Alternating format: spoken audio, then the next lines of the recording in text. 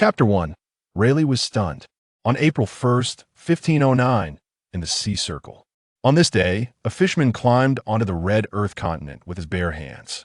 He invaded myriad, a place heralded as a holy land, bringing fire and blood to this earthly paradise. In such a chaotic environment, no one noticed that amidst the flames, a fleeting white light appeared. Within the white light, a man who appeared to be around 20 years old materialized out of thin air. Suyu slowly opened his eyes, his expression one of bewilderment. Had he not been struck by a car that ran a red light while crossing the street? Where was this place? As he took in his surroundings, he was suddenly alarmed. The fire, the blood, the screams. Could it be that he had died? Was this hell? At that moment, a sound echoed in his mind. Ding! The disciple collection system has been successfully bound. Suyu's eyes widened slightly. System? Is this a dream? Has he crossed over? Ding! The first task has been issued. Please accept your first student within 1 hour. Task reward. Replicate 2 talents from the student and amplify them 10,000 times. Upon hearing this, Suyu was taken aback. He was not particularly concerned about the 10,000 times, but rather fixated on the phrase 1 hour, attempting to converse with the system in his mind. System, what happens if the time exceeds 1 hour? Ding! Task failed. The system will leave the host, and the host will revert to his initial state. Suyu's pupils constricted. His initial state was being hit by a car and dying. 1 hour. He didn't even know where he was, let alone where to find a student. Countdown to protection removal. 10. Damn! Looking at the surrounding chaos, could he really survive if the protection was lifted? The system, not wishing for Suyu to meet his demise, provided a friendly reminder. Ding! A target that meets the criteria has been detected nearby. The host can proceed according to the system's guidance. Suyu's eyes sparkled with hope. In the next moment, as the countdown reached its end, the light barrier surrounding Suyu shattered, and the cacophony of sounds flooded into his ears. Suyu blinked, only to see a glowing arrow flickering before him. Gritting his teeth, he took note of his surroundings and followed the direction indicated. After walking for about 5 minutes, he stopped at the system's prompt. Listening to the distant sounds of battle, observing the flames, Suyu felt a tumult of emotions. At this moment, he had no choice but to trust the system. After approximately half an hour, a sudden flurry of footsteps echoed from afar. Suyu hurriedly turned to look, his heart racing. He saw a giant, towering 2 to 3 times his height, followed by 3 children, hastening towards him. The giant not only had red skin, but Suyu could also see membranes connecting his fingers. He could probably guess which world he had arrived in. Stop! Don't run! A figure clad in a white suit appeared behind the giant, as if teleporting, stabbing his finger into the giant's back and creating a gaping wound. The giant grunted and, with a swift turn, delivered a fatal punch to his throat. Suyu's eyes widened slightly, but a sudden coolness washed over his mind, dissipating his discomfort. Who are you? The giant, upon seeing Suyu, noticed he did not resemble a member of the world government. However, Suyu ignored him, as the system's voice echoed in his mind. Ding! Target detected. Boa Hancock. Future warlord of the sea, the Empress. Uncle, this person has been staring at me. He must be a bad guy.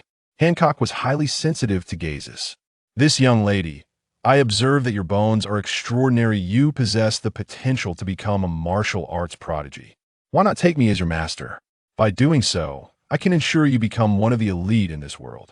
I can see the hatred in your eyes and know that vengeance requires strength.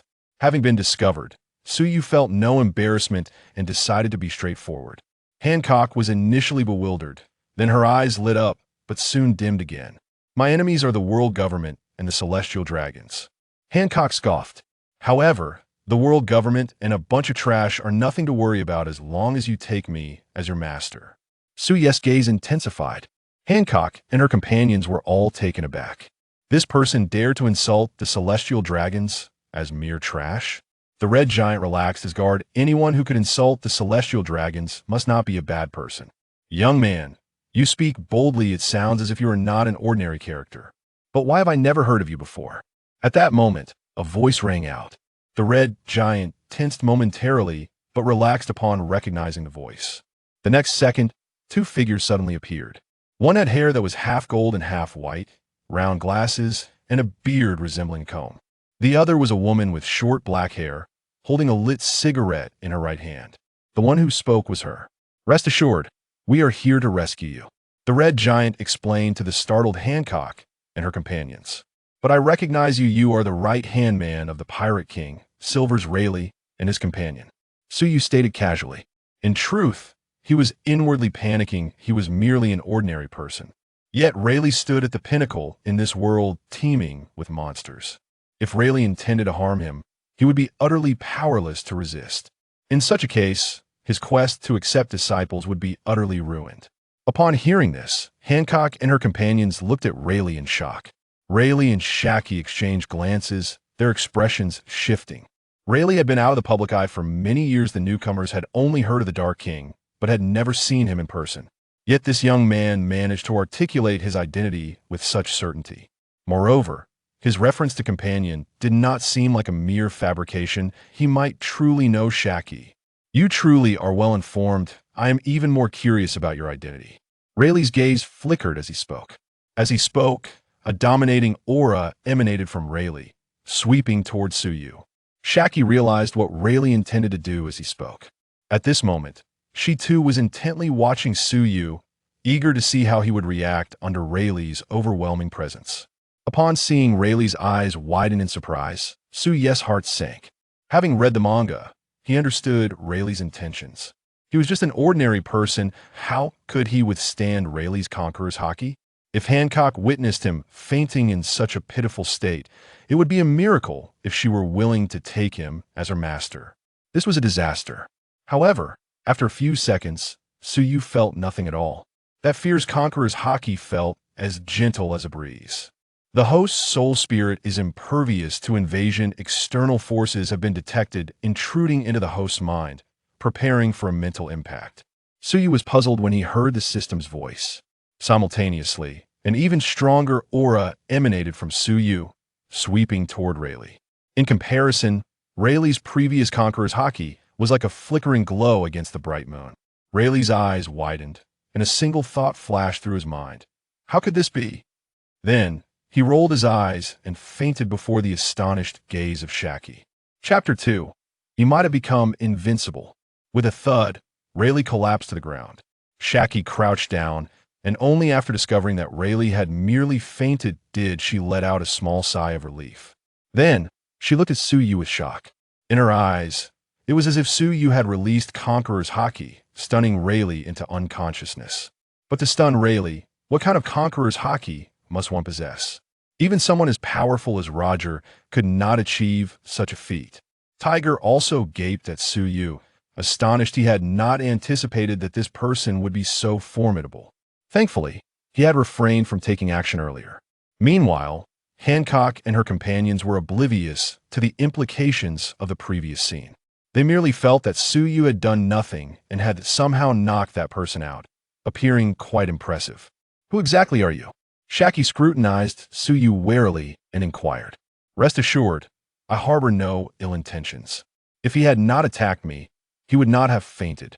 I am merely here to accept disciples." "Young lady, have you considered my offer?" Suyu replied nonchalantly, turning his gaze toward Hancock. Upon hearing this, Hancock felt her resistance wane, genuinely beginning to contemplate the pros and cons. Shaki's heart stirred. Accepting a disciple? At this moment, she likely believed that Suyu truly meant no harm after all, given his ability to easily knock out Rayleigh. If he harbored malicious intent, there would be no need for pretense.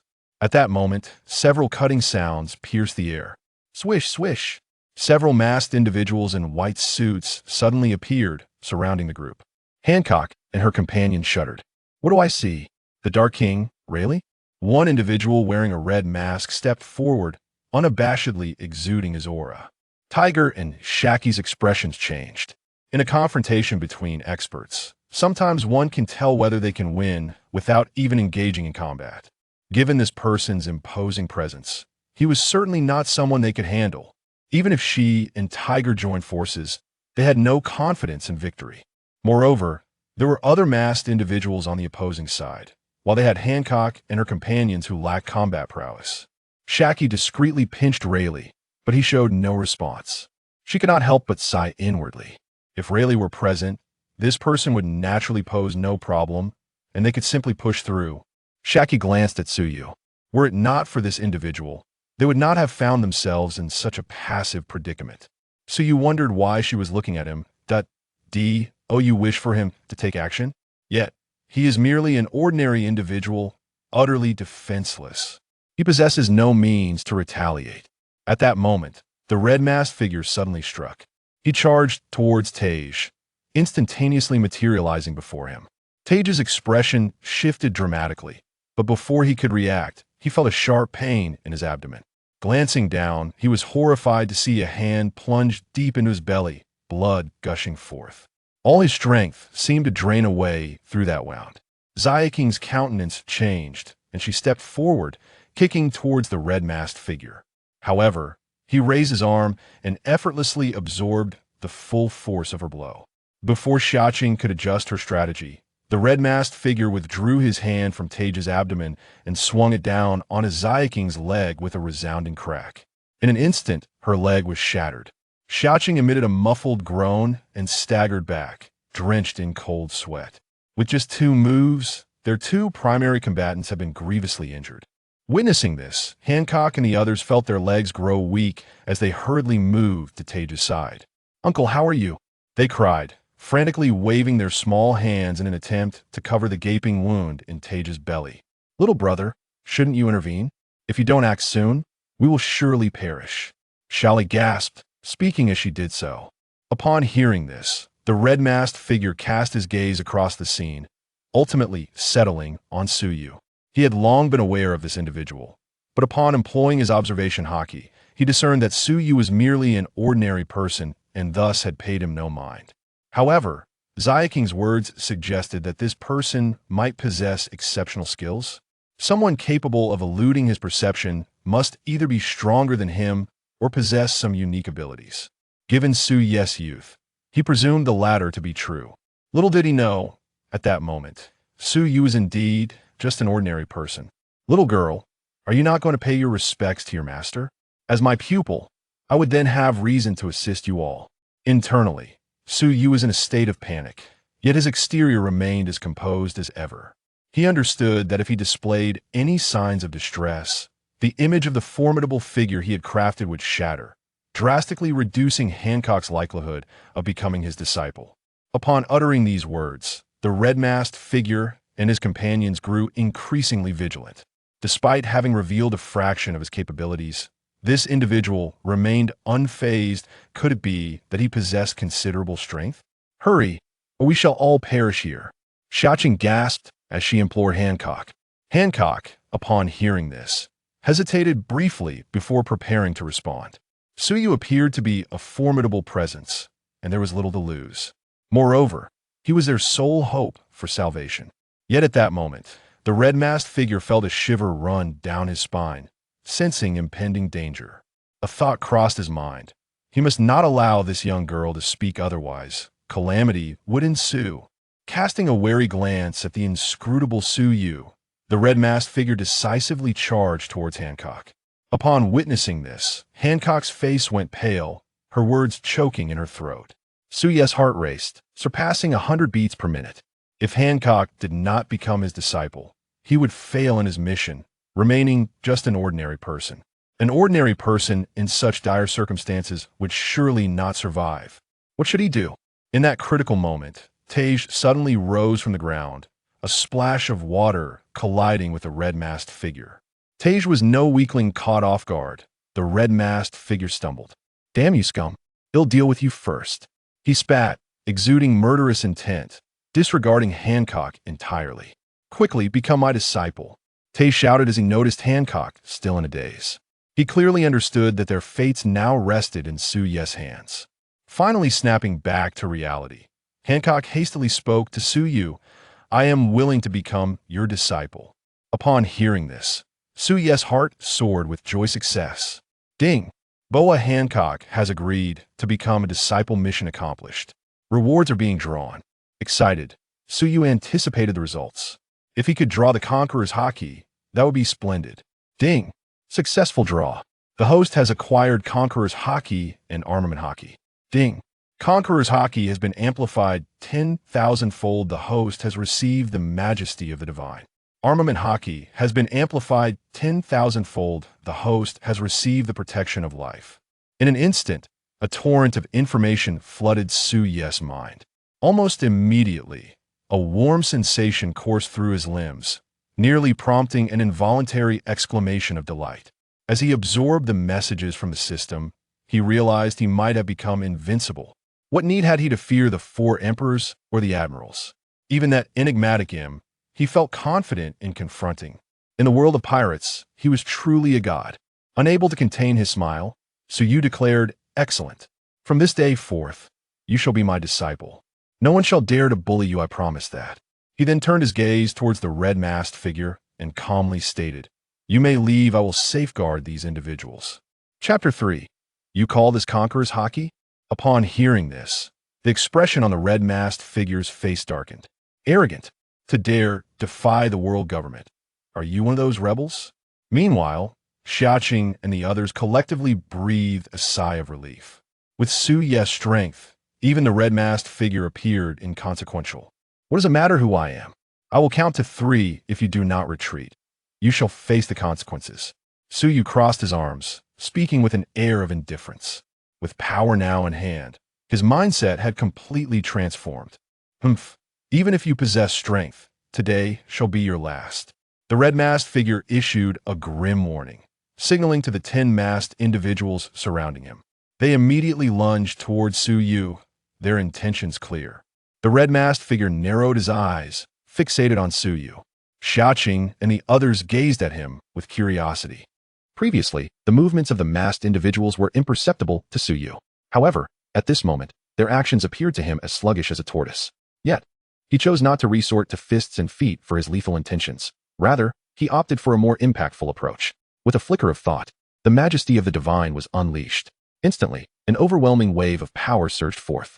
The masked figures found their bodies momentarily paralyzed. In an instant, they felt that Su Yu had transformed, becoming exalted and divine. They realized they were not even worthy to gaze upon such majesty. Their very existence seemed to tarnish this sacred presence.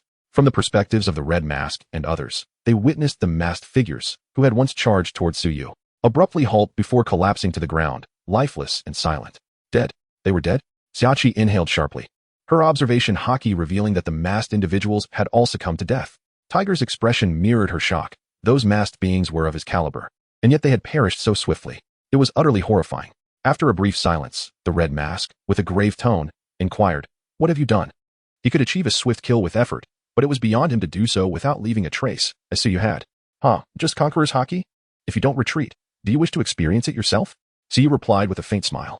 Conqueror's Haki? Can it truly kill? A shared doubt arose in everyone's hearts. Yet, as someone who frequently interacted with Rayleigh, Xiaoli recalled previous events, and it indeed bore a semblance to Conqueror's Haki. Should that truly be the case, her assessment of Su Yu would need complete reevaluation. In that moment, Xiaoli was engulfed by profound astonishment. The Red Mask's expression shifted, caught in a moment of indecision. To advance would mean confronting the enigmatic Su Yu, yet to retreat would be a shameful withdrawal. Very well, time is of the essence. Since you refuse to leave, you shall leave your life behind, Su Yu remarked with a light laugh. At these words, the Red Mask felt a chill run down his spine, his instinct screaming in alarm. In that instant, the significance of face dissipated. He was ready to flee. However, since Su Yu had openly addressed him in front of everyone, he would not be allowed to escape. He let out a cold snort. "Have I permitted you to leave?" The movements of the man in the red mask abruptly froze, and a spurt of blood erupted, revealing his mask. At that moment, the expression on the face behind the red mask was one of utter horror and despair. Xiaqi and Tiger shared a similarly astonished expression. They had not anticipated that they would be unable to proceed against the red mask, especially not with Randall, who couldn't even withstand a mere cold snort. Hancock, however, was oblivious to this notion. She only understood that Tiger was formidable, the red mask surpassed Tiger, and ultimately, Su was the most formidable of all. With a gaze filled with admiration, Hancock gradually accepted Su Yu as her mentor. How is this possible? How could you be so powerful? The red mask was utterly terrified. A single cold snort from Su Yu had rendered him utterly cowed. You were given the chance to depart, yet you chose to linger, now that I deny you passage. You wish to flee. Such audacity. Su Yu remarked, exuding disdain. Little girl, do you not agree with your master? Is he not utterly contemptible? Su Yu suddenly turned to Hancock and smiled. Hancock, taken aback, quickly nodded. Yes, yes. Teacher is absolutely right. He is indeed despicable. The red mask was seething with rage. But just as he prepared to retort, Suyu advanced toward him and seized his throat with a grip that dictated his fate.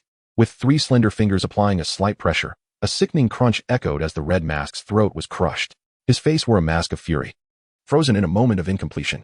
Upon witnessing the demise of the red mask, Xiaoqi and Tiger fell into a daze. Enough of this stupor. We must make our exit, Suyu stated with a dispassionate tone.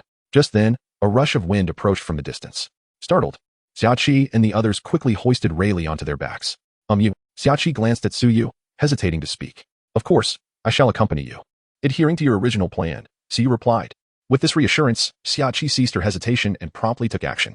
Soon, the group departed from the scene. Shortly thereafter, a coated vessel descended slowly into the depths of the ocean. On the deck, Xiaoqi gazed with concern at the still unconscious Rayleigh. Observing her, Suyu inquired of the system. System, your psychic shock, it hasn't caused him any harm, has it? Ding. Rest assured, host. The system detected no malicious intent from the subject, hence he has merely been rendered unconscious. Fear not, he will awaken when the time is right. Suyu spoke softly. Xiaoqi nodded, her worry still evident. At that moment, Suyu turned to Hancock, who appeared on the verge of speaking, and said, Speak your mind, little one. I am your teacher. Hancock hesitated briefly, yet her curiosity ultimately prevailed. Oh, teacher, may I ask, were you specifically meant to appear here? Just for me? Suyu pondered for a moment before nodding. But how could you know you would encounter me? Hancock pressed, a hint of urgency in her voice. Xiaoqi's interest was piqued as well. In response to this question, Suyu revealed a mysterious smile. What if I told you I possessed the ability to foresee the future? Would you believe me? Hancock's eyes widened in astonishment. Huh, Xiaoqi murmured. Is it akin to Charlie's ability? Suyu chuckled, stepping closer and reaching out to pat Hancock's head. Hancock instinctively flinched, but ultimately allowed the gesture. To her surprise, she felt no revulsion. Instead, a warmth enveloped her. Rest assured, Hancock, there is but one truth you must hold dear. Your teacher will not harm you. You may place your unwavering trust in me. As she gazed into Suyu's eyes, Hancock's nose twitched. 3 seconds later, she nodded vigorously. Xiaoqi hesitated to speak, knowing Suyu was not someone to be trifled with. Moreover, she sensed no malice emanating from him. At that moment, Hancock felt a tug on her garment.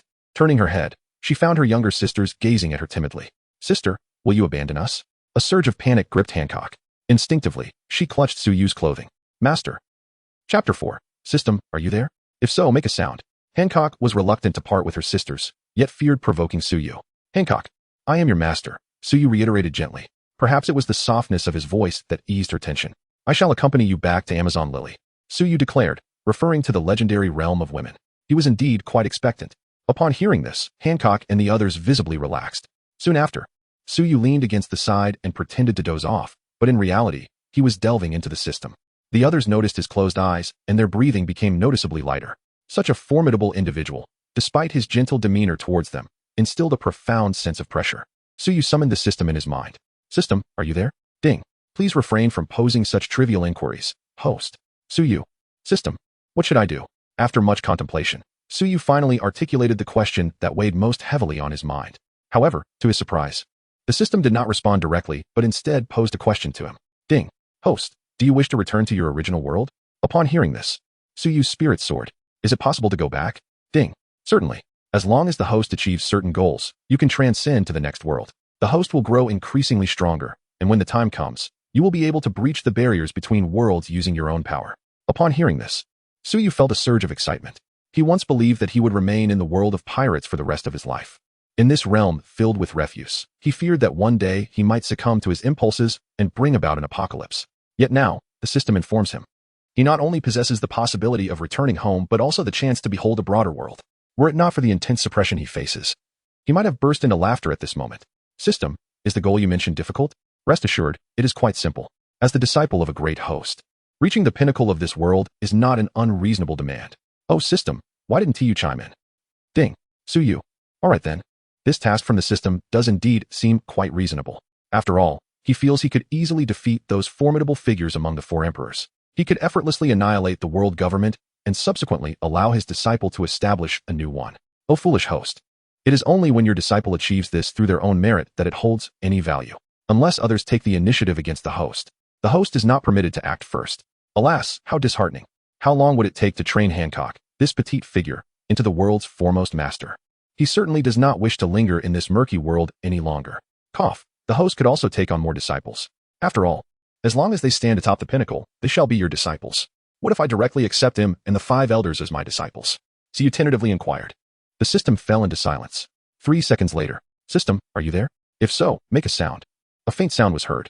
All right then. It seems this isn't going to work. Suyu expressed his regret. Please, host, maintain some decorum. Suyu proactively shifted the topic. So, system, if I teach my disciples, I will receive rewards, correct? Indeed, host. For instance, if your disciple masters observation Haki, you will automatically acquire the ability as well, with an enhancement ranging from 1 to 10,000 times. What if I gift my disciples items? Currently, that function is unavailable, dear. Is there a possibility for it in the future? Suyu's eyes flickered as he voiced his final request. System, can you quantify my actual strength? As soon as he finished speaking, a rudimentary light screen materialized before Suyu. Host, Suyu Realm, pinnacle of 3rd stage skills, life protection. Divine Majesty, it is worth noting that in this world, the highest realm attainable is the pinnacle of the 3rd stage. Suyu had previously been concerned about him, but upon seeing this prompt, he could only chuckle. It was said that him had lived for 800 years, yet he had reached him's height in just an hour. What a weakling. At that moment, a commotion arose nearby. Rayleigh, how are you? Shaki's voice intentionally softened. Rayleigh blinked, completely bewildered. After 2 or 3 seconds, he recalled the events that had transpired. I'm fine. What is the situation now? Rayleigh sat up, his brow furrowing. He rubbed his temples vigorously and began to survey his surroundings. It appeared that they had safely escaped. In the next moment, his gaze fixed upon Suyu. This person. To avoid any misunderstanding, Shaki hastily explained, this is Mr. Suyu, who saved us. Thus and so, in this manner. Upon hearing this, Rayleigh regarded Suyu with a profound gaze. The Conqueror's Haki can incapacitate people. Whether this is true or not, he could not ascertain. However, he was certain that Suyu's Conqueror's Haki was undeniably formidable. He, a master of the Conqueror's Haki, unexpectedly succumbed to a faint. Although it was due to his own carelessness, it remains a shocking revelation. Many thanks to Mr. Suyu, Rayleigh remarked nonchalantly, as if he were not the one who had just been incapacitated. However, Suyu let out a cold laugh. Rayleigh, have you learned your lesson now? Recklessly unleashing the Conqueror's Haki can lead to complications.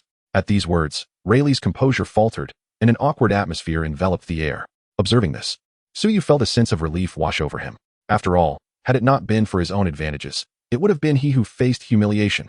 Well, Rayleigh didn't do it on purpose, Xiaoqi awkwardly interjected. Not on purpose? Suyu retorted. Even a murderer could claim it was unintentional. He persisted, and Hancock chimed in. Her little face puffed up in indignation as she glared at Rayleigh. Rayleigh could only manage a wry smile. This inexplicably powerful individual certainly had a temper. I apologize. It was my mistake. He gazed imploringly at Suyu. Clearly, he bore the brunt of all the hardships, yet he found himself compelled to apologize. There was no alternative. Suyu was undeniably superior to him. Considering your sincere demeanor, I shall grant you forgiveness. Suyu relented, partly because Rayleigh had not exhibited any murderous intent towards him. Hancock still harbored some resentment. Suyu chuckled softly, gently ruffling her hair. The little girl's expression immediately softened. Rayleigh observed in astonishment, pondering how their relationship had blossomed to such an extent. After he lost consciousness, what transpired? Mr. Suyu's words alleviated his anxiety.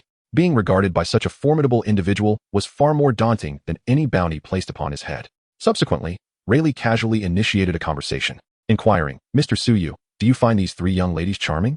Suddenly addressed, Hancock and her companions exchanged glances with Rayleigh, then turned their gaze towards Suyu. However, the other 2 quickly lowered their heads after a fleeting glance. Only Hancock maintained her unwavering gaze upon Suyu. Chapter 5. Is ignorance the get-out-of-jail-free card for the ignorant? Suyu cast a sidelong glance at Rayleigh, who maintained a stoic expression, betraying no emotion. Suyu then turned his attention to Hancock, his demeanor softening. Of course, Hancock is adorable, and her 2 younger sisters are rather charming as well. How could one not find little Lolis delightful? Not to mention, Hancock has consumed the sweet fruit, enhancing her allure. The charm of youth is undeniably in its cuteness. Her adorability truly knows no bounds. Suyu felt a twinge of relief that Hancock was still a child, untouched by the arrogance and disregard for life that often accompanies maturity. Otherwise, he might have been compelled to take drastic measures, as her demeanor would not be far removed from that of the celestial dragons. Upon receiving Suyu's praise, Hancock pursed her lips, though her smile could not be contained. Sandersonia and Marigold remained silent. Cute is cute, and not cute is not cute. What does rather cute even mean? Rayleigh was momentarily bewildered by Suyu's nonsensical response. However, it mattered little. As long as Suyu provided an answer, that sufficed. Mr. Suyu, you must have seen it before. Such an adorable little girl was rescued from the so-called Holy Land. And there. No. Hancock suddenly shrieked, wrapping her arms around herself, her entire body trembling slightly, akin to someone just pulled from icy waters. Her companions lowered their heads in trepidation. Rayleigh fell silent, wearing a look of contemplation. Suyu observed Hancock, but she averted her gaze, refusing to meet his eyes. Hancock. There was no response. She continued to withdraw into her shell. Noticing this, Suyu raised his voice, calling her name once more, infusing it with a semblance of divine authority. Hancock trembled violently before regaining her composure, her body slackening as if she had just undergone a physically exhausting ordeal. Suyu sighed inwardly and reached out to grasp Hancock's hand, which was icy to the touch. Hancock flinched, instinctively attempting to retract her hand, yet ultimately allowing Suyu to hold it, yearning for the warmth he provided, reluctant to let go. Hancock, do you not remember? I mentioned that I possess the ability to foresee the future. I am aware that you are slaves to the celestial dragons, are you not?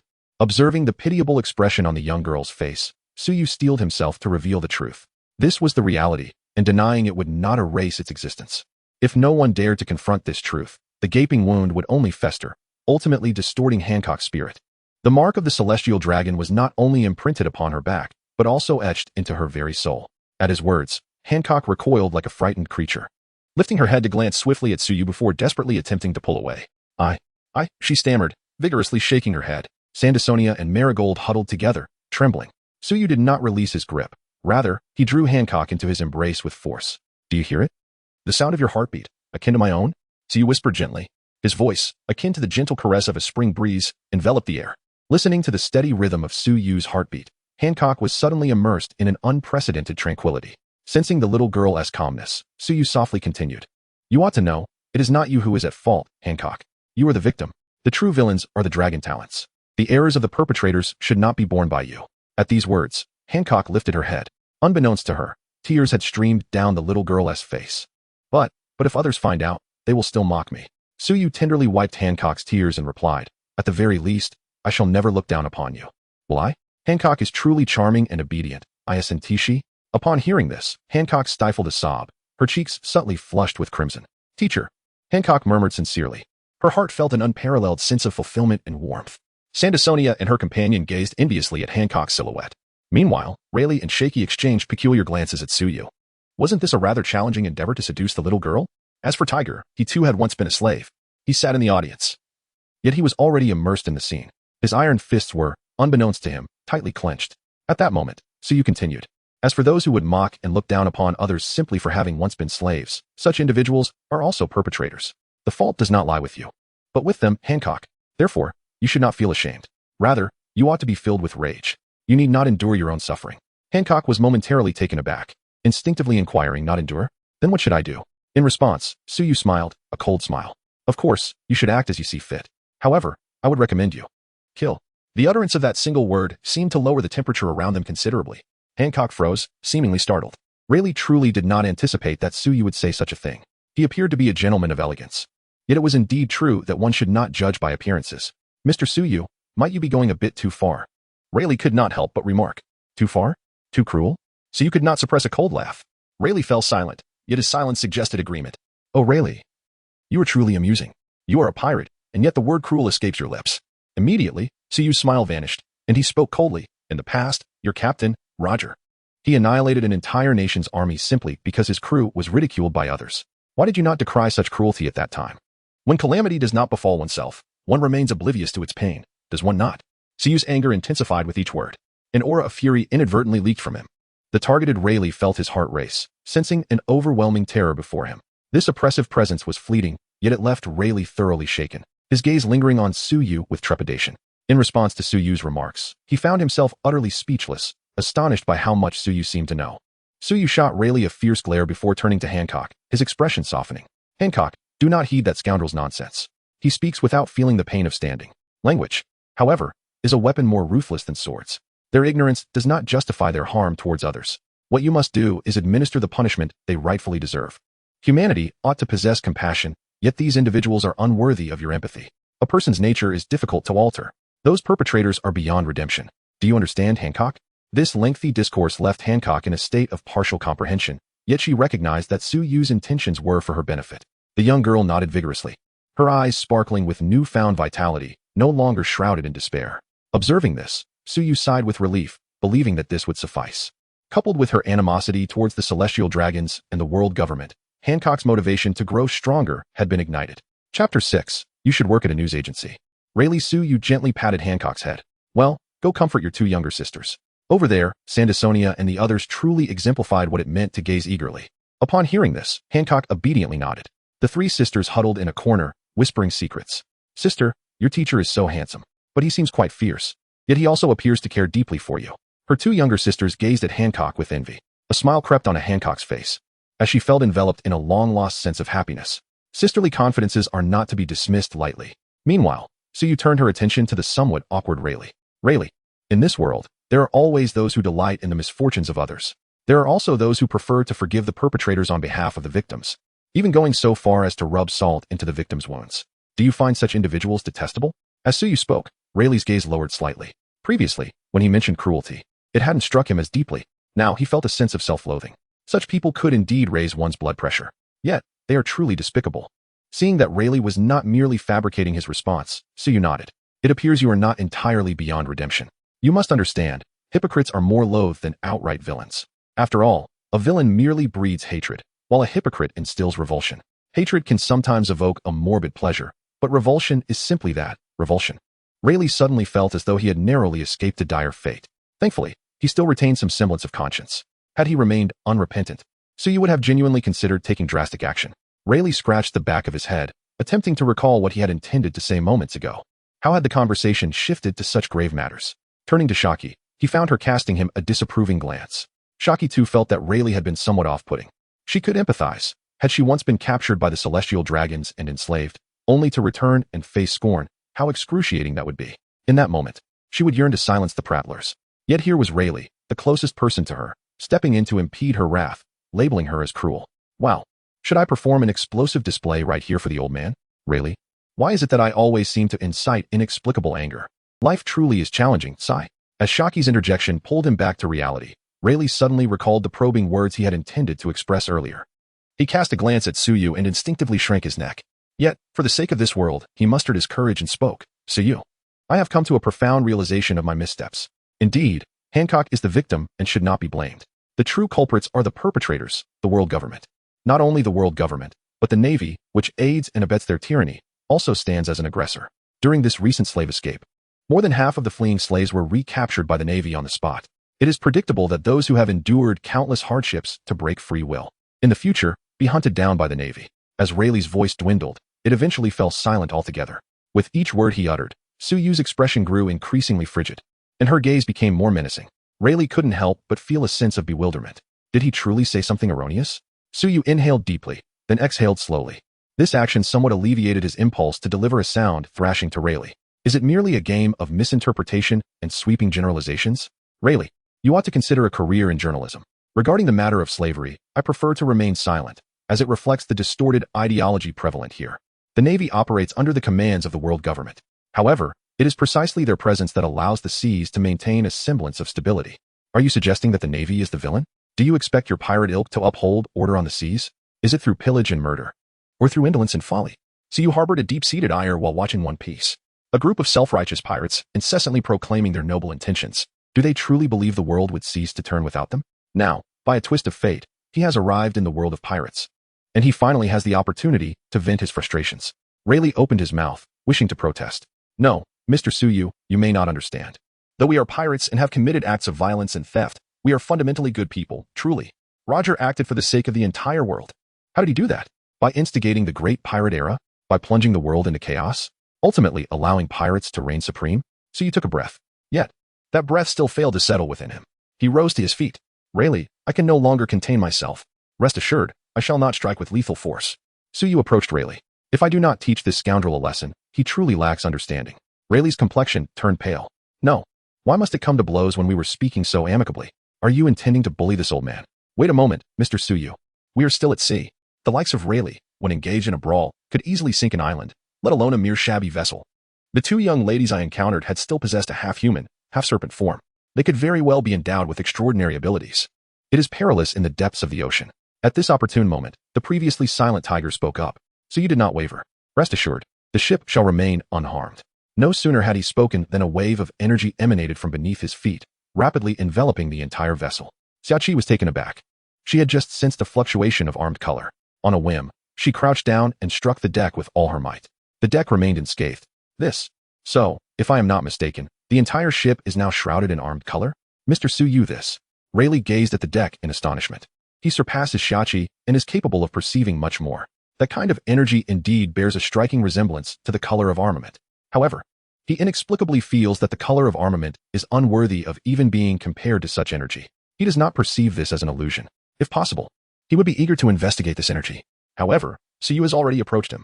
The overwhelming pressure causes his hair to flutter. Suyu adjusts her wrist. You may resist. He uttered a subtle remark, and with a swift motion, delivered a punch that landed squarely on Rayleigh's unsuspecting face. In an instant, Rayleigh was sent hurtling backwards, crashing against the ship's railing. Gasping for breath, he struggled to rise, wincing at the pain. Such force was truly merciless. Rayleigh, where is your sword? Resist. If you do not, how do you differ from a mere wooden puppet? The more you endure, the more disheartened you shall become.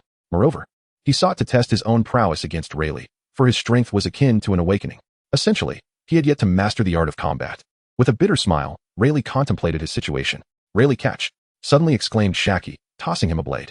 Rayleigh's eyes lit up as he grasped it, smoothly drawing the sword from its sheath. I must apologize for the offense, Mr. Suyu. He also yearned to engage with Suyu. Chapter 7. There's an unsettling feeling that this old man is an expert at deception. With the blade pointed at Suyu, Rayleigh cast aside his previous demeanor of meekness, transforming into a figure reminiscent of a drawn sword, radiating sharpness. At that moment, he bore a semblance of the king of the underworld. Seeing the two truly prepared to clash, Xiachi and Tiger hastily concealed themselves in a corner. It was no jest. Witnessing a duel between top-tier masters posed its own risks. The two subtly shielded Hancock and her companions behind them.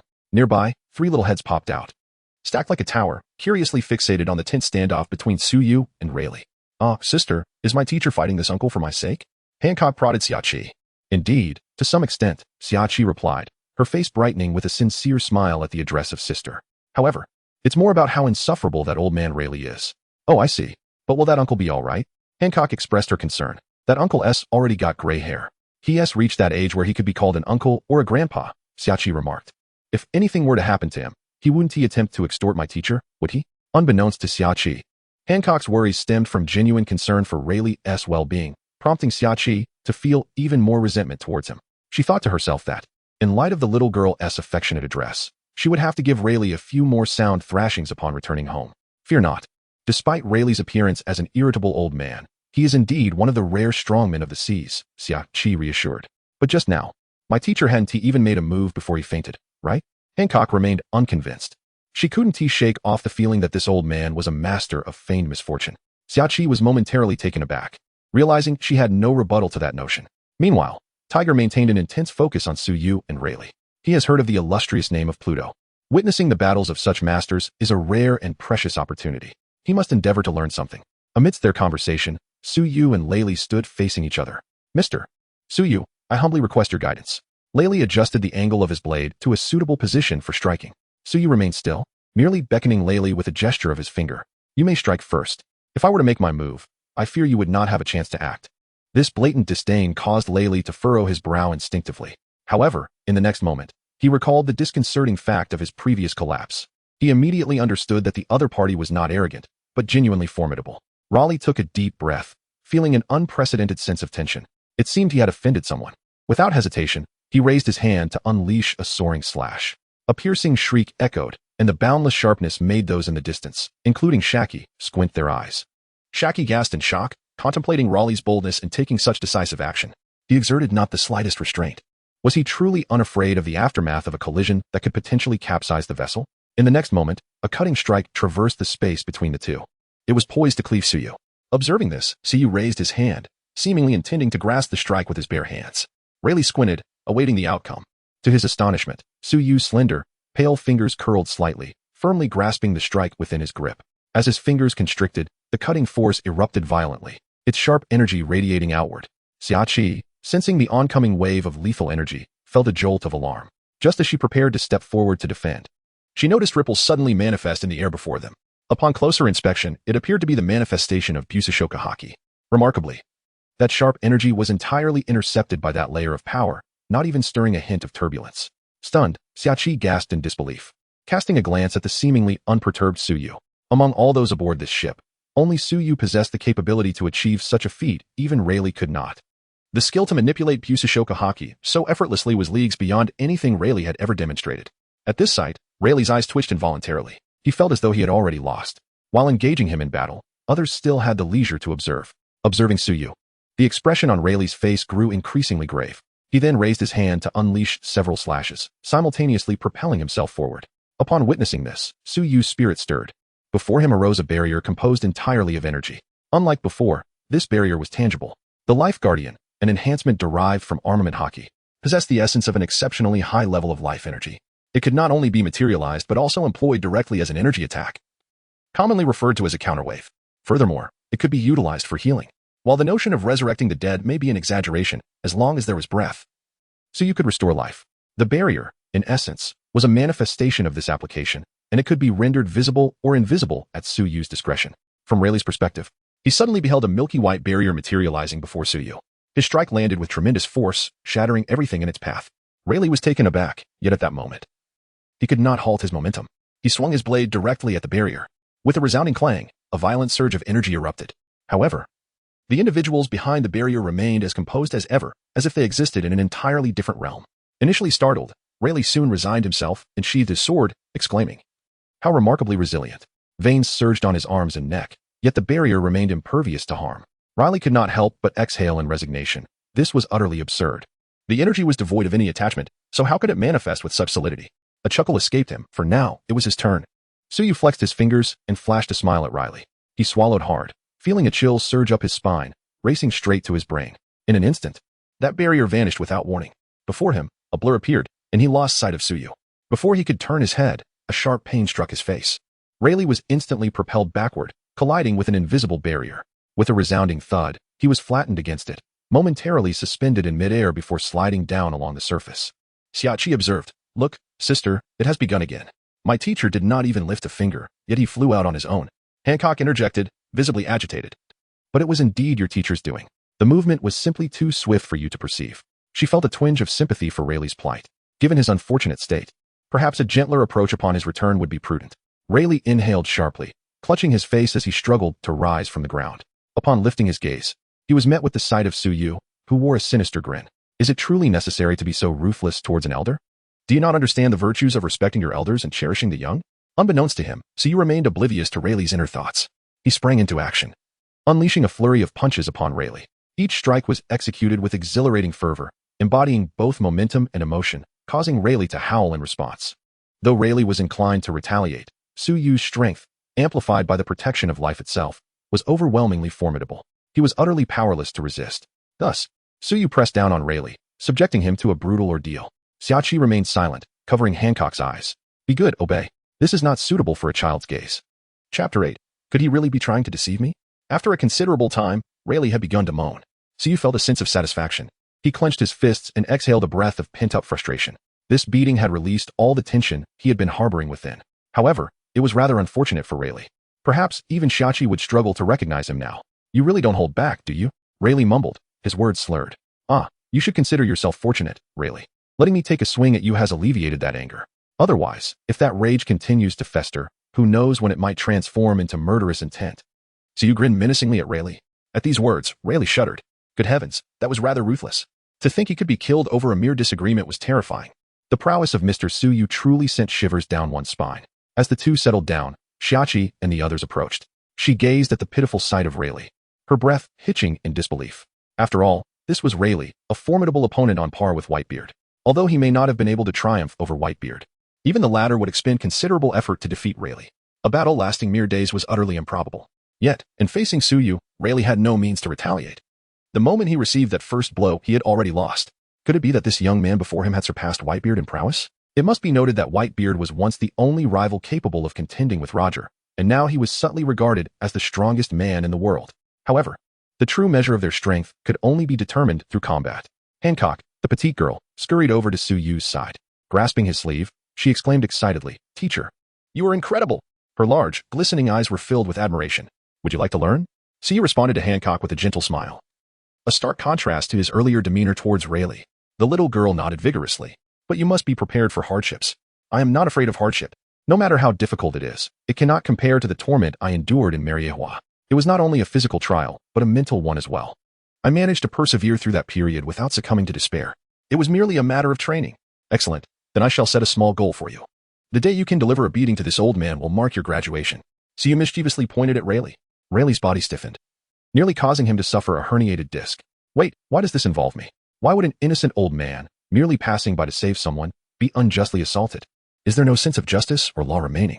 Alas, it seems that within this realm of unparalleled masters, only Rayleigh stands alone. If not him, then whom shall they strike? Xiachi Tej remarked, even the illustrious Dark King Rayleigh has become a mere target. Your ambitions are indeed modest. Upon hearing this, Hancock cast a fleeting glance at Rayleigh before hastily averting her gaze, as if fearing contamination from some vile entity. She beckoned Suyu closer. Perplexed, Suyu leaned down to hear her. The young girl whispered, Teacher, if I were to strike him, would I be accused unjustly? Upon hearing this, Suyu wore a perplexed expression. What curious thought process this little girl possesses. How could the esteemed Dark King Rayleigh possibly be the subject of a fraudulent claim? Then again, perhaps it is not entirely impossible. He suddenly recalled the remarkable incident when Rayleigh sold himself in exchange for liquor. Upon reflection, one could hardly predict the outcome.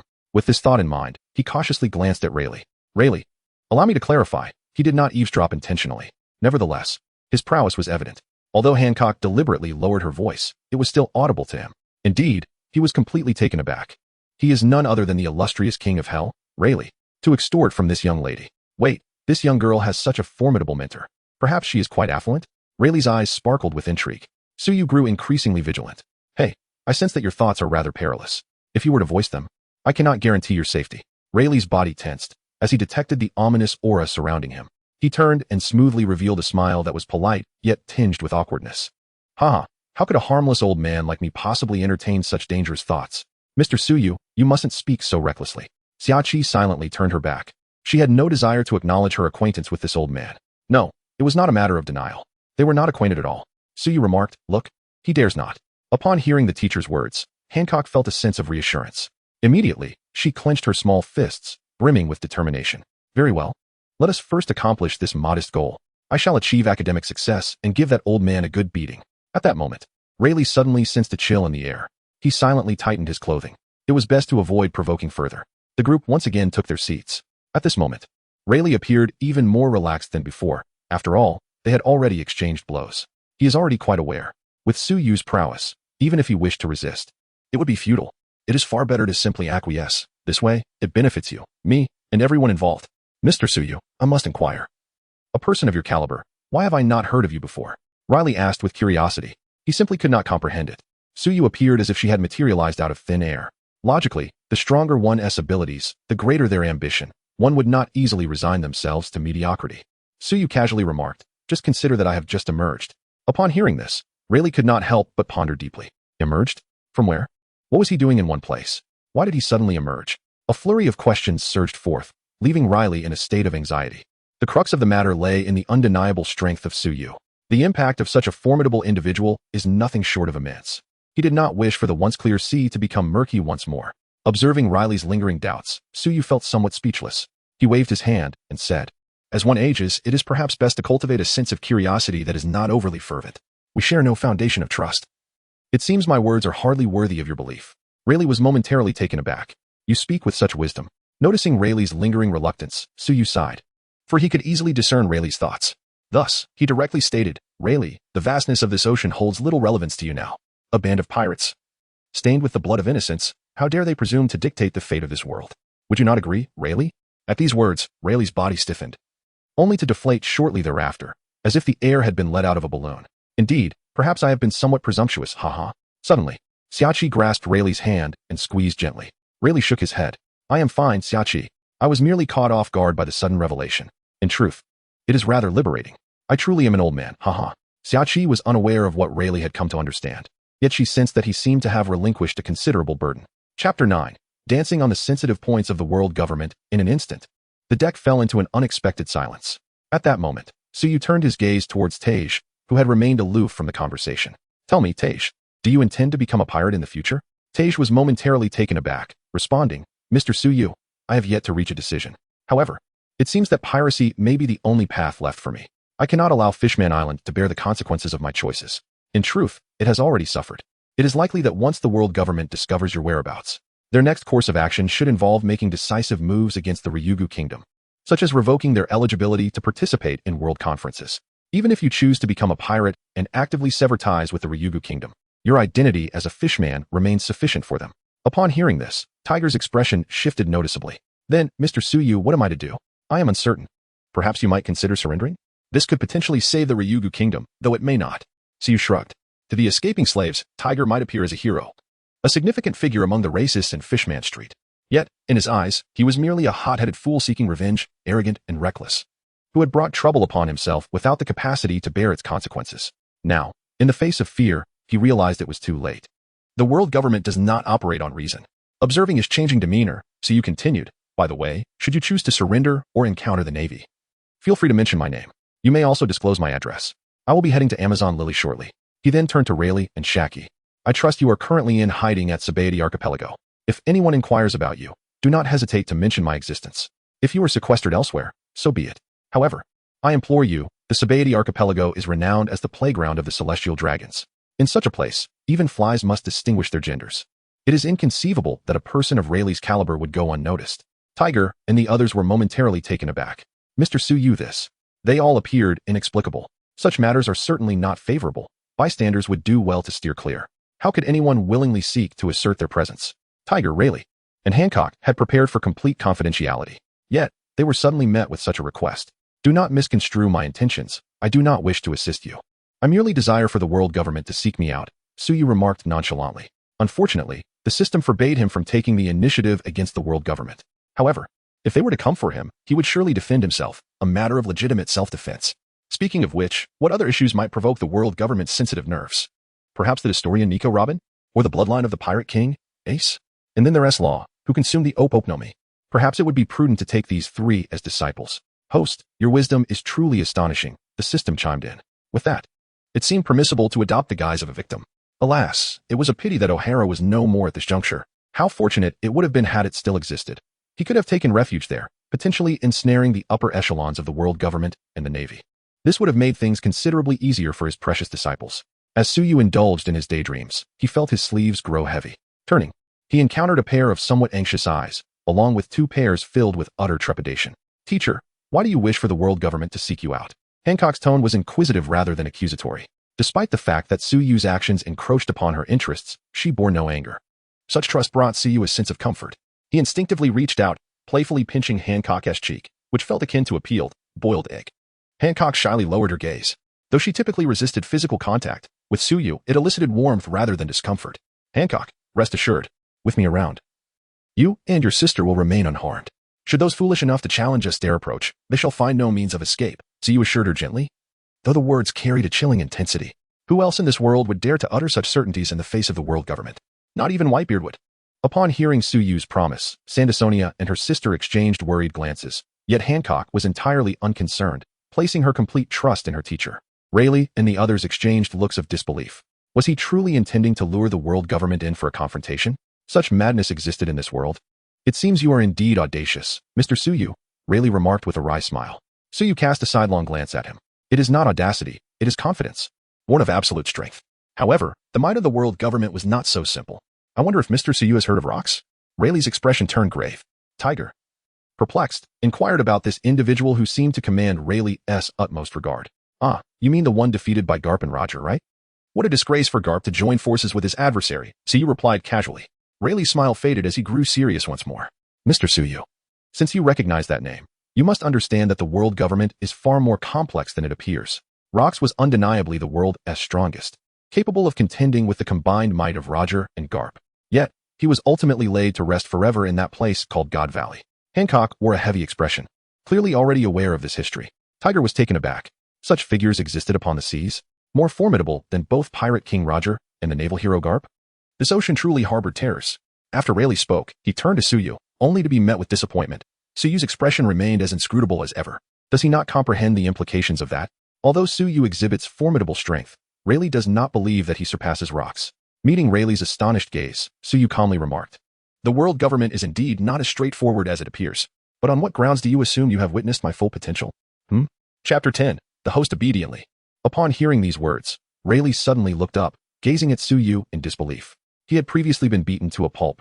Yet was that truly the extent of your capabilities? According to the System S standards, Rayleigh's current strength could merely be classified as intermediate level 3. At his peak, he would have been at the early stage of advanced level 3. Whitebeard, on the other hand, had long since ascended to advanced level 3, with destructive power that could rival that of a peak level 3. Of course, should he unleash such an attack, the toll on his body would be catastrophic. Both Suyu and Im had already reached the ultimate pinnacle of level 3 in this world. Just moments ago, Suyu was still becoming accustomed to his own power. Nevertheless, even so, he managed to leave Rayleigh in utter disarray. Mr. Suyu, what exactly is your strength? Rayleigh hesitated, refraining from voicing the question. Never mind. It was no longer of concern to him. One thing he felt was quite true in Suyu's words. He has distinctly sensed that his strength is waning. It is futile to resist the passage of time. Rayleigh closed his mouth and took a seat beside Haki. After a moment's hesitation, Tiger bowed slightly to Suyu and also settled down nearby. Only 3 little girls remained by Suyu's side. In truth, Sandasonia and Marigold also wished to move aside. But alas, their elder sister desired to cling to Suyu. Hancock, do you wish to erase the mark behind you? Suyu gently inquired, stroking the little girl's hair. At this, the child perked up, her face alight with hope. Teacher, is it possible? Do you have a solution? The 2 younger sisters clasped each other's hands, their watery eyes fixed intently on Suyu. Suyu chuckled softly and replied, I certainly have a way. His life is sheltered by the essence of vitality, a phenomenon that nature can indeed manifest. Upon hearing his words, the eyes of the 3 little girls sparkled with an intensity akin to that of something extraordinary. Indeed. Hancock excitedly clung to Suyu's arm, her expression resembling that of someone on the verge of tears. Your teacher would never deceive you. Suyu replied with a gentle smile. He then shifted his tone, continuing, however, while I can assist you in removing the marks upon your backs. The imprints upon your souls are another matter entirely. That requires your own diligence. If the marks upon your spirit remain, all efforts shall be in vain. Hancock appeared taken aback. Imprints upon the soul? She pondered, unable to comprehend. Suyu locked eyes with Hancock and inquired, Hancock? Now envision this. A celestial dragon stands before you. What would your reaction be? At this prompt, Hancock obediently began to imagine, and her complexion visibly paled. Beads of cold sweat forming on her forehead. Suyu quickly grasped Hancock's hand, feeling its icy chill. Teacher, Hancock stammered, her eyes brimming with tears, biting her lower lip in distress. Suyu sighed inwardly, remarking, this is the shackle of the soul. Though the celestial dragons are nothing but a collection of worthless beings, the mere sight of them still invokes an involuntary fear within you. I am sorry, teacher, Hancock replied, her large eyes glistening with unshed tears. Suyu inhaled sharply, thinking, goodness, who could withstand this? His heart softened in an instant. Do not cry, my dear, it is not your fault, Suyu quickly reassured. Subsequently, Hancock consoled her younger sister. After a flurry of activity, Suyu wiped the sweat from his brow and continued, in any case, you have now grasped the essence of a psychological imprint. To eliminate it, only you can accomplish this. As for how to proceed, I trust you are well aware. In a word, kill. Hancock and the others shuddered at the mere thought of slaying a celestial dragon. It was indeed daunting. Are you confident? Suyu and Hancock exchanged glances. Hancock bit her lip, hesitating momentarily before inquiring, will the teacher assist me? Suyu chuckled heartily, replying, Hancock, I am your teacher. If I do not assist you, who will? At these words, Hancock smiled. She shared a knowing look with her 2 sisters, then resolutely declared, then I am confident. Hearing this, Suyu smiled in return. In that case, let me assign you a small task. When you slay your first celestial dragon, I will help you and your sister rid yourselves of that wretched imprint. Upon hearing this, the 3 little girls laughed, their joy becoming increasingly genuine. Ding. A teaching task has been issued. Slay a celestial dragon. Reward, 3 bottles of pain-free, trace-free imprint removal spray. Suyu. System. Have you been eavesdropping all along? Moreover, why does it feel as though this task is specially tailored for these 3 little girls? No need to speculate. It is indeed designed for them. After all, they are little girls, hee. At this, Suyu raised an eyebrow. Could it be that his system was perverse? Host. One may indulge in a chaotic feast, but one must not speak recklessly. This system is a goddess. A goddess? Thus, is the system connected to the divine? If that is the case, what is the purpose of the divine in creating the system? To plunder? To usurp? Or merely to cultivate pawns for amusement? Host, cease your wandering thoughts. You are merely a weakling at the 3rd tier. Do you not tire of such musings? Be good and stop overthinking. So you could discern a hint of earnestness in the words. He then chuckled softly, acknowledging, indeed, the system is quite right. He is currently so weak that even if he wishes to resist, can he truly do so? Moreover, if it were not for the system, he would likely still be lying in the morgue. It is the system that has granted him a second chance at life. Wait a moment. Could his accident have been caused by the system? Host, behave yourself. Do not compel this system to grant you enhancements. In the void, thunder rumbled ominously. Suyu cleared his throat, as if nothing had transpired. The journey continued uneventfully. After an indeterminate period, the vessel jolted slightly, beginning to rise gradually. As it broke the surface, bubbles burst with a pop. Not far off, a lush green island came into view. It was Nine Snake Island.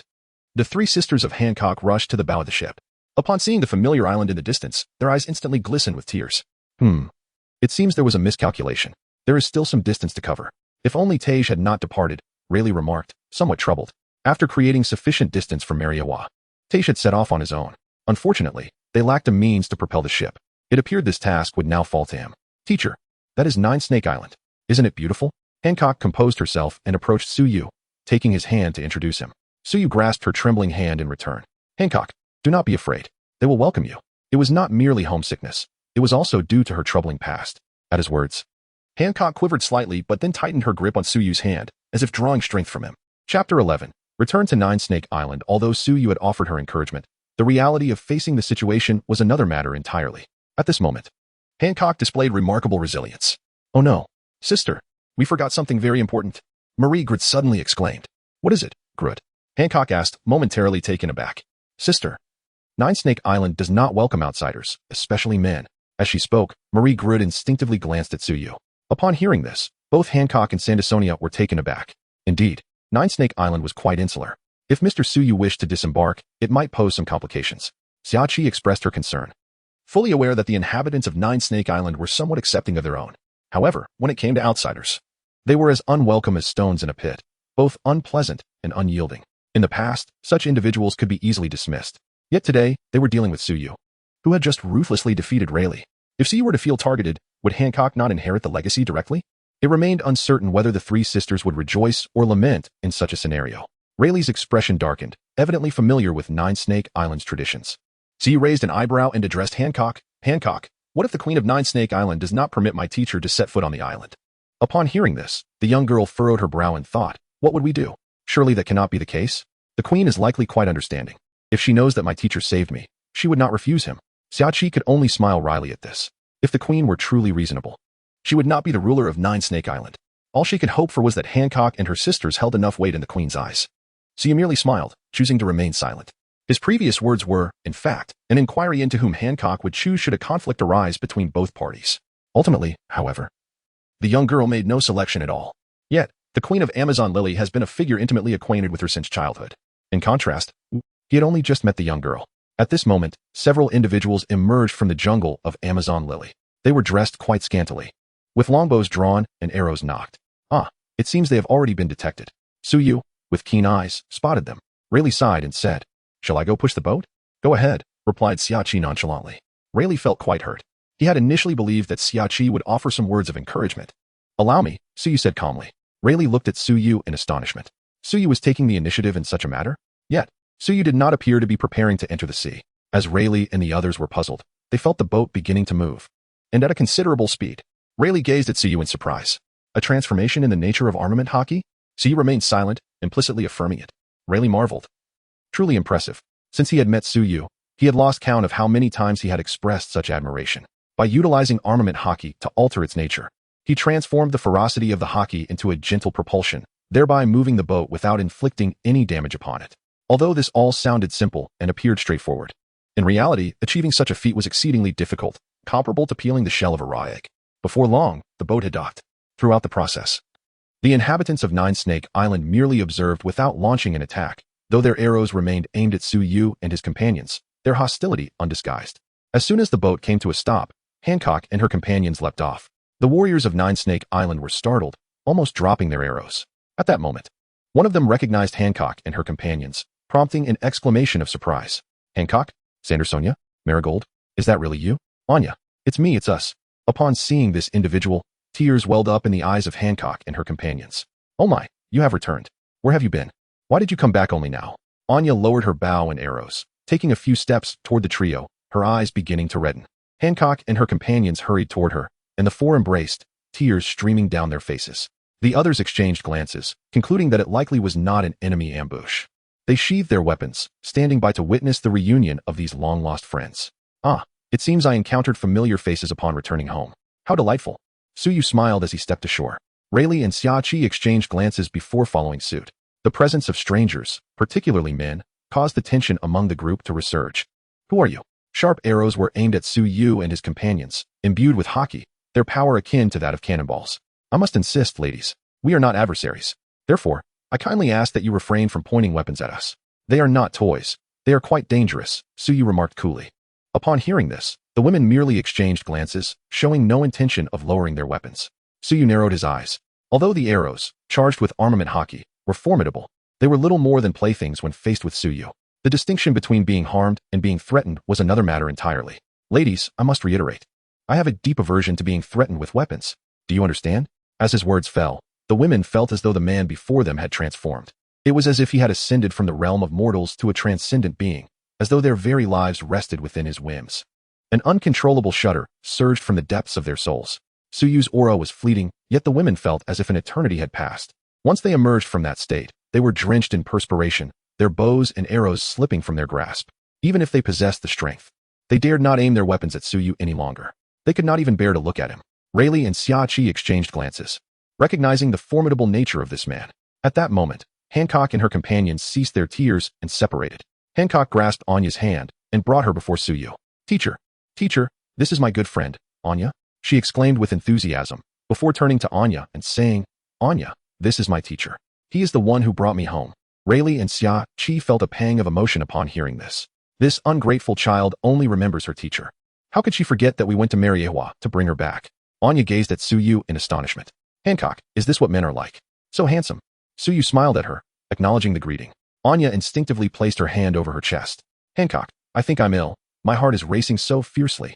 Chapter 12. Perhaps my voice was a bit too loud? Anya's face flushed crimson as she wished to look at Suyu, but found herself unable to. Observing this scene, Xiachi wore a bemused smile, while Rayleigh reflected wistfully. He remembered his own dashing youth, now feeling qualified to be called an uncle, only to find himself so utterly disregarded by a group of young girls. Truly, times have changed.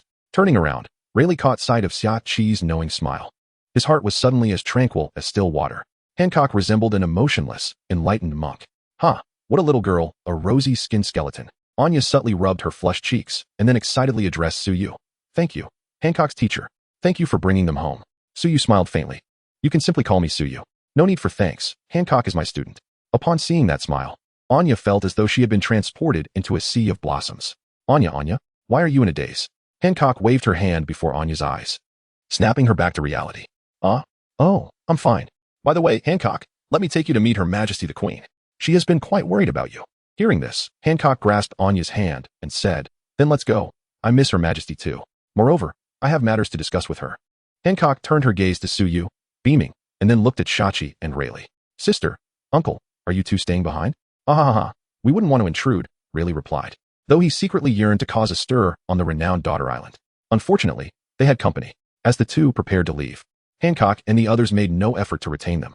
Rayleigh and Xiachi nodded to Suyu and Hancock before turning away casually. Old Ray, why do I feel like we forgot something important? Now that you mention it, I feel that too. As they walked, the two exchanged glances and simultaneously exclaimed, Splendid Archipelago, Grandma. Xiachi gave Rayleigh's thigh a sharp slap. Goodness, we completely forgot Grandma was waiting for us at the Splendid Archipelago. They had gone straight to Snake Island instead. This is all Mr. Suyu's fault for being so astonishing. The two hastened their steps towards the ship. Meanwhile, Hancock held Suyu's hand, leading Anya further inside. At that moment, Anya noticed that those who had come with her appeared unusually shaken, as if their souls had been frightened away. They were undoubtedly exceptional warriors of the Amazon Lily. What could possibly terrify them so? Although her attention had been on Hancock and the others, she should have been aware of her surroundings. If something truly alarming existed, she would have noticed. After a moment's contemplation, she focused her inquisitive gaze on the seemingly harmless Suyu, as well as the silhouettes of Rayleigh and Xiachi. Was it these individuals? Snake Island remained as familiar as ever, with the only peculiarity being these three outsiders. What happened to you all? Anya asked sternly. The Lily soldiers, startled by Suyu's presence, jumped. Captain Anya. They were in a state of panic, their eyes darting to Suyu once more. Anya's keen eyes caught that moment when their pupils dilated upon seeing Suyu. So, was it this handsome man who caused it? Suyu, what did you do? She intended to question him, but upon seeing his striking features, her tone softened involuntarily. Me? I haven't done anything, Suyu replied innocently. Goodness, how pure. In that instant, Anya felt an uncontrollable urge to protect him. Taking a deep breath, she steadied herself and forced herself to say, But they seem quite frightened of you? Perhaps it's a misunderstanding? Randall shrugged. They were just pointing arrows at me. So I said I wasn't a bad person and asked them to lower their weapons. After all, my life was in danger, and I might have raised my voice in panic. Upon hearing this, Anya remained unfazed. However, Hancock and her companions broke out in a cold sweat, recalling the gruesome fate of those who dared to attack Suyu. Hancock cast a grateful glance at her teacher, The dignity of a strong individual is not to be provoked, yet her teacher had endured such humiliation for her sake. Suyu smiled. Upon hearing this, Anya turned to her team. Is that so? The lily soldiers could not bear to look at Suyu, merely nodding vigorously. Anya realized they would never help a stranger deceive her, but her expression darkened. As warriors of the Amazon lily, you serve Her Majesty the Queen. What sort of behavior is this? Especially in front of outsiders. Is it acceptable to be frightened so easily? Would you kneel if someone shouted at you during a raid? The lily soldiers looked aggrieved, utterly perplexed. They had no idea why they felt this way, but how could they control their fear? This week's training regimen will be doubled, Anya declared, before turning to Hancock and her sisters along with Suyu. Come with me. I will take Hancock to meet Her Majesty the Queen. Suyu, you should wait in the side room. I will discuss arrangements for you with Her Majesty later. Despite her infatuation with Suyu's beauty, Anya clearly had not lost her composure. Suyu raised an eyebrow, voicing no objection, although her words sounded somewhat displeasing. For Hancock's sake, it was best not to create a rift. Hopefully, the current Empress of Snake Island would be accommodating. Along the way, Suyu's striking appearance drew curious glances from many. Everyone was intrigued by this beautiful yet unfamiliar figure. However, his beauty led them not to think of him as a man. Soon, Suyu found himself alone in an empty room. Hancock cast a lingering glance at Suyu before following Anya out.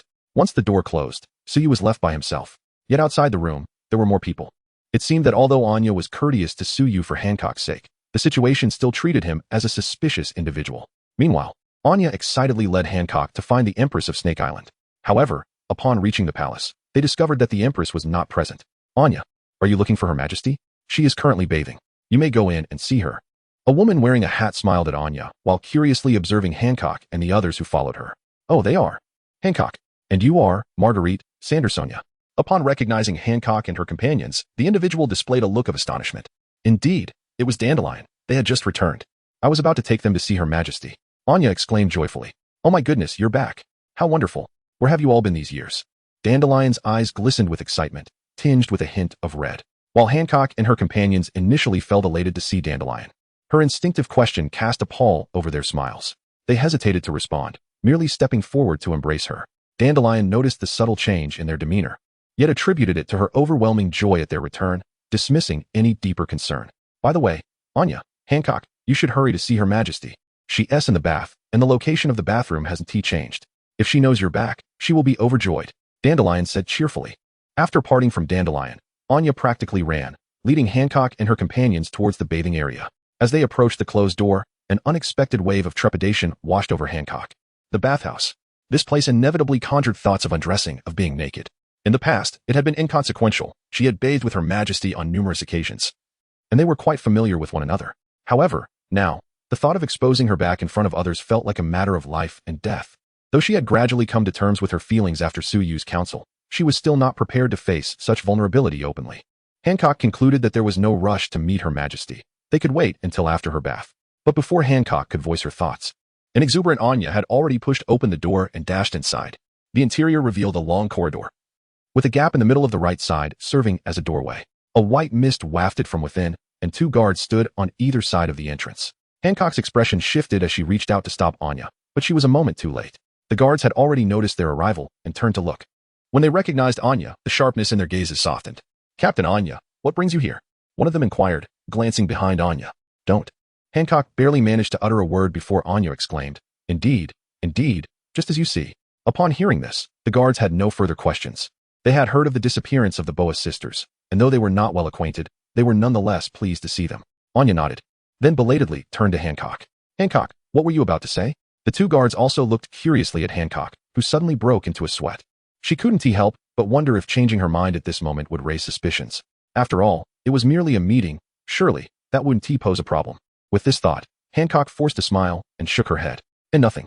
Oh, then hurry inside, Anya urged, taking Hancock by the hand and glancing briefly at Sandersonia and Marigold before swiftly entering. Resigned, Hancock allowed herself to be led inside.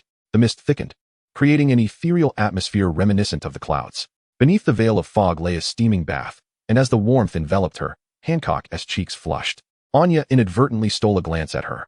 Even as women, Anya found herself momentarily captivated by Hancock's presence, like a pristine lotus, a peach blossom kissed by rain, or the moonlight illuminating thin clouds. Truly, a breathtaking beauty.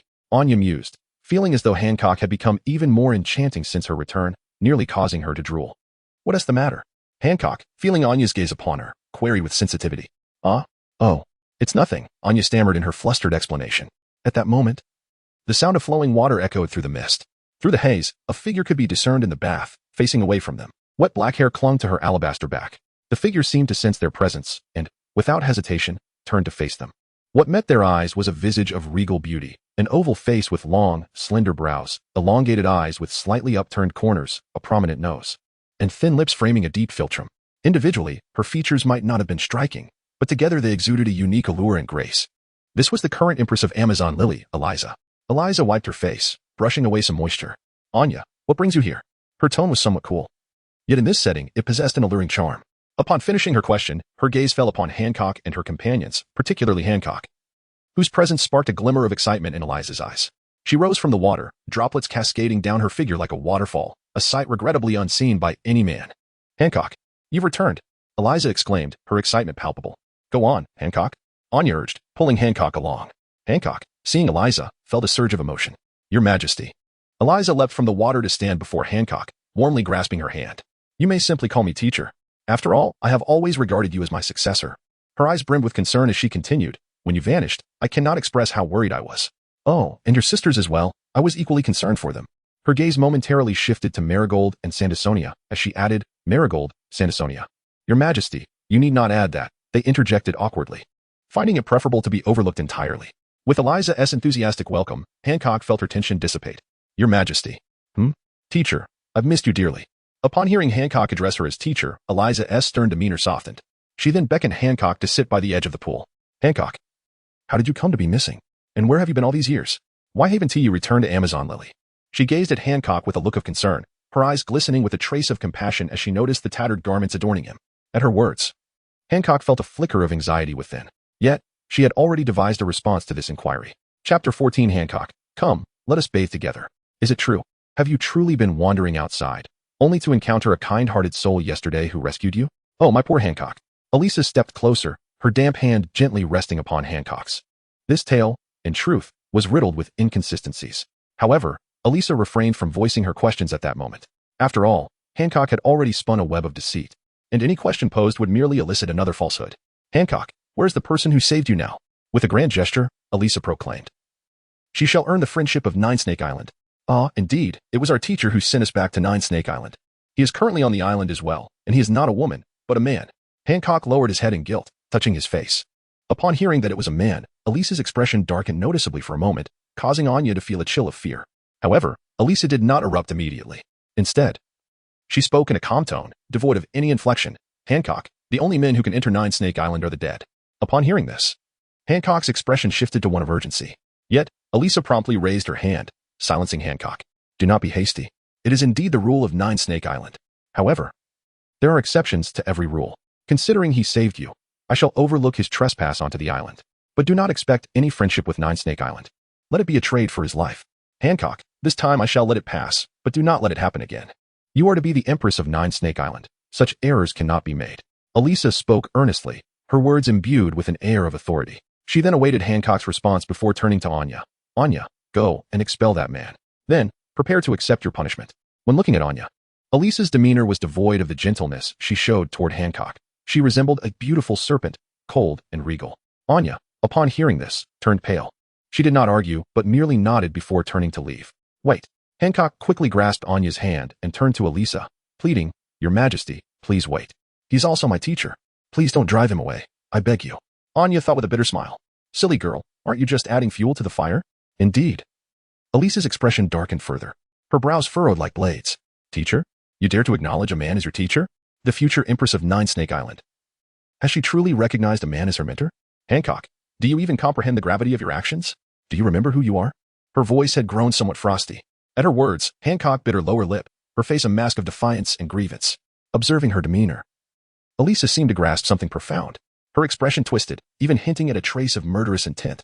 Anya's heart trembled, wishing to offer an explanation for Hancock. But before she could speak, Elisa forcefully waved her hand, exuding an air of dominance that rendered Anya speechless.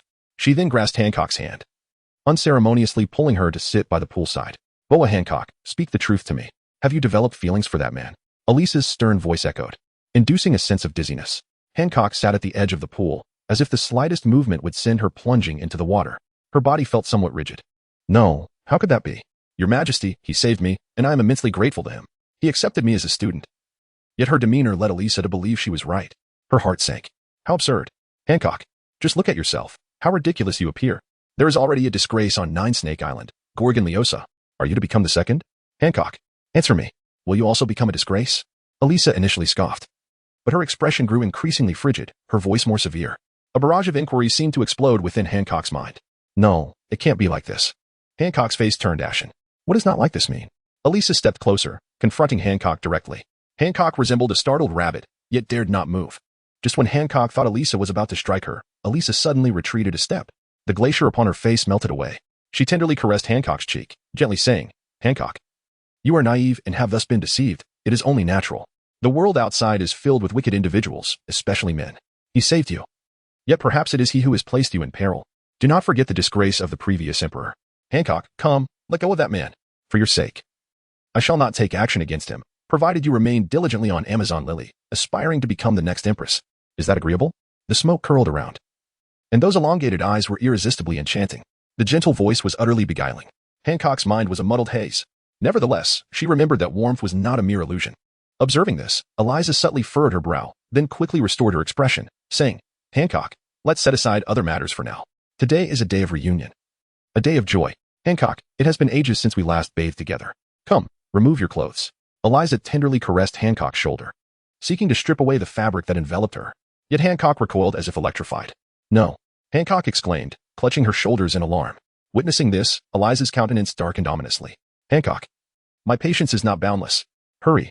But Hancock continued to retreat, mechanically shaking her head, her face a mask of terror. For a moment, Alisa was taken aback, perceiving Hancock's frailness, stirring within her a fierce desire to protect. Yet that sentiment was fleeting, swiftly replaced by fury. Hancock, is this how you treat your mentor? For the sake of a loathsome man, you dare to spurn me?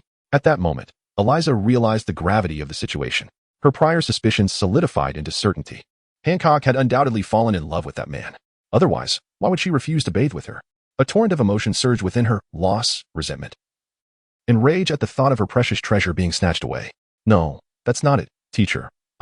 I simply do not wish to bathe. Hancock shook her head vehemently. Anya observed anxiously, thinking how obstinate Hancock was. Regardless, you must first quell the queen's wrath before addressing anything else. Yet, in the presence of Alisa's authority, she dared not utter a word. As for the Boa sisters, they had huddled together, trembling since Alisa's initial outburst. To Alisa's ears, Hancock's words sounded as if she were saying, I do not wish to bathe with you. I only desire to be with that man. The volcano of Alisa's anger erupted. Chapter 15. Why must it be Hancock? Hancock, you have forced my hand. You shall bathe today, whether you like it or not. Alisa's eyes blazed as she stepped forward, firmly grasping Hancock's arm and pulling her toward the pool. No, please, teacher, don't. Hancock cried in panic. Enough of this nonsense. If you don't comply, someone else will take her away. Alisa ignored Hancock's pleas, waving her hand dismissively as she tossed Hancock into the water. With a splash, Hancock plunged beneath the surface. She attempted to flee, but the moment she touched the water, an overwhelming sense of helplessness surged from the depths of her soul. At that moment, Alisa entered the pool as well. She lifted Hancock, who lay limp in the water.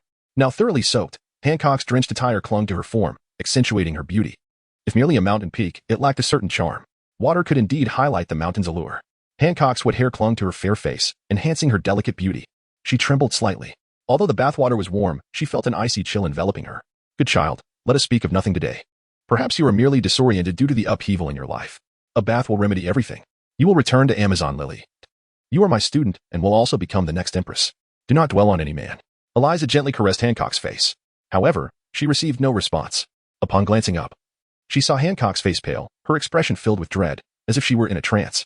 Alisa's gaze hardened. The hand that had tenderly caressed Hancock suddenly descended forcefully, pressing her beneath the water. Then she tore away Hancock's garments. No, please. I beg you, don't.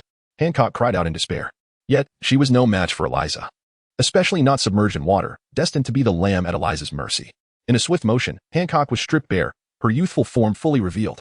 Her alabaster skin glistened under the droplets, radiant and smooth as jade, soft as moonlight. Even Alisa, a woman herself, could not suppress a swallow. Was it merely an illusion?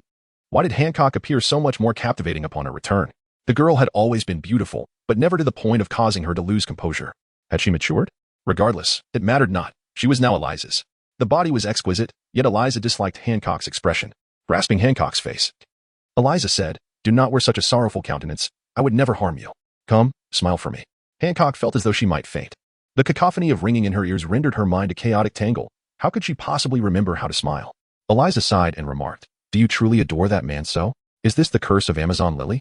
A sense of desolation filled her heart. Her predecessor had similarly cast aside everything for a man. Was her successor destined to repeat the same folly before even assuming the mantle? Damn it. Why must it be Hancock? Where could she possibly find someone to rival Hancock's talents? With this thought, Eliza's tone softened.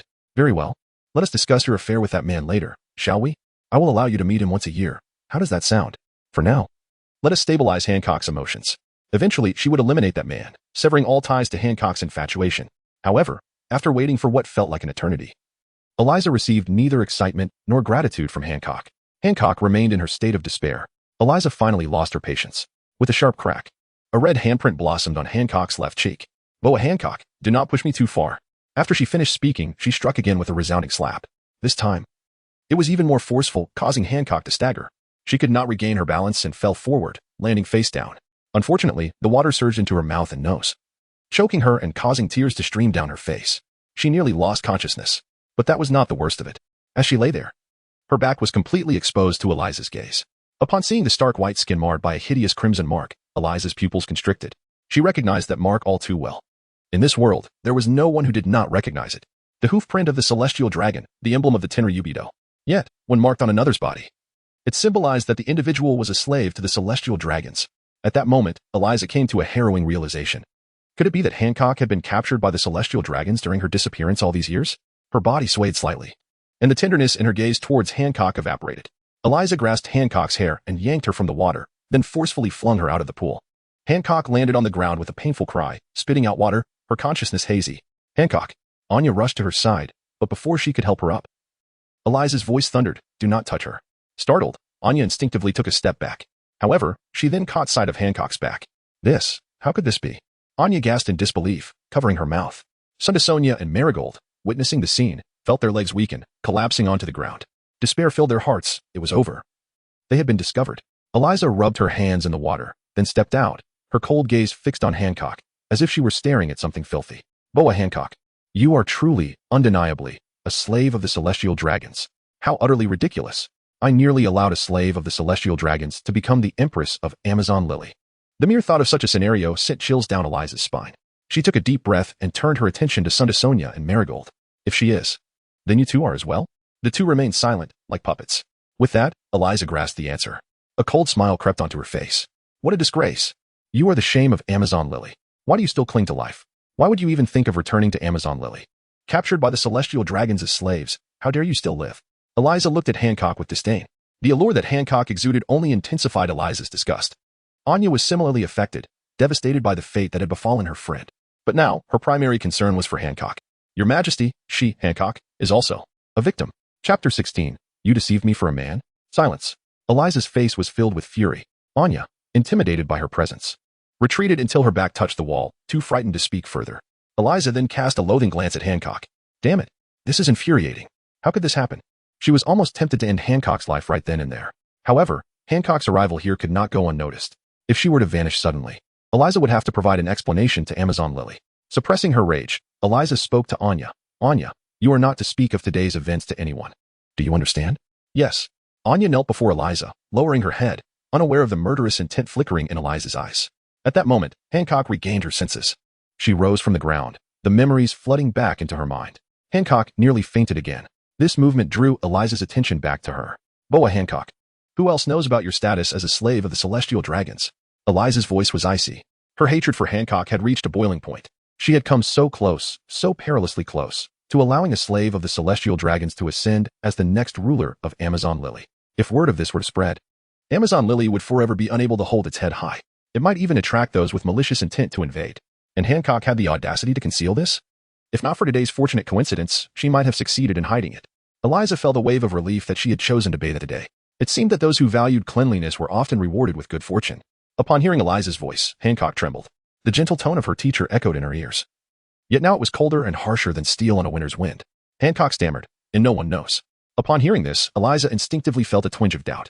Yet, recalling that Hancock had not confided even in her, she assumed she would not disclose it to anyone else either. In that case, Hancock, I will peel the skin from your back. If you survive, you may still become the future Empress of Amazon Lily. If you die, then it is your own fault. Eliza's voice was chilling. Hancock's eyes widened in disbelief.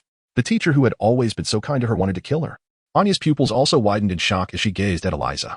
Could it be that the queen was serious? If she truly did as she said, how could one survive such a fate? At that moment, Anya felt as though the queen was a stranger. Had Eliza's previous feelings for Hancock been nothing more than a fade, or had she merely not yet touched upon her vulnerabilities? Why, your majesty? Hancock's pale lips trembled. Enough. I have already shown you an abundance of mercy by allowing you the chance to live, Eliza declared impatiently. Please, please, your majesty. Do not harm my sister. Sundasonia and Marigold knelt on the ground, their foreheads pressed tightly against the tiles, their voices quavering with desperation, echoing in the steamy room. Why? Hancock's vision blurred, her lips quivering as tears streamed down her face. Even standing in the warm bathroom, her hands and feet felt icy. Eliza ignored the other two, her icy gaze fixed on Hancock. How dare you even ask why? I want to know why, after becoming a slave of the celestial dragons, you would choose to return. Why didn't you take your own life? Why force me into this position? Why Boa Hancock? Do you have any idea how your identity will tarnish the reputation of Amazon Lily? Eliza appeared to be in a frenzy. Contemplating the act of taking her own studentess life, did she not feel a pang of sorrow within her? Yet, her greater fear lay in the tarnishing of the reputation of Nine Snake Island. To speak frankly, had all those who once witnessed Hancock in the throes of slavery perished, including the celestial dragons, she would not have treated Hancock in such a manner. However, this was patently impossible. She dared not gamble on such a fate. But, must one's identity be so wretched? My teacher always said that I am the true victim. He once remarked that it is the celestial dragons who should feel ashamed. Hancock sobbed, tears streaming down her face. Eliza's lack of understanding left Hancock's heart in torment, nearly causing her to lose consciousness from crying. At this, Eliza's pupils dilated sharply. She fixed her gaze on Hancock and asked, word by word, does that man know as well? Upon hearing this, Hancock was startled, letting out a gasp. Her expression one of fear and confusion. Didn't you just say that no one knew? You deceived me for the sake of a man. Boa Hancock. You truly are something. Eliza trembled with rage. Hancock's previous silence regarding the celestial dragon slaves could have been seen as withholding information. But actively deceiving her was an entirely different matter. What made it even harder for Eliza to accept was that Hancock had done it for a man. At that moment, thinking of Hancock's mentor, the already frightened Sandasonia and Marigold finally recalled that Suyu, that immensely powerful man, was currently on Amazon Lily. If only they could bring their sister before Suyu, surely she would be saved. They believed that even the Empress Eliza would never dare to harm their sister in Suyu's presence. But how could they bring the Empress to Suyu? As they pondered, Eliza took a deep breath and declared, Hancock, take me to him. That man must not survive. Sandasonia and Marigold exchanged incredulous glances, both seeing the joy of survival reflected in each other's eyes. It was wonderful, they and their sister could live. Upon hearing this, Hancock felt a chill in her heart. Was she to die simply for knowing this? Did that mean that even if she miraculously survived the skinning, she would have to watch her sisters perish? The thought of such a scene sent shivers down her spine. Even just moments ago, when faced with death, she had still felt a glimmer of affection. But now, her feelings for Eliza had completely vanished. This person was not worth it. Seeing Hancock in a daze, Eliza assumed she was unwilling. However, she had not harbored much hope.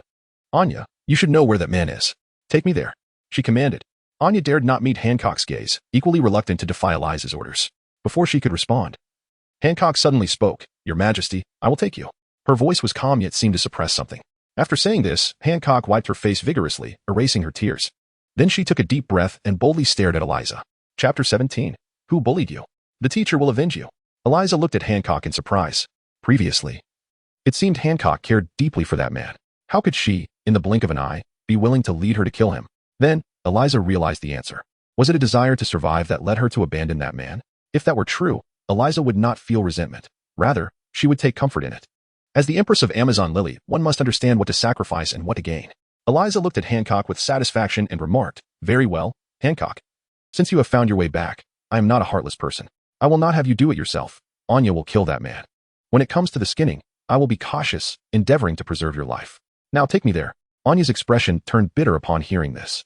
She had witnessed the bond between Hancock and that man, which was no trivial matter. If she were to kill him in front of Hancock, it would surely ruin their friendship. Anya glanced at Hancock, only to see a flicker of emotion in her eyes, yet her demeanor remained surprisingly stable. What was happening? Had she misjudged? Hancock's earlier behavior did not suggest such ruthlessness. Hancock took a deep breath and cast one last lingering glance at Eliza, then turned, donning a bathrobe that enveloped her curvaceous figure completely. Your Majesty, please change first. I will wait for you outside. After speaking, she glanced at her two sisters and exited the bathroom. Marigold and Sandasonia hurriedly got to their feet and followed her out. Eliza frowned as she noticed the two trailing behind, but thought to herself that they too were destined to die, so she let them be. Not long after, Eliza emerged, fully dressed. In the realm of appearance, more clothing often draws attention to the areas that are not covered, while less clothing tends to focus on the adorned parts. Eliza belonged to the latter category. At this moment, she appeared even more alluring than before. Stepping out of the bathroom, Eliza held her chin slightly elevated and glanced at Hancock. Lead the way. The sooner we resolve this, the lesser the risk. Hancock remained silent, obediently guiding the way. Soon, under Hancock's leadership, they arrived at the front of a building where several guardians stood on alert. Upon seeing Eliza approach, they gazed at her with fervor. Your Majesty. Eliza nodded calmly. Inside the room, Suyu, who had not made an appearance for several chapters, was meditating quietly. Hearing the commotion outside, he opened his eyes. Realizing that the Empress of Amazon Lily had arrived, he had grown somewhat impatient. Suyu rose to stretch his limbs and directly opened the door. Just as Eliza was about to call someone out, she caught sight of the door swinging open. Before her stood a figure seemingly radiating light. It was her first encounter with such exquisite beauty. Even she felt a twinge of inferiority in his presence. Was this the man who had captivated Hancock? Suddenly, it dawned on her why Hancock was so entranced. Yet, she was an empress after all. Though momentarily mesmerized by his allure, she quickly regained her composure. What a pity it was that such a splendid man had come to know what he should not. She could only resolve to take drastic measures. Perhaps later, she could fashion his skin into a pillow or some such trinket. Just gazing upon him could elevate her spirits considerably. At that moment, the national warriors, upon seeing Suyu emerge, instinctively raised their weapons toward him. Observing this, Suyu furrowed his brow. Once more, he reiterated his disdain for being threatened with weapons. However, before he could take action, he suddenly noticed something amiss with Hancock. The girl was wrapped in a bathrobe. Did that imply her back might have been exposed? Moreover, she appeared haggard, her hair disheveled, and her eyes swollen. Most conspicuously, her fair complexion bore an unusual redness on both sides. His student was actually being bullied. A fierce anger ignited within Suyu's heart. Hancock had maintained a facade of indifference until now, but upon seeing Suyu, she could no longer contain herself. Tears welled up in her large eyes, threatening to spill over. Teacher, she called softly, her voice tinged with a nasal quality, laden with profound grievance. Upon hearing this, Suyu felt his heart soften completely. He immediately beckoned to the little girl, gently saying, "Come here, my dear." Upon hearing that warm voice, Hancock could no longer contain her tears. She ran towards Suyu, throwing herself into his embrace. "Woa, teacher, woa." Suyu, feeling a pang of sympathy, patted the little girl's head, allowing her to release her grievances. When Hancock dashed out, Elisa initially intended to intervene. However, she ultimately refrained. After all, it was their last meeting. If she were to obstruct them, Hancock might truly turn against her. So be it, she chose to be merciful. Even if it was Hancock's final farewell. Yet, witnessing the intimacy between Hancock and that man stirred a sense of displeasure within Elisa.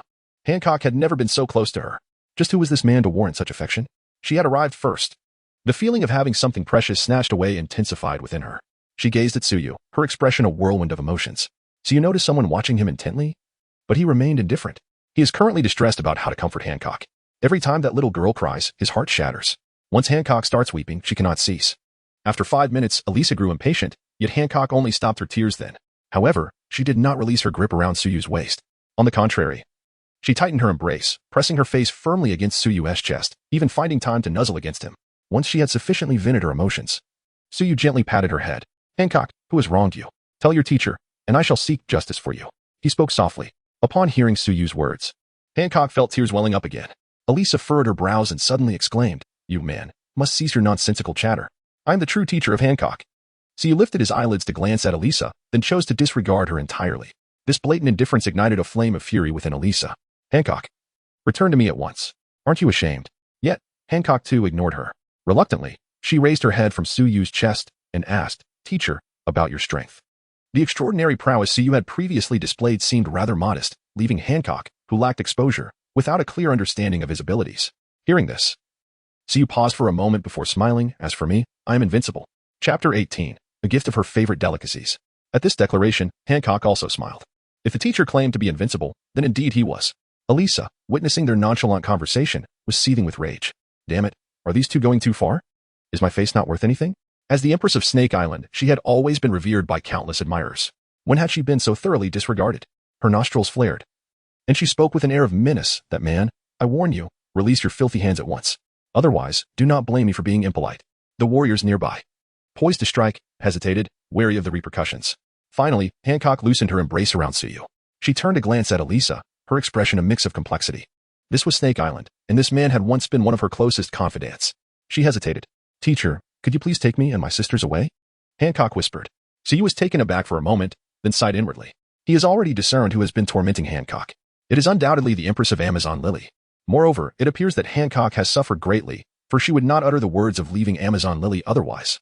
This signifies that Hancock will no longer belong to Amazon Lily. Yet, the young girl remains too kind-hearted. Even so, she is reluctant to take action against the Empress. Very well, I shall escort you away, he said, resigned to the situation.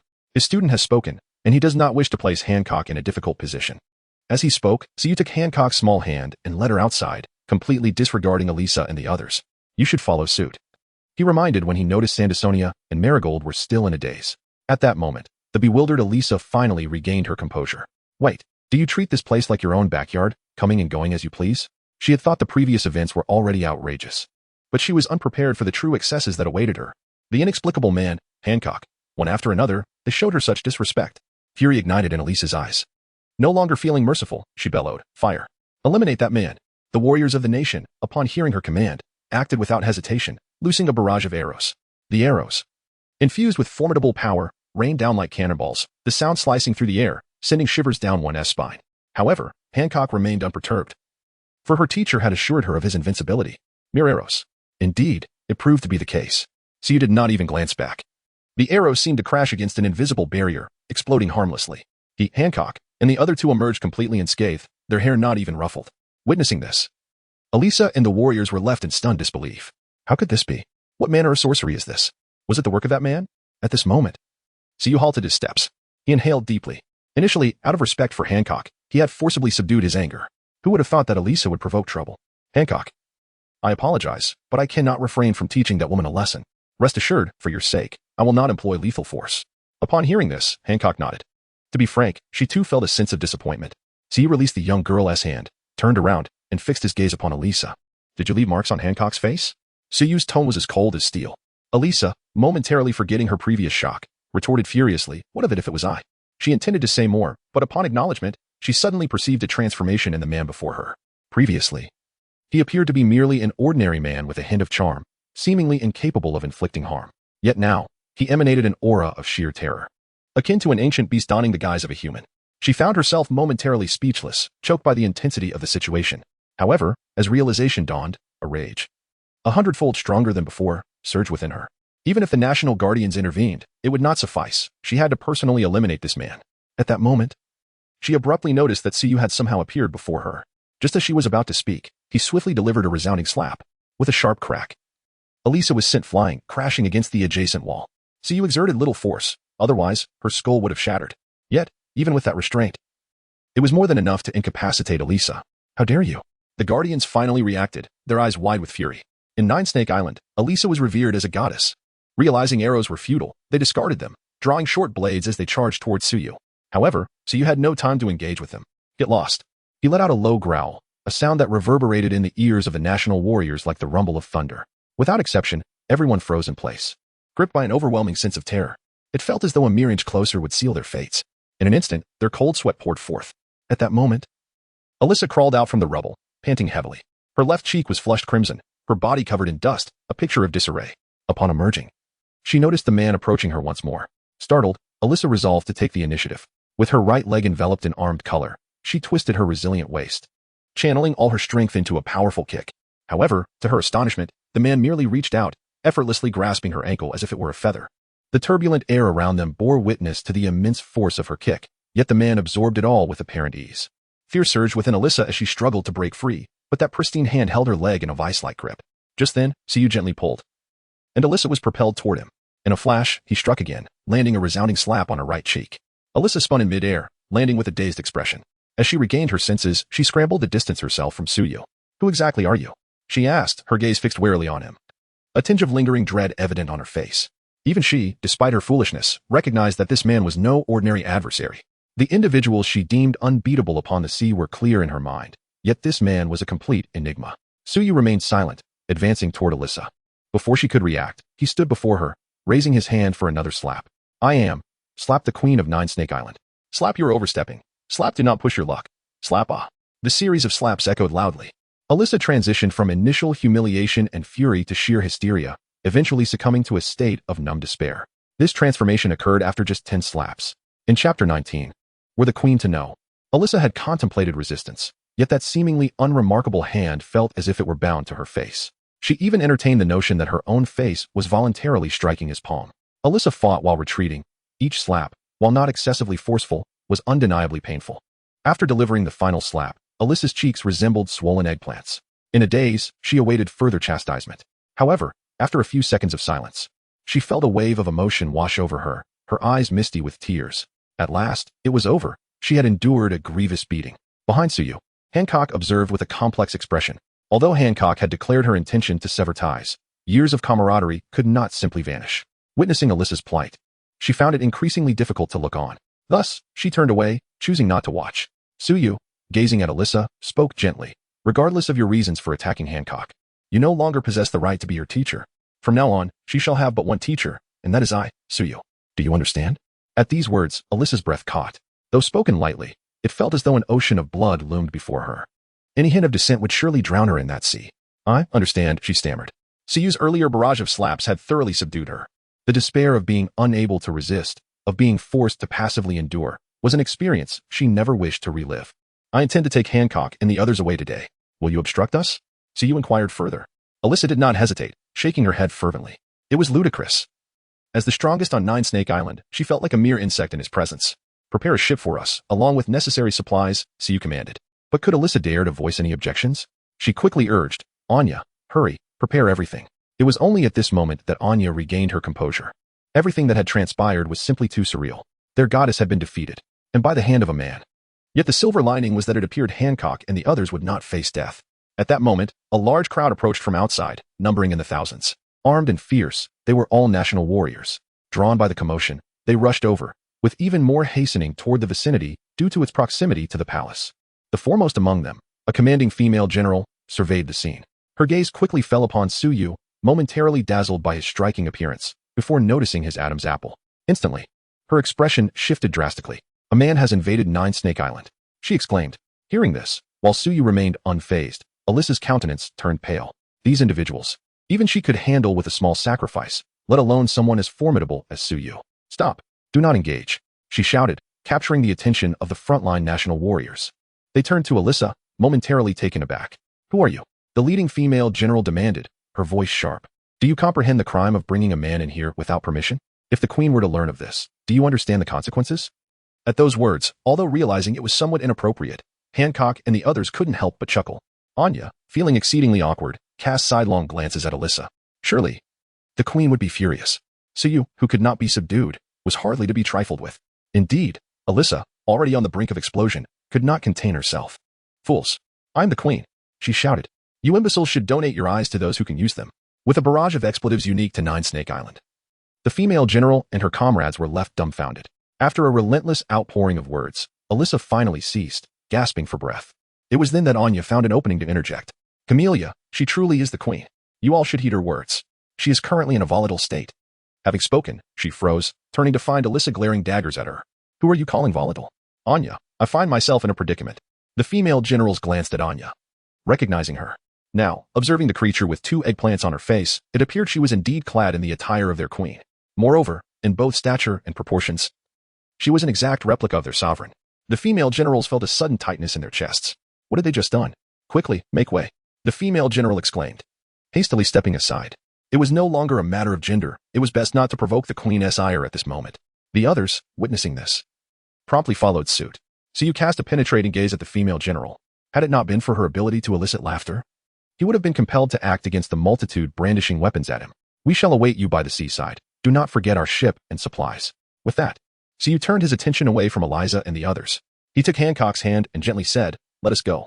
Hancock nodded, obediently following Suyu, while her two younger sisters carefully trailed behind.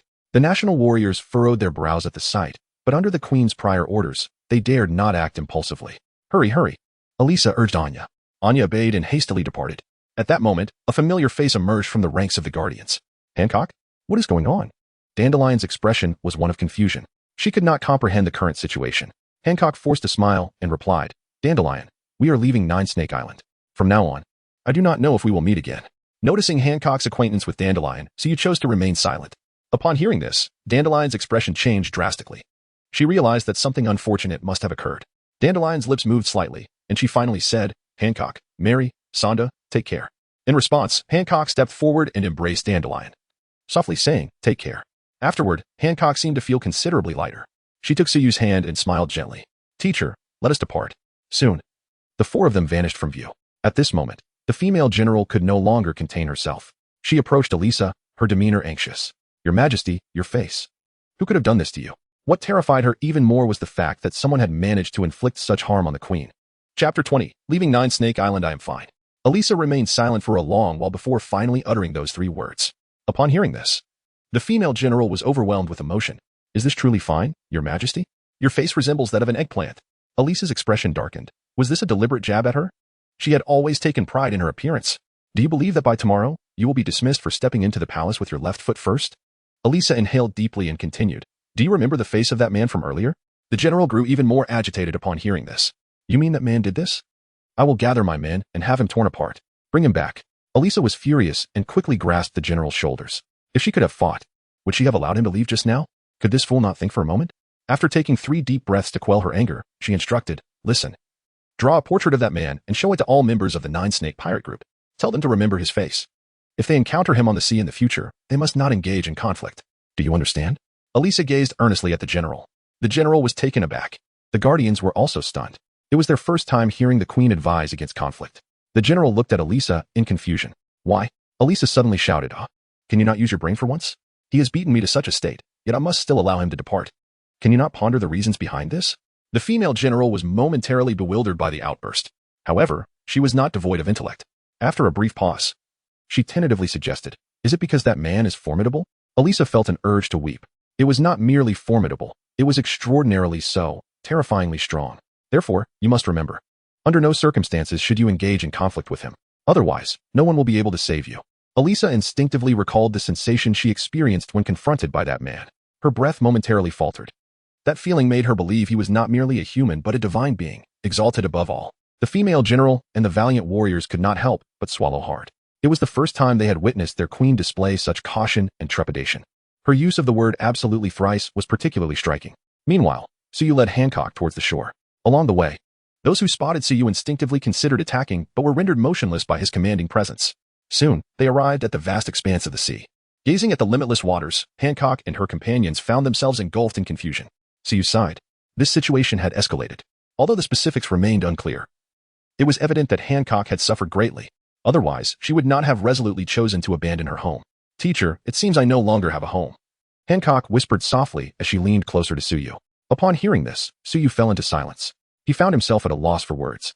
Thus, he let his actions speak in place of his silence. He raised his hand and placed it gently on Hancock's head, attempting to warm her with the heat of his palm. Hancock pouted and looked up at Suyu, her expression a mix of confusion, hesitation, fear, and panic. Yet, upon seeing Suyu, all these negative emotions dissipated like mist.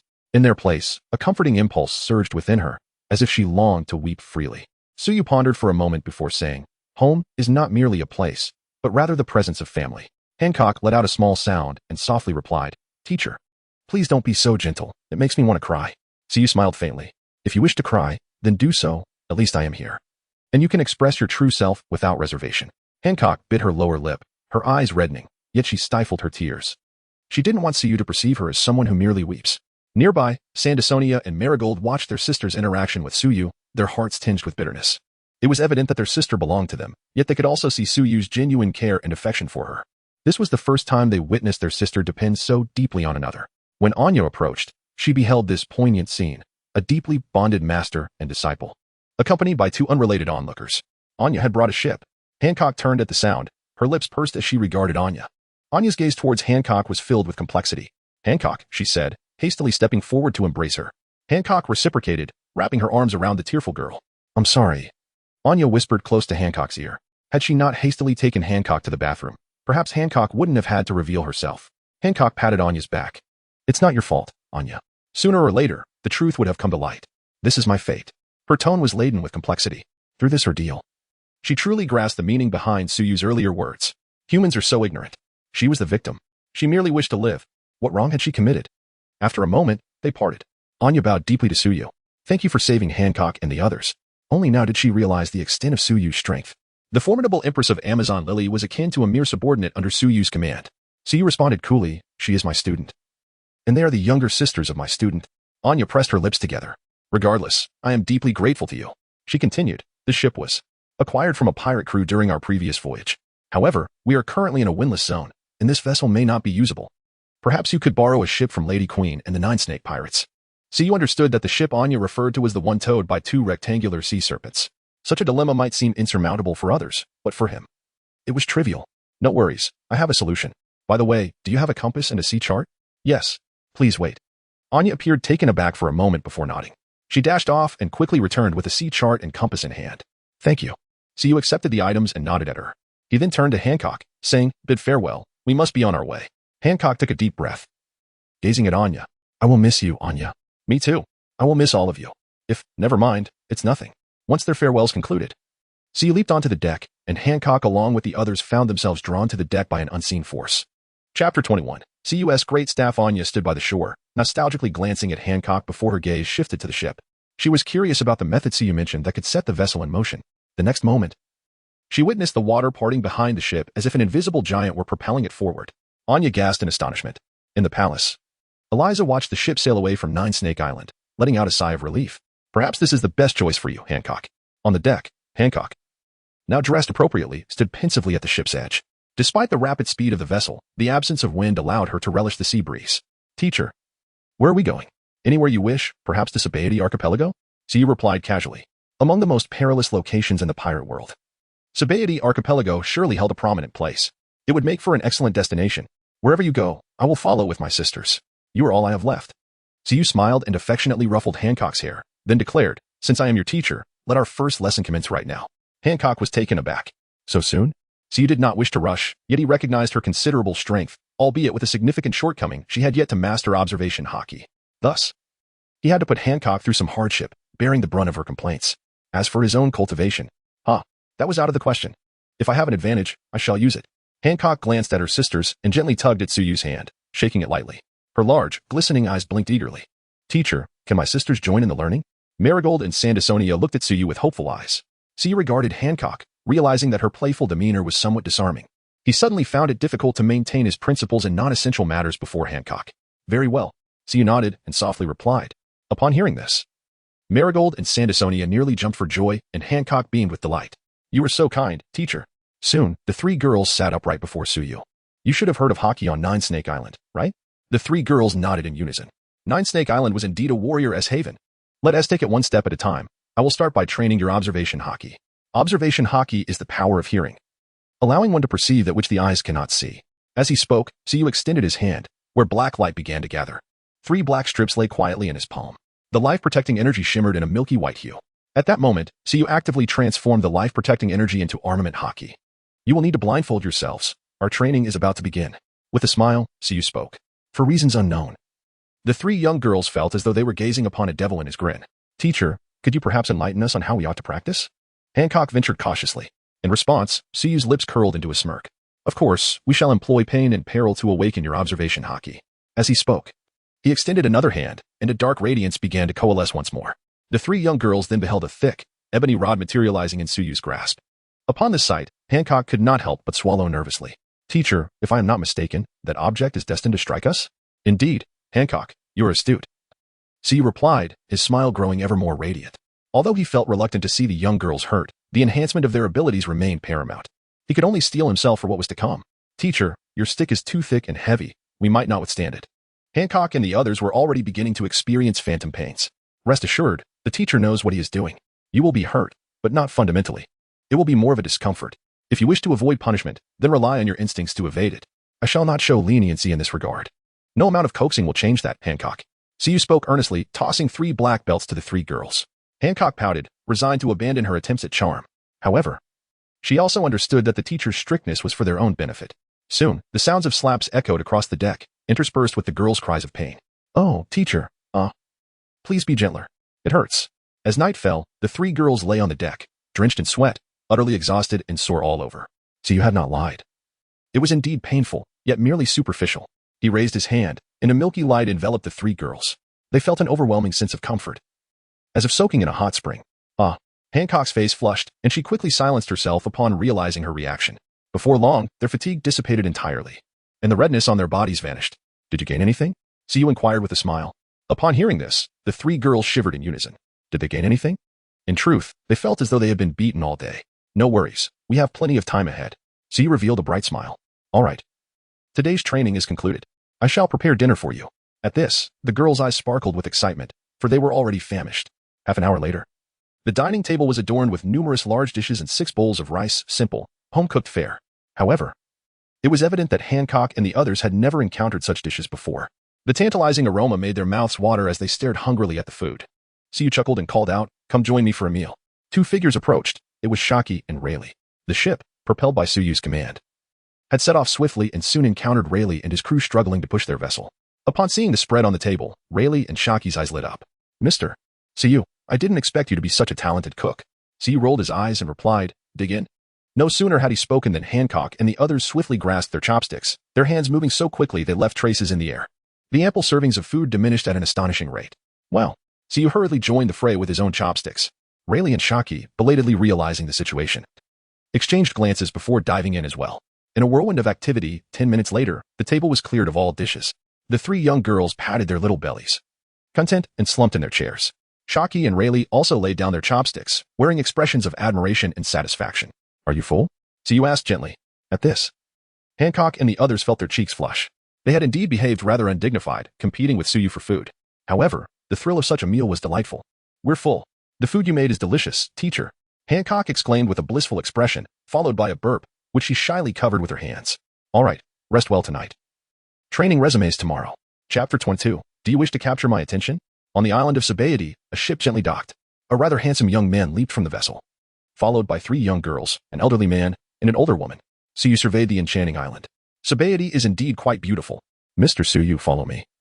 "We should not linger here," Haki advised.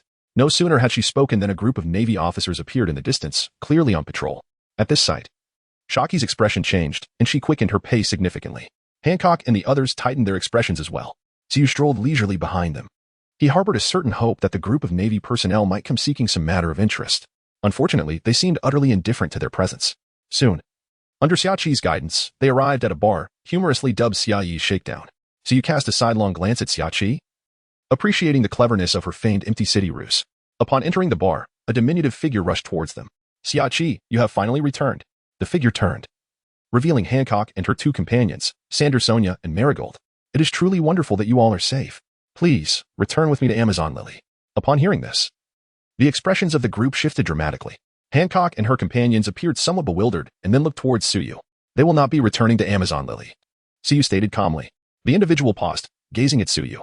"You are the one Xiaqi mentioned who rescued Hancock and the others, correct?" "I am grateful for your actions, but Hancock is one of our own from Amazon Lily." Her eyes now held a hint of hostility towards Siyu. "Salio, do not say another word," Xiaqi interjected, winking at the individual. However, the elderly Salio seemed oblivious. "Why not speak up? This person intends to take Hancock away. Perhaps their motives for rescuing her are not pure." After Salio's outburst, she shivered, as if the temperature in the bar had suddenly dropped several degrees. "Old lady, while I am still in good spirits, you should leave at once." Siyu shot a glance at Salio, which made her feel as though she were being scrutinized by a predator. She instinctively cast a pleading look at Xiaqi, fully aware of Xiaqi's formidable strength. Yet, standing beside her was an even more powerful figure, Rayleigh, the right-hand man of the Pirate King. Having seen the world, she understood that even among the seas, Rayleigh was a rare talent. Not even an admiral of the Navy could contend with him. "Xiaqi, Hancock is to be our next Empress of Amazon Lily. She cannot be left to wander." "Salio," Xiaqi interrupted her calmly. "You may not grasp the situation. Mr. Siyu is someone who, even combined with Rayleigh, we would not stand a chance against. As for Hancock and the others, they are willingly following Mr. Siyu. You will understand when you return to Amazon Lily."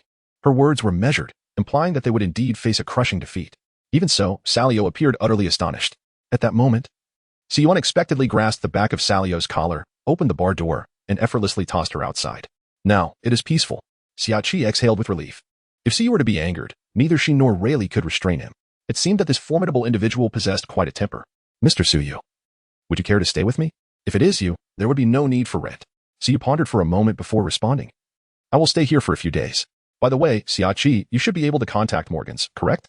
Xiaqi was taken aback. "The big news Morgans? I do have his number. Do you need to reach him for something, Mr. Siyu?" Siyu gazed skyward. "Well, one could say it is a matter of importance. I wish to request his assistance in publishing a news article. I wonder if he would dare." Xiaqi chuckled at this. "Mr. Siyu, you may not be aware, But that fellow is fearless when it comes to garnering attention. Upon hearing this, Siyu smiled. Is that so? Excellent. Please convey to him. As Siyu articulated his request, Xiaoqi and Rayleigh's eyes widened in disbelief. Mr. Siyu, you cannot be serious? Xiaoqi confirmed. Hurry, if this comes to fruition. Should you find yourself in peril in the future, I shall lend you my aid, Siyu remarked nonchalantly. At these words, Xiaoqi felt a mix of joy and embarrassment. She had perhaps spoken too boldly. Mr. Siyu, if it is this news. He may not dare to publish it. Xiaoqi felt a sense of helplessness. Siyu had dropped a bombshell. It matters not. Throughout life, one encounters countless choices. Some are trivial, while others can determine one's fate. Tell him that the opportunity is singular, and it is up to him to decide. Siyu stated calmly. Seeking Morgan's was merely a casual endeavor. If it succeeded, all would rejoice, and if not, he could simply arrive himself. Meanwhile, on Sabaody Archipelago, in the territory of the underworld, Chris, the boss of the underworld, basked in the sunset, walking through the streets with an air of triumph, as if surveying his domain. This area was rife with fugitives, yet upon Chris's approach, they averted their gazes. As Chris surveyed the crowd, a smirk played upon his lips, his chin held high. Soon, he arrived at his destination, a bar, which was one of the underworld's establishments. Around him, he could see 2 or 3 dozen members of the underworld. Upon entering the bar, he prepared to settle into his usual spot for a hearty drink. Chris, the boss of the underworld, am I correct? A youthful voice rang out. The atmosphere in the bar shifted instantly. What an audacious newcomer. I heard the last person who spoke so boldly before the underworld's boss was turned into minced meat for the animals. Several patrons fled in panic. Those who remained in the bar were either members of the underworld or individuals confident in their own strength. Chris paused, a smile curling at the corners of his mouth. He turned his gaze towards the source of the sound and beheld a young man seated at the bar. With tousled hair, a white shirt, black trousers, and brown boots. His attire was strikingly ordinary. Yet, there was an undeniable minimalist charm about him, coupled with a distinctive aura. This individual was none other than Siyu. Are you attempting to capture my attention, hoping to join my insurmountable troubles? Perhaps it was Suyu's striking appearance that lent Chris a rare moment of patience. He approached Siyu, leaning against the bar with a playful gaze directed towards her. To his astonishment, Siyu remained remarkably composed. In the archipelago of Shangbodi, no one had ever exhibited such tranquility in his presence, and it was evident that she was aware of his reputation. At that moment, Siyu turned to him, casting a casual glance at Chris, and said, I offer you an opportunity. Work for me. Chapter 23. The abyss stretching across the block. The moment Siyu uttered those words, the murmurs that filled the air faded into silence. The bar was enveloped in a profound stillness. Everyone stared, mouths agape, at this audacious young individual. Even those who could not assist the gang felt a tinge of discomfort in the atmosphere. They believed that the bar at this moment resembled a den of dragons and tigers. Chris was also taken aback, staring incredulously at Siyu. 3 seconds later, Chris suddenly burst into laughter. This just was far from amusing. Do you truly fear not for your life? He is indeed the indomitable leader, the unparalleled sovereign. In this lifetime, he is destined to be the chief, with no room for the notion of recognizing anyone else as the leader. At this moment, those who cannot assist are left swallowing hard. They are familiar with Chris. Although he is currently smiling, he is, in fact, seething with anger. Are you afraid of death? Amidst the astonished and fearful gazes of the crowd, Siyu not only refused to back down but instead escalated the provocation. A glimmer of murderous intent flickered in Chris's eyes. Suyu's reckless taunts had completely ignited his fury. He intends to skin the young man today. Yet, Suyu's movements are swifter than his. He extended his left hand, and a dark substance began to coalesce within his grasp. Before the eyes of the onlookers, a black longsword materialized. Without hesitation, he wielded the blade and, with a swift motion from top to bottom, unleashed a devastating slash. In the next instant, the earth began to fracture, and the walls of the bar were instantly reduced to rubble. The chaos extended far beyond the confines of the block. When the dust finally settled, a chasm measuring 500 meters in length and 50 meters at its widest point lay sprawled across the street. The faade of the bar was entirely obliterated. Chris stood precariously at the edge of this abyss, mere centimeters away from being crushed by its depths. At that moment, Chris mechanically turned his head. Upon gazing into the unfathomable void, his legs weakened beneath him. His shirt was thoroughly soaked with cold sweat. The pride and ease that once adorned Chris's face had vanished, leaving only a profound sense of dread. Yet, those around him remained oblivious to his discomposure, for they were in even greater distress. The air had begun to fill with a pungent and foul odor. The long blade transformed into a wisp of black smoke, dissipating without a trace. Siyu leisurely retracted his arm, then propped his elbow on the bar. He did not go to see Chris, but instead fixated on the amber liquid in his glass, softly stating, Now, tell me your answer. Chris, startled, let out a small gasp. He stiffly turned his neck, gazing at Siyu, who appeared utterly unfazed. The man's demeanor was strikingly similar to that of others. At that moment, he comprehended that the young man before him was not a novice, but rather a formidable force. If only he had revealed his stature earlier, perhaps he would have knelt sooner. With a resounding thud, Chris knelt before Siyu, exclaiming, Boss, It is my honor to serve you. Those who were unable to assist were taken aback by his declaration, breaking free from their statuesque state. Was this truly the same audacious individual they once knew? How shameless. Had Chris been aware of their thoughts, he would have certainly reprimanded them. What significance does pride hold in the face of life? Did they not see the fresh rift in the abyss nearby? That was effortlessly conjured by someone else. Could one escape several hundred meters in the blink of an eye? If he did not bow down, he might soon find himself on the receiving end of that very power. Seeing Chris submit, Suyu set down his cup and turned, regarding Chris with a bemused smile. Oh, were you not just opposing this notion moments ago? Are you jesting with me? Upon hearing this, Chris felt as though he were enveloped in the chilling winds of the underworld, his body cold with dread. Boss, I swear, I genuinely submit. I was unaware of your heroic prowess. I am truly deserving of death. As he spoke, Chris began to slap his own face. And Suyu could discern that he was striking himself earnestly, his face reddening with each blow. Meanwhile, Chris internally lamented, for heaven's sake, don't just stand there. Stop me already. He felt a pang of regret. His impulsiveness had led him astray. Suyu remained silent, seemingly unfazed, as he continued without restraint. For 5 minutes, the altercation persisted, with Suyu observing quietly, as if she were admiring a performance. The surrounding onlookers had grown numb to the spectacle, while Chris felt as though his own face had ceased to exist. Just then, a cacophony of footsteps echoed from a distance. A throng of individuals clad in black suits, wielding various weapons, surged toward the bar. A quick glance revealed over 100 of them. Before they could reach their destination, a voice rang out, Chris, what on earth are you trying to accomplish? Don't assume that your inability to assist the powerful grants you dominion in this lawless territory. Upon hearing this, Chris felt as though he had encountered a divine revelation. His numbed eyes regained their luster. Soon, the group halted outside the bar. The leader, a man with a red, side-parted haircut, wore an expression of fury. Yet, in truth, his demeanor was merely a fade. At the moment of the incident, he had been reveling in his own domain. Suddenly, a tremor shook the ground, and an unfathomable chasm opened, devouring half of his establishment. He was momentarily bewildered. What had transpired? Once he regained his composure, instead of feeling anger, a hint of joy appeared on his face. He believed that this natural disaster had arrived at the most opportune moment, for at the very end of this abyss lay the bar owned by his arch-nemesis. He had long desired to confront the leader of the first gang that was beyond his reach. It was his rightful place to assume that role. However, he had struggled to find a suitable justification until now. Fate had finally presented him with a reason. Had he not received professional training, he would have burst into laughter. Tonight marked the moment for him to ascend to power. As for Chris, summon him forth to meet me. I demand a satisfactory explanation today, or this matter shall remain unresolved. Upon hearing this, Chris, had he not also undergone professional training, would have found it difficult to suppress his laughter. He immediately rose from the ground and addressed Suyu, saying, Boss, allow me to handle this. He then turned to Feng Ba, coldly stating, what explanation do you seek? Depart swiftly before I lose my temper. Feng Ba shot him a disdainful glance and retorted fiercely, who do you think you are? Bring Chris out. You lack the qualifications to speak to me. The subordinate who could not assist, though terrified, found the spectacle quite amusing. They nearly suffered internal injuries from holding back. Upon hearing this, Chris's expression darkened more than the abyss beside him. I am Chris.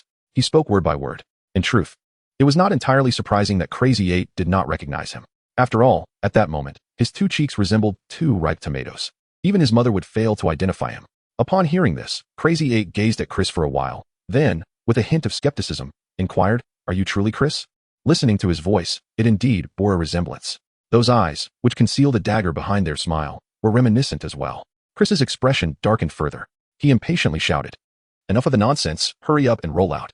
My boss is still waiting for a reprimand. Chapter 24. The depths of the unfathomable land. Upon hearing this, Feng Ba was momentarily taken aback. Then, he suddenly burst into hearty laughter.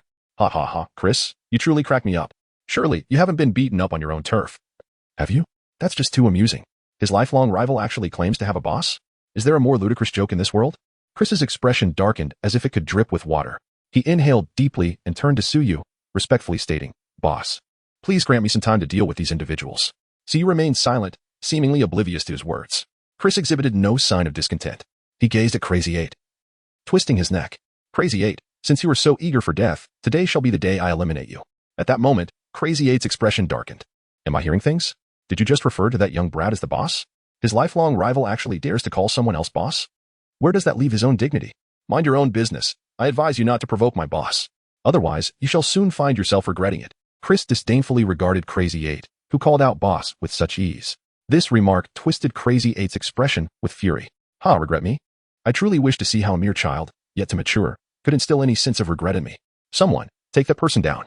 Crazy 8 pointed at Suyu with remarkable bravado. In that moment, he was the most audacious man in the world.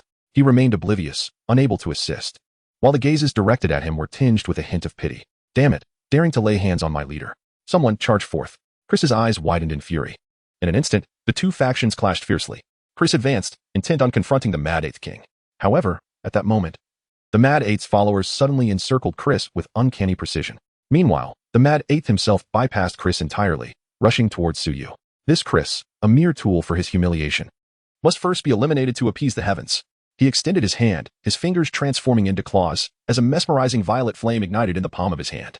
Chris's expression initially shifted in surprise, but it was soon replaced by a flicker of intrigue in his gaze. He wished to ascertain whether Suyu, after employing that technique, still possessed the capability to vanquish Mad Eight. After all, he had no desire for another adversary to emerge above him. However, upon glimpsing the abyss beside him, he lacked the courage to probe further. It must be said that this old rival was remarkably considerate, arriving at the most opportune moment. Now, it remained to be seen whether Suyu was genuinely competent or merely feigning strength while being utterly exhausted. At that moment, Mad Eight had already approached Suyu from behind, his fiery claws poised to strike fiercely at Suyu's back. The sound of the wind howled ominously. Yet, Suyu seemed oblivious to the imminent danger lurking so near, sitting quietly at the bar. In the next instant, purple flames erupted, forming a fire circle over 2 meters in diameter. The wooden surroundings ignited in a roaring blaze, which swiftly spread throughout the entire bar.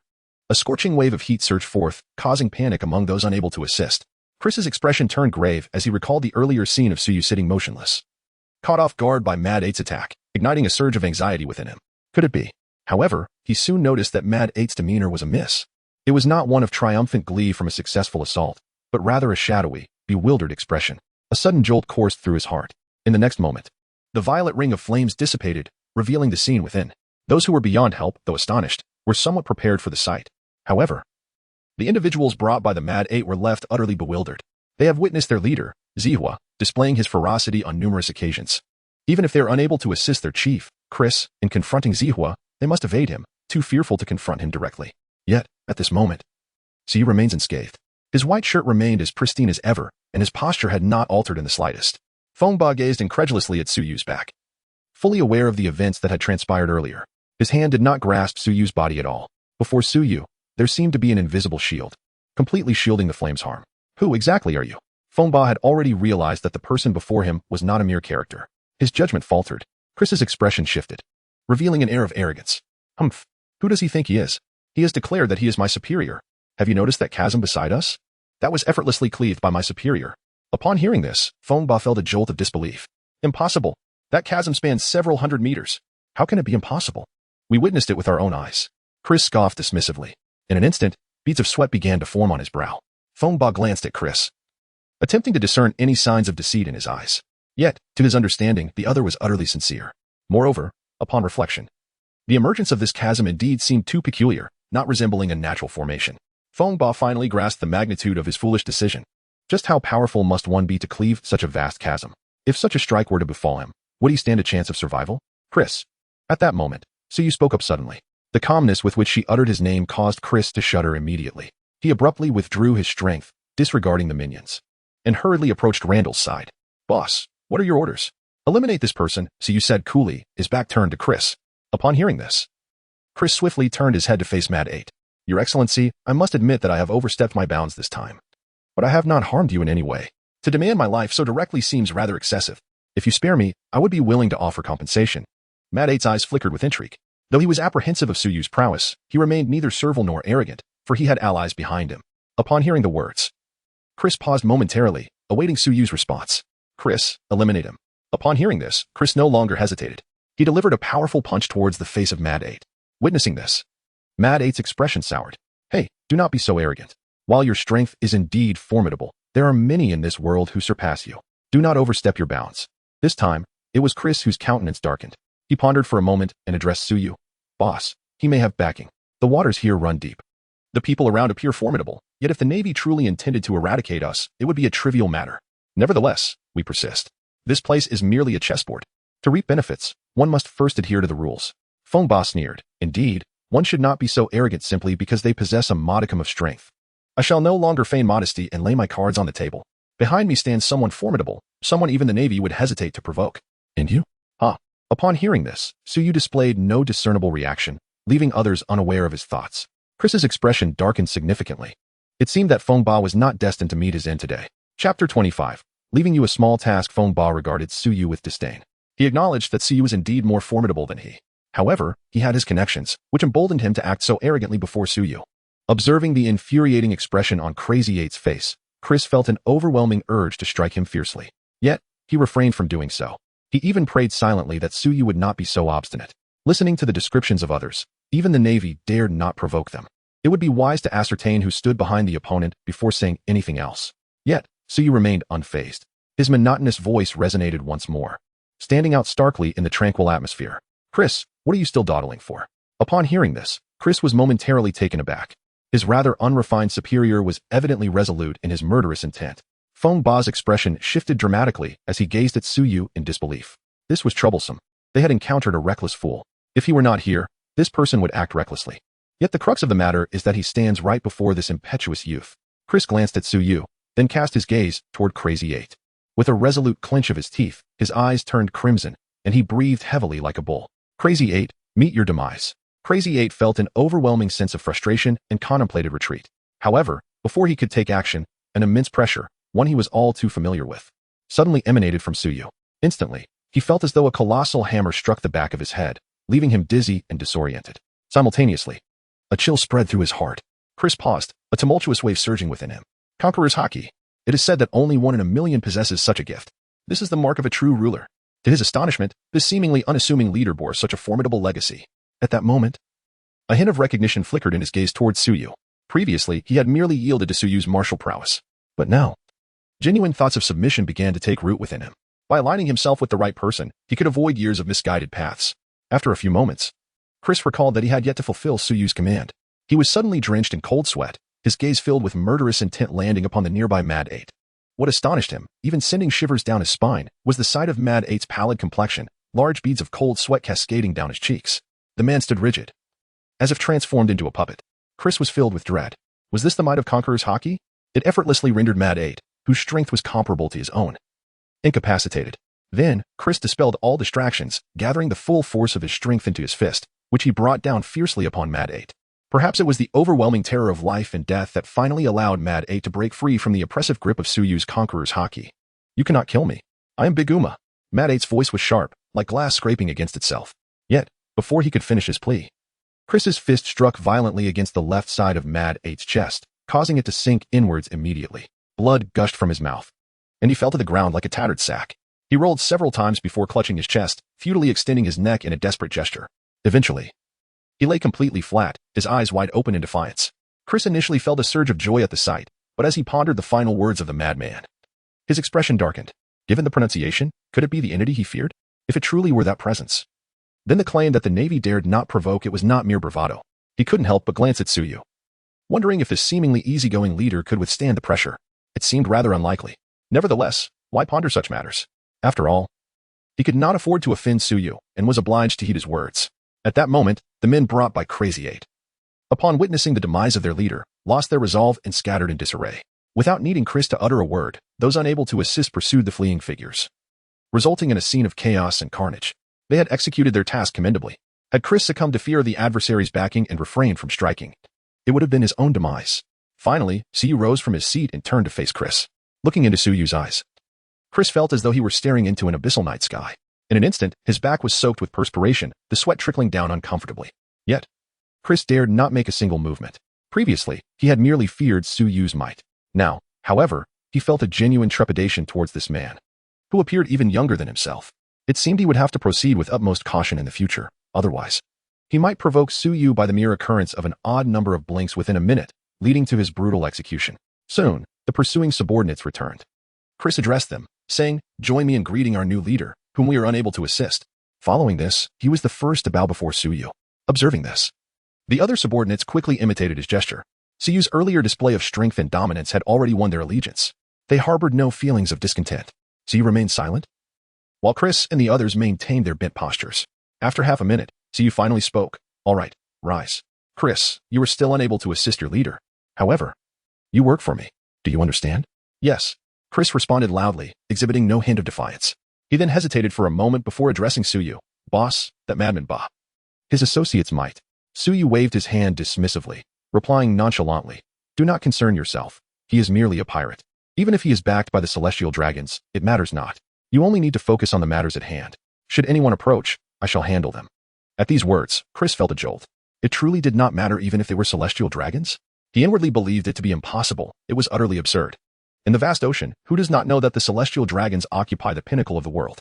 Even the risk of pilfering the cherished delicacies of a naval admiral pales in comparison to the peril of uttering a word to the celestial dragons. Yet, upon witnessing the subtle confidence and disdain that flickered across Su Yu's face, Chris found himself engulfed in profound confusion. Had he truly aligned himself with a formidable individual? "Please provide me with your contact number. If anything arises, I shall reach out to you," Su Yu stated nonchalantly. Chris, of course, complied without hesitation. With that matter settled, Su Yu prepared to depart. Observing this, Chris exhaled a sigh of relief. With this esteemed presence around, the burden he bore was indeed immense.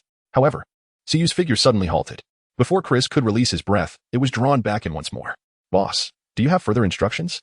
Please feel free to command." Su Yu replied coolly, "I have a minor task for you. Since you are called the Unhelpable, it seems only fitting that this realm of impossibility should fall under your dominion." Upon hearing this, Chris's eyes widened in astonishment. If he understood correctly, did this imply that you wish for them to unify the realm of impossibility? A minor task, indeed. His mouth twisted in bitterness. If it were an uncharted territory, he would undoubtedly rely solely on appearances, never uttering a word of dissent. However, boss, I swear that everything I've said before is the truth. The depths of this uncharted territory are far too profound for one as insignificant as me to navigate. Those people have powerful backing. If we provoke them, it would be tantamount to declaring war against a significant portion of the world. Chris wept inconsolably. Chapter 26. Su Yu cares for her students.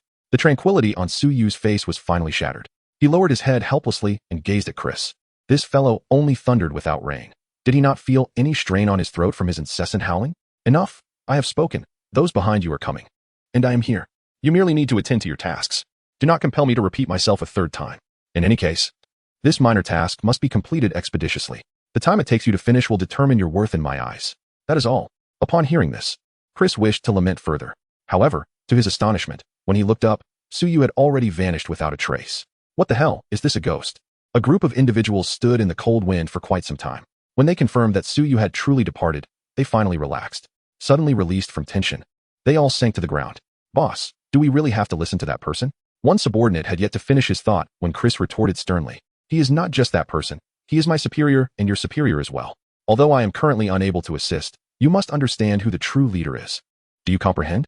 At this, the group of subordinates nodded vigorously. Observing this, Chris let out a sigh of relief. He certainly did not wish to lose his life due to the idle chatter of his underlings. It was merely a ploy by Aunt Xia. The figure of Su Yu quietly appeared on the bar stool. Upon recognizing him, Xiachi felt a wave of relief wash over her, followed by a curious inquiry. "Mr. Su Yu has returned. How is it?" After spending several days together, Xiachi had discovered that Su Yu was quite amiable and, indeed, a sight for sore eyes. "Not bad. Chris seems rather astute. I must thank you for your intelligence. It has saved me quite a bit of trouble." Xiachi hesitated for a moment before cautioning. "Mr. Su Yu, while your strength is commendable, the existence of these uncharted territories is the result of multifaceted negotiations. None of that matters. From now on, those uncharted lands shall belong to me," Su Yu replied nonchalantly. Observing his demeanor, Xiachi chose to remain silent thereafter. On that very day, a piece of news, as reported by the Economic News, spread across the globe. To call it news would be an understatement. It was more akin to an announcement of worldwide significance. Those who laid eyes upon this announcement could not help but tear the newspapers apart or cast them aside in a reflexive manner, avoiding it as one would a venomous serpent. At naval headquarters, in the conference room, Sengoku was in a fit of rage. Why are there so many troublemakers? Just recently, we dealt with an arsonist at a sacred site, and now another one has emerged? The five elders were already seething with anger. This was a direct affront to their authority. "Sengoku, calm yourself," said Tsuru, who sat beside him. "This person, daring to publish such information, either has a hidden agenda or possesses an extraordinary level of confidence in their own strength." Her voice seemed to possess an enchanting quality, causing the previously noisy conference room to fall into a hushed silence. "How audacious!" Sengoku exclaimed, visibly agitated. "What if?" Tsuru suddenly suggested. "What do you mean, what if?" Sengoku responded, taken aback. "We could alert the garrison stationed at the Sabaody archipelago. Given the uncertainty surrounding this individual's capabilities, we could have Kizaru on standby.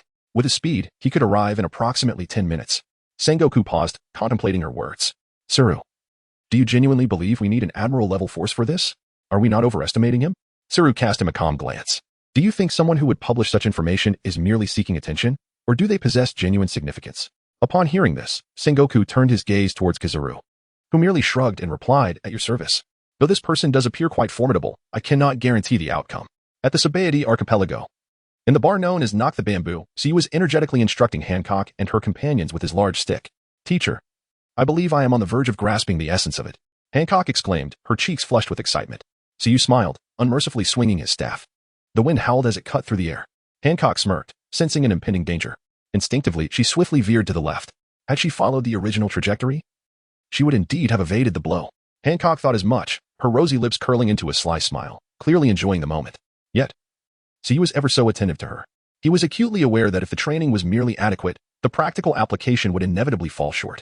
Thus, he altered the direction of his force midway and applied additional strength. The club struck Hancock's delicate shoulder with a resounding thud. With a crack, her scapula shattered. Yet, Hancock merely let out a muffled groan, her complexion flushed. The two girls beside her remained unfazed, as if they had not witnessed their sister's plight. In recent days, the trio had undergone similar anguish countless times. They bore no resentment towards Siyu, the instigator of their suffering. Fully understanding that his strictness during training was for their benefit, they recognized that should they become complacent after merely evading an attack against a true adversary, they would face dire consequences. "Hancock." Suyu's tone was stern, yet a flicker of compassion crossed his eyes. Upon hearing this, Hancock lowered her head in shame. "I'm sorry, teacher. Ugh." Waves of intense pain surged through her, contorting her youthful face. Observing this, Siyu swiftly conjured a glimmer of white light. The fractured bone rapidly restored itself. Hancock felt a soothing warmth envelop her shoulder. "No need to apologize. Your progress is remarkable. We'll conclude today's session here. Balance between work and rest is essential." Siyu affectionately patted the girl's head. "Yay, you're the best, teacher." As he watched the three girls retreat, a smile crept across Suyu's lips, his heart brimming with anticipation. What effects would a tenfold enhancement of observation Haki yield? In Zone 16, known as the Forbidden Zone, Chris swaggered through the streets in broad daylight, flanked by his entourage. Bystanders quickly retreated, realizing the danger. They were clearly there to cause trouble. Approaching them would surely invite misfortune. Soon, they halted before a venue. Hearing the commotion, dozens of individuals poured out, with more still inside. The leader's expression darkened as he confronted Chris. "What do you want from us, the Crocodile Gang?" "What do we want?" Chris replied without hesitation. "To take down your Crocodile Gang, of course, and then target the Axe Gang. From now on, the Forbidden Zone shall have but one master, us, the Unassailable Gang." At these words, fury surged within the leader of the Crocodile Gang. A flicker of ruthlessness flashed in his eyes as he bellowed, "Then there is nothing to discuss. Seize him and slay this wretched scion." A tumult ensued. Half an hour later, the members of the Crocodile Gang lay dead in droves. Those who remained clung to the walls, trembling in fear. Chris, drenched in blood, ground the heel of his shoe forcefully against the hand of the Crocodile Gang's leader. "Have you been concealing your true abilities all along?" The leader of the Crocodile Gang struggled to tilt his head back. He had previously believed that the disparity between their Crocodile Gang and the incapable was minimal. He never anticipated they would suffer such a devastating defeat. Chapter 27. It doesn't matter if it's a trap. Chris was in no mood for idle chatter. He swiftly drew his gun, aiming it at the man's head, his finger resting on the trigger. "Wait, you can't kill me. I have people behind me. If you take my life, they will not spare you." Faced with death, the leader of the Crocodile Gang could no longer maintain his composure. Upon hearing this, Chris let out a derisive laugh. "You have people behind you?" The Crocodile Gang leader mistakenly thought Chris was intimidated. Yes, I have people." He was terrifying. "You would surely die." In the next moment, a gunshot rang out, leaving a bloody hole in the forehead of the Crocodile Gang leader. He was left in a state of confusion, unable to comprehend why, after a cordial exchange, the other party would suddenly open fire. At that moment, Chris remarked, "What a coincidence, I have someone behind me as well." Although he was uncertain of the prowess of the individual behind him, that person was right beside him, eliminating the need for comparison. Undoubtedly, they were formidable. Let us return to rest before we visit the Axe Gang. Chaos erupted in the lawless zone. With someone at his back, Chris fully unleashed his nature, like a shark stirring the stagnant waters. The Crocodile Gang was not weak in this lawless territory, yet under the onslaught of the Lawless Gang, they could only withstand for half an hour. This revelation awakened the inhabitants of the lawless zone to a singular truth. Chris was exceptionally adept at concealment. Simultaneously, panic ensued. "Hello, is this the leader of the Greenfish Gang?" "I am the leader of the Axe Gang. Chris has gone mad. Should we join forces?" the leader of the Lantern Gang asked. Meanwhile, Chris, resting, suddenly received a challenge from the Axe Gang, declaring a life-or-death battle in 3 days. Inquiring whether he dared to accept. After reading it, Chris scoffed. Tell your boss that I accept this challenge. He should clean his neck and wait for me." The messenger departed, trembling in trepidation. That night, Chris, accompanied by a group of followers, stealthily made his way towards the Axe Gang's territory. And guess what? By sheer coincidence, they encountered the Axe Gang leader en route. Not only was the Axe Gang leader present, but several other gang leaders were as well. Both parties found themselves in an awkward predicament. What are we waiting for? Let us fight. The two factions exchanged a few pleasantries before clashing directly. On an island in the first half of the Grand Line, a girl with slightly darker skin had just completed a mission. On her way, she casually purchased a newspaper but hadn't had the chance to read it yet. She planned to look it over once she returned to her own territory. As she approached the door, she overheard voices from within. Boss, are you certain it's that demon's offspring? Of course, I have prepared the sedative. Remember, it's this cup. Once she faints, we can hand her over to the Navy. That's nearly 80 million berries. The voice, which had once offered Nicole Robin a sliver of warmth, was now rife with greed and malice. A chill enveloped the girl's heart. She did not shed tears. After all, she had endured similar scenes countless times before. Yet, she still wished to believe in the goodwill of others. This time, however, the harsh reality had frozen her heart completely. Perhaps her very existence was a mistake. No one would extend kindness to someone like her. After waiting a moment, she pushed the door open. Upon her return, the individuals in the room immediately turned their gaze toward her. Robin, you're back. How did the mission go? You weren't hurt, were you? They feigned genuine concern. Robin had seen such expressions numerous times before. The warmth she had once felt now felt like an icy shroud. Falsehoods, all of them. Come here, Robin. You've worked hard this time. Drink some wine to soothe your throat. One person eagerly handed her a glass brimming with liquid. Robin lowered her head and accepted the cup. At that moment, the others revealed greedy smiles, as if they could already envision piles of berries. Robin smirked slightly, suddenly tossing the cup aside and crossing her arms defiantly. Second bloom, throat grip. No sooner had the words left her lips than two arms emerged from behind, seizing their throats. With a sickening crunch, blood spilled from the corners of their mouths, and their bodies crumpled to the ground. Their faces bore an expression of disbelief and anguish. Gazing upon these familiar corpses, Robin felt a surprising numbness within her heart. She departed from the scene with an expression void of emotion. At the shore, as she stared out at the vast azure sea, an overwhelming sense of loneliness surged within her. Despite the ocean's vastness, why was there no place for her to find solace? In that moment, she suddenly remembered the newspaper she had purchased but not yet read. Upon encountering a particular keyword, her initial disinterest transformed into wide-eyed astonishment.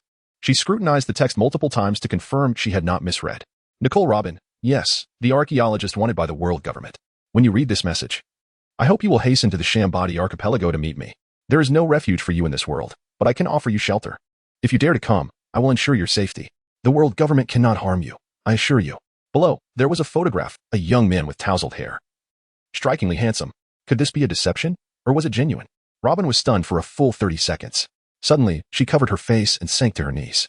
I truly wish to avoid further disappointment. A suppressed voice escaped her throat. It must be a trap, a scheme of the world government. After a brief collapse of despair, she vigorously wiped her face, then stared blankly at the image. The man wore an expressionless face, yet he was undeniably attractive. For reasons unknown, she instinctively felt that he did not resemble the minions of the world government or the Navy. Robin smiled briefly, though it was more akin to a grimace than a true expression of joy. Enough, she murmured. I am simply exhausted. If this is a trap, then so be it. May's weather had begun to warm in the Shambadi archipelago. The streets were adorned with the sight of long, slender legs clad in white. Rayleigh had ventured out early to admire the scenery. In the bar's backyard, CU had commenced another day of training. Hancock, feel it with your heart. Yes. The sound of the staff slicing through the air, the movement of the wind, and the flow of Suyu's energy. Gradually, Hancock truly began to perceive it. Suyu's eyes sparkled as he swung the staff, leaving a blur in its wake. Hancock, like a nimble serpent, deftly evaded each strike. Under her master's diligent guidance, the host student successfully grasped the observation Haki. Congratulations to the host for attaining observation Haki. The notification rang out, amplifying the observation Haki 1,000-fold, granting the host the all-seeing eye. At that moment, a surge of warmth flowed from the void into his mind. Suyu reveled in his newfound power, his lips curling into a wild grin. Were it not for the necessity of maintaining the image of a teacher in front of Hancock, he would have burst into unrestrained laughter. Teacher, I believe I have mastered the observation Haki. Chapter 28. What are you worth? Hancock was quite exhilarated, shaking Suyu's hand vigorously. Just moments ago, she had felt as if she had pierced through a veil, suddenly gaining a peculiar perspective.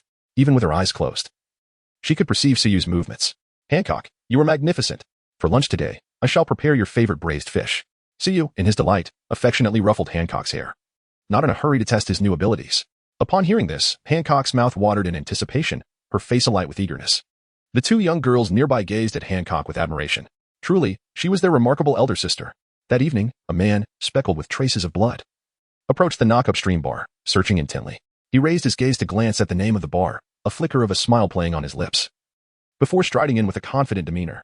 No room for hesitation. Good sir, would you care for a drink?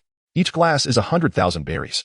And credit is not an option. A voice, imbued with a mature charm, rang out. The man's steps faltered momentarily. 100,000 per drink? Truly. This establishment brazenly flaunts its extortion. He had come seeking me. At that moment, a youthful yet authoritative voice emerged. The man's eyes brightened as he turned toward the source of the sound, only to find a familiar figure in a white shirt entering his line of sight. Upon seeing Suyu, Xiachi promptly fell silent, retreating behind the bar to smoke and ponder. Ah, I had hoped today would mark a grand opening, he mused. Boss Suyu. The man approached Suyu, his demeanor exuding utmost respect. Chris, how did the minor task fare? Suyu inquired casually, casting a brief glance at Chris. From his vantage point, a line of crimson text hovered above Chris's head, loyalty, 70, with a maximum of 100. This was merely one of the functions of the all-seeing eye. The manner of its presentation was inconsequential, functionality remained paramount. Suyu found himself somewhat taken aback. He did not expect that the loyalty of this young man would be so profound. They had only met once, and that was under his threat. Compelling Chris to acknowledge him as the leader. Could it be that this individual is a fool? Boss, everything has been taken care of. Those who were defiant have been dealt with. We are unable to assist. We have already seized control of the entire lawless zone. As he spoke, Chris scratched the back of his head. Suyu looked at him, her tone icy as she remarked, those who tend to speak in half-truths usually meet a grim fate. What do you think? Upon hearing this, Chris shuddered. The blatant malice left him feeling unsettled. It was reminiscent of those gang leaders who, before their demise, claimed they had already warned their associates behind them. His body was taut and straight as he spoke loudly. Upon hearing this, Suyu remained indifferent. You need not concern yourself with this matter. Just manage the lawless zone well. Furthermore, I am not interested in how you operated previously. However, from now on, I do not wish to see any industries related to slaves or drugs in the lawless zone. I will give you 3 days. That should suffice, right? Upon hearing this, Chris's expression faltered. Yet, he gritted his teeth and replied, that will be enough. Rest assured, boss. Chris did not inquire about the reasons behind the directive, which pleased Suyu, who nodded in acknowledgement. Mr. Suyu, I wonder if you've noticed. Recently, there seems to be quite an increase in the naval presence here. Xiachi suddenly remarked. It appears the Navy intends to intervene. I hope they will be discerning when the time comes. Although some individuals within the Navy may not be particularly astute, they do possess some utility in this vast ocean, Suyu replied calmly. He had been aware of this all along. Moreover, it wasn't just the Navy that had increased in numbers. Those ghostly CP agents had also arrived. This was the second ability of his all-seeing eye, the divine perspective. With a sweep of his mental energy, everything around him would lay bare before his gaze. Especially anything hostile, which would be marked in red. Xiachi remarked, this is the essence of possessing power. Her tone was laced with disdain for the Navy. I hope the commotion won't be too overwhelming. After all, both she and old Lei merely wish to lead a simple life as bar owners and coating craftsmen. Cake Island. The territory of Charlotte Linlin stood out amidst the countless pirates scattered across the sea like stars. Yet, this formidable pirate was currently in a foul mood. Who dares to kill me? Owen, go and raise his flag. On a pirate ship resembling a flamingo, Don Quixote da Flamingo sat cross-legged, a brazen smile plastered on his face. Though it was chilling to behold. Fufufu, who exactly has the audacity to meddle in the lawless zone? It must be the lawless gang, which has recently erupted in chaos throughout the lawless zone. Da Flamingo mused, shaking his head. Chris? A character I've never heard of. Seems someone has gotten a bit too ambitious, or perhaps there is someone pulling the strings in the background. How intriguing. Diamante, you should pay a visit. Meanwhile, a little girl was making her way towards the Sabaody archipelago, where Suyu awaited her arrival, along with those oblivious to their impending fate. Time passed in a strange tranquility, and 3 days slipped by unnoticed. As Suyu had stated, the lawless zone now had its own order. It was the lawless gang's order, as well as his own. The slave-catching squads that had once been ubiquitous had vanished without a trace. The intoxicated souls sprawled across the streets were also nowhere to be seen. Chris, the boss of the lawless gang, had just concluded a day's work and arrived at the now-repaired bar. However, upon entering, his heart sank. He keenly sensed that the atmosphere today was rather unsettling. At the bar, a tall man sat, exuding an air of danger merely by his presence. Chris instinctively felt that the stranger harbored ill intentions. Who are you? The man turned, his expression inscrutable as he regarded Chris with a flicker of disdain in his eyes. So, you are the incapable boss? Someone like you dares to undertake such grand endeavors? Chris furrowed his brow. He was certain that this individual had come to provoke him. It must be someone behind those people or someone sent by them. He gazed at the 2 vertical lines etched upon the man's face, growing increasingly familiar with each passing moment. Suddenly, his expression sharpened. Diamandi, the notorious pirate with a bounty of 90 million. Diamandi. The man, indeed Diamandi, let out a cold chuckle. It's good that you know me, he said. You have slain our Don Quixote men and severed our source of income. Such transgressions deserve retribution. However, given your strength, you hardly appear to be one who would dare to do so. Reveal who orchestrated this, and I may grant you a more merciful demise. As he spoke, Diamandi had already drawn his longsword, the sharp aura causing Chris's cheeks to tingle. Ha! With your stature, you wish to seek out those behind me? Would you like me to read your fortune? What do you amount to? Chris retorted boldly, unperturbed. At these words, Diamandi paused, only to grasp the situation, his face darkening as if it could drip with malice. Chapter 29. Witness my ultimate technique. I shall make you aware of the grievous error in offending the Don Quixote family. I assure you. Diamandi glared icily at Chris, his profound disdain and lofty demeanor igniting an intense irritation within Chris. His hands were coated in a layer of black. Is that so? I am indeed curious to learn more. Diamandi's disdain deepened. Armament Haki? Is this your audacious claim to power? Such feeble Haki, what could it possibly achieve? Enough with the idle chatter. Let us engage in battle. Chris's expression grew increasingly frigid. 10 minutes later, the bar, which had only recently been repaired, lay in ruins once more. Chris reclined amidst the debris, a wound visible on his chest, exposing his heart. Diamandi's countenance was grim. He emerged victorious, which was to be expected. Yet, it is utterly disgraceful that a mere fool, who only dares to flaunt his power in a realm of amusement, took a whole 10 minutes to secure this win. Thus, he resolved that after uncovering the mastermind behind this, he would ensure that this individual would deeply regret ever stepping foot in this world. Diamandi approached Chris, lowering his gaze to scrutinize him. He then casually tapped Chris's face with his sword and coldly demanded, "Speak. Who is it that commands you? Where is he?" Chris spat out a mouthful of blood with great effort. Diamandi's countenance darkened as he stepped back, seeking death.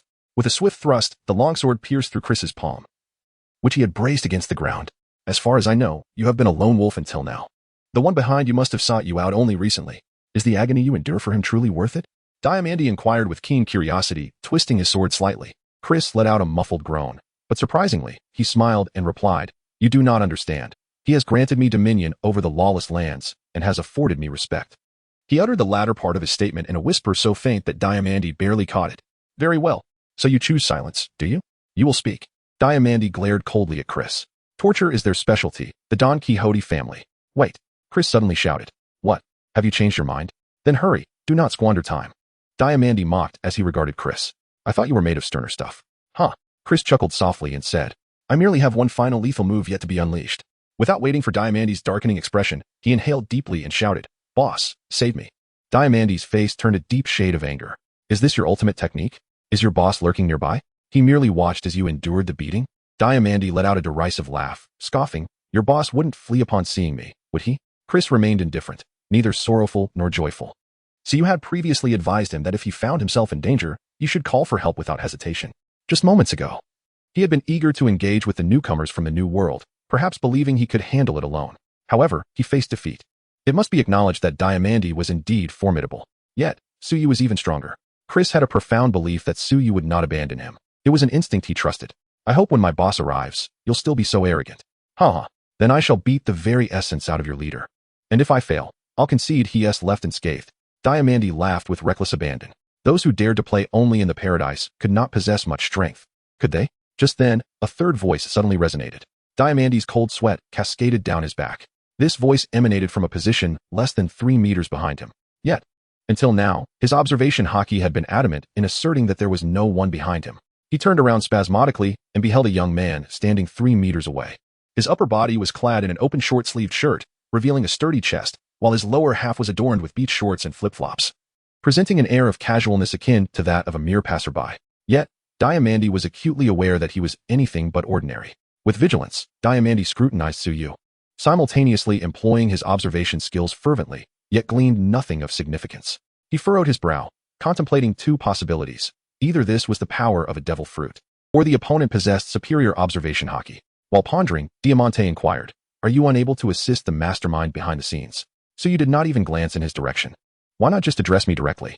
After suffering such a beating, he replied, his hands casually tucked into his pockets. In truth, he had just been reclining on the beach, enjoying the splendid scenery alongside Rayleigh. The sunset was remarkably bright, vast, and prolonged. One could only say that the distances and heights varied significantly. Then, he heard Chris's cry for help. He would not constantly keep an eye on Chris. However, should Chris call his name, he would immediately be aware. Chris coughed lightly and, feeling a bit embarrassed, said, Isn't it better to try and solve it on my own? Ultimately, Suyu's demeanor completely reassured him, observing the two engrossed in their conversation. Diamandi trembled with anger. The fury of being disregarded made him forget that he was still unaware of Suyu's true depths. Hey, shut your mouth and stand there properly. Suyu casually cast a glance at Diamandi. In that fleeting moment, Diamandi felt as if the surrounding world had faded away. A profound terror descended upon his heart. In an instant, it was as if a chilling breeze swept through him, The fury that once resided within vanished, leaving only an overwhelming sense of dread. Diamandi stood there, as Tsuyu had described, dazed and silent, yet drenched in perspiration. Even as the sweat trickled into his eyes, its sting unbearable, he dared not blink. Observing this, Chris inhaled sharply, incredulous. Just moments ago, he had endured a brutal torment at the hands of this formidable opponent, only to find himself sealed by a mere utterance from Tsuyu. Truly, his leader possessed an extraordinary prowess. As Chris gazed at him, a radiant white glow emanated from Tsuyu, enveloping Chris in its embrace. He felt a warm surge coursing through him, akin to soaking in a hot spring. When he finally regained his composure, he was astounded to discover that his injuries had completely vanished. He hurriedly got up and rushed to Tsuyu's side, grinning. "Thank you, boss." Tsuyu nodded and asked, "Do you wish for revenge?" At these words, Chris instinctively glanced at Diamandi, a glint of ferocity flashing in his eyes. "Of course, I desire vengeance. However, my strength does not permit it." Chris lamented with a click of his tongue. "I can offer you a chance for retribution, but it comes at a cost. You may ponder it." Tsuyu expressed a certain satisfaction with Chris. Upon hearing this, Chris's eyes brightened, and without a moment's hesitation, he agreed. "I trust that my boss would not lead me astray." For the first time, a smile graced Tsuyu's face, and he spoke more freely. "I can bestow enlightenment upon you, certainly more potent than this fellow, though I cannot ascertain by how much. Yet, the price is steep. It will be exceedingly difficult for you to grow stronger thereafter. Perhaps you may experiment with fruits later. Consider it well. If you are unwilling, I could restrain him and allow you to strike." Chapter 30. Truly remarkable. Upon hearing this, Chris cast a glance at Diamandi, his expression filled with delight. Having Tsuyu subdue him for the kill was not an option he contemplated. That would merely serve as an outlet for his frustration, not true vengeance. Moreover, his strength was still too feeble. In the future, would he rely on his boss to intervene every time? If such occurrences became frequent, even if his boss bore no annoyance, he would find it difficult to maintain his own dignity. "Boss, I wish to grow stronger," Chris declared resolutely. In response, Tsuyu nodded. His life force is a high-grade energy of existence. If bestowed upon a being of lower standing, it has the potential to elevate their essence. However, the extent of this elevation ultimately depends on fate, though one might assume it would not be insubstantial. With a thought, Tsuyu summoned a milky white orb of light in his hand. Casually casting it forth, the orb seamlessly entered Chris's chest. Just as during the recent healing, Chris felt a warm current coursing through his limbs and throughout his being. Under the influence of his breath, he rapidly ascended. 5 seconds later, Diamandi was astounded to realize that Chris had begun to evoke a sense of danger within him. He screamed inwardly, "Who on earth is Tsuyu?"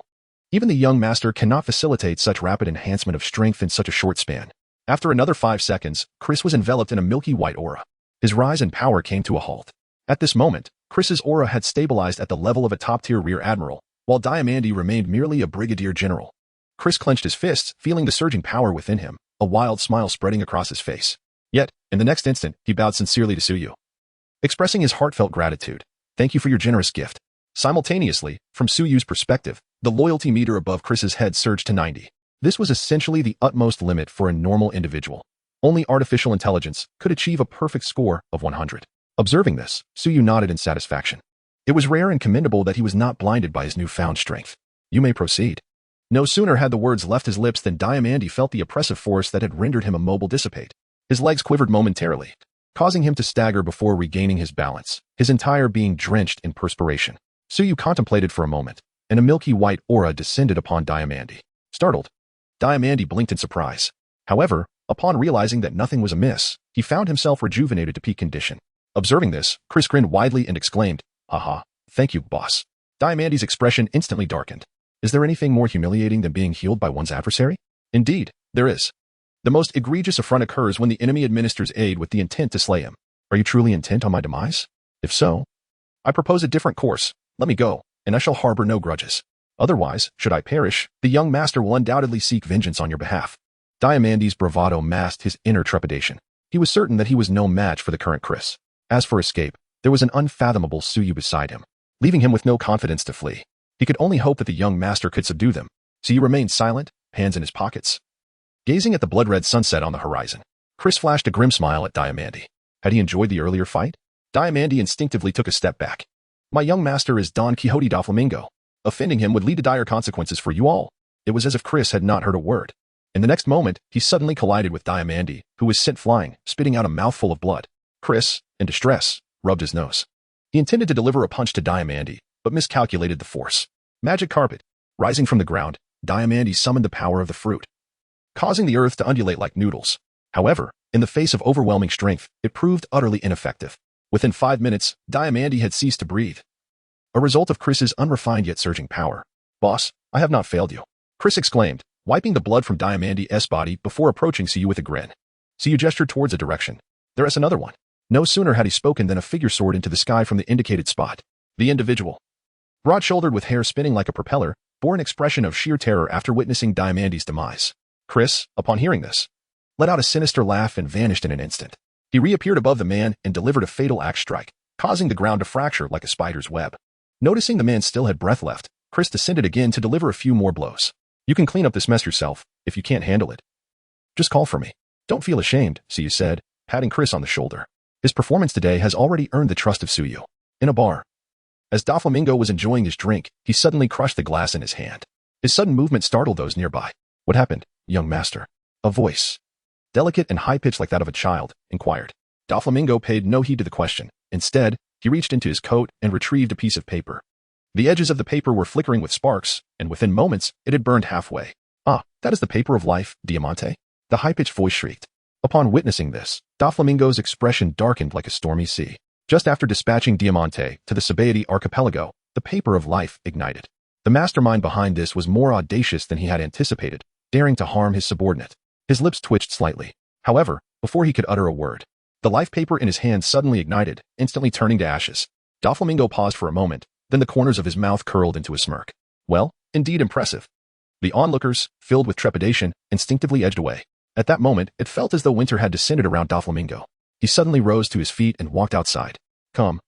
Let us see what manner of person dares to touch anyone from the Don Quixote family." The night was deep and quiet, with the cold moonlight cascading like rippling water. Sitting atop a bar roof, Siyu gazed up at the moon.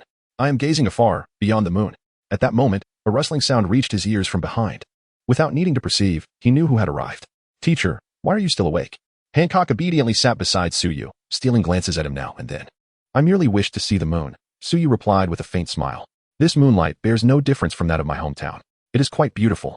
Upon hearing this, Hancock's eyes grew misty as he reached out, seemingly attempting to grasp the moonlight. "Indeed, it is beautiful. Yet this world is too filthy to deserve such exquisite moonlight," Siyu sighed. Hancock's heart stirred at his words. "Filthy? Is it the celestial dragons? Those pirates are not much better than the celestial dragons. And then there are the nobles and the commoners. The people of this world lack proper education." Hancock pondered on this. Perhaps Suyu's lament was unintentional, but she took it to heart. Chapter 31. The Despairing Nico Robin on May 15th. 1509 of the Sea Circle calendar. People initially believed that this day was merely ordinary. However, they soon realized their error. On this day, a girl burdened with sin found her way to the Sabaody archipelago after much tribulation. Cloaked and cautious, Robin observed her surroundings, feeling somewhat overwhelmed. "How will I find that person in such a vast place?" She grimaced. Suddenly, she shivered, her expression changing. Her instincts honed from years of evasion indicated that she was being watched. Not far away, several Navy personnel were present. Report: a suspicious individual has appeared. Not only the Navy, but agents from CP had also noticed Robin. After all, what normal person would don a cloak, wrapping themselves tightly? Robin felt a pang of despair. Was this truly a trap, devised to lure her out? No, perhaps not. Remembering those unremarkable eyes, a glimmer of hope lingered within her. It was not over yet. The news could reach the Navy as well. Perhaps they were merely employing a clever ruse. She could not afford to dwell on whether they had the ability to protect her. She only wished to see that person, even if just for a moment. Soon, a squad of Navy personnel rushed in her direction. Alarmed, Robin quickly altered her course to blend into the crowd. This action only spurred the Navy to hasten their pursuit. Confirmed. Even if she is not the target, there is certainly something amiss. While the Navy would consider the ramifications of their actions, CP would not. Several men in black suits suddenly plunged into the throng, clashing violently, sending pedestrians tumbling like dumplings. Damn it, these CP lunatics. The Navy's faces darkened, splitting their forces. With one team continuing after Robin while the others dealt with CP. Hearing the commotion behind her, Robin's heart raced. An imposing figure loomed in her mind, sending chills down her spine. She did not know what she was doing at that moment, but she refused to stop. Stop right there. The sound of slicing air reached her, causing her to instinctively bow her head. A blue slash grazed her body, ripping her cloak to shreds. It's a woman, with very dark skin. The likelihood of her being Nico Robin is high. The voice from behind her made Robin's heart leap to her throat, gritting her teeth. She turned around, crossing her arms before her chest. In the next instant, two hands sprouted from the legs of the charging CP agents, causing them to tumble to the ground, their faces scraping against the earth for several meters. Robin swiftly turned and continued her escape. At the bar, Siyu stood in the open space. After mastering observation Haki, he had given Hancock a few days off. Today, it was time to impart some different knowledge. Hancock. I know you all possess abilities. However, in this world, the strong are invariably those with formidable Haki. The strength of your armament Haki will determine the ceiling of your power. So do not grow complacent. Hancock and her companions nodded earnestly, their faces taut with concentration. Indeed, training armament Haki will be more arduous than honing observation Haki. You must be prepared. Upon hearing this, Hancock and her friends swallowed nervously. At that moment, Shaki unexpectedly emerged from the back door of the bar. Mr. Tsuyu, there is some commotion on the island today. Both the Navy and CP are out, seemingly in pursuit of someone. Stunned, Tsuyu paused for a moment. Then, a thought struck him, and his perception swiftly spread outward, soon enveloping the entirety of the Sabaody archipelago. In his mind, a map of the archipelago was rapidly forming. Terrifyingly, all the individuals were in motion. Shaki and Hancock suddenly shivered, feeling as though they were laid bare before unseen eyes, as though they were on the run. Shaki stared at Tsuyu in horror, unsure of what he was capable of. Yet, she understood that even if she possessed equal power to Tsuyu, she would undoubtedly be crushed. This man truly relished in surprising others, and those on the Sabaody archipelago shared the same sensation, though most dismissed it as mere illusion, paying it no heed. Among the station navy, a vice admiral was present. He stood up in shock. Was that the observation Haki? Such a terrifying manifestation of it. Under such power, he would have no secrets left to hide. Recalling the previous news, the general suddenly felt the complexity of the situation deepen. Meanwhile, Robin sensed the ominous presence as well. Panic surged within her, causing her to stumble and fall to the ground. Her pursuers were momentarily stunned, yet, battle-hardened as they were, upon seeing her on the ground, their eyes lit up. They cast aside their fear and swiftly surrounded her with practiced ease. It was her. One of them pulled out a bounty notice for verification. Ha! What luck. That bunch of Navy fools, despite their numbers, we caught her first. One of them grinned as he produced sea-stone handcuffs, binding Robin's hands. The overwhelming sense of powerlessness drained her spirit, leaving Robin utterly despondent. A weak smile curled at the corners of her lips. How truly laughable she was. What foolish actions had she undertaken? Ha! In this world, there was no salvation for her. It was time to awaken from this dream. Ha! The one who reported the news in the papers was a fool. Nico Robin was a fool too. She actually believed it. One of them mocked her. Robin's eyes were devoid of light. Indeed, she was a fool. Just then, Cu's eyes brightened, and her figure vanished swiftly into the backyard. Oh dear. The teacher has left. Hancock scratched her head. They had agreed to practice armament Haki together, yet just as she began to feel it, the person departed. With a few flickers, Cu appeared on a chaotic street. A handful of pedestrians stumbled and fled in panic. In the middle of the road, several greasy men in black suits surrounded a dark-skinned girl, clearly intent on wrongdoing. No, they had already gone too far. How despicable. The girl's hands were bound. A clear violation of her freedom. At that moment, the men in black suits noticed Cu's presence. Everyone else had vanished, leaving one particularly calm individual who was glaring in her direction, far too conspicuous. Initially, they paid no heed, but soon someone sensed something was amiss. Hey, doesn't that person look a bit familiar? Now that you mention it, it does seem like it. Suddenly, the one holding Robin let out a blood-curdling scream. Blood sprayed forth. His hand that had been grasping Robin was gone without a trace. As Miss Robin languished in despair, she suddenly felt a tremor, followed by a burst of light. Instinctively, she glanced over and saw a familiar stranger. Chapter 32. We will remember you. Robin recognized that face. It was deeply etched in her memory, even appearing in her dreams. Countless times, she had rationally told herself that it was merely a figment of her imagination. Yet, she had often found herself fantasizing about that person from the photograph appearing in the Sabaody archipelago, rescuing her from her plight, offering her a sanctuary. It wasn't until she was shackled with sea stone that she finally relinquished that fantasy. But unexpectedly, amidst her despair, she had glimpsed that face once again. Was it an illusion? If I could see it one last time before I die, I would be content. Robin smiled bitterly, and this time, it felt strikingly real. She harbored no regrets. Upon hearing this, Cu was momentarily taken aback. Had this girl lost her wits? He gently touched Robin's forehead, noting that it was not hot. Robin's body froze. This hand had warmth. Could it be that this time it was not an illusion, but a genuine presence?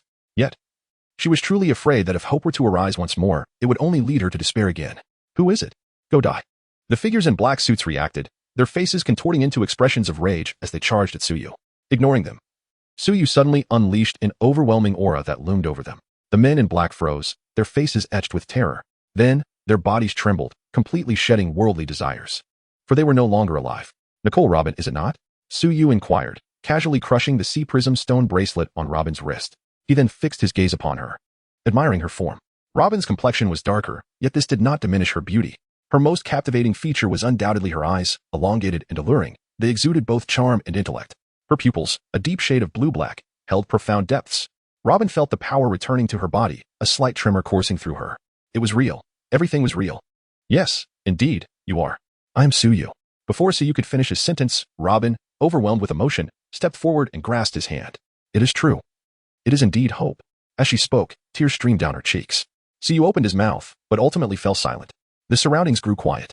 Only a girl, long lost yet finally finding her way, wept softly. This scene was tinged with both sadness and warmth. However, this tranquility was soon shattered. In the distance, the sound of footsteps approached. A group of naval officers was rushing towards them. Upon catching sight of Suyu, they were momentarily taken aback. However, they soon noticed the scattered black suit strewn across the ground beside him. A sudden jolt coursed through their hearts. The previously aggressive stance transformed into a vigilant advance. Guns raised. Robin hastily wiped her tears, glancing anxiously at the advancing navy. Suyu turned her head, casting an irritated glance at them. It was a rare sight to see Robin in tears. Such a moment was akin to a collector's edition. What a pity. Upon seeing Suyu's face, the leading rear admiral was momentarily captivated by her beauty. However, recognition swiftly dawned upon him. Wasn't she the very same individual from the photograph? The audacious rebel who dared to stand against the world government. Surely, a person like her must possess considerable skills. Not long after, the government agents fell one by one. The admiral felt a pang of unease. I detest being threatened with weaponry. Suyu regarded the group of Navy men with indifference. A wave of energy swept through, shattering every weapon aimed at her. The Navy personnel were taken aback. Who are you? Suyu shot him a glance, remaining silent. She then grasped Robin's icy hand and turned to leave. Robin, momentarily stunned, obediently followed Suyu. She had witnessed the earlier scene clearly. The individual beside her possessed remarkable strength. The rear admiral hesitated. Sir, are we simply allowing them to depart? What should we do? He can effortlessly shatter your gun and just as easily your skull. The admiral shot a glare at the soldier, abandoning any intent to detain them. After a moment's consideration, he instructed the loquacious soldier, follow them and ascertain their destination. The unfortunate soldier was immediately filled with dread. Wasn't this akin to sending him to his doom? Fear not. That person merely shattered our weapons without inflicting harm upon us. This indicates she is not a bloodthirsty individual, the admiral reassured him. Sir, it seems they are dead. One soldier examined the fallen figures in black suits and reported back. Upon hearing this, the unfortunate soldier stared blankly at the admiral. The admiral took a moment before managing to utter, "We shall remember you." He then gave the soldier a gentle shove. Hurry, they are nearly out of sight. With a deep breath, the unfortunate soldier set off, adopting a demeanor as if marching towards his demise, following in the direction Suyu had taken. Soon, Suyu returned to the bar with Robin. The soldier, heart pounding with trepidation, managed to observe Suyu enter the establishment without incident. What a bizarre and absurd situation this is.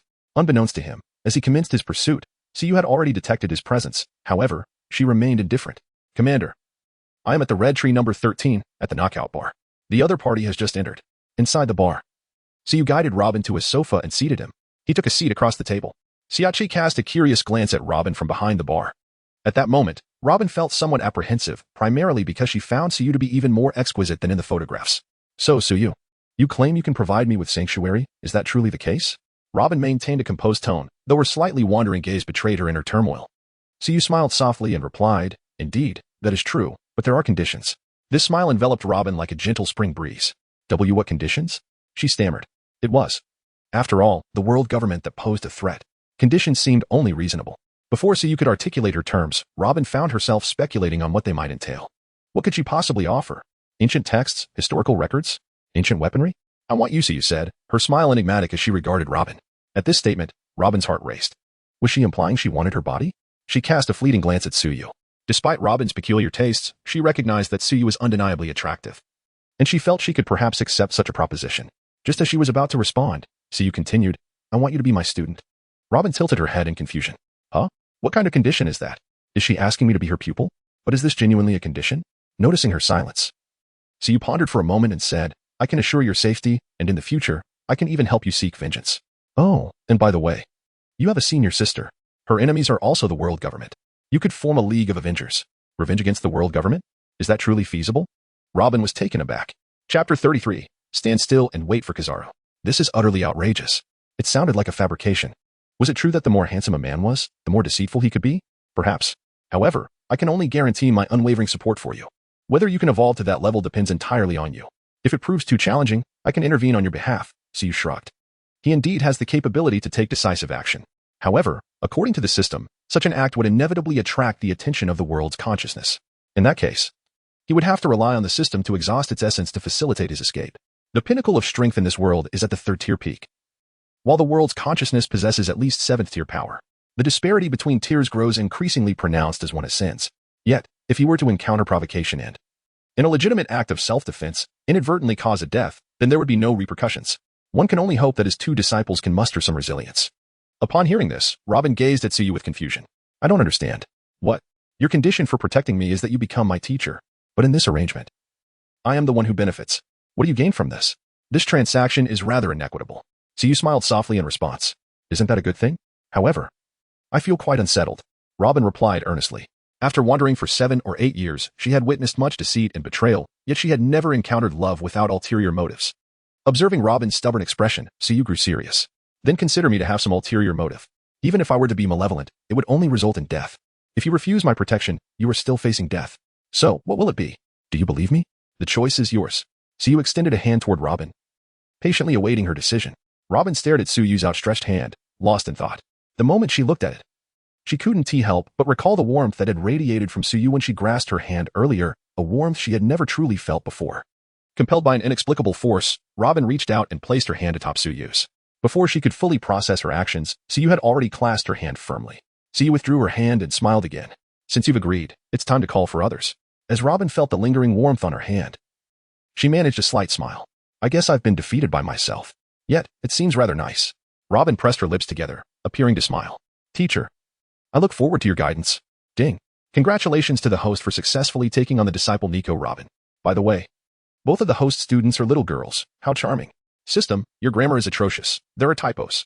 Hancock, come meet your junior sister. Suyu called out. Hancock approached at the sound of her name. Robin looked on with curiosity, her heart racing at the sight of a beautiful girl.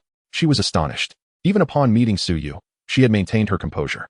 Meanwhile, as Robin observed Hancock, Hancock was also studying her in return. A little beauty.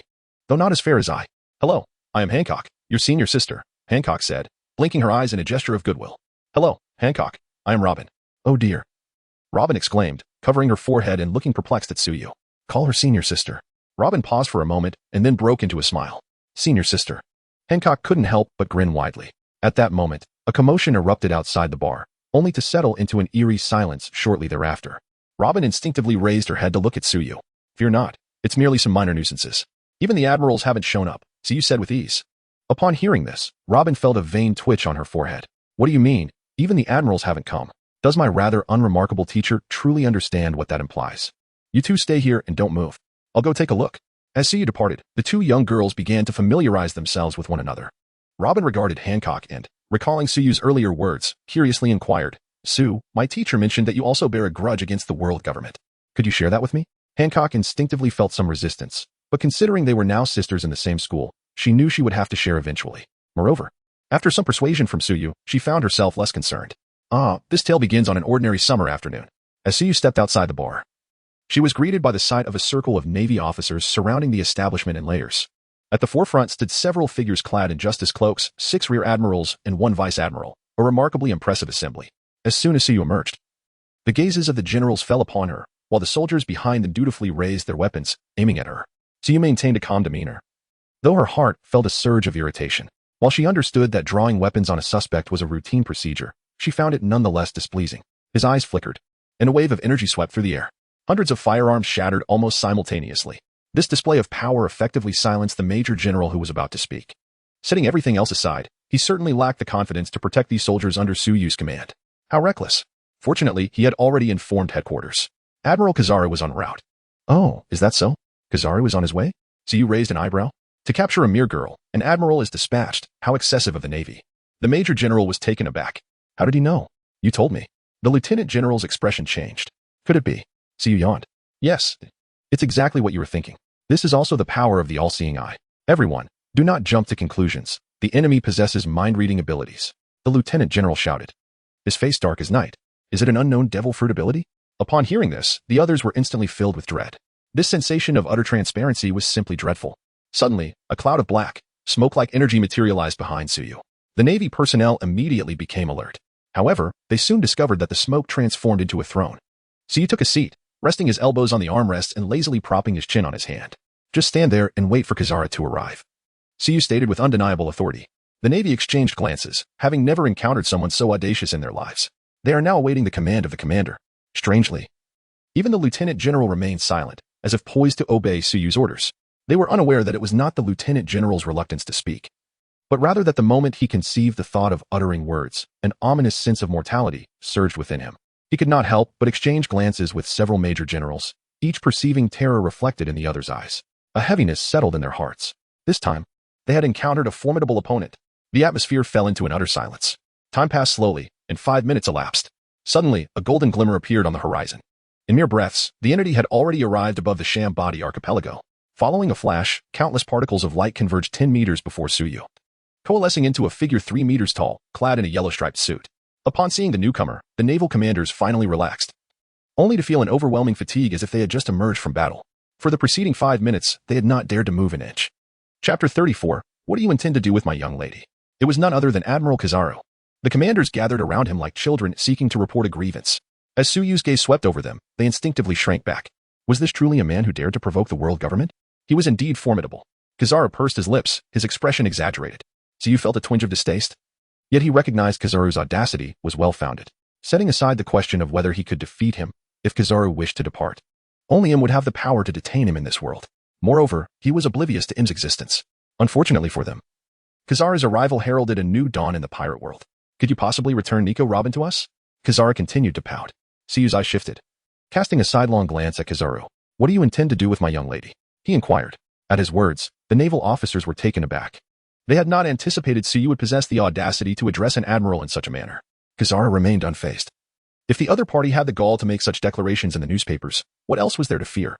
At that moment, unbeknownst to them, Robin had already appeared at the doorway. Upon hearing Suyu utter the words, my young lady, a flutter of emotion stirred within her. Did she truly have a home now? No, this was not the time for such thoughts. After all, that was an admiral. Why did her seemingly casual teacher remain so composed? He was even seated. Such a being was on par with Akiji. The mere thought of Akiji's terrifying presence caused Robin's body to tremble involuntarily, her eyes filled with fear. Is this your home? Nicole Robin was, after all, a wanted criminal of the world government. Those who dared defy the world government seldom met a favorable end. Kizaru's eyes shifted, already locking onto Robin at the entrance. No sooner had he spoken than he had somehow maneuvered around Suyu, appearing beside Robin. One of his feet hovered perilously close to her head. Less than 10 centimeters away. Speed equates to power. Have you ever been lifted by light? The words drifted into Robin's ears, accompanied by a searing heat and a low hum nearby. Robin was instantly paralyzed by fear. The threat of death stretched time into an agonizing eternity. She could feel the impending attack inching closer, yet her body remained immobile. Am I to die?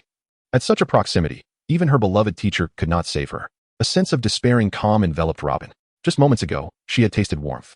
Perhaps she should never have come into this world. Kizaru, what do you intend to do to my little girl? The words were the same as before, but the emotion was utterly transformed. Anyone could discern the volcanic rage emanating from the voice's owner. Just as Kizaru was about to strike, a sudden shock coursed through him. A grave sense of peril surged. Before he could react, a hand had seized his calf. You cannot elementalize. The thought barely crossed his mind before his vision blurred. A sensation of weightlessness enveloped him. The world spinning chaotically. The Navy personnel stood frozen, staring at Suyu. Then, in unison, they mechanically turned to gaze where Kizaru had been hurled. Their mouths gaped wider than their heads. If their eyes had not deceived them, the figure that had just been flung away was their Admiral Kizaru. Suyu turned to Robin, the icy demeanor on her face dissipating entirely. Do not worry. With me here, no one can harm you. To reinforce her assurance, Suyu gently ruffled the girl's hair. The touch, softer than silk, instinctively prompted Suyu to linger a moment longer. Robin savored the warmth radiating from that hand. So, her beloved teacher was indeed this powerful. He could reverse such a dire situation. She tilted her face upward to gaze at Suyu, a smile blossoming at the corners of her lips. Moments later, a flash of golden light appeared in the distance, and Kizaru returned, seemingly unscathed, though he was still dazed. At that moment, he could hardly muster a retort. Kizaru looked at Suyu, his eyes filled with trepidation. You are truly formidable. Might I inquire as to who you are? Suyu turned to Kizaru, her smile replaced by an icy expression. Simultaneously, an overwhelming aura of disdain erupted forth, causing all the Navy personnel, including the vice admirals and admirals, to faint. Kizaru's body trembled, feeling as though he had shrunk by 3 inches. He found himself confronted by Suyu, who suddenly appeared immensely towering, akin to a cataclysmic deity propping up the heavens.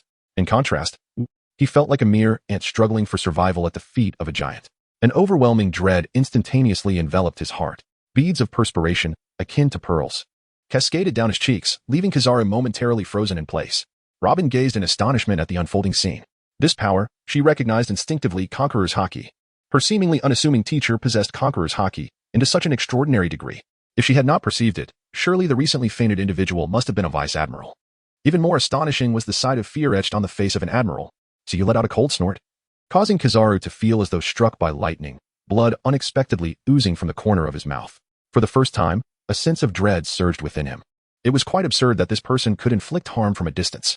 Huang Yuan silently lamented. Indeed, he was worthy of being called a provocateur of the world government.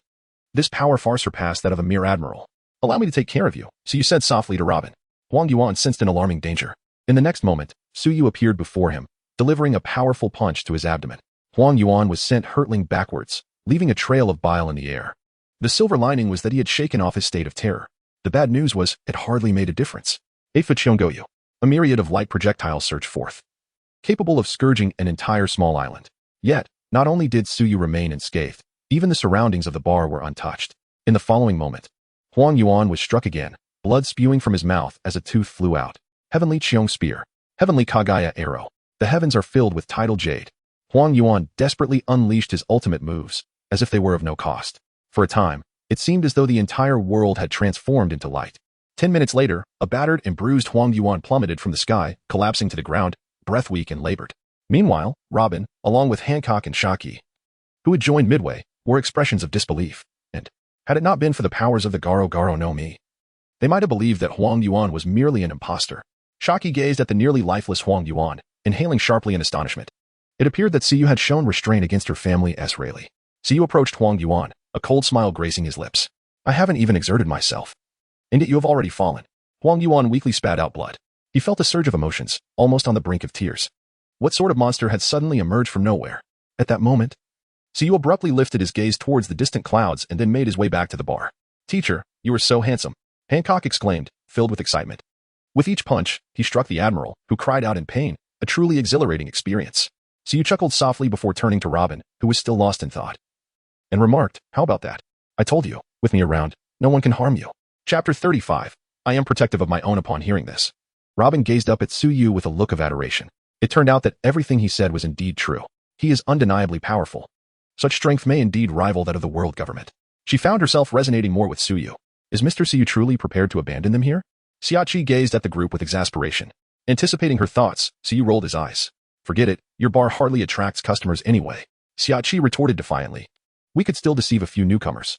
Suyu dismissed her, for she did not rely on selling drinks for her livelihood. Come, let us engage in a heartfelt exchange. Ignoring her. With that, he took Hancock and Robin inside. Xiachi sighed, calculating the monetary loss she would incur. Previously, Hancock and Robin had conversed for some time, becoming quite familiar with one another. Teacher, Robin seems to have it worse. Those Navy officers are despicable. Hancock grasped Robin's hand, sharing her indignation. Suyu shook his head and remarked, the Navy merely follows orders. The true responsibility lies with the world government. Following orders? Then why did the Navy attack a rescue ship filled with civilians? At this, Robin's previously calm demeanor cracked. As soon as the words escaped her lips, she realized her tone was inappropriate. I apologize, I was merely overly emotional. Robin offered a conciliatory smile. After a moment of silence, Suyu playfully delivered a light tap to her head. Robin clutched her head in pain while Hancock stifled a laugh.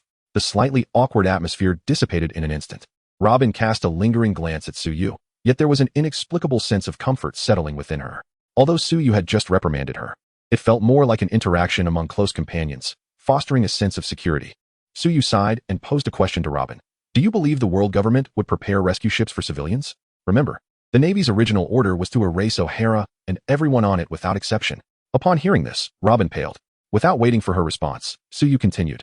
The one who ordered the bombardment was Akainu, but he merely had a choice to make, to defy the world government and save those aboard the ship, or to temporarily let them go, knowing that the individuals involved would ultimately face repercussions from the world government.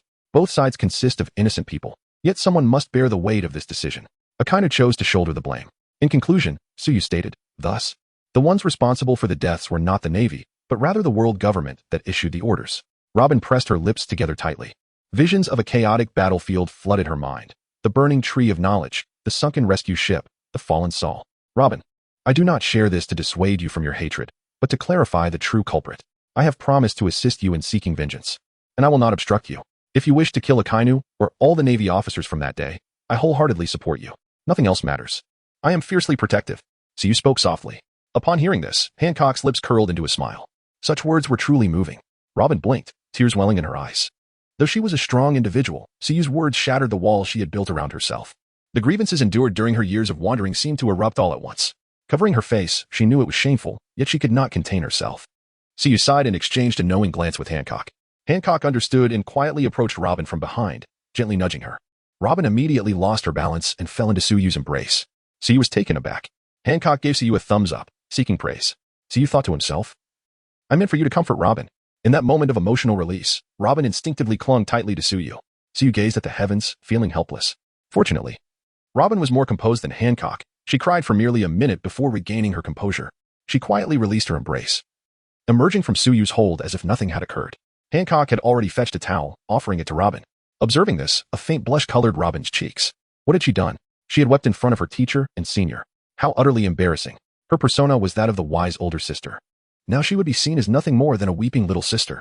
Despite the turmoil in her heart, Robin maintained an air of nonchalance. After wiping away her tears, she feigned calmness and addressed Suyu, saying, Teacher, when I earn money, I will buy you a new outfit. Oh, that is unnecessary, Suyu replied, emitting a radiant light from his body, causing all traces of tears on his clothing to vanish, leaving them as pristine as new. At that moment, hurried footsteps echoed from outside. It was Chris. Upon his entrance, he swiftly determined Suyu's location within half a second and arrived before her in another fleeting moment. Boss, how may I assist you? He inquired. This task is rather formidable, she replied. Please, give me your orders. With just a word from you, I would not hesitate to storm the naval headquarters, Chris declared, thumping his chest with fervor. Hearing this, Suyu nodded in approval. Excellent, then you shall proceed. All right, Chris responded impulsively, only to realize moments later, wait, what do you mean by then you shall proceed? Where's he going? Let him go? Cold sweat beaded on Chris's forehead. Boss, you can't be serious, right? Please tell me you were just joking. Suyu remained silent, gazing earnestly at Chris. Upon seeing this, Chris was on the verge of tears. One must pay a price for such bravado. All right, to be honest, it's not about storming the Navy headquarters. Upon hearing this, Chris genuinely sighed in relief. Indeed, he thought, his boss could never bear to let him go. Do you see those people lying outside? Yes, a bunch of Navy personnel. So, did the boss knock them out? Chris said nonchalantly. He arrived in haste, scarcely taking a moment to observe. They were of no significance. Among them was an individual clad in a yellow-striped suit. Simply escort him to the naval headquarters. Additionally, convey a message to the admiral. What rank in the Navy warrants such a personal delivery to the headquarters? Chris did not dwell on it, merely posing a casual question. Suyu, equally unconcerned, responded nonchalantly. Oh, just a general. At this, Chris found himself at a loss for words. He suddenly dashed to the door, where he beheld a figure clad in a yellow-striped suit. Chapter 36. Let the admiral speak. The individual bore a battered visage, rendering his true identity indistinguishable. However, the distinctive attire, coupled with his superior's reference to a general, made the person's identity abundantly clear. It was Admiral Kizaru. Astonishing. My superior is truly formidable, Chris exclaimed in utter disbelief before swiftly retreating back to the bar. My word. What a powerful leader you are. He gazed at Suyu with palpable excitement. That was a grand admiral, universally acknowledged as the pinnacle of naval power. A true figure standing atop the vast ocean. Yet, at that moment, this illustrious individual lay discarded like a lifeless dog at the entrance of the bar. The shock was beyond the realm of words. I am aware of my strength. There is no need for you to emphasize it. Therefore, take him to the naval headquarters and convey this message to the fleet admiral. Is there any objection? Chris's expression darkened. Boss, there is indeed a problem. The admiral may be insignificant before you, but for my modest frame, even one would be enough to incapacitate me. Moreover, you want me to deliver this message. Are you certain I will be able to return after uttering it? The thought of that message left Chris in a state of despair. The eldest of his household is indeed pushing him towards a path of despair. Surely, that cannot be the case. Suyu smiled gently as he patted his younger brother on the shoulder. I have already bestowed upon you a measure of strength. As long as you refrain from reckless actions, it shall suffice for your protection. It is merely a matter of delivering a message swiftly. Oh. And do take along a visual and audio recording device. Chris pondered. If he were to utter that particular phrase, it would not merely be reckless. It would be tantamount to self-destruction. Nevertheless, given that his leader had articulated his expectations so clearly, it would be rather ungrateful to continue to hesitate. Boss, I shall do my utmost. If I do not return, I hope you will remember that you once had a loyal younger brother named Chris. Chris declared with a face full of resolve. With that, he turned away, his departing figure resembling that of a warrior marching toward his doom. Observing this, Suyu couldn't help but chuckle silently. He did not deceive Chris. With his overwhelming strength, even if the headquarters of the Navy assembled all their might, they could not detain him if he wished to leave. Besides, there was still him. Robin gazed at Chris's retreating figure, feeling a chill run down her spine. The prowess of her teacher's subordinates was truly formidable. However, considering Suyu's ability to utterly dominate an admiral, it did not seem so alarming after all. Hancock, let us resume our unfinished training. Robin, you should join as well. Without the ability to harness Haki, one cannot hope to thrive upon the seas. Suyu lazily waved his hand and said. Robin was taken aback. Was the efficiency truly this remarkable? Just moments after pledging allegiance to her teacher, the lessons began? Yet, her attention was swiftly captivated by the concept of Haki that Suyu had mentioned. Teacher, the ones you defeated among the Navy. Was that the legendary Conqueror's Haki? Yes. Teacher, I wish to learn that. Hancock thought of her own Conqueror's Haki unleashed, overwhelming all in sight, and was filled with excitement. Suyu pondered. Indeed, Hancock possessed such innate talent. Well, I shall grant your wish. Hee, you are truly kind, teacher. Robin silently raised her hand. Conqueror's Haki relies on innate ability. And Hancock possesses that talent. As for you, Robin, you may give it a try. Hearing this, Robin nodded quietly. Shuki approached with curiosity, eager to observe how Suyu would awaken Hancock's Conqueror's Haki. This notion of voluntary awakening was entirely new to her. Then, she witnessed Suyu merely glance at Hancock. And in an instant, Hancock's face turned pale, drenched in cold sweat. Shuki looked on in confusion, wondering what was occurring. Teacher, what is this? Hancock felt a lingering dread. I have left a mark upon your spirit. In the future, whenever you focus your attention, you will feel that pressure. Once you can comprehend it, your Conqueror's Haki will nearly be awakened, Suyu explained. Upon hearing this, Hancock closed her eyes and concentrated. Deep within her mind, she envisioned an imposing figure. The surroundings were shrouded in darkness, with that silhouette outlined like a radiant beacon. Before that figure, everything appeared insignificant. Hancock was immediately overwhelmed, breaking her concentration. She gasped for breath, helplessly gazing at her teacher. Teacher, you are so powerful, it has left me drenched in sweat. It seemed her journey to awaken her Conqueror's Haki would be a long and arduous one. Shuki stared at Suyu in astonishment. If she were in a realm of cultivation, she would surely exclaim about the manifestation of inner demons. This was essentially planting a seed of inner turmoil within the opponent's heart. To conquer the inner demon would lead to elevation, but to be consumed by it would mean utter annihilation. Suyu had faith in Hancock's capacity to overcome her inner demons, which was why he proceeded so. Robin, would you like to try? Suyu inquired, looking at Robin. Observing Hancock's plight, Robin felt a twinge of hesitation. Seeing her reaction, Suyu chose not to press further. Without Conqueror's Haki, Robin could still become an unparalleled warrior. That was something he firmly believed. Meanwhile, at the Navy headquarters, Sengoku awaited in his office. Previously, Kazara had already been dispatched. In his eyes, this matter was nearly assured. However, instead of Kazara's arrival, he was met with the sound of alarms. Sengoku sprang from his chair in alarm. Soon, a soldier burst through the door. Admiral Sengoku, a madman has invaded the headquarters. He's still. What else does he still have? Speak quickly. He is also accompanied by Admiral Kizaru. Upon hearing this, Sengoku's eyes widened in disbelief. What are you saying? It is he who is accompanied by Kizaru, not the other way around. Without waiting for the soldier's response, Sengoku swiftly vanished from the office. In the square before the port, a man with disheveled black hair arrogantly surveyed the naval officers before him. This man, of course, was Chris. He originally possessed flowing golden locks. However, upon encountering Suyu, he realized how strikingly handsome short black hair could be. Who on earth are you? Release the person in your grasp immediately, roared a naval commander. Under ordinary circumstances, should a mad-in dare to intrude upon the naval headquarters, they would not engage in idle chatter, but rather apprehend him without hesitation. Yet the crucial detail was that this reckless individual was not alone. He was also holding something in his hand. Moreover, this individual was quite familiar to them. He was their spiritual pillar, Admiral Kizaru. Most importantly, at that moment, Kizaru bore bruises on his face and appeared to be in a weakened state. His hands were still adorned with handcuffs, undoubtedly crafted from Hylu stone. Whether out of fear of repercussions or trepidation regarding the formidable strength that could reduce a general to such a state, they dared not act recklessly. You are not worthy to converse with me. Summon your admiral. Chris shed the humility he had displayed before Suyu, revealing a sharp and unyielding demeanor, brimming with arrogance. After all, he possessed the strength of a candidate for a high-ranking general and held a hostage in his grasp. The Navy personnel were left in a state of utter disarray. Yet, this was not an anime. There were not that many impetuous souls driven by fervor. Chris's audacity, coupled with his hostage, rendered him seemingly invincible. Chapter 37, Kizaru. My colleague seems to want me dead soon. The crowd parted, and a towering figure emerged. Upon beholding the visage that had graced the pages of newspapers numerous times, Chris's pupils constricted. Who are you? What business do you have with me? Sengoku made his entrance, first scrutinizing Chris before his gaze fell upon Kizaru, who was in a pitiful state. Observing Kizaru's injuries, his eyes widened in shock. Considering the timeline, Kizaru had not been gone for long, factoring in the time it took to reach the naval headquarters. In such a brief span, his admiral had been beaten to the brink of death. Was this even conceivable? Could it be that the adversary had anticipated the Navy's intervention and laid a trap? Sengoku pondered this while suddenly raising his voice, bellowing, "Impudent rogue, release Kizaru at once." This abrupt assault was accompanied by the application of Haki. However, having experienced Suyu's Haki, Chris regarded Sengoku's display with disdain, as if it were merely a gust of wind. Noticing Chris's indifference, even tinged with mockery, Sengoku felt a twinge of unease. Admiral Sengoku, my boss has a message for you. Hellhound. In that instant, a surge of searing energy erupted forth. A column of magma, propelled with the ferocity of a volcanic eruption, surged toward Chris. Feeling the oppressive force bearing down upon him, a chill ran through Chris's heart. He let out a low growl, channeling energy into his right fist, and struck out with tremendous force. Lava erupted, corroding the ground beneath. Chris did not retreat an inch.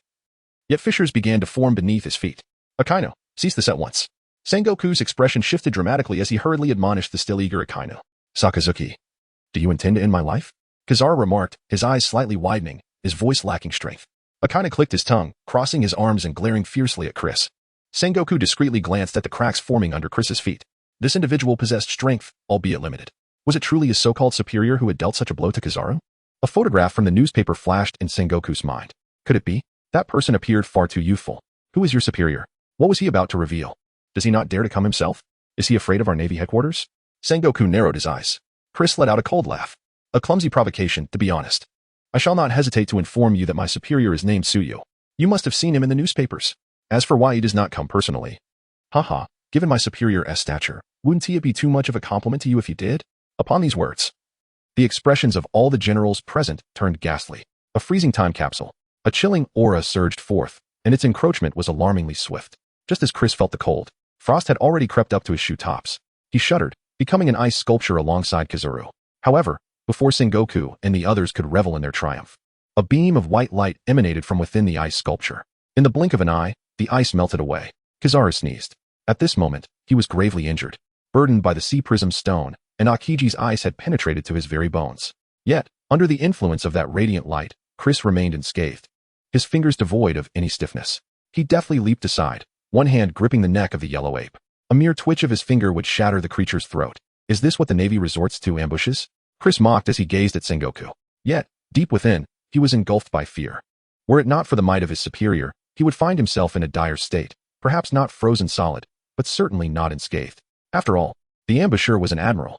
Admiral Sengoku, I trust Borsalino will comprehend this.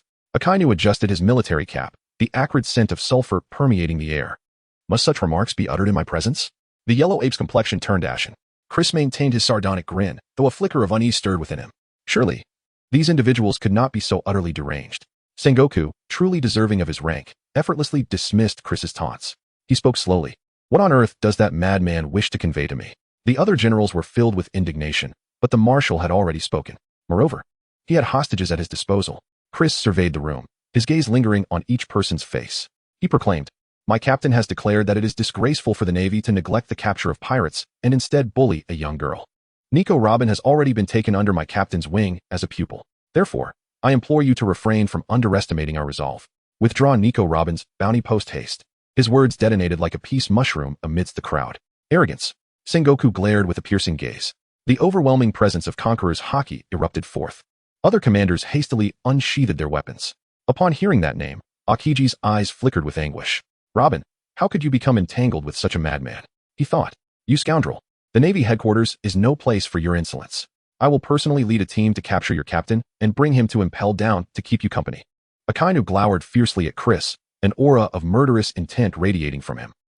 I hope you still have the audacity to act so arrogantly in front of my captain. Chris retorted, his words delivered with bravado. What you choose to heed or ignore is of no concern to me.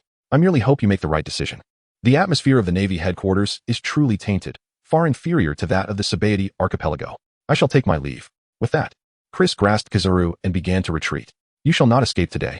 Sengoku's gaze hardened, his entire being radiating brilliance. Kizaru swallowed hard, aware that his superior was genuinely enraged. He feared that in a fit of fury, he might end up as collateral damage. Release Borsalino, and I shall ensure you remain intact. Akainu's right arm swelled with magma, his eyes conveying a desire to tear Chris asunder. I will release him, but only after I have departed, Chris chuckled, having already retreated to the edge of the port. His back was drenched. The Ice Age. A chilling wave swept through, freezing the sea within a 500-meter radius of the port, solid as rock for dozens of meters deep. Chris cursed under his breath. It was only by facing it firsthand that he understood the terrifying might of a general. Simultaneously, the image of Tsuyu loomed even larger in his mind. At this moment, before him stood Akainu and Sengoku, both watching him intently, while Akiji blocked his retreat. Chris felt as though he had fallen into a desperate situation. Akainu wore a sinister grin, convinced that Chris was doomed. Surrender and hand over Admiral Kizaru. Unless you can fly, escape is impossible. Sengoku's Conqueror's Haki was overwhelming. Chris was far from calm, and Kizaru was equally uneasy. Soon, Akainu and Sengoku found themselves unsettled as well, for they witnessed a radiant light emerge behind Chris. From within that glow, a pair of wings unfurled. Feathers trembled, scattering glimmering sparkles. The atmosphere fell silent, as if a pin could be heard dropping. Sengoku's earlier words, "Unless you can fly," echoed in the air. Chris sensed the stir behind him, and a smug smile curved his lips. "Admiral Sengoku, it appears we shall take our leave." Chapter 38. A gift for Morgans. As soon as Chris finished speaking, the wings of light flapped once. His figure suddenly soared, akin to an arrow shot towards the heavens. At this moment, Chris was filled with exhilaration. His captain was truly remarkable. Primarily, those wings of light were utterly magnificent. By the time the warlords reacted, Chris had already ascended over 100 meters above the ground. How dare that scoundrel! The warlord transformed into a towering golden giant, more than 5 meters tall, and struck the sky with a thunderous palm. The shockwave howled through the air. Yet, with a mere flap of his wings, Chris effortlessly evaded the onslaught. Meteor volcano. The Admiral Akainu raised his fists, relentlessly launching magma-infused punches. The sky blazed crimson, but Chris remained unharmed. "Ha ha ha. Thank you, Admiral Sengoku and Admiral Akainu, for your parting gift. No need to see me off. I'm off," Chris shouted, and then in his peripheral vision, he noticed numerous naval officers gracefully ascending. Alarmed, he quickly flapped his wings and transformed into a streak of light, shooting away. A shadow plummeted and splashed into the ocean. Akainu's expression shifted as he bellowed, "Hurry! Rescue him! Admiral Kizaru has fallen into the water." Several soldiers plunged into the sea, retrieving the weakened Kizaru onto the ice. He was saved, despite his frailty. Kizaru still wore that infuriating expression. Sengoku chased a few steps, but then halted, his countenance darkening as he realized he could not catch up. Only Kizaru could manage such a feat. Unfortunately, it was already fortunate that he remained conscious at all.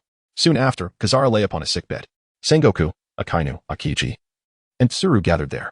Except for Tsuru, who wore a neutral expression, the other three bore faces as somber as stormy seas. Chris had undoubtedly dealt a resounding blow to the Navy's reputation. Fortunately, Morgan was unaware of this incident. Otherwise, he would have to contemplate the end of the world. "Kizaru, please share the situation," Tsuru urged. Just as Tsuru had observed, "I was defeated," Kizaru replied. Noticing Tsuru's unfriendly demeanor, he quickly added, "within 10 minutes. And the opponent appeared to be handling it with ease. Upon hearing this, the previously irked trio momentarily forgot their earlier displeasure. 10 minutes. Such a confrontation at their level should have lasted 3 to 5 days. Yet, astonishingly, it concluded in merely 10 minutes. The vanquished was none other than the slippery old fox, Kizaru. Even Akainu, who has always considered himself the mightiest admiral, could not confidently assert victory over Kizaru. The opponent was but a solitary individual, defeated head-on? Sengoku's expression grew grave as he sought confirmation from Kizaru. Kizaru shrugged his shoulders and remarked, "I wish I could say otherwise, but regrettably, it was indeed a single person who defeated me fair and square. That individual was as formidable as a monster. I cannot ascertain whether they consumed a devil fruit, for they relied solely on their fists throughout the encounter. Their armament Haki was exceptionally potent, and their conqueror's Haki even more so. When facing them, I felt as though I were in the presence of a deity." Kizaru seldom displayed such seriousness. Sengoku furrowed his brow, detecting a fleeting glimpse of fear in Kizaru's eyes. According to Kizaru, that individual was indeed powerful. What was truly alarming was that, as the wielder of the swiftest speed in the seas, the light fruit's user could not even manage to flee. However, the notion of divinity seemed somewhat exaggerated. Perhaps it was merely some peculiar ability. Nonetheless, this strength was undeniably formidable. It may require 2 admiral-level figures to apprehend such a foe. Sengoku pressed his fingers against his brow in frustration. Where on earth did this wild card emerge from? I have never heard of them before. Kizaru's eyebrows danced in a peculiar manner. Having personally experienced the terror of Tsuyu, he believed Sengoku to be overly optimistic. Yet, he refrained from voicing his thoughts. At that moment, Sengoku's phone rang. He paused briefly before stepping outside. Soon after, Sengoku returned with a countenance that was exceedingly grim. The palpable tension in the air caused even Akainu to slightly retreat. "Karu, how long will Borsalino require to regain normal function?" Sengoku inquired. "He is gravely injured. It will take at least a week. To fully restore his strength, perhaps 10 days, came the reply. "Very well, then 10 days hence, Kizaru, Akainu, Akiji. I command you to proceed to Sabaody Archipelago and apprehend that audacious rogue." The 3 admirals exchanged glances with Sengoku, each reflecting a different sentiment.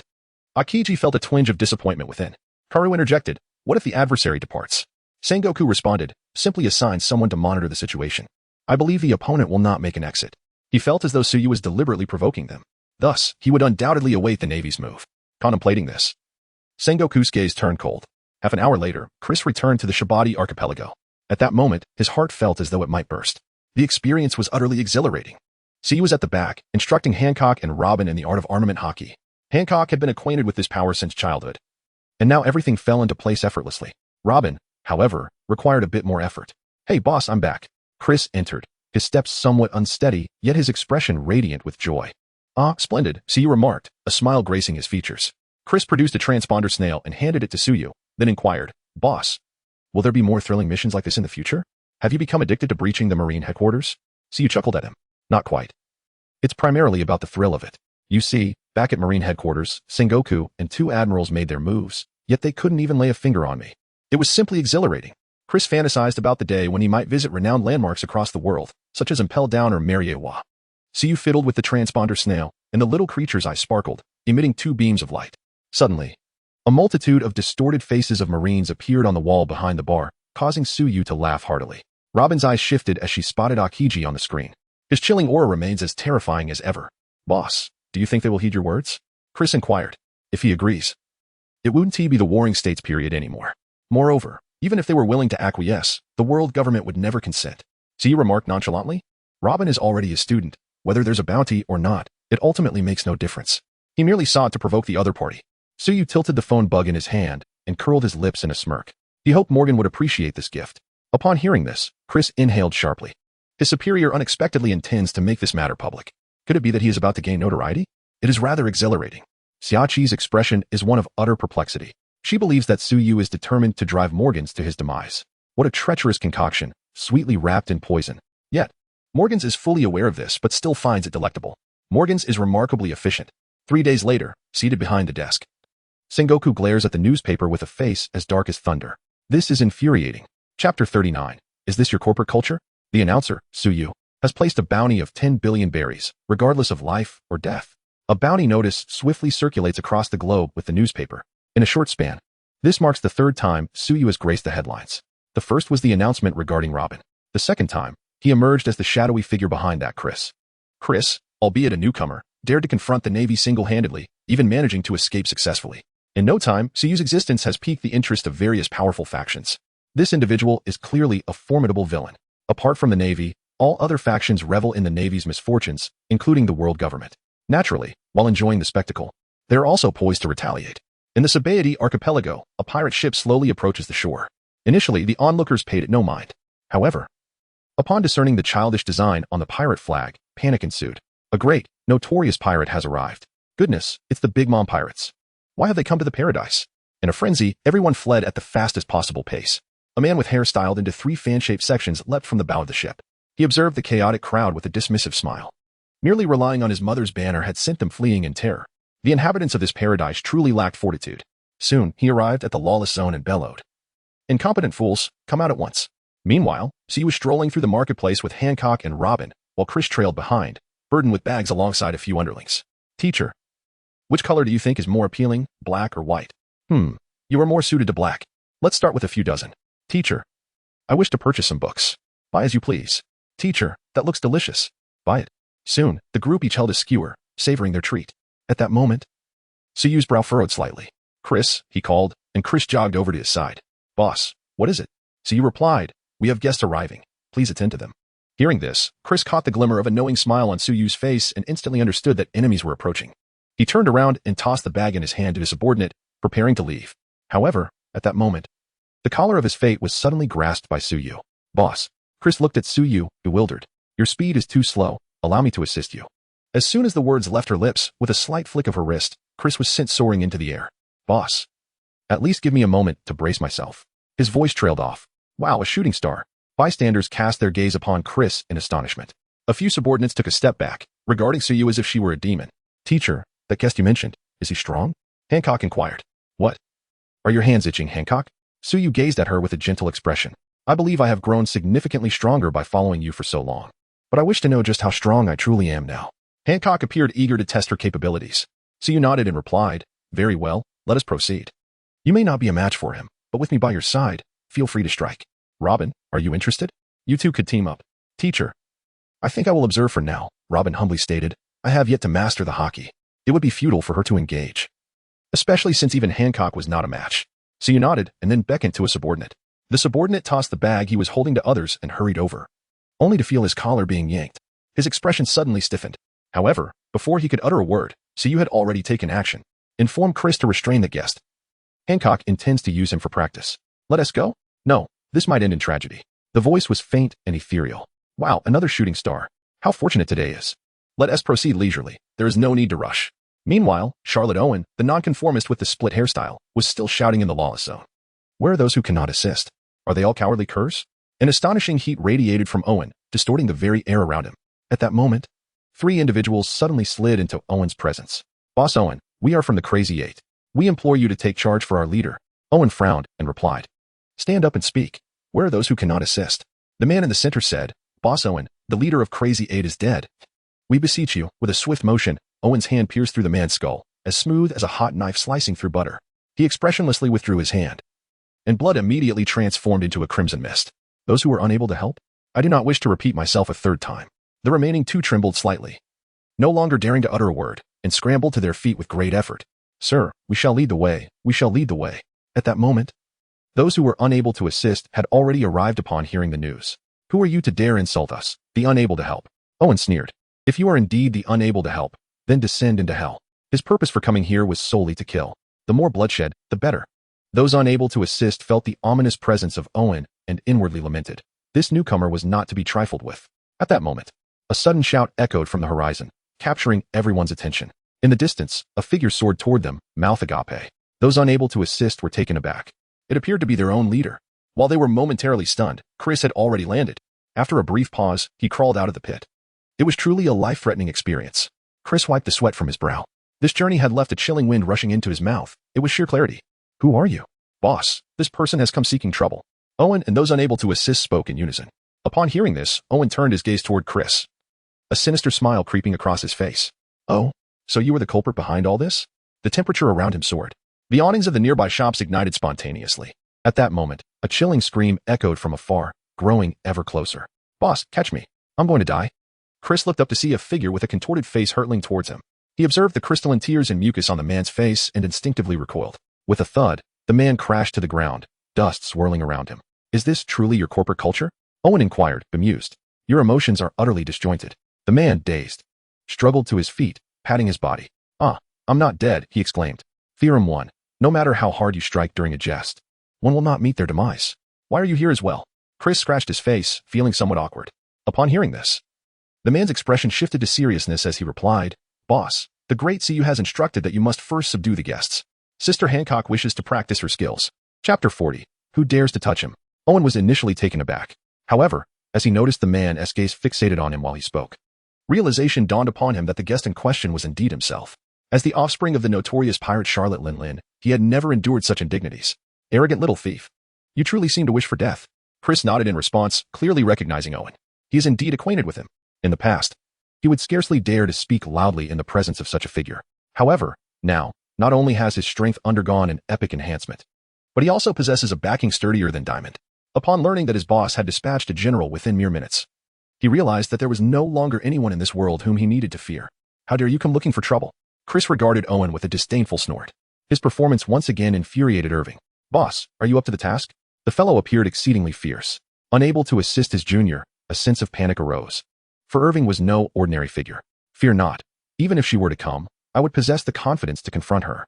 Behold the grace of your esteemed leader, Chris proclaimed with an air of self-satisfaction. A shiver coursed through Irving's body as flames ignited in his eyes, nostrils flaring with steam. Dare to insult my mother? You shall perish. Moments later, a look of astonishment crossed Irving's face. How could your dominance be so formidable? Chris retorted with a disdainful smirk. You, little one, are rather hot to handle. 5 minutes later, Irving spat out a mouthful of blood. He bellowed with fury. You have gone too far. I am about to unleash my full power. In the next instant, Chris's fist, as large as a sandbag, struck him squarely in the abdomen. So you truly intend to unleash your strength? In an instant, Irving was sent crashing into the adjacent building, the steel rebar glowing red upon contact with him. 10 minutes later, Irving, battered and bruised, found himself pinned beneath Chris's foot. How can you possibly be this powerful? Irving could scarcely believe it. He even felt that the pressure he faced before Chris was greater than that he experienced when confronting his brother Katakuri. During these 15 minutes, he found himself gaining nothing at all, being dominated from beginning to end. He chuckled, thinking that to avoid further punishment, he should keep silent and patiently await the arrival of his leader. However, Owen showed no inclination to accept his status as a captive. With a cold smile, he remarked, "Do you think that a modicum of strength elevates you beyond the bounds of reality? Let me enlighten you. This world is far grander than your imagination allows. I'm not someone you can easily provoke." Chris observed Owen with a bemused expression. "Oh, is that a threat?" Owen continued to smirk derisively. "Not a threat. Merely a statement of fact. Are you truly unaware that I am a member of the Big Mom Pirates?" Chris chuckled and delivered a slap across Owen's face. "A fact indeed," he reiterated, swiftly following up with another strike. "The Big Mom Pirates, you say?" Owen was momentarily stunned by the blows. "Why you dare strike my face?" Chris responded with another slap, asserting to Owen that this was no mere dream. "I am striking your face." Humiliation flickered in Owen's eyes. He glared at Chris with venomous resentment, proclaiming, "You are finished. Both you and those behind you are doomed. When my mother arrives, she will devour you all." He has begun to envision how to torment Chris. It must be to the extent that Chris pleads for his own demise. Chris shifted his feet. The dust-laden soles pressing against Owen's face. He lamented helplessly, "Are you not a fool? You are a captive now. Your life or death lies within my whims. Yet, instead of seeking to appease me, you dare to provoke me? Do you truly wish to meet your demise?" Chris pressed down forcefully, causing Owen's face to contort. In that instant, Owen found himself unable to focus on his hatred. He sensed a murderous intent. This is a madman. He has already revealed his identity. Yet this person still harbors the intention to kill him. How dare he? Noticing the terror reflected in Irving's eyes, Chris sneered with disdain. A coward who fears the strong. Half an hour later, you strolled in leisurely with Hancock and Robin. Behind them, the underlings were nearly buried beneath a multitude of packaging bags. "Boss, I have successfully subdued him." Upon seeing Suyu, Chris quickly waved his hand. At that moment, Owen turned his face, glancing towards Suyu. He was curious to discover the identity of the individual standing behind Chris. However, he was taken aback. Was that it? Quite ordinary, to say the least. Wasn't it merely a young lad? Suyu turned to glance over. Ah, so it was one of Charlotte Lingling's associates. Although the disparity between the real person and their animated counterpart was significant, that distinctive hairstyle allowed Suyu to recognize him at once. Owen could hardly believe it. How could someone mention his mother's name with such composure? Surely, it was an act. Let's get this straight. His mother was a formidable pirate capable of standing alongside Whitebeard. Hancock and Robin, who stood behind Suyu, regarded Owen with a serious demeanor. Despite Owen's current predicament, they sensed that this individual was exceptionally powerful. Hancock relied on her observation Haki, while Robin trusted her instincts. Suyu placed a hand on Hancock's head and said, "That is a user of the heat fruit, whose ability is to generate heat. Whether for themselves or for objects they come into contact with, or even through the air. The maximum temperature can reach 10,000 degrees Celsius. What do you think? Are you feeling confident?" This is based on the anime's premise. However, Suyu found it somewhat absurd, considering that the surface of the sun is barely 6,000 degrees. Upon hearing this, Hancock's expression tightened. She had little comprehension of that figure, yet it felt terrifying. Nonetheless, she still wanted to give it a try. "Teacher, if something goes wrong, will there still be a chance for recovery?" "Ha. With a teacher present, even if you lose your breath, I can bring you back to life. Then I would like to give it a try." Suyu affectionately patted Hancock's head. He could discern that Hancock was genuinely terrified, forcing herself to act. However, this was not necessarily a negative development. The little one was quite spirited. Hancock took a deep breath and stepped forward. Chris hastily dismounted from Owen. Owen rose, his eyes wide with disbelief as he gazed at Hancock. Was this blonde girl the one who had claimed she wanted to practice? Such audacity was intolerable. Chris remarked, "If you engage in a match with the boss lady, it may grant you a swifter demise. Do you understand?" At these words, fire ignited once more in Owen's eyes. He smiled cruelly. Then she was undoubtedly doomed. Chris scoffed with disdain. He chuckled, "Even if your mother were to come, it would be futile. What do you even amount to?" Owen was instinctively capable of exuding a murderous aura, yet upon recalling Chris's previous dominance, he reined it in, merely casting an angry glare at Chris. Just then, a peculiar buzzing sound emanated from Owen's device. At the sound, Owen's eyes lit up, and he swiftly answered the call with remarkable speed. "Owen, Brother Katakuri, it is I," Owen replied respectfully, then cast a mocking glance at Chris and Suyu. "Oh, it seems his brother is calling. Who now dares to challenge him?" Chapter 41. If you have the guts, come and collect your son's corpse. "Owen, you should be at Shambodi by now. Set aside your previous tasks for the time being and seek out someone named Suyu. Mother mentioned that we could invite him to the tea party." The voice of Katakuri echoed, accompanied by indistinct murmurs. "Suyu?" Owen scratched his head, finding the name quite unfamiliar. "You should pay more attention to the news, Owen. He is currently offering a bounty of 1 billion berries, which marks him as a promising new star. Inform him that if he is willing to come, all previous matters can be forgiven." At this moment, Suyu glanced at Chris and then at the phone bug. Chris immediately understood and swiftly seized Owen's phone bug. "Damn it, what are you doing?" Owen's eyes widened in fury. He could hardly believe that his opponent dared to be so audacious at this moment. "Owen, what has transpired?" Katakuri's voice was tinged with a chill. Katakuri, it's Chris. I cannot assist the captain. The Big Mom pirates had come to trouble them, claiming they could not help, and then turned around to say everything was settled. Do they truly think us easy prey? Chris scoffed. Opposite him, Katakuri's expression darkened, given his understanding of Owen. If he still had the strength, he would never have handed the transponder snail to another. It was evident that Owen had encountered conflict with the inability to assist, and had ultimately been defeated. He recalled the news of Chris's successful escape from the naval headquarters. Owen was indeed being overly demanding. However, asking him to apologize was out of the question. Chris, returned the Den Mushi to Owen. Who do you think you are, ordering me around? Chris glared, and Katakuri's expression darkened immediately. Suyu covered his forehead and gestured for Chris to cease. If this young man continued, it would merely devolve into a futile exchange of insults, or perhaps a one-sided scolding from Katakuri. Chris reluctantly offered the Den Mushi with both hands. Katakuri, how is your mother? Suyu inquired. Who are you? Katakuri's fury was barely contained. I am Suyu, the one you are seeking. Is your mother nearby? For the sake of maternal ties, let her decide Owen's fate. Upon hearing this, Chris quickly covered his mouth. His master's words were more cutting than his own. If she were a typical mother, it would indeed be quite harsh. However, if he were aware that Charlotte Linlin had once callously consumed her own child without a flicker of emotion, he would think otherwise. Owen looked at Suyu in disbelief. Was this man intentionally provoking his mother? At that moment, Katakuri stood beside Charlotte Linlin. Suyu's words were heard clearly by Charlotte Linlin. Katakuri's expression shifted, and before he could utter a word, a terrifying aura began to rise behind him. Well, you possess quite the audacity. What gives you the courage to challenge me? The mother? Let it be known, if you dare lay a finger on a single hair of my son, I shall make your existence a living hell. Charlotte Linlin's voice seemed to carry an innate power that instilled fear. Chris instinctively shrank back, and Robin's complexion paled slightly. Owen let out a sigh of relief. He understood that these individuals would no longer dare to take his life. At that moment, before Suyu could utter a word, Hancock's temper flared. She exclaimed, Master. Swiftly eliminate him. At present, she was no longer oblivious to the tumultuous nature of the seas. She was aware that 3 formidable pirates ruled the New World, one of whom was Charlotte Linlin. However, they were merely on par with the admirals of the Navy. With such mediocre prowess, they still had the audacity to bark like curs before her teacher. It was truly a sign of reckless living. Suyu was taken aback. Are you not going to practice? The young girl retorted indignantly, no more practice. How dare you threaten me? Why aren't you angry? Suyu looked at her with a hint of amusement. Then go ahead and kill me. Charlotte Lingling, if you have the guts.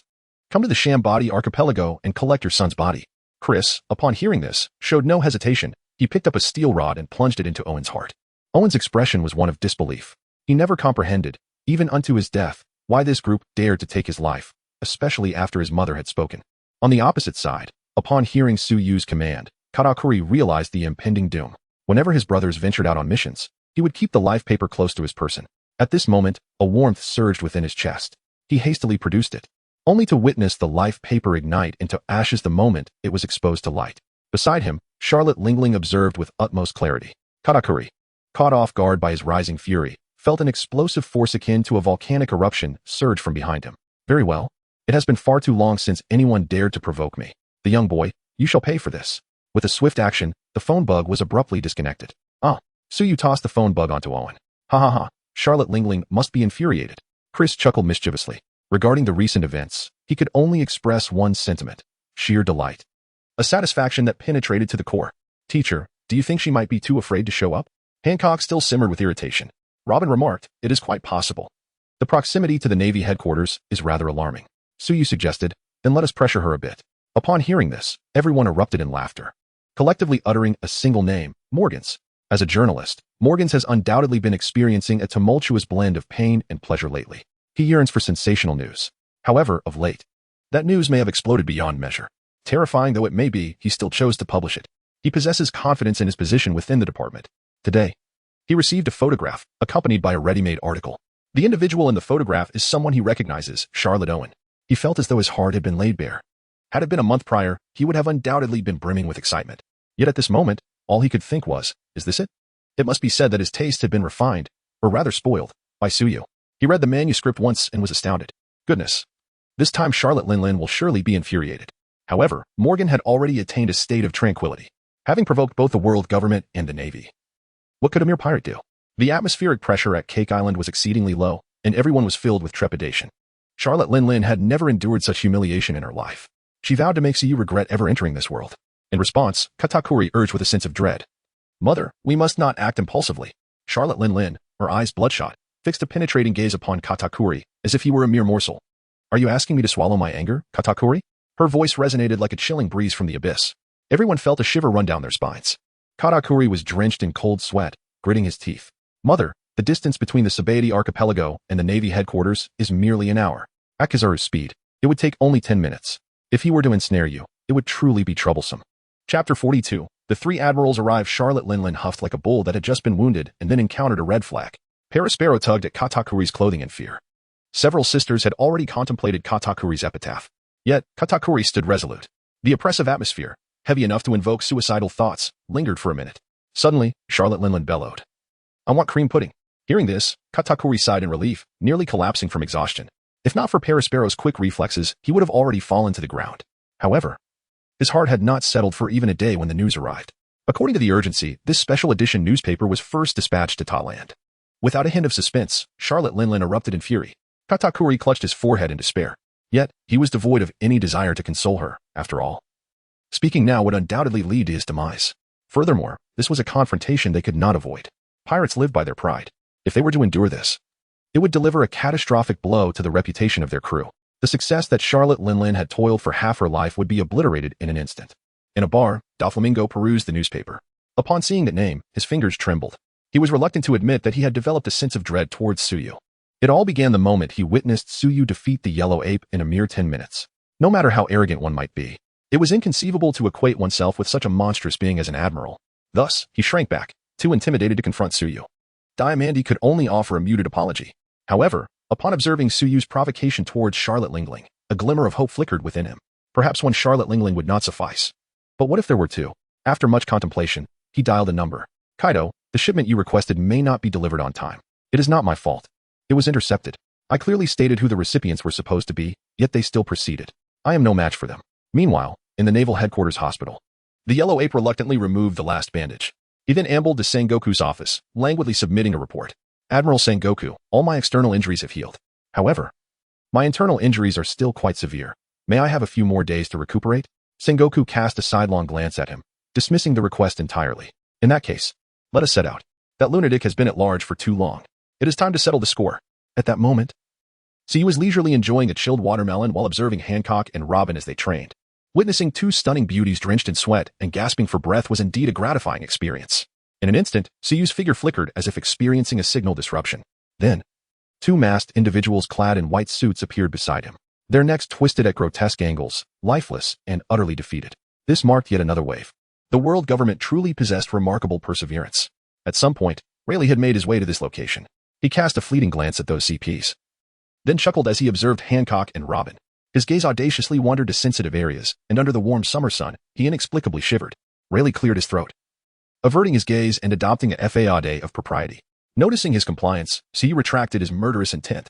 Perhaps, he mused languidly, they were merely biding their time for a final decisive strike. Indeed, there were formidable experts within CP0. Furthermore, there existed the even more enigmatic Knights of God. TSK. The world government boasts an 8th century legacy. Rayleigh lamented. "Ha ha ha. This promises to be entertaining," Tsuyu suddenly remarked. Upon hearing this, Rayleigh was taken aback. "The Navy has arrived, along with the monkeys and dogs." Tsuyu chuckled. Realizing the implication, Rayleigh's expression turned to one of bitter amusement. "The three admirals have become the source of entertainment?" "Hancock. Robin, hold on. Let me show you an exhilarating spectacle," Tsuyu called out. Witnessing the exchanges between the masters would be far more beneficial for them than months of training. Upon hearing this, Hancock and Robin obediently approached him. Tsuyu patted the shoulders of the two. In an instant, a flash of white light enveloped them, evaporating all their sweat and leaving them fragrant, embodying the essence of life. Witnessing this, Hancock and Robin gazed at Tsuyu with envy. "Coach, I wish to learn this," they implored. Tsuyu shrugged. "This is beyond your grasp." Instantly, the sparkle in the young girl's eyes dimmed. 3 minutes later, Tsuyu descended to the shore with the two girls. In the distance, a tremor signaled the arrival of a young man with disheveled black hair sprinting toward them. "Boss, am I late?" Just in time. As Chris halted, he spotted the seagull flag in the distance, indicating the presence of a single warship. After all, the main force consisted of the three admirals. Additional numbers would bear little significance. Had this been before, the knowledge of the three admirals converging would have sent Chris, Hancock, and Robin into a frenzy of fear. This level of power could easily sweep aside any faction, save for the world government. Yet now, they felt remarkably calm, as if to say, is that all? Had Tsuyu truly endowed them with such a sense of security? Soon, the warship was poised to dock. Three towering figures, each draped in distinct colors, stood at the bow, their capes billowing in the wind. Good heavens, it's the admirals. Where are they? 3. Am I seeing things? One of us must be mad. It was a rare occurrence to see even a single admiral, yet here were 3 together. What on earth was happening? The onlookers were torn between fear and reluctance to flee. It seems they are already aware of our impending arrival, Conqueror remarked, pouting as he regarded the 4 idlers on the shore. Humph. Truly arrogant. Akina scoffed, exhaling sparks from his nostrils.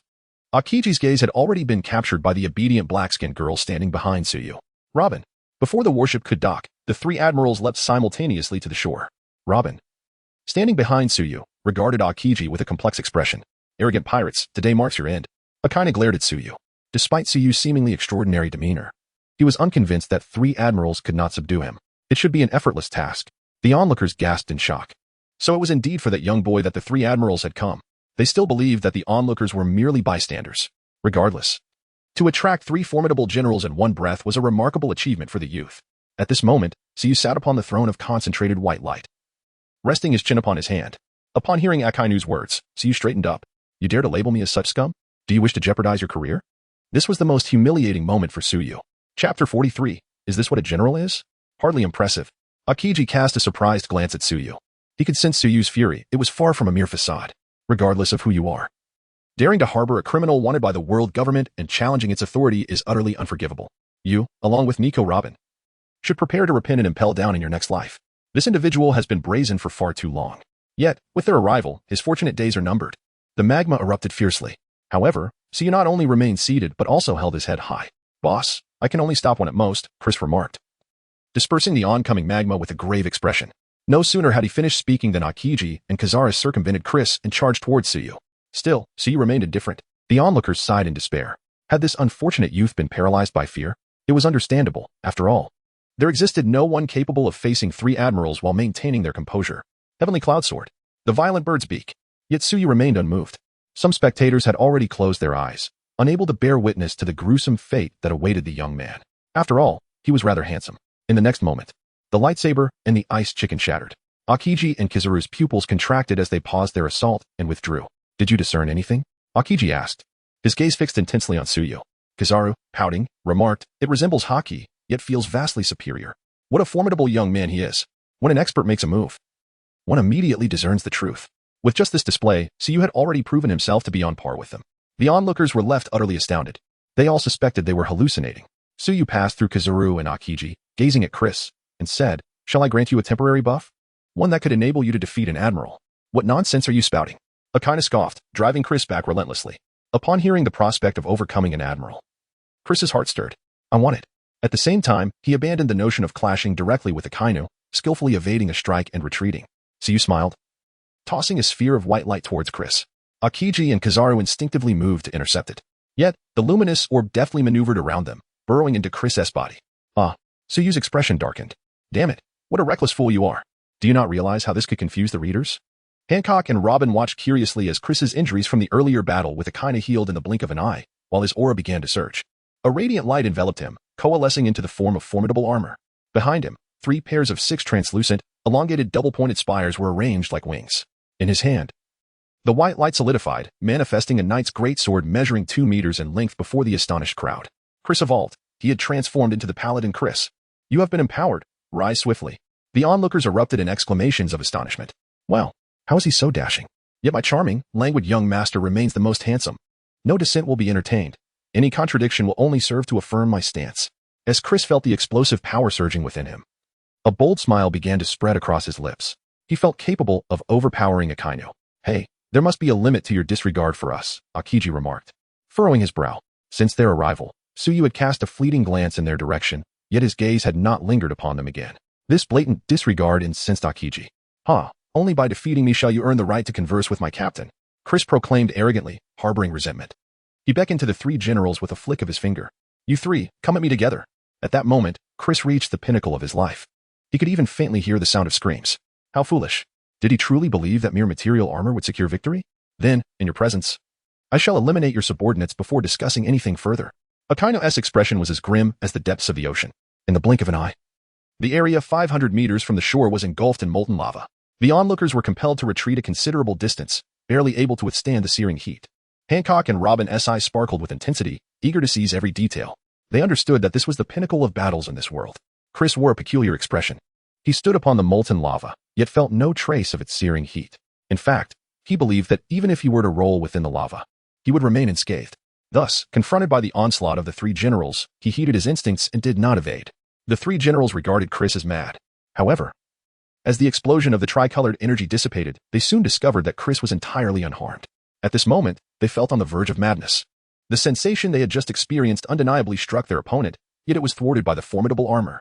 It was akin to the advanced energy surpassing the capabilities of armament Haki. Kizaru pondered for a moment before exclaiming, "Heh, are you not coming? Then I shall advance." With a grin, Chris launched into a dazzling sprint. Akainu furrowed his brow and unleashed a strike of his magma dog. But the pillar of lava was swiftly shattered by the holy sword. The ensuing shockwave propelled him backward by 3 or 4 meters, leaving Akainu profoundly shaken. Just moments ago, he had been able to overpower Chris, yet now, his adversary appeared to possess the upper hand. All of this stemmed from the orb of light cast by Tsuyu. The three admirals turned their solemn gazes towards Tsuyu. Although he had only made 2 moves since his appearance, neither of which was an offensive maneuver, they had already begun to feel the pressure. The convergence of the 3 admirals felt an unexpected weight emanating from a single individual. Were this to be disclosed, it would surely be dismissed as a mere joke. Yet when the joke became reality, it was far from amusing. Chris wielded his great sword, striking both Kizaru and Akiji with precision. Faced with such brilliance, it was prudent for these two to momentarily withdraw. At that moment, even Kizaru's expression darkened. Having experienced Tsuyu's power firsthand, Kizaru understood the difficulties that lay ahead. However, he had not anticipated that even before engaging with Tsuyu, one of the subordinates would already pose significant challenges. This was a most unfortunate start. Even though the 3 of them were indifferent to matters of reputation, their countenances were marred by embarrassment. "Haha, is this what the admirals are? Hardly impressive," Chris proclaimed, hands on his hips, laughing skyward. The faces of Akainu and his companions grew even more grim. "Enough with the frivolities. Let us combine our strength to subdue him," Akiji declared. Akainu snorted in agreement, revealing no dissent. While joining forces might seem disgraceful, failing to capture their opponent would be an even greater humiliation. In an instant, Chris and the 3 admirals became embroiled in fierce combat. Yet, an unsettling twist was about to unfold. Their assaults could be disregarded by Chris without a second thought. However, they could not afford to overlook Chris's attacks. This discrepancy allowed Chris's strength to be showcased to an extraordinary degree. The 3 of them, humiliatingly, fought to a standstill against a single individual. At that moment, a melodious pirate ship approached the Sabaody archipelago, anchoring 5 leagues away from the shores. A towering figure ascended through the clouds. "Mother, wait, something is amiss." Chapter 44. Let us have a son together. Parasparrow rushed forth, a telescope in hand. "Do you intend to obstruct me?" Charlotte Linlein's expression turned menacing, an unmistakable threat in her demeanor. With a swift motion, Parasparrow relayed a message in under a second. "The Sabaody archipelago has detected a naval warship. Moreover, I have witnessed magma, ice, and radiant energy." Upon hearing this, everyone momentarily held their breath. These 3 emblematic forces were recognizable to all. Even the furious Charlotte Linlein was compelled to regain her composure. She may be mad, but she was not foolish. The combined might of the 3 admirals was something even she must avoid confronting. Damn it, how could they have arrived? Are they here to ambush me? Charlotte Linlein clenched her fists in frustration. They had already reached the Sabaody archipelago. "Mother, it appears they are engaged in battle with someone," Parasparrow remarked as he peered through the telescope. Hearing this, Charlotte Linlein snatched the telescope from him. She beheld, at the edge of the island, a gleaming white light opposing the magma, frost, and radiant forces. The 3 powers seemed to be conspiring together. Stunned, Charlotte Linlein wondered who could possibly warrant such a united front from the 3 admirals. "Mother, do you think it might be that Tsuyu?" Parasparrow suggested tentatively. Previously, Tsuyu had openly provoked the world government. It was reasonable for the Navy to send forces to quell him. At this, Charlotte Linlein, who had initially intended to abandon her quest for revenge, suddenly felt a spark of realization. If it was indeed Tsuyu, perhaps she could align with the Navy. Conversely, if the Navy proved obstinate, she could first collaborate with Tsuyu, defeat the Navy, and then settle her scores with him later. "You stay here. I shall investigate myself." With that, Charlotte Linlein ascended into the sky. Parasparrow was not worried for her safety. While she could not match the united strength of the 3 admirals, if she wished to escape, they would not be able to restrain her. Meanwhile, on the shore, Chris laughed heartily, recklessly weathering the assaults from the 3 admirals. Their frustrations grew with each passing moment. However, Chris's carefree spree was soon to meet its end. After 10 minutes of enhancement, Chris suddenly faltered. His armor shattered into particles of light. More tragically, he stood his ground, disdainfully gazing at the magma fist merely 3 meters away. Chris let out an exclamation, barely managing to raise his hands. In the next instant, he was sent flying. In a hurried attempt to counter, his forearm was burnt. "Boss, why have you stopped?" I was just getting into the groove. Chris lamented, feeling quite aggrieved. Suyu rolled his eyes. I already told you it was a temporary enhancement. You should be grateful I allowed you to keep the general occupied for 10 minutes. Chris quickly replied, then, boss, you must replenish my strength immediately. Not today. If you push it, your body won't be able to bear it, Suyu responded. Upon hearing this, Chris felt a wave of disappointment wash over him.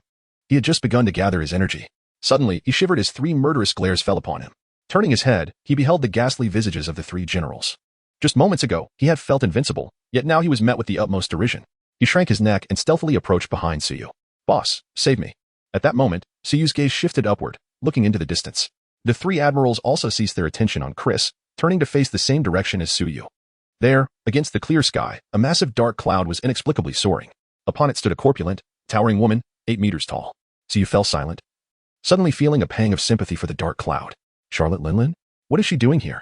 A frown creased Akiji's brow. This is fortuitous. We can deal with her together. Akainu's face radiated murderous intent.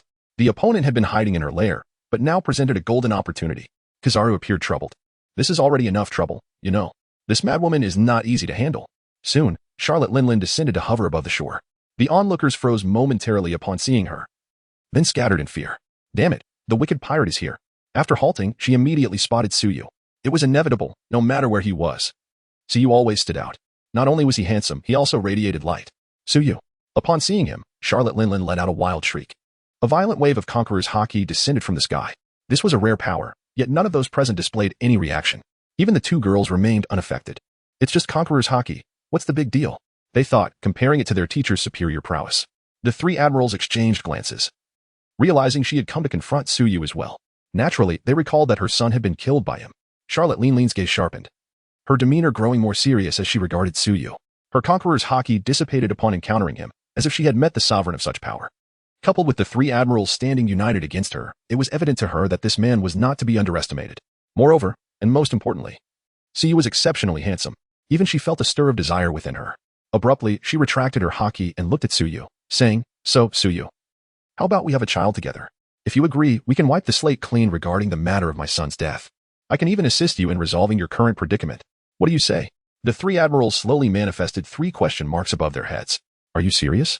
We're in the midst of a life and death struggle, and you suddenly propose mating? They thought, incredulous at her audacity. Suyu's lips twitched slightly. Indeed. She was the woman with the most children among pirates. Regardless of whether Charlotte Linlin matched his aesthetic preferences, he would never acquiesce. After all, mating devoid of emotional connection was hardly distinguishable from animal behavior. Speaking of which, he recalled that this woman's husband was of a fairly normal human stature, wasn't he? How did they achieve such a feat? Given the stark contrast in their physiques, did the man not appear to be coercing her directly? Suyu's thoughts began to drift. At that moment, Hancock suddenly stepped forward, grasping Suyu's arm, filled with indignation. You shameless woman. I am the teacher. This interruption jolted Suyu back to reality. You're right, teacher, Hancock declared with righteous fervor. Suyu, oblivious to Hancock's previous words, believed that whatever her student asserted must be correct. Ah, indeed, indeed. Hearing this, Hancock cast a triumphant glance at Charlotte Linlin, who, regrettably, did not spare her a single glance. This infuriated Hancock, causing her to grind her teeth in frustration. Host, you truly are insufferable. As a teacher, you are utterly intolerable. Suyu pondered, bewildered by her system's sudden outburst. Unable to restrain herself, she retorted. Why not allow me to teach you how to read? Your spelling mistakes are rather numerous. Thunder rumbled ominously from the horizon. Suyu immediately recited the heart purification mantra in her heart. With a heart as pure as ice, I shall remain unfazed by the heavens' collapse. Exuding an air of authority, she regarded Charlotte Linlin, asking, Have you come to collect your son's remains? Chapter 45. Suyu's wrath upon hearing this, Charlotte Linlin coldly reiterated her question. So you have forsaken the opportunity one granted you? Without waiting for Suyu's response, Chris boldly retorted. Who do you think you are to speak to my boss in such a tone? My boss does not need your opportunities. There are countless who wish to bear his children, stretching from Twin Gorges to Waterstar Island. Suyu quickly cleared her throat. Is that truly the crux of the matter? Meanwhile, Hancock's expression turned serious. It appeared that many alluring and unscrupulous women were coveting her teacher. It seemed her duty to protect her teacher was indeed quite heavy. How splendid. Then you may perish. Charlotte Linlin seethed with rage. She raised her hand and seized Prometheus. Fire from the heavens. A massive column of flame shot directly towards Suyu. Fear not, for as long as I am here, no one shall harm my boss. Chris declared, delivering a powerful punch that dispersed the fiery onslaught. Observing this, Charlotte Linlin began to regard Chris with newfound seriousness. Her fierce gaze shifted towards Akainu and the others. Marines, your target is them as well, is it not? Shall we join forces? Upon hearing this, Akainu unleashed a wave of sulfurous energy. Akiji and Kizaru exchanged glances, their expressions darkening, that they promptly intervened to restrain Akainu. Let them fight amongst themselves first, Akiji suggested with a knowing look. Akainu broke free from their grasp, snorting disdainfully, yet he showed no inclination to strike again. Oh, surely, no one genuinely believes that joining forces could pose a challenge to my boss? Even if you unite, my boss would still send you fleeing in disarray, Chris boasted, brimming with confidence. His calm demeanor prompted the provocation. The onlookers regarded him with a peculiar gaze, as if he were the one in a position of power. Akainu shot him a frigid glance, magma surging once more from his arm. Although the Navy was prohibited from allying with pirates, there was no stipulation against both parties attacking a shared target simultaneously. Observing this, Charlotte Linlin grinned menacingly. You little brat. I shall extract your soul and torment you for eternity. Suyu rose from his throne, stretching his body and yawning. Alas, it seems I must take action. You all see, I'm not the one instigating this. They are the ones seeking confrontation, leaving me no choice but to defend myself. With that, Suyu stepped forward, unbothered by the expressions of those around him. Come on, all of you, let us see what you've got. He beckoned, adopting a relaxed stance. This act of blatant disdain ignited fury in three of them, excluding Kizaru. Napoleon. The hat transformed into a great sword, and Charlotte Linlin swung down ferociously. Clang. Suyu raised his hand to block the strike without the slightest tremor. In contrast, Linlin's arm quivered slightly from the exertion. How is this possible? Her face twisted in disbelief, for she was a powerhouse. Even Kaido fell short in sheer physical strength compared to her. Yet, under her full-force attack, that seemingly nonchalant hand stood as an insurmountable barrier. No matter how fiercely she exerted herself, that hand remained unyielding. Most astonishingly, Suyu appeared utterly at ease, as if strolling after a meal. In response, Akainu unleashed a torrent of magma and exchanged a knowing glance with Kizaru, who immediately understood the silent communication. His body suddenly disintegrated into countless luminous particles, weaving past Suyu, before coalescing once more beside Robin. In the absence of any reaction from everyone except Suyu, Kizaru had already positioned the sword of clouds against Robin's throat. Alas, what now? Had you not brought Nico Robin along? I truly would have found myself at a loss for an opportunity. I owe you a debt of gratitude for your arrogance. Kizaru pouted, his gaze towards Suyu glimmering with amusement. Chris's pupils constricted. Yet, the moment he made a move, Kizaru's eyes shifted toward him. He was instantly frozen, his expression turning ghastly. The yellow ape chuckled mockingly. With his speed, severing Nico Robin's neck would require but a fleeting moment, an instant even shorter than the reflexes of a human. He doubted that Suyu could arrive in time. Damn it, you strange old man, release Robin at once. Hancock glared furiously at Kizaru. Simultaneously, she enveloped her hands in Haki, preparing to strike. Kizaru swiftly maneuvered Robin 100 meters away. Suyu, surrender willingly. Otherwise, my sword shall sever her neck, he taunted, disregarding Nico Robin's bounty. Suyu stood silently, head bowed, seemingly at a loss. To onlookers, he appeared to have exhausted all options. Charlotte Linlin burst into laughter. Ha ha ha, this is truly amusing. Do you still believe you can handle us alone? The previous proposal remains valid. If you are willing to have a child with me, I shall assist you. What do you say? Seeing that Suyu posed no threat, Akainu turned his attention towards Charlotte Linlin. He had endured this pirate for far too long. Akiji cast a glance at Robin, furrowing his brow, yet remained silent. However, in the next moment, everyone present was suddenly rendered motionless. Perhaps one could say they were paralyzed. An overwhelming terror descended upon them, akin to an invisible noose tightening around their necks, poised to sever their spines at any moment. The crowd found themselves unable to move, save for the reluctant shifting of their eyes, which all gravitated towards Suyu. They could sense that the chilling aura enveloping them emanated from him. Ah, how perplexing. A mere skirmish should have sufficed. I truly have no desire to slay any Marines. Yet, why must some insist on courting death? My restraint thus far seems to have led you to believe I am easily intimidated. If that is the case, Suyu's voice carried a hint of resigned amusement. However, as soon as his words fell, the temperature around them appeared to plummet once more by several degrees. A pure intent to kill caressed the necks of the onlookers. Clatter. Clatter, clatter. Chris hugged his arms, trembling uncontrollably. He felt as if his very blood were turning to ice. In his heart, he lamented, Boss, I am your loyal subordinate. Please, do not lose your composure. Simultaneously, he cursed Kizaru internally. Why must you provoke him? Look at the predicament we are in now. If you seek death, take a cue from Kaido, but do not drag others down with you. Chris was merely collateral damage, while the true targets of the murderous intent, Charlotte Linlin and the three admirals, were enveloped in an unbearable dread. Even the deranged Charlotte Linlin's eyes brimmed with fear, perhaps due to her affinity for manipulating souls. She felt the terror more acutely than others, reveling in a deeper sense of fear. At this moment, she was overwhelmed by an impulse to flee, provided she could gain control over her own body. Chapter 46. How many steps to slay an admiral? Akainu stared unwaveringly at Suyu. He dared not avert his gaze, for he felt that death could claim him at any moment. The admiral, who had navigated the seas for so long, was now truly tasting the essence of mortality. He lacked even the courage to ignite the magma. Justice and a resolute heart proved utterly ineffectual at this moment. There are certain forces that cannot be countered by mere willpower. At this juncture, Kizaru found himself in the most dire of states, an ominous presence. Akin to the wrath of the heavens, relentlessly bore down upon him, rendering his entire being as rigid as stone. He even felt as though his body might shatter at any moment. Tons of sweat cascaded down, and even though his eyes burned with discomfort, he dared not blink. Move. Hurry and move. Huang Yuan screamed frantically within. It was amusing how he had previously thought that Suyu would not arrive in time to offer assistance. The truth was, the other party did not even need to approach, merely the oppressive aura was enough to render him immobile. If only he could muster the strength to move, he would gladly relinquish the hostage in his grasp. He merely wished to escape swiftly. It was utterly terrifying. Should he have the chance, he would prefer not to venture outside for at least a year. Hancock and Robin were the only two untouched by the turmoil.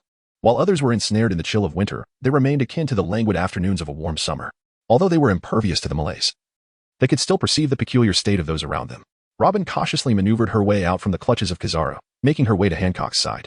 Throughout the ordeal, Robin maintained an unwavering composure, even during her captivity, for she held a firm belief that with her teacher present, she would not come to harm. Since the day she was rescued by Suyu, she had inexplicably placed her trust in him. The highly tense Kizaru was so preoccupied that he failed to notice Robin's movements. "Kizaru, this was your choice," Suyu suddenly declared, and in the next instant, he appeared before Kizaru like a specter. A tearing sound echoed, followed by a spray of blood. When Kizaru finally discerned Suyu's presence, an excruciating pain shot through his left shoulder. His mouth was slightly agape, yet he did not utter a sound of anguish. Suyu did not relent, delivering another strike. Huang Yuan's other arm was violently torn away. Under Suyu's relentless assault, the elemental transformation of the natural system proved utterly ineffective. Akainu and Akiji, too, witnessed the grim fate of Huang Yuan. They long to ascend and assist their comrades, yet they are paralyzed by fear and unable to move. Their bodies seem to have ceased belonging to them. Yet, even if they could move, it was too late. Suyu's hand had already grasped the neck of the yellow ape. With a tightening grip, a sharp crack resonated as the yellow ape's neck twisted into a grotesque angle. The yellow ape lay lifeless. His expression froze in a state of terror and disbelief. It seemed he had never anticipated that a grand general could perish so hastily. The cause of death was merely the abduction of a little girl. Hancock and Robin could not help but swallow hard. 3 seconds, from beginning to end. It was a mere 3 seconds. One might ponder, how many steps does it take to eliminate a general? The answer is 3 steps. First, tear off one of his arms. Second, remove the other. Third, twist his neck until it breaks. With the death of Kizaru, the suffocating atmosphere was abruptly shattered. The chilling aura of a ruthless killer emanating from Suyu dissipated, transforming him into a radiant young man. Yet, at that moment, no one dared to meet his gaze. Although Suyu's murderous intent had subsided, a pirate and 2 Navy officers still refrained from making a move. The lingering fear continued to dominate their minds. Only Chris let out a sigh of relief, wiping the cold sweat from his brow. Thankfully, although his boss had gone berserk, he had not lost his sanity. He had indeed brushed perilously close to the gates of death. It was all Kizaru's fault. Suyu turned to look at Charlotte Linlin. In that instant, Charlotte Linlin felt as if her soul had been seized. The sensation of being targeted by the Grim Reaper extinguished any thoughts of resistance. Oh, she let out a scream, simultaneously consuming a decade of her lifespan. Her once rotund form began to shrink dramatically. In the blink of an eye, she transformed into a strikingly voluptuous woman towering at 8 meters. Then, she turned on her heel and fled. However, Suyu's murderous resolve had already ignited. There was no way he would allow her to escape. In his hand, a radiant white light blossomed, culminating in the formation of a 5-meter-long knight's lance. He then casually hurled it, and the lance vanished into thin air. The following instant, an explosion erupted several kilometers away over the sea, giving rise to a white hemisphere with a diameter of 1 kilometer. Charlotte Linlin, having taken only a few steps, suddenly found her body rigid. Mechanically, she lowered her head, only to behold that the upper half of her left side had inexplicably vanished. The formidable presence that had been a source of dread to all, her steel-like form, seemed to have ceased to exist. Charlotte Linlin parted her lips, uttering a sound of disbelief. The giant's massive frame crashed to the ground with a thunderous thud. The notorious pirate Charlotte Linlin had met her end. Chris stood in stunned silence, bewildered. A general had just perished, and now a pirate of equal notoriety had followed suit. The question arose, how does one eliminate a formidable pirate in 3 steps?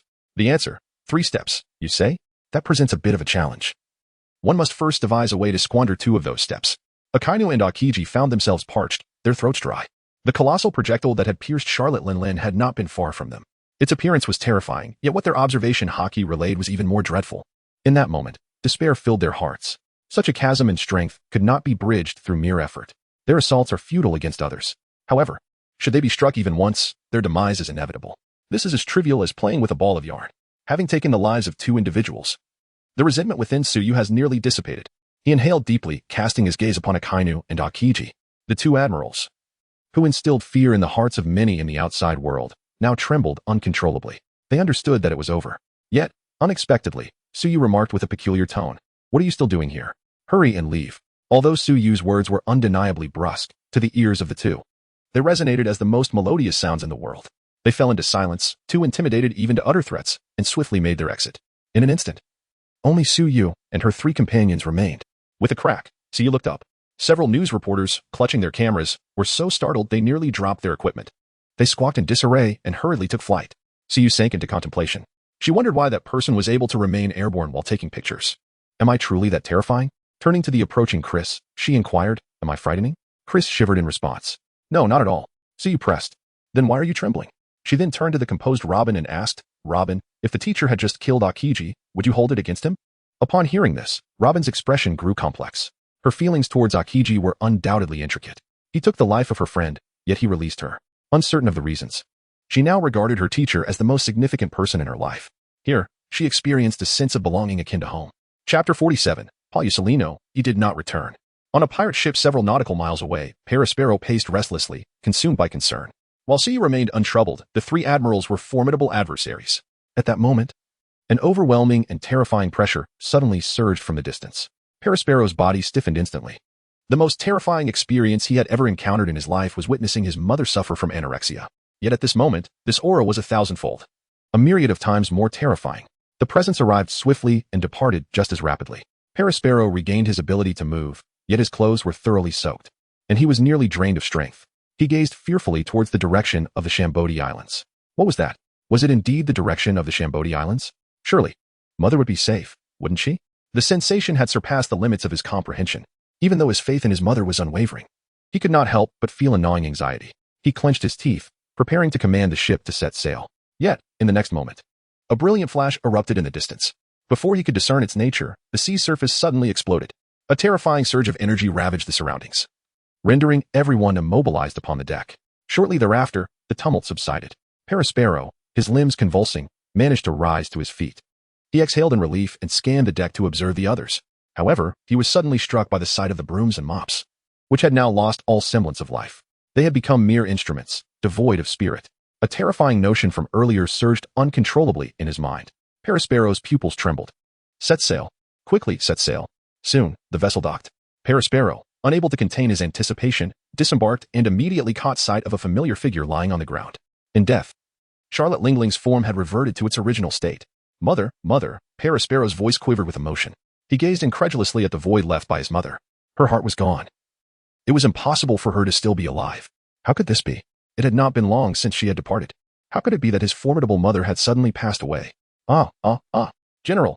Upon hearing the call, Perispero abruptly lifted his head, only to find someone staring in terror at the distant ground.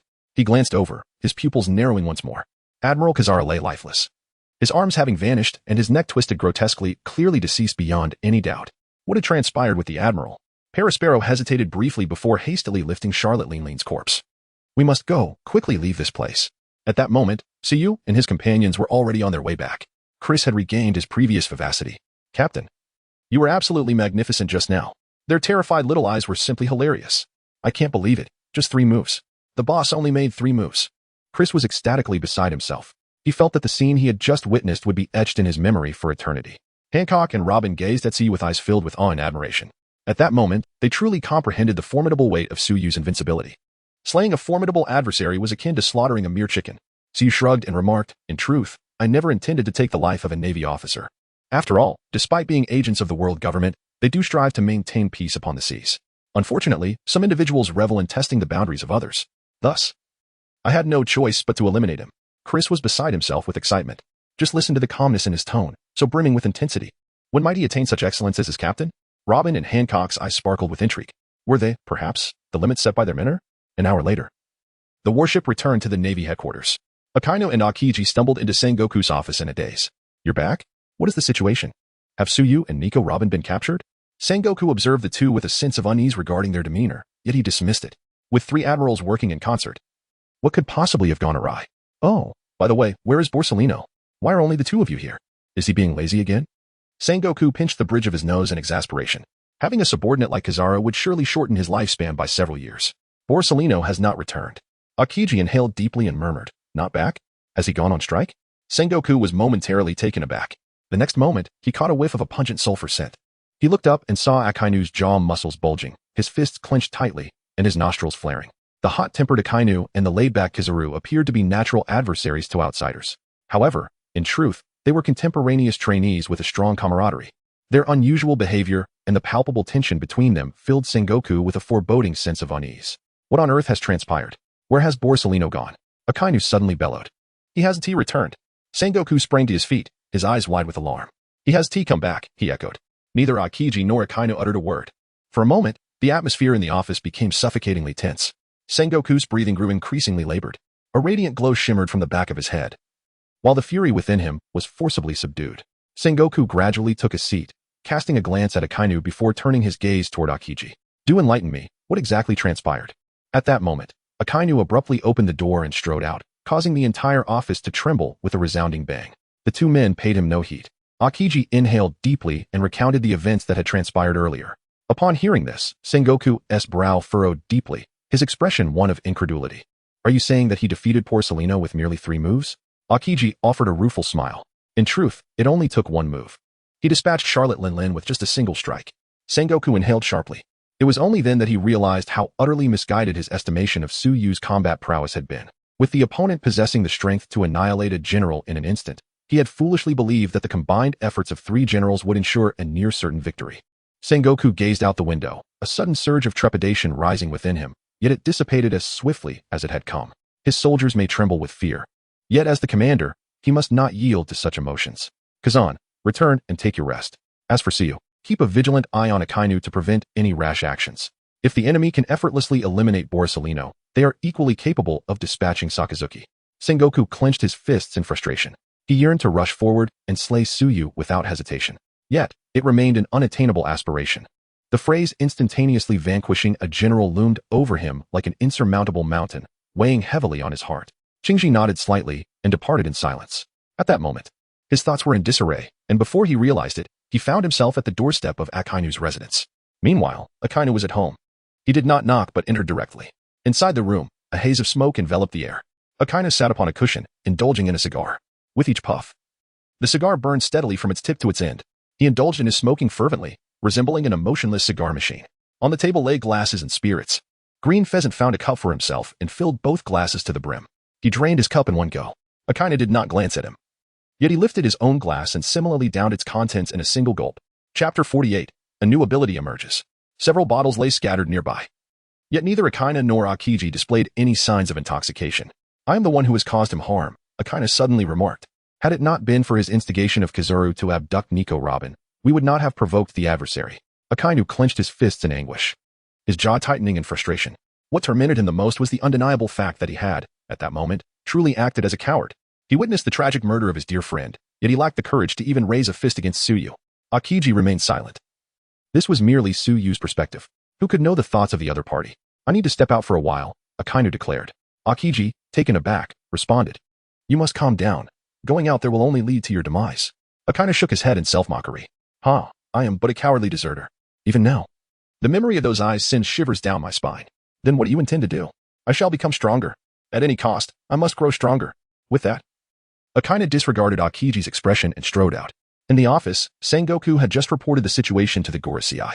At this moment, he awaited their response with anticipation. In his view, while Tsuyu was formidable, the world government surely possessed means of counteraction. However, he was met with disappointment. "Very well. Let's leave that individual alone for now." "What? Gorosei-sama, what do you mean by leaving him alone? Borsellino has already sacrificed himself. Then choose another admiral. Or do you have confidence in capturing that individual? And do not forget your position, Sengoku. Our will is not something you are entitled to dispute." With that, they abruptly ended the call, leaving Sengoku no chance to respond. In frustration, he crushed the receiver and slumped into his chair. Truly, the powerlessness was suffocating. In the Holy Land, amidst the realms of authority, the 5 elders standing atop this ocean of power wore solemn expressions. Where did the CEO emerge from? Could it be that he truly defeated an admiral in 3 moves? Was that not an exaggeration? Is it even possible? What should we do? This man has tarnished our reputation. If we do not capture him, the authority of the world government will surely wane. Yet he is far too powerful. Even with the strength bestowed by Lord Imu, we can merely defeat an admiral. To kill him would be exceedingly difficult. Even if those two deserters might have exaggerated the truth, the opposing side must possess the capability to eliminate an admiral singularly. Are we to confront him as a group? That would be excessively flattering to him. Lord Emu has given no directive, suggesting indifference. In that case, let us deliberate further. I have heard that Suyu is accompanied by two young women. They cannot remain together indefinitely. A day later, the sea erupted once more. Ever since Suyu entered this world, the ocean has become a volatile entity, prone to sudden explosions. Yet this time, the news was particularly explosive. Suyu's provocations towards the world government and the Navy were not unprecedented. However, they had merely served to titillate the media and tease the sensitivities of the world government. This time, however, substantial actions were taken. In the photograph, the lifeless body bearing an expression of disbelief and terror is one that none would fail to recognize. It is the very figure that instills dread in countless pirates, regarded as a formidable adversary by the elite. And hailed as the protector of the common people, the highest combat power of the Navy headquarters, Admiral Kizaru. In the image, the corpse is devoid of both arms, resembling that of an ordinary person. How could this be? This cannot be real. A nightmare. Awaken from this nightmare. Haha. The Admiral is dead. Is the Navy doomed? A remarkable individual has emerged upon the seas. It seems one must tread carefully when visiting the Sabaody archipelago in the future, aboard a lavish ship. For individuals scrutinize the newspaper, their expressions darkened yet tinged with a hint of relief. They are, indeed, the four sovereigns of the shadowy realm. In the treacherous waters of the Sabaody archipelago, they have naturally inserted themselves into the fray. Upon hearing that their dominion had been annihilated, they were poised to exact vengeance. However, at this moment, a realization dawned upon them. Previously, they had uncovered that the enigmatic figure aiding their leader, Chris, was none other than Suyu. And now, what had they witnessed? That very Suyu had single-handedly vanquished a marine admiral, alongside a pirate of equal renown. What an explosive display of deterrence! The sea transport king dabbed at his neck with silk, then wiped his forehead, muttering, fortuitously, "We are still in the planning phase. Otherwise, the consequences would be unfathomable." In a nearby tavern, Doflamingo drowned his sorrows in drink. Previously, he had reached out to Kaido to voice his grievances, yet Kaido had dismissed him, even mocking and threatening him. That very day, he had wreaked havoc in a bar.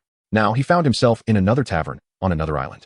He was enjoying his drink until he caught sight of the latest newspaper. The glass in his hand began to tremble, spilling its contents.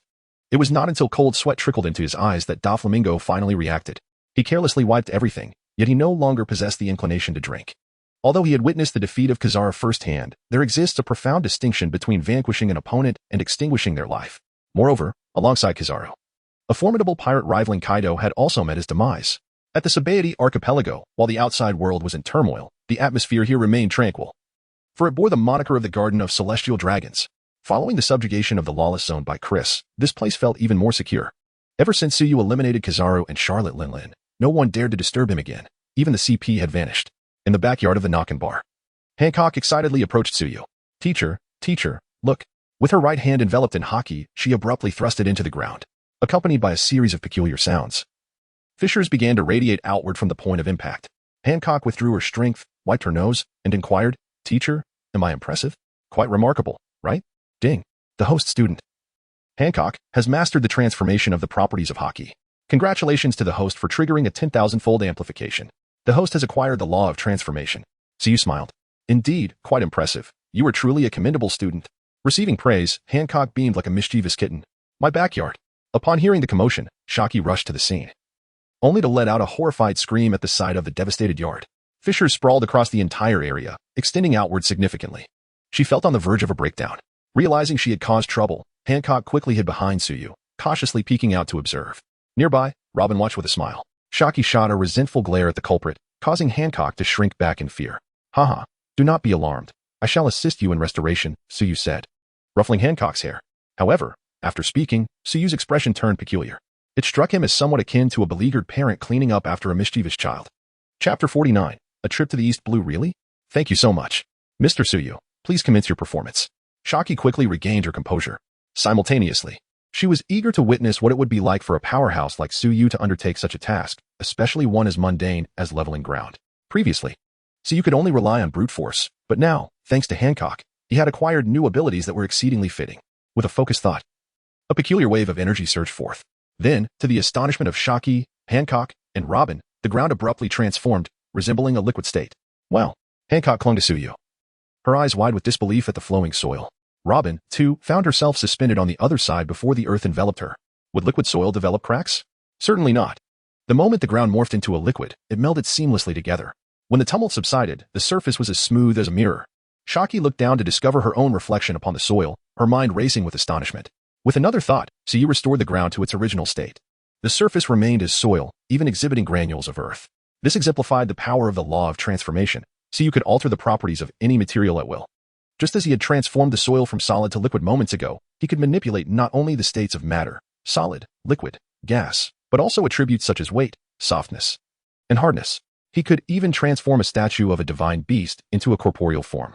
Of course, while this flesh and blood entity could obey his commands, it lacked any capacity for thought. Xiaoqi couldn't help but crouch down to touch the ground, feeling its familiar roughness. "Are you two not coming down yet?" Suyu said helplessly. Oh, in response, the two hurriedly descended. Hancock's eyes sparkled with eagerness as she gazed at Suyu, her face radiating a desire to learn. Suyu shrugged and remarked, "Give it up. You won't be able to learn." "All right then," Hancock said, momentarily disheartened, but soon letting it go. "Mr. Suyu, are you also a person with abilities?" Xiaoqi's face still bore traces of astonishment. Suyu smiled and shook his head. Upon witnessing this, Xiaoqi fell silent. If that scene had not been the result of a devil fruit, it would have been too terrifying. As a pirate herself, she had always scoffed at the notion of gods. Yet now, the term miracle suddenly surfaced in her mind. But is there really a god in this world? Although she had no answer, her gaze towards Suyu had become increasingly respectful, transforming into that of a lower being looking up to a higher one. "Robin, you must also strive hard," Hancock said to her junior with the air of an experienced mentor. It was evident that she took pride in this. "Oh, what you say is true, senior. Then, could you help me check if I'm doing something wrong?" Robin asked, flipping her hair and extending her hand, with the armament color enveloping it. Hearing this, Hancock eagerly approached. Rest assured, the senior is a pioneer, surely. Originally, Hancock was quite excited. But upon seeing the transformed armament color on Robin's hand, 3 question marks slowly appeared above her head. "So, you succeeded long ago?" Hancock grasped Robin's hand unwillingly, then gazed into her eyes with anticipation. "Hurry, say it's not true. Say you only figured it out after seeing the senior's demonstration today. Please say it." Robin smiled gently, tucking a strand of hair behind her ear. Although she was the same age as Hancock and Hancock was her senior at that moment, she resembled an older sister looking at her sulking younger sibling. "It was just good luck yesterday. I happened to grasp it." After saying this, Robin playfully winked. When it came to mastering the armament color, Hancock was ahead. However, the transformation of the armament color tested innate talent, and in that respect, Robin surpassed her. Upon hearing this, Hancock's eyes dimmed. Her junior had outshined her. She felt so useless. She wanted to cry. She longed for the comforting meals prepared by their teacher. Teacher, your adorable student has suffered a significant emotional setback," Hancock said pitifully as she looked at Suyu. Hearing this, Suyu smiled and said, "Just tell me what you want to eat." "Hee, you're the best, teacher. Then I want to eat." "How cunning. Then I want that too." Just order whatever." Xiaoqi watched this heartwarming scene, unable to suppress her smile. Could the divine truly possess such human warmth? He is Suyu, traveling, East China Sea. At the dining table, Hancock and Robin gazed at Suyu. Meanwhile, the opportunistic Xiaoqi and Rayleigh seized the chance to indulge in the feast. "Ah, how infuriating. That is my favorite dish. That belongs to me. Whoever grabs it first gets it." "Hiss, Robin, that's excessive. Release your grip." To snatch food while employing the powers of a devil fruit is simply outrageous. Suyu calmly savored his meal, oblivious to the chaos before him. He had grown accustomed to it. After all, his culinary skills were anything but monotonous. "Consider this a reward for your mastery of the armament Haki," he remarked. "Let's venture out and broaden our horizons, relax a little." Indeed, a respite was warranted, given that his teaching methods were rather intense. After all, a pretentious good teacher could only impart the basics after 2 years of instruction, just like that old man at the table, who shamelessly competed with the younger generation for food. However, a true good teacher might impart the highest skills with a single strike. Yet, Hancock and Robin had both endured. Nevertheless, relaxation was still necessary. Upon hearing his words, Hancock immediately erupted in cheers, while Robin also displayed a smile. Rayleigh scratched his head, sensing that Suyu had glanced at him during his earlier remarks. He always felt a sense of unease. Having become familiar with Suyu, he no longer felt as constrained in their interactions. Thus, he directly posed the question, "Rayleigh, do you know why I chose the East Blue?" Suyu gazed at Rayleigh with a smile that was neither entirely playful nor serious. Upon hearing this, Rayleigh was perplexed. Suyu chuckled softly and replied, "Because, in that distant place, there is a fine maiden. Her name is Portasti Rouge. She accompanied the pirate King Roger in his final moments and bore him a child." At this revelation, Rayleigh's eyes widened in shock. "Is that child still alive?" he inquired. "But the world government, the South Blue." Suyu nodded. "That child was entrusted to a friend by Roger. The South Blue was ravaged, with innocent children and pregnant women falling victim. Yes, Roger knew he would meet his demise and understood the implications of his lineage. Yet, he chose this path regardless. An innocent woman, along with so many defenseless mothers and children in the South Blue. Hearing this, Rayleigh's face flushed with emotion. He lowered his head, unsure of what to say. This matter is indeed irredeemable. Chapter 50. Has he become a mere receptacle? Listening to Suyu's narrative, Hancock and Robin's understanding of the Pirate King deepened further, particularly for Robin. She had previously held the Pirate King in high regard. However, now she felt a sense of disillusionment. Suyu shook his head. Roger's actions posed no issue for himself, as it is almost instinctual for a person to leave behind their lineage. Yet, his conduct was undeniably selfish. Nevertheless, this had little to do with him. He merely sighed, expressing a momentary pity. Perhaps in a few years, he would have forgotten all these matters. In an instant, the once warm atmosphere of the dining table grew suddenly desolate. Well, those times have passed, so let them fade into oblivion. Returning to the previous topic, his child is currently in the East Sea. Can you guess who Roger's friend is? Suyu inquired, while deftly serving a few dishes to Hancock and Robin. The fact that Roger's child is still alive brought Rayleigh a certain joy. However, at this moment, that joy was considerably diminished. He hesitated for a moment and said, "Could it be Carp?" Since Suyu had prompted him to guess, it was certain that this individual was known to him. Furthermore, Suyu's tone was somewhat peculiar. Coupled with the fact that Suyu specifically mentioned the East Sea, he casually ventured the guess of Carp. He initially held little hope. But then he heard Suyu say, "Yes, that's him." Could it be? Isn't he a naval hero? Robin's mouth fell open in astonishment. Suyu couldn't help but steal a few more glances. After all, it was rare to witness such an expressive display from Robin. Suyu shrugged his shoulders, pondering the unpredictability of his thoughts. Perhaps it was a case of not knowing one another until they clashed. Or perhaps, given Carp's temperament, he was never meant to be a naval officer. Had he chosen the path of a pirate? It's conceivable that the title of Pirate King might not have belonged to Roger. Within the Navy, only a Kainu could be deemed a conventional officer. The rest were either emotional types like Carp and Sengoku, or indifferent figures represented by Kizaru, or indecisive ones like Akiji. Not to mention the bloodthirsty ilk akin to Gecko Moria. Moria himself was merely kept in check by a Kainu. Otherwise, he would have become the second Shiryu of the reign. Robin remained silent, visibly shaken by the revelation. "So, are you heading to the East Blue for a specific purpose?" Rayleigh inquired, casting a wary glance at Suyu. He could sense that Suyu held little interest in Roger, a sentiment that Suyu had never bothered to conceal. He wouldn't have gone specifically to kill that child. Would he? Upon hearing this, Suyu cast a discontented glance at Rayleigh. "Do you really think of me as a cold-blooded murderer? I possess an extraordinarily kind heart. I can hardly bear the sight of blood. Everyone, if you put it that way, Kizaru and Charlotte Linlin will surely shed tears. The sins of the forebears bear no relation to the child. I merely calculated and sensed a certain connection with that child," Suyu calmly remarked, disregarding the peculiar gazes of those around her. Upon hearing this, Robin and Hancock exchanged glances, their eyes flickering. Connection? Are they perhaps hoping for an additional junior disciple? That sounds rather easy to manipulate. Without hesitation, the following day, Suyu embarked on a journey with her two students. That very night, a group arrived at the Shabandi archipelago, heading for the knock-up stream bar. "It seems we have arrived too late. They have already departed." Alas. Perhaps it was not meant to be. A month later, in the East Blue, a colossal fish-shaped ship glided gently over the waves. "Wow, teacher. Is that the Bartai you mentioned? It's so grand." "Indeed. I have heard that the cuisine here is quite renowned.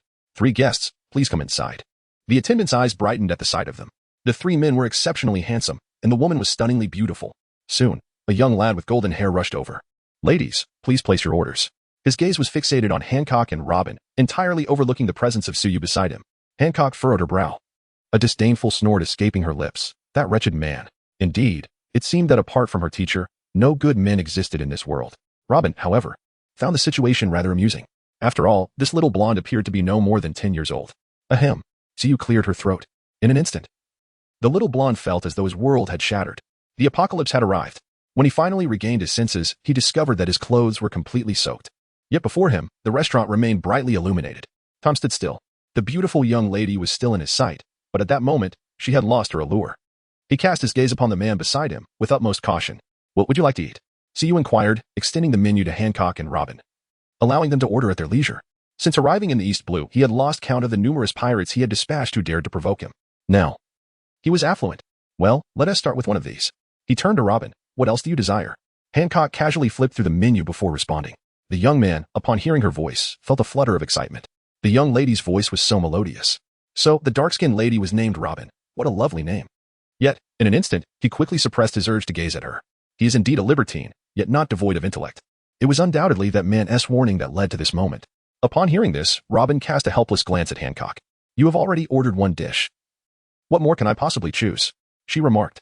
"Well, let us start with that much. Hurry and bring out the dishes." "Excuse me. Are you sure you wish to serve everything? Are you certain you can finish it all?" Despite his trepidation towards the man, the young blonde still inquired. If I say to serve it, then serve it. What more is there to discuss? Hancock exclaimed, embodying the demeanor of a feisty young girl. Under Suyu's tutelage. Hancock's character diverges significantly from that in the original text. At the very least, she exhibits politeness towards others. However, the previous look from the young blonde displeased her. The young blonde scurried back to the kitchen as if in flight. Are you certain? To serve every dish, and there are only 3 of us. Chef Zepp stormed out with an imposing presence. He was determined to discover who was so wasteful. Yet, mere seconds later, he returned, disheveled and seemingly shaken, as if startled. It was unmistakably him, the inexplicably bewildered young man with golden hair. Old man, what are you mumbling about? Japu inhaled deeply and replied, cooking, all of it. You must attend to that person well. He is someone who cannot be offended. As a pirate who had traversed the Grand Line, he understood the terrifying strength of certain individuals in this world. A Marine admiral was someone he could only look up to from a distance. However, the figure outside was a monster capable of slaying an admiral.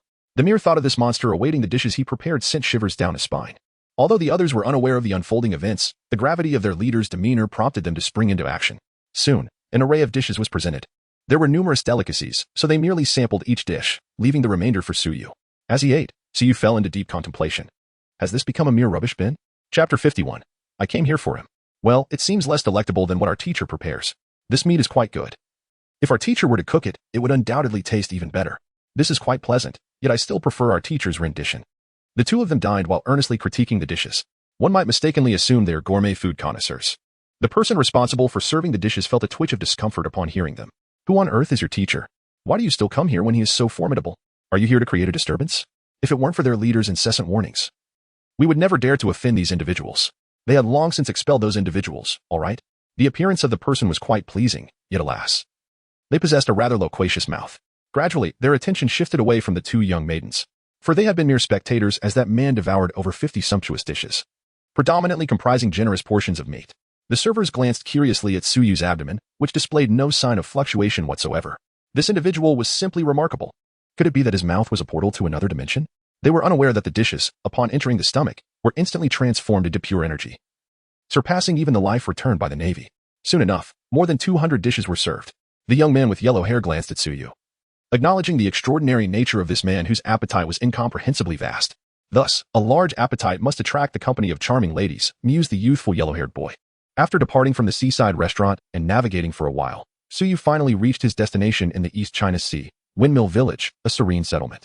There was a bar with a delightful selection of beverages, and even more enticing was the fact that the bar owner was a beautiful young lady. Welcome, exclaimed the bar owner, Machino, with a bright smile that radiated genuine joy upon the arrival of guests. 1 beer and 2 fruit juices, please. Certainly, please wait a moment. She replied. Hancock discreetly tugged at Suyu's sleeve. Teacher, I don't want to drink fruit juice. With a single hand, Suyu gently restrained her. If you wish to enjoy alcohol, you must wait 2 more years. Hancock, with a downcast expression, sipped her fruit juice. It's delicious. The sweet taste on her tongue brought a smile to her face. Robin observed Hancock's entire transformation of expression, her eyes curving into crescents with delight. At that moment, a raucous laughter echoed from outside, followed by the door being flung open. A robust man with grizzled short hair strode in. Haha, Machino, just as usual. Upon hearing this, Machino chuckled and remarked, has Luffy been beaten again? Every time Luffy gets thrashed, Old Man Carp is in high spirits. Haha, that kid is truly resilient. Hey, we have new guests? Carp casually surveyed the room, and when his gaze fell upon Suyu, his laughter abruptly ceased. At that moment, Suyu and the others had their backs turned to him. His keen perception failed to discern anything amiss, however. His intuition warned him that ahead lay a treacherous den of dragons and tigers, extremely perilous. The naval hero, Monkey D. Garp, found his gaze inadvertently drawn back, only to be momentarily startled. This individual was undeniably renowned, boasting a reputation upon the seas that eclipsed even that of the fleet admiral. Yet, at this moment, he was not adorned in military attire. Recalling the words spoken by Suyue, Robin pondered thoughtfully. She now comprehended why her mentor had chosen to visit such a remote village. As Robin beheld Garp, he too caught sight of her. Garp's eyes narrowed instantly. Nico Robin. Thus, the man clad in a short-sleeved floral shirt was indeed that person. An uncontrollable surge of murderous intent welled up within Garp. He seemed to be contemplating the possibility of launching a surprise attack while his opponent had his back turned. Weighing the chances of eliminating him, I advise you not to harbor any murderous intentions towards me. Otherwise, you shall be the one to meet your demise. So you did not turn around. Upon hearing this, Garp let out a cold chuckle. Without a confrontation, how could one possibly know? Suyu smiled softly. Here, Do you truly wish to bring ruin to Windmill Village? Carp's mind suddenly cooled. With a gentle gaze, Suyu reassured the anxious Machino, there is no need for concern. I am not a villain. It is merely that the old man harbors some misunderstandings about me. Machino managed a faint smile. Compared to the unfamiliar Suyu, she naturally placed her trust in Carp. Machino, you should leave this place, Carp said in a low voice. Without hesitation, Machino departed promptly. Yet, despite her awareness of Suyu's dangerous nature, she still expressed a courteous apology before leaving. Carp settled beside Suyu, with 3 seats separating them. He cast a sweeping glance at Hancock and Robin, his mouth poised to utter something. Yet, Suyu interjected, remarking, a friendly reminder for you. Can you guess the reason behind Kizaru's demise? At these words, Carp's figure stiffened, a furious aura erupting from him. However, it was quelled within a mere second. Carp, with a countenance fraught with uncertainty, fixed his gaze upon the side profile of Suyu. Are you quite confident? He inquired. In response, Suyu remained silent, merely casting him a glance. He uttered not a word, yet it seemed as though he had conveyed everything. Carp's fists cracked ominously, and had it not been for the fact that they were not in Windmill Village, his fists would have already crashed onto that detestable handsome face. The illustrious herald, what brings you to this humble village in the East Blue? Do not attempt to convince me that you are here for leisure. Suyu did not respond to his inquiry. Instead, he posed another question. Garp, have you ever felt remorse? Garp furrowed his brow and replied, remorse? What nonsense are you speaking? I have lived my life with integrity and righteousness. As soon as he finished speaking, he noticed Hancock and Robin casting a peculiar glance in his direction. A sense of inexplicable anger surged within Carp. Was there anything strange about what he had said? Suyu chuckled softly and remarked, is that so? Then when you face the people of the South Sea, will you have the confidence to utter those words? A shiver ran through Carp's heart as a memory he wished to forget suddenly resurfaced. What do you know? What exactly do you know? Calm yourself, Carp. I am aware that the child is here. My journey is, in fact, for him, Suyu stated. No sooner had he spoken than a chilling aura of murderous intent erupted beside him. Although Suyu stood in front, Hancock and Robin still found their breath caught in their throats. The face that had once appeared as a rugged old man now resembled a ghastly demon that had just clawed its way out of hell. Seeking death. Suyu's words undoubtedly trespassed upon Carp's taboo. He could no longer suppress the fury within him. Heh, you frightened my little girl, he remarked. As soon as Suyu's words fell, another figure of Suyu materialized beside Carp. A jolt surged through Carp's heart. A residual image? How swift. You ought to behave yourself, Suyu said coldly. Subsequently, a hand pressed down firmly on Carp's shoulder. With a crack, Carp was forced to the ground, creating a 2-meter-wide crater in the floor. Humph. Carp's face flushed, straining with all his might.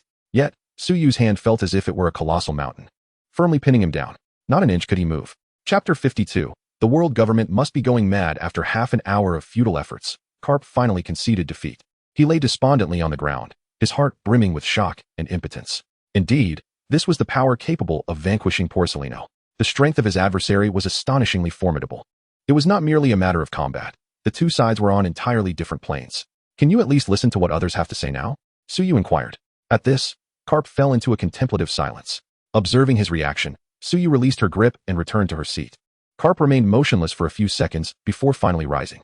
Yet, in that moment, the naval hero appeared utterly disheveled, having lost the sharpness he once possessed. It was one thing to be defeated, but the fact that Suyu had not even engaged him in battle left Carp with an overwhelming sense of futility. As if the distance between them was insurmountable. What is it that you truly desire?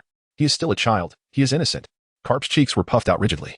He wished to express that if Suyu dared to harm Ace, he, Garp, would fight to the death. However, he soon realized that confronting Suyu was not merely a battle but a venture into certain demise. The only means left to pose a threat to Suyu was through words. Suyu replied, indeed, I share the same sentiment. Ace is truly innocent. It is the world government that issues commands, including those in the South Seas. Although your friendship with a pirate is exceedingly foolish, in terms of honoring commitments to a friend, you have done nothing wrong. Upon hearing this, Garp was momentarily speechless. Was he comforted? At that moment, a sudden glimmer of hope surged within him. If Suyu were to forcefully target Ace, he would undoubtedly fall into despair. However, from Suyu's words, it seemed there was no malice directed towards Ace. Then, does this mean? Suyu turned around, facing Carp for the first time. He spoke. What I have expressed is merely to convey to you that in this world, the concepts of right and wrong are not as abundant as one might believe. The distinction lies solely in the disparity of strength. The world government wields greater power than you, rendering you powerless to act, leaving you to witness tragedies unfold. And should the day come when the world government or your old comrade becomes aware, do you truly believe you possess the strength to safeguard him? Presently, a figure far more formidable than the world government and the Navy stands before you. If I were to lay hands on Ace, what would you do? Would you wield your sense of justice to protect him? Carp opened his mouth, his face a portrait of struggle. He wished to convey that this matter would remain undiscovered. Yet, he was acutely aware that his previous erratic behavior had already aroused the suspicions of Zhangguo and he. It was merely due to their consideration for his feelings that they had refrained from probing further. He had previously been reluctant to ponder this question. However, now, Suyu had thrust his head before this dilemma. It was then he realized that the answer was inevitably negative. He was unable to safeguard Ace. Just as he could not protect the countless innocents in the South Sea. If Ace were willing to reside in Windmill Village peacefully for a lifetime, perhaps there would be a faint glimmer of hope. But is that truly possible? Based on his understanding of Ace, this young man is destined for greatness. Would he then resort to breaking Ace's legs? Carp painfully clutched his head, for this conundrum was far too perplexing for him to solve. Suddenly, a spark of inspiration ignited within Carp as he turned his gaze towards Suyu. You seek out Ace, do you not? Suyu readily confessed. Ah, indeed. If he agrees, he would become my third disciple. You cannot protect him. However, if he is my student, then no one in this world could harm him. Carp's breath caught in his throat. What immense confidence this was. Yet, strangely, Carp found himself inclined to believe it. This man's strength surpassed even that of the legendary rocks. Perhaps, he could genuinely withstand the pressures from the world government. Nevertheless, Carp felt a twinge of conflict. Suyu had undoubtedly placed himself on the world government's blacklist. If Ace were to align with them, would he not directly fall into their sights? After a moment of contemplation, Carp inquired, "What is it about such a person that would draw you to Ace?" He was still a child, never having ventured into the outside world. Suyu chuckled softly and remarked, "He is the son of the pirate king. If the world government were to discover this, they would surely be infuriated." Carp gazed at Suyu, who wore a playful smile, and could not help but think of him as a madman. Well, it's time to find someone. This matter requires his consent. If he is unwilling, I have no desire to coerce a child. Suyu left several stacks of berries on the bar as compensation for the repairs, then made his way outside. Hancock and Robin hastily followed. Carp hesitated for a moment before trailing behind them. He found himself questioning, as if Suyu had a premonition of Ace's whereabouts. Even he, as the grandfather, was oblivious to where that little rascal might be at the moment. In the forest, the sound of leaves and soil crunching underfoot echoed softly. Suyu walked ahead, each step imbued with unwavering confidence, as if he possessed a divine perspective that revealed Ace's location. Soon, Carp was astonished to behold 3 figures ahead. It was indeed Ace, Sabo, and Luffy, crouched behind a tree, intently watching the depths of the woods. A closer look revealed that the dust and leaves on the ground nearby trembled slightly. With the sound of trees crashing, a colossal creature emerged. Standing at an impressive 10 meters tall, its brown-black fur bristled, and its extended claws gleamed menacingly, each measuring half a meter in length. It was a giant bear. Suyu stealthily approached the trio from behind and suddenly inquired, "Are you planning to hunt that bear?" The unexpected voice startled the 3, causing them to jump. Ace quickly regained his composure, gripping the pipe tightly, and, without hesitation, swung it backward with alarming speed. To an ordinary person, such a movement would be nearly impossible to evade. Yet, even in Carp's eyes, it appeared to unfold in slow motion. Not to mention Suyu, who was entirely unfazed. He extended his hand as if plucking a delicate flower, gently grasping the water pipe. Ace's pupils constricted, and he exerted all his strength to pull away. But to no avail. Resolutely, he released his grip on the pipe and suddenly bent his body, delivering a sweeping kick towards Suyu. Suyu smiled, remaining unmoved. With a thud, Ace's body stiffened momentarily before he slowly retracted his foot, his expression contorting gradually. The entire sequence unfolded slowly, yet it lasted no more than 3 seconds.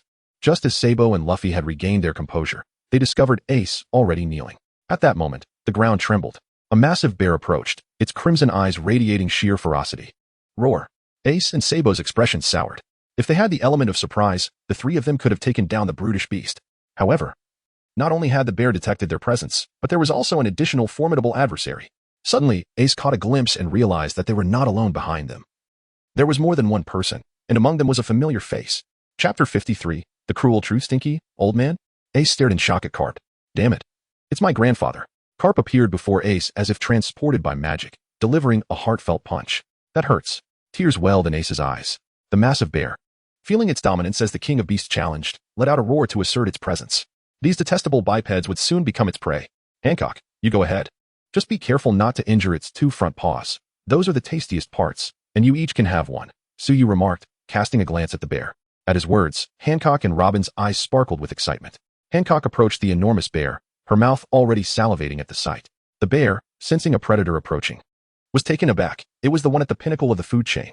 How dare this hideous creature look at it with such audacity? It spread its arms and roared, then lunged violently toward Hancock. Be careful, stinky old man. Hurry and save her. What are you waiting for? Ace exclaimed, his heart racing as he noticed Hancock's lack of evasion. One swipe from that bear could crush rocks. If Hancock were struck, what would remain of her body would be left to fate. If I were to save someone, it would be the bear, Carp retorted with a roll of his eyes. Though he was unaware of Hancock's strength, he trusted Suyu's judgment, knowing full well how deeply Suyu cared for those two young girls. What nonsense are you spouting? Old man? Ace began, his mouth agape. Luffy and Sabo mirrored his astonishment. They beheld an incomprehensible sight. On one side stood a frail girl less than 2 meters tall, while on the other loomed a ferocious bear towering at 10 meters. The disparity between them was stark. Yet, the girl extended her fair hand, firmly catching the bear's massive paw as if an ant were to support the weight of an elephant's foot. Hancock pushed with all her might, causing the bear to stumble. In the next moment, Hancock's figure suddenly soared to the height of 10 meters. With a swift kick, she struck the bear squarely on the head. The bear let out a pained howl and lost its balance, crashing to the ground. Without delay, as the bear lay motionless, Hancock descended from the sky, one leg bent, the other extended, and forcefully stomped down upon the bear's throat. A muffled thud resonated, and the bear twitched once before becoming utterly still. Thick blood oozed from its mouth. Ace and his companions stared at Hancock in stunned silence. The entire ordeal transpired in mere seconds, resulting in the demise of the fearsome bear. It was simply magnificent. An hour later, in an open area, a fire crackled. Above the flames, neatly speared pieces of meat sizzled as golden fat dripped down. 2 bear paws were also severed. The conditions here were inadequate, so they would have to wait until later to prepare the meal. Ace, his companions, and Hancock watched hungrily as the meat cooked. All right. It's time to eat, Suyu announced with a smile. Upon hearing this, Hancock and Robin eagerly seized several skewers, slurping in anticipation before handing them to Suyu. Suyu smiled contentedly, reassured that his students had not suffered in vain. The teacher eats first, he declared. Teacher, you eat first. They insisted, and Suyu, bemused, complied. You all should eat too, he encouraged. Only then did Ace and the others dare to dig in. Suyu curiously glanced at Luffy, surprised that he had managed to hold off until now. Was it Luffy's unique intuition that warned him not to provoke? They feasted heartily, consuming more than half of the 10-meter bear. Satisfied, Ace and his companions reclined on the ground. Suyu turned to Ace, asking, Do you know your identity? At these words, Garp's expression shifted, but he remained silent. Ace sat up, regarding Suyu earnestly. By the way, I still don't know who you are, he remarked. Garp's cheek twitched slightly. He hoped Suyu wouldn't dwell on such details. After all, Ace was still just a child. Suyu chuckled softly. My name is Suyu. Ace awaited further elaboration from Suyu, but he found none forthcoming. Is that it? Don't you have anything else to say? Or are you just a nameless nobody on the seas? Ace gazed at Suyu in astonishment. Garp grumbled, he is certainly not a nobody. He is a renowned figure on the seas now. If you had a habit of reading the papers, you would know this. Announcer Suyu, bounty, 40 billion berries. The mention of 40 billion berries detonated in Ace's ears like a bomb. At 40 billion berries? Old man, you must be joking. Ace stammered. 40 billion? Only 15 billion less than the Pirate King? Are you the legendary pirate? Luffy looked at Suyu with excitement. Suyu's expression turned peculiar at this. Hancock shot Luffy a fierce glare. You're the old man. Your whole family is old. Garp wore a solemn expression, which revealed the truth to Ace.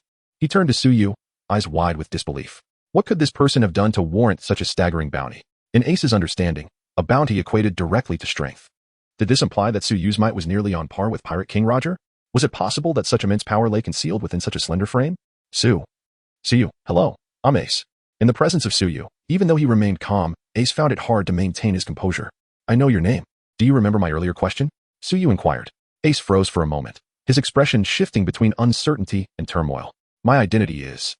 I'm this old man's grandson. At this, Suyu nodded. So you are aware that you are the son of Pirate King Roger? Huh?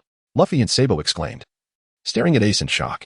Ace felt a jolt in his heart and looked up, ready to retort, only to find Suyu's serene gaze awaiting him. Ace, you are indeed the son of the Pirate King? Luffy exclaimed, his eyes sparkling with admiration. Ace felt a wave of despair wash over him. What is there to say? I have never acknowledged him as my father. Suyu nodded in agreement.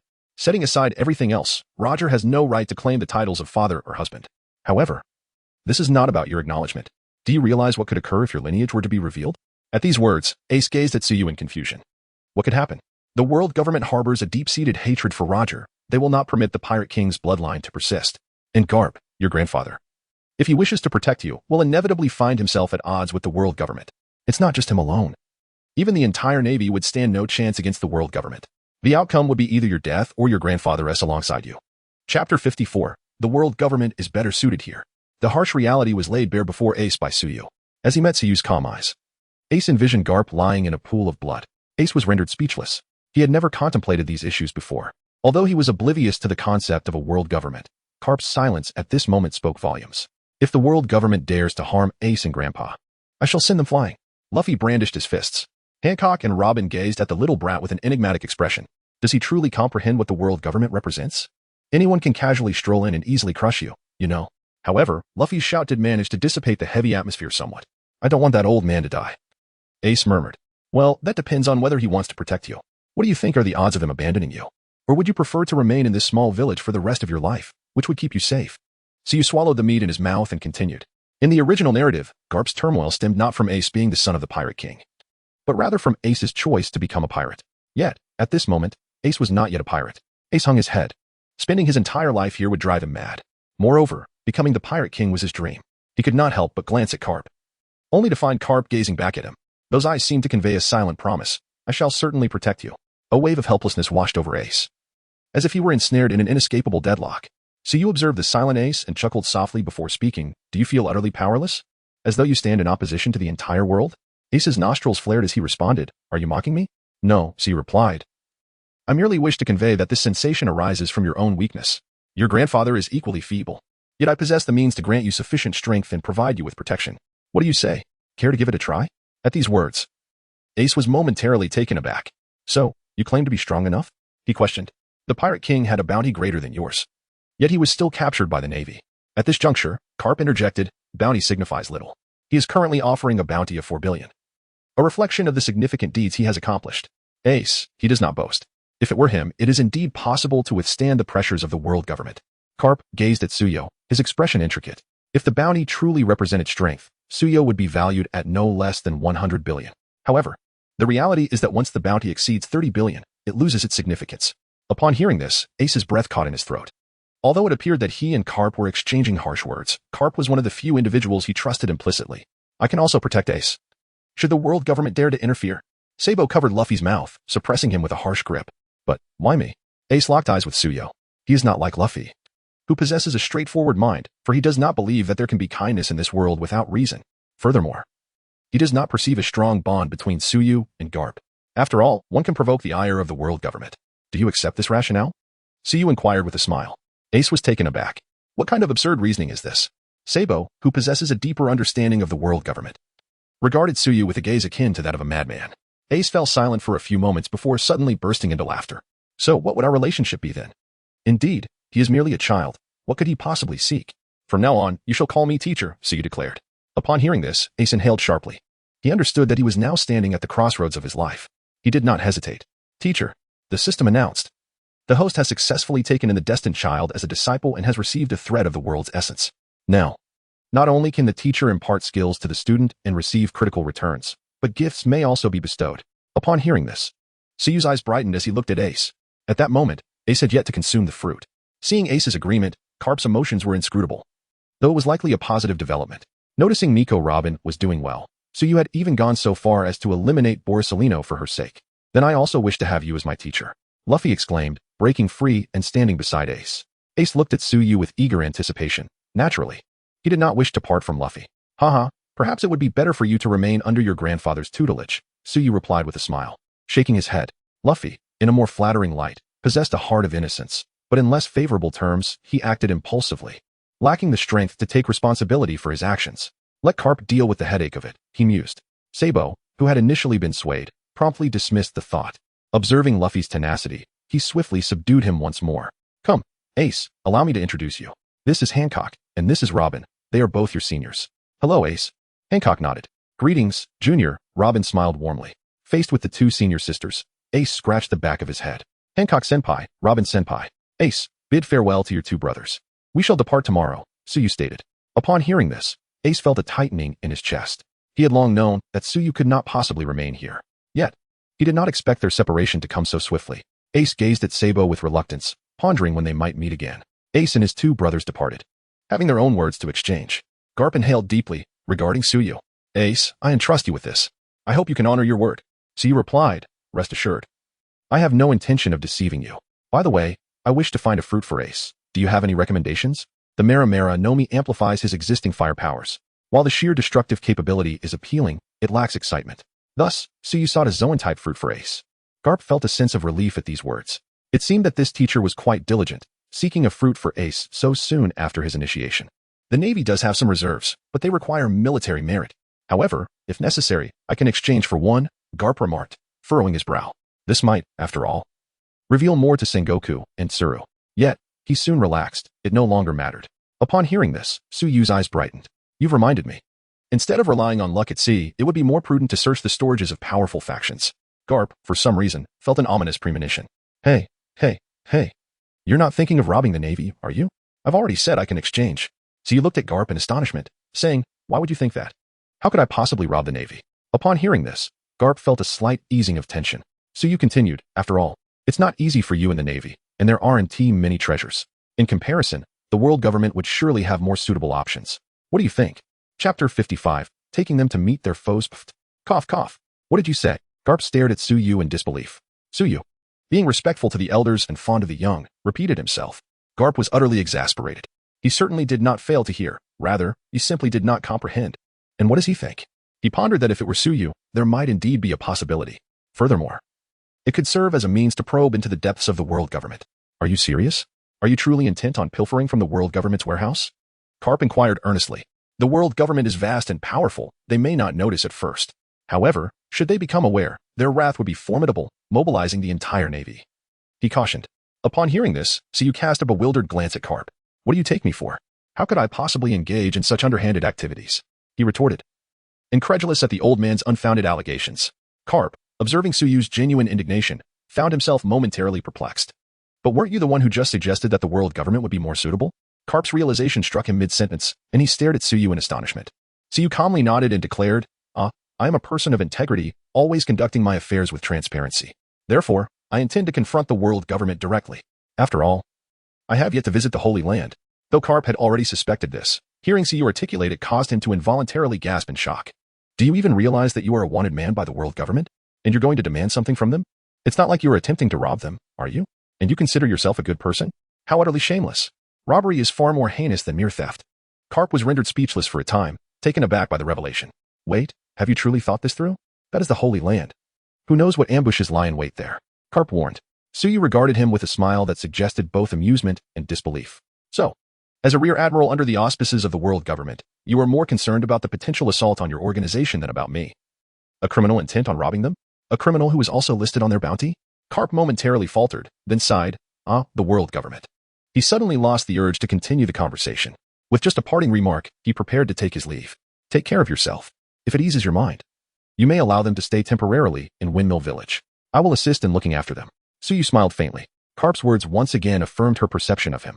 He truly was a man of genuine character.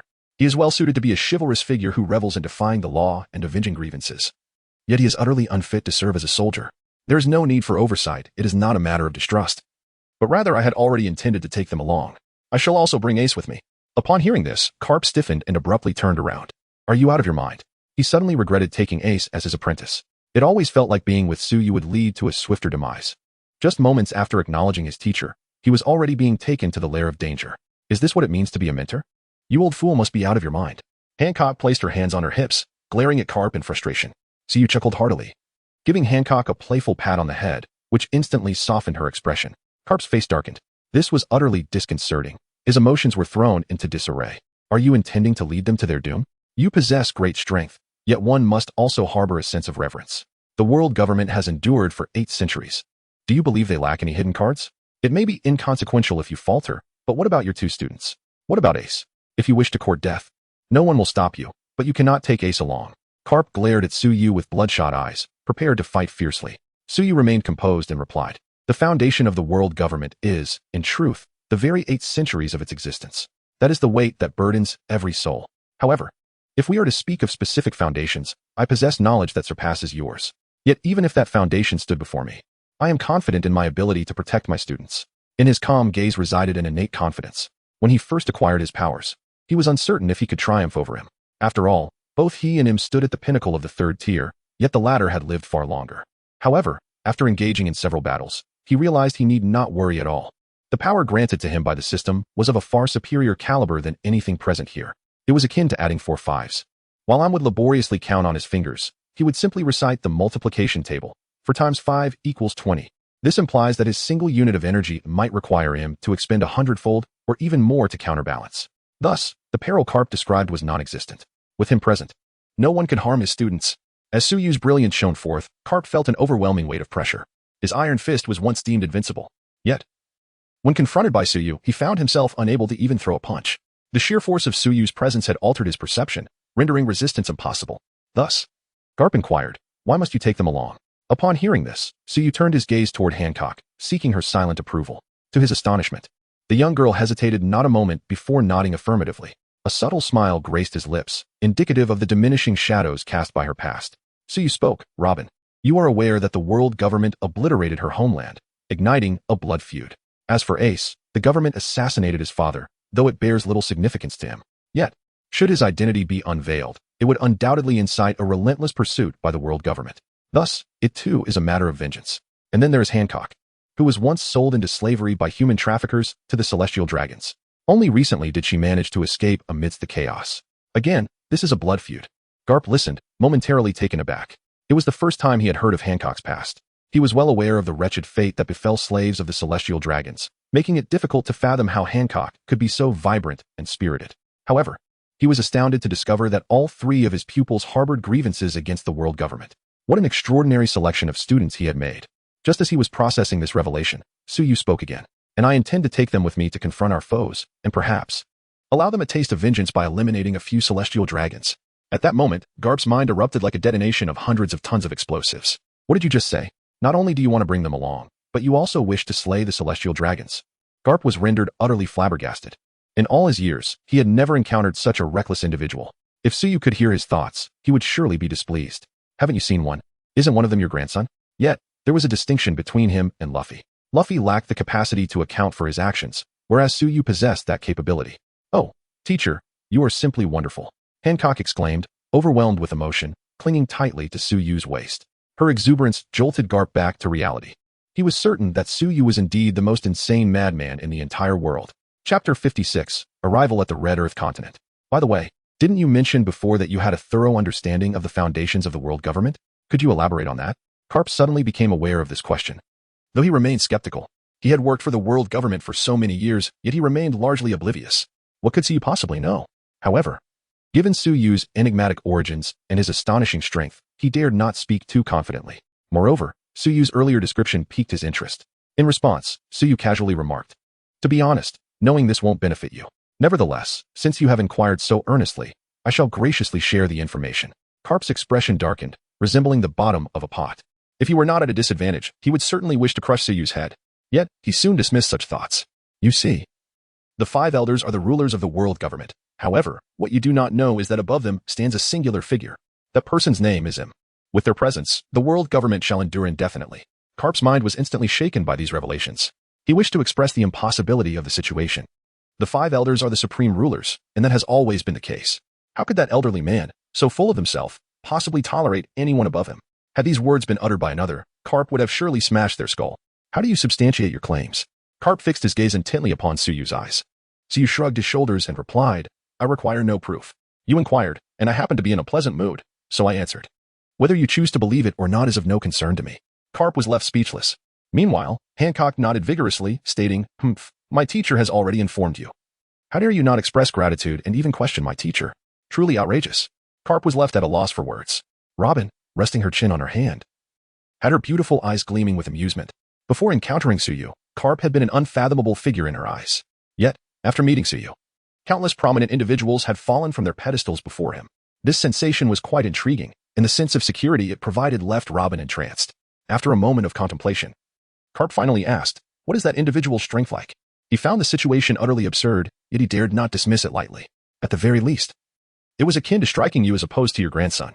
Among the world's masters, Whitebeard, Kaido, and the five from your navy, together they would still fall short against that one individual. Upon hearing this, Garp's breath caught in his throat. "Is there truly someone that powerful?" Suyu replied nonchalantly, "They are not exceptionally strong. If it were me, you would lack even the courage to strike." Garp fell silent. He was uncertain about others, but he had genuinely contemplated taking action moments ago, only to be overwhelmed by trepidation. Furthermore, the opponent appeared remarkably at ease, as if merely exuding a hint of their aura. Garp suddenly sighed and said, "Ace, I leave it to you. He has his own destiny." No sooner had the words left his lips than Capone vanished. "Prepare yourselves mentally when the time comes.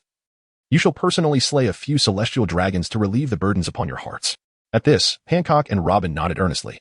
The following day, Ace, with deep circles under his eyes, gathered his belongings and bid farewell to the others before arriving at the island's edge.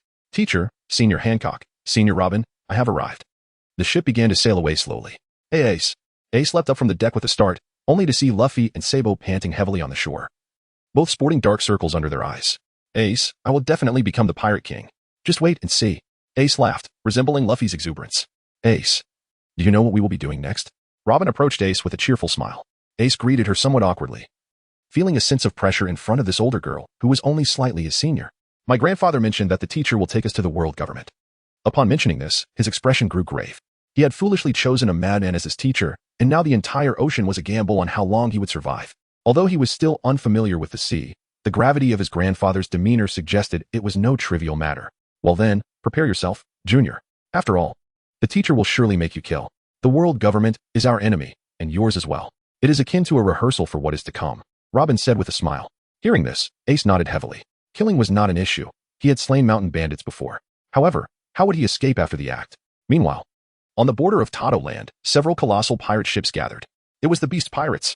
Above the vessels, dark clouds roiled, seemingly concealing extraordinary beasts. The next moment, a beam of light tore through the clouds, crashing down upon a small island. Amidst the thunderous sound, the isle crumbled and sank into the depths of the sea. Woo-woo. Lin, you died so tragically. Kaido, you have gone too far. This is not a place for you to wreak havoc. Below, a tall figure, his mouth covered by a scarf and brandishing a trident, gazed defiantly at the sky. The clouds parted, revealing a massive dragon's head. Katakuri. Since Lin's territory has fallen to others, it would be better for you to place it under my protection. You can also come under my command. Katakuri's gaze was dark. With his mother absent, he felt no confidence. Yet, it was a battle above all. All right, Katakuri, I find you even more interesting now. Kaido exclaimed with excitement. But in the next instant, his murderous intent was palpable. Then you shall die. The battle commenced. Although Ace was taken in to draw hatred, so you would not be dismissive. Everything Hancock and Robin had experienced replayed in him, and it was even more intense. Yet, the training's effects were evident. 5 days later, Suyu marveled at Ace.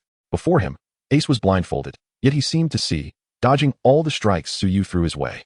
Hancock and Robin watched in astonishment at this junior. This fellow is a genius. Ace, it appears you have mastered it. Suyu felt a twinge of melancholy.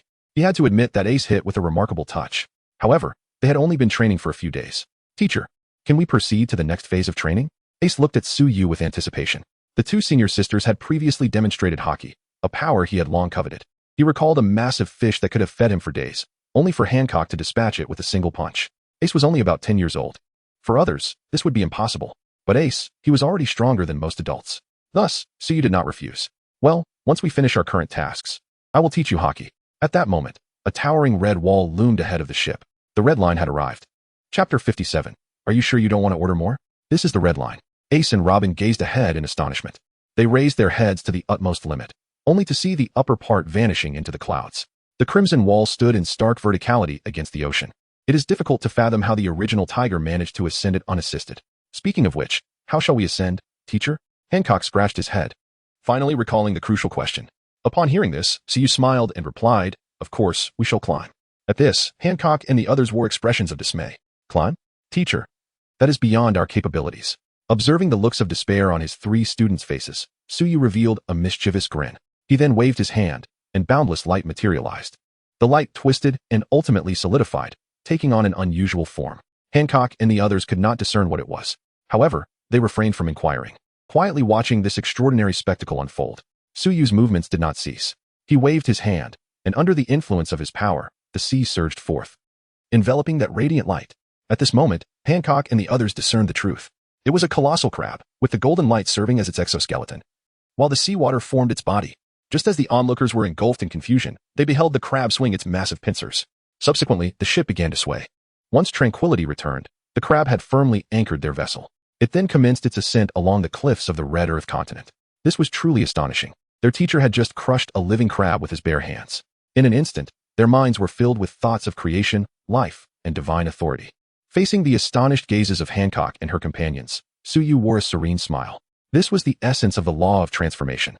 Although the crab appeared to be made of water, it was, in fact, a tangible, flesh and blood entity. However, it had its limitations. The creatures conjured could only move upon Suyu's command. Teacher, are you? Robin gazed at Suyu, the words difficult to articulate. With a smile, Suyu replied, to ordinary people, you would indeed be considered divine. Upon hearing this, the three contemplated deeply. Nevertheless, their awe remained undiminished. The crab climbed steadily and swiftly, covering 10,000 meters in half an hour. They were now perilously close to the Holy Land. Moreover, the crab's immense size and commotion soon caught the attention of the lethargic guardians of the Holy Land. From a considerable distance, they beheld a creature with glistening eyes, its body radiating a golden luminescence. Although it appeared rather fearsome, they felt an unexpected calm, for this was hallowed ground. Yet, after several months had passed, they had forgotten the flames that Tej had once brought. "What is your purpose here?" the leader demanded. No sooner had the words left his lips than several figures emerged at the edge of the boat. With a graceful leap, one descended to the ground. There were 4 in total, 2 men and 2 women. Among all present, one woman captivated the attention of everyone. They had never encountered someone so enchanting that their very souls seemed to be captivated. "Hancock, your charm is truly formidable." Suyu observed the besotted expressions of those around her and marveled at the sheer power of such allure. "Humph, it merely reflects their weakness of will. You are nothing like them, my teacher." Hancock disdainfully regarded the throng. A gust of pink wind swept through, turning those entranced individuals into stone. 5 minutes later, the 5 elders of authority received a call. "Report, my lords. The demon child Nico Robin, the announcer Suyu, they are attacking." Before the messenger could finish, a piercing scream echoed. The 5 men sprang to their feet, their chairs crashing against the walls. "If we do not seek him out, he has come to us. Let us eliminate him on the spot. Summon CP0 and the Knights of God." Suddenly, the door was forcefully breached from the outside. Suyu, accompanied by her 3 students, strode in with an air of confidence. The sight stunned the 5 elders. If their memory served them right, this was indeed their domain. How had this individual entered with such ease? The demon child Nico Robin, the announcer Suyu. The long blade of the bald-headed elder was drawn, a chilling aura emanating from its edge, as if a mere glance could inflict harm. Suyu stood nonchalantly, her presence creating a stark divide. Before her lay the harshness of winter, while behind her blossomed the warmth of spring. Enough with the intimidation. I am not here to brawl. I merely seek a few items and, incidentally, to eliminate a few pigs. Upon hearing this, the 5 elders exchanged doubtful glances, questioning whether it was they who were in the wrong or if it was Suyu. How could she be so brazen? Had she slain an admiral and an arrogant pirate, leading her to forget her own identity? She was utterly oblivious to the might of the world government. The elegantly mustached elder spoke with a hint of disdain in his gaze fixed upon Suyu. To him, she possessed some capability, yet her intellect seemed lacking. Her arrogance was astounding, daring to venture alone into their territory. "Is that so? Perhaps we should conclude this tiresome exchange of threats. Hence, you accept my demands. Do you not?" Behind Suyu, Robin felt a dryness in her throat. She had little understanding of him. Yet these 5 elders were universally acknowledged as the pinnacle of power. Her teacher was truly remarkable. "Bored, are we? That will soon change." No sooner had she spoken than a rustling wind filled the air. In mere moments, a dozen figures appeared in the room like phantoms. Among them were 5 individuals clad in masks and white suits, while the remaining 12 donned uniforms emblazoned with the emblem of the world government. "My lords, we apologize for our late arrival." 17 figures knelt before the 5 elders in unison. Witnessing this, the elders revealed sinister smiles. "We were awaiting our associates." "What were you waiting for? Death?" As the words fell, the 17 individuals rose, gazing at Suyu with indifference, as though she were already a corpse. Their formidable presence erupted without restraint. The aura of each individual could rival that of a grand general. The elders of the stars laughed even more mockingly. Their previous frustrations completely dissipated. They turned their gaze towards Suyu's face, only to be met with disappointment. It was not the terror and regret they had envisioned, but rather an air of indifference. Not only he, but even the 3 little ones behind him displayed no signs of fear. How could this be? Those were 17 formidable generals. Even faced with them, one ought to adopt a serious demeanor. Yet, Suyu seemed unfazed. And what reason did those 3 children have to act similarly? What was I waiting for? Naturally, I was awaiting your summons for assistance. So, is this your source of confidence? Are you certain you will not call for reinforcements? As he spoke, Suyu casually surveyed the 17 individuals, his posture relaxed and unguarded. Chapter 58. The majesty of the divine Suyu's scorn was utterly unmasked, provoking a furious reaction from the 5 elders, their foreheads practically steaming with rage. How dare he? Behind Suyu, Hancock and the others gazed at him with admiration. Although the 17 appeared menacing, the scene now resembled that of a single teacher encircling the opposition. It was exhilarating. Ace was so thrilled he wished he could be standing there himself. "I do not wish to see them still standing," the elegant elder declared, his voice as frigid as ice, capable of freezing one in place. With a single command, 4 of the 17 surged towards Suyu and his companions. An aura of murderous intent so palpable it felt as if it could draw blood. At that moment, the entire room shuddered. A corner of the ceiling was wrenched open from the outside, revealing a colossal crimson eye that scrutinized those within. This spectacle was akin to someone opening a jar of cookies, contemplating which shape to select. What in the world is this? The 5 elders gazed upward in shock. The eye alone measured 4 meters in diameter. With a crash, debris rained down as the entire roof was torn away, allowing the onlookers to discern the owner of that eye. It was a towering red rock giant, exceeding 100 meters in height. Hancock and her companions marveled at the sight. Even in stillness, its sheer size was terrifying. Their teacher had quietly conjured such a gigantic being. The members of CP0 and the Divine Knights were momentarily taken aback before regaining their composure. The Sea Kings were considerably larger, yet they had slain numerous of them. So, this is your source of confidence. I am eager to witness your despair once I shatter that foundation. A sound akin to rusted iron scraping echoed through the air. In the next instant, a CP0 agent leaped into the sky with a moonwalk. However, before he could bask in his own grandeur for long, a massive hand descended upon him. His pupils constricted in shock. The giant's speed surpassed his wildest imagination. Before he could react, he was swatted away, his velocity exceeding that of a cannonball. With a thunderous crash, a dark pit formed in the ground, and he vanished without a trace. You still have time to reconsider before these 17 are dispatched. Otherwise, I would not mind the world government acquiring a new ruler, Suyu remarked casually. Then, behind him, a throne materialized from thin air. He naturally settled back, crossing his legs and propping his chin upon his hand. Suyu did not forget his 3 students, who similarly found seats behind them, though their chairs paled in comparison to his in grandeur and size. The 4 of them sat in perfect alignment. Before them lay a cataclysmic scene. A 200-meter-tall redstone giant engaged in battle with 17 fearless warriors. Yet, the expressions of Suyu and his companions remained remarkably composed, as if they were merely spectators at a cinematic display. The 5 elderly men, witnessing such an incongruous demeanor from the quartet, were driven to the brink of madness. Utilize the Sea Tower stone bullets for the attack, bellowed the scar-faced elder into the telephone bug. He was convinced that the giant was undoubtedly a manifestation of Suyu's abilities. Soon, on a high platform 1,000 meters away, several snipers took their positions, accompanied by 2 contraptions resembling bed crossbows. The ammunition they employed, along with arrows as thick as a man's arm, was forged entirely from Sea Tower stone. They had aimed for Suyu's forehead. In the next moment, they prepared to launch their attack. However, at that instant, Suyu, who was engrossed in the spectacle, suddenly turned his gaze. Such overt malice was palpable. Not just Suyu, but even any seasoned general could easily perceive it. 3 elongated spears of white light, each 5 meters long and as thick as an arm, hovered above Suyu's head. With a mere thought, the spears unleashed a wave of energy, shooting forth with ferocity. A resounding explosion echoed, engulfing the distant ambush site in a tempest of energy. Those individuals, along with their weapons, vanished without a trace. Why weren't you this foolish? You should have divided your forces to restrain that thing while the rest took down that wretched commoner. The bald elder fumed, his anger palpable. The elder was seething with resentment towards Suyu. This was a sacred ground. After such chaos, they would undoubtedly face the wrath of Lord M in due course. The remaining individuals acted swiftly, immediately dispatching 5 of their own to launch themselves at Suyu, akin to 5 predatory Black Panthers. Suyu sighed and cast a glance at them. Just that single glance allowed these 5 to witness the genesis and annihilation of worlds. In the depths of their minds, they beheld a magnificent entity. This presence resembled the very nucleus of the cosmos, with all things revolving around it. With a mere blink of his eye, a world was born. With another blink, a world succumbed to decay. Before this being of existence, they profoundly sensed their own insignificance. Their existence had already desecrated that sacred presence. Thus, they perished without forewarning. To the outside world, it appeared as though they had charged midway, only to suddenly collapse, their faces meeting the ground. And then, life ceased to emanate from them. This, indeed, exemplifies the majesty of the divine, a burden far beyond the capacity of mere mortals to bear. This spectacle rendered all in attendance utterly speechless. Among them, even the 5 elders, masters of observation, could not entertain the notion that those 5 individuals had merely succumbed to fatigue and decided to rest. No, those 5 had departed from this world, their life force extinguished. Strangely enough, the manner of their demise seemed to mimic a kneeling homage to Suyu. These were no ordinary beings. They were admirals, 5 of them. The 10 others, engaged in struggle with the giant, were momentarily struck dumb, forgetting the very existence of the foe before them. When they finally regained their senses, they found themselves dispatched without mercy. Truly, it is lamentable, my esteemed teacher, possessing a benevolent heart, granted you an opportunity, yet you failed to cherish it, provoking my teacher instead. Look now, what has become of you?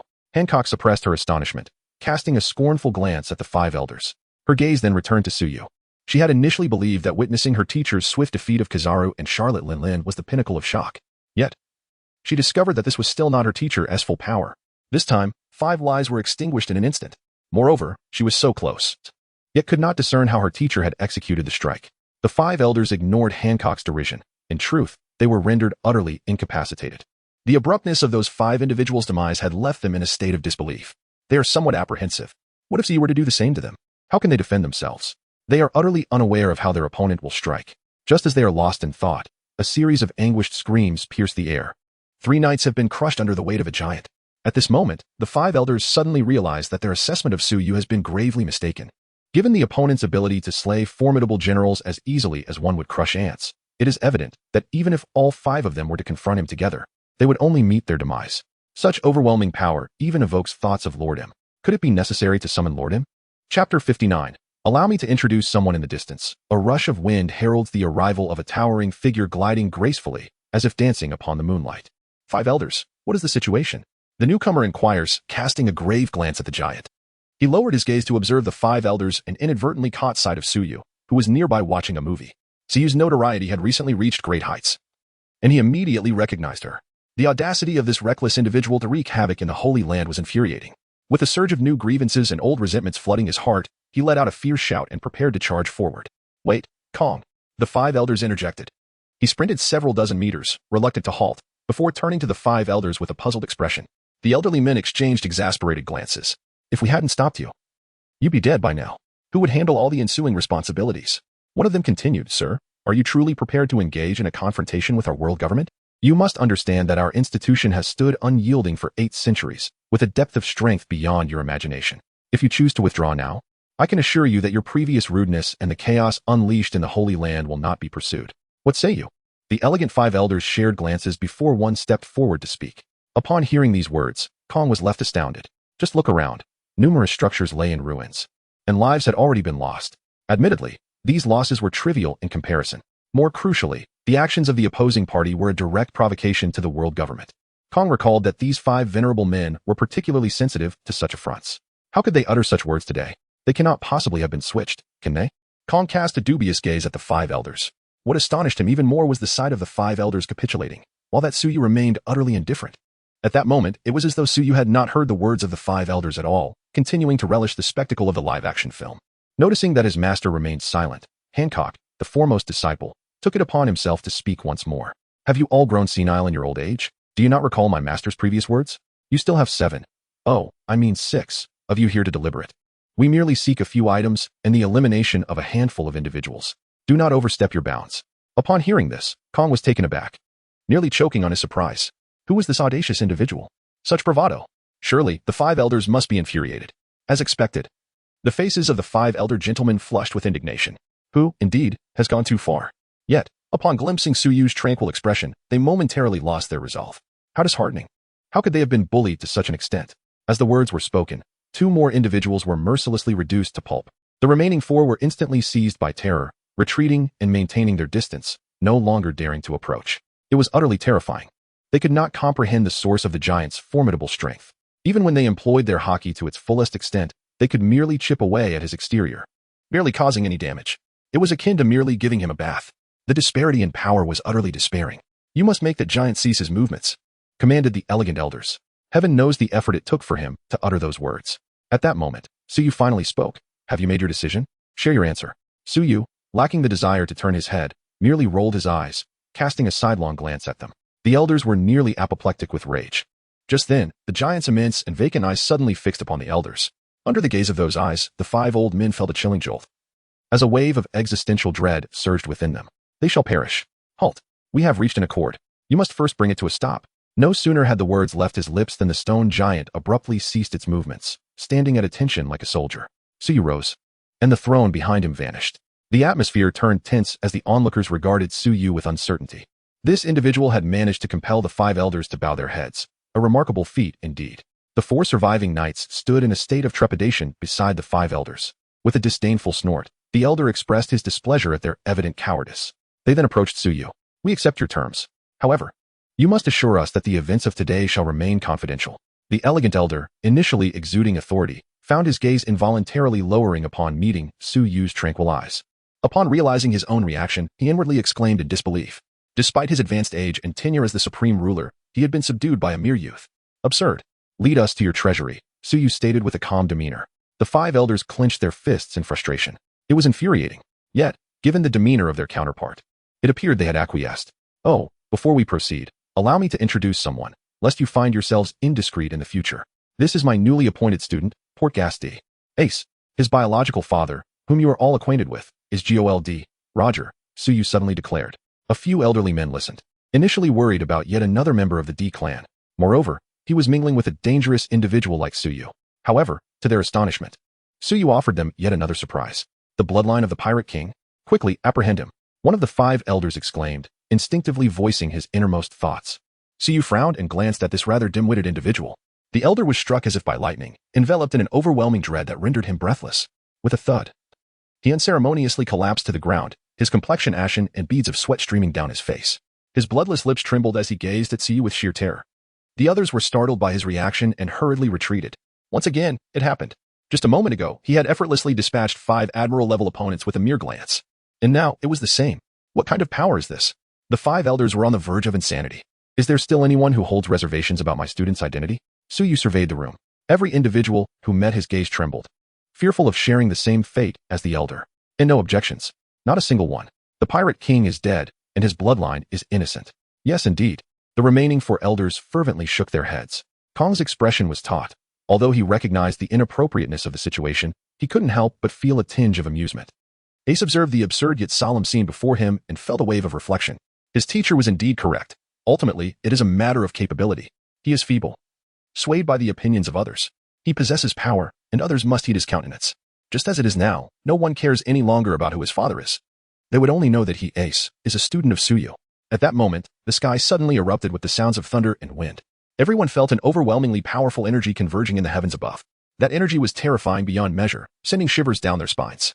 Upon witnessing this, the 5 old stars could not help but let their lips curl into a smile. They laughed exuberantly, proclaiming that Lord M had taken action. The insignificant Suyu, like a grasshopper, would no longer be able to leap. Yet, in the next moment, their expressions fell. Lord M was compelled to intervene. Their sins had grown heavier. Chapter 60. He has demands, all of which shall be met. In mere seconds, the energy coalesced. Subsequently, a striking azure beam descended. Initially, the beam was astonishingly thick. But at 500 meters from the ground, it had thinned to the width of a human. The target of this beam was none other than Suyu. His frail figure trembled, filled with dread. He sensed that this energy could effortlessly obliterate him. The 5 elders watched with excitement, anticipating Suyu's transformation into ashes. The pitiful mixed cultivator. Lord M is invincible.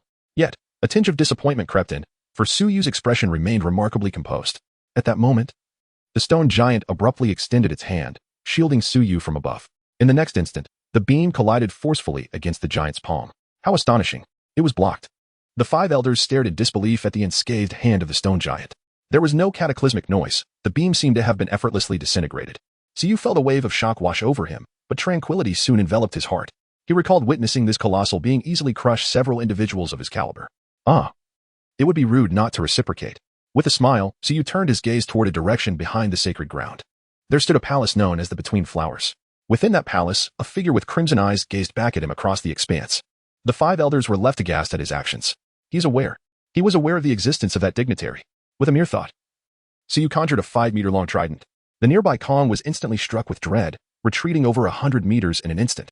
His gaze remained fixed on the trident, which emitted a gentle glow. However, his observation revealed that the energy contained within was exceedingly terrifying.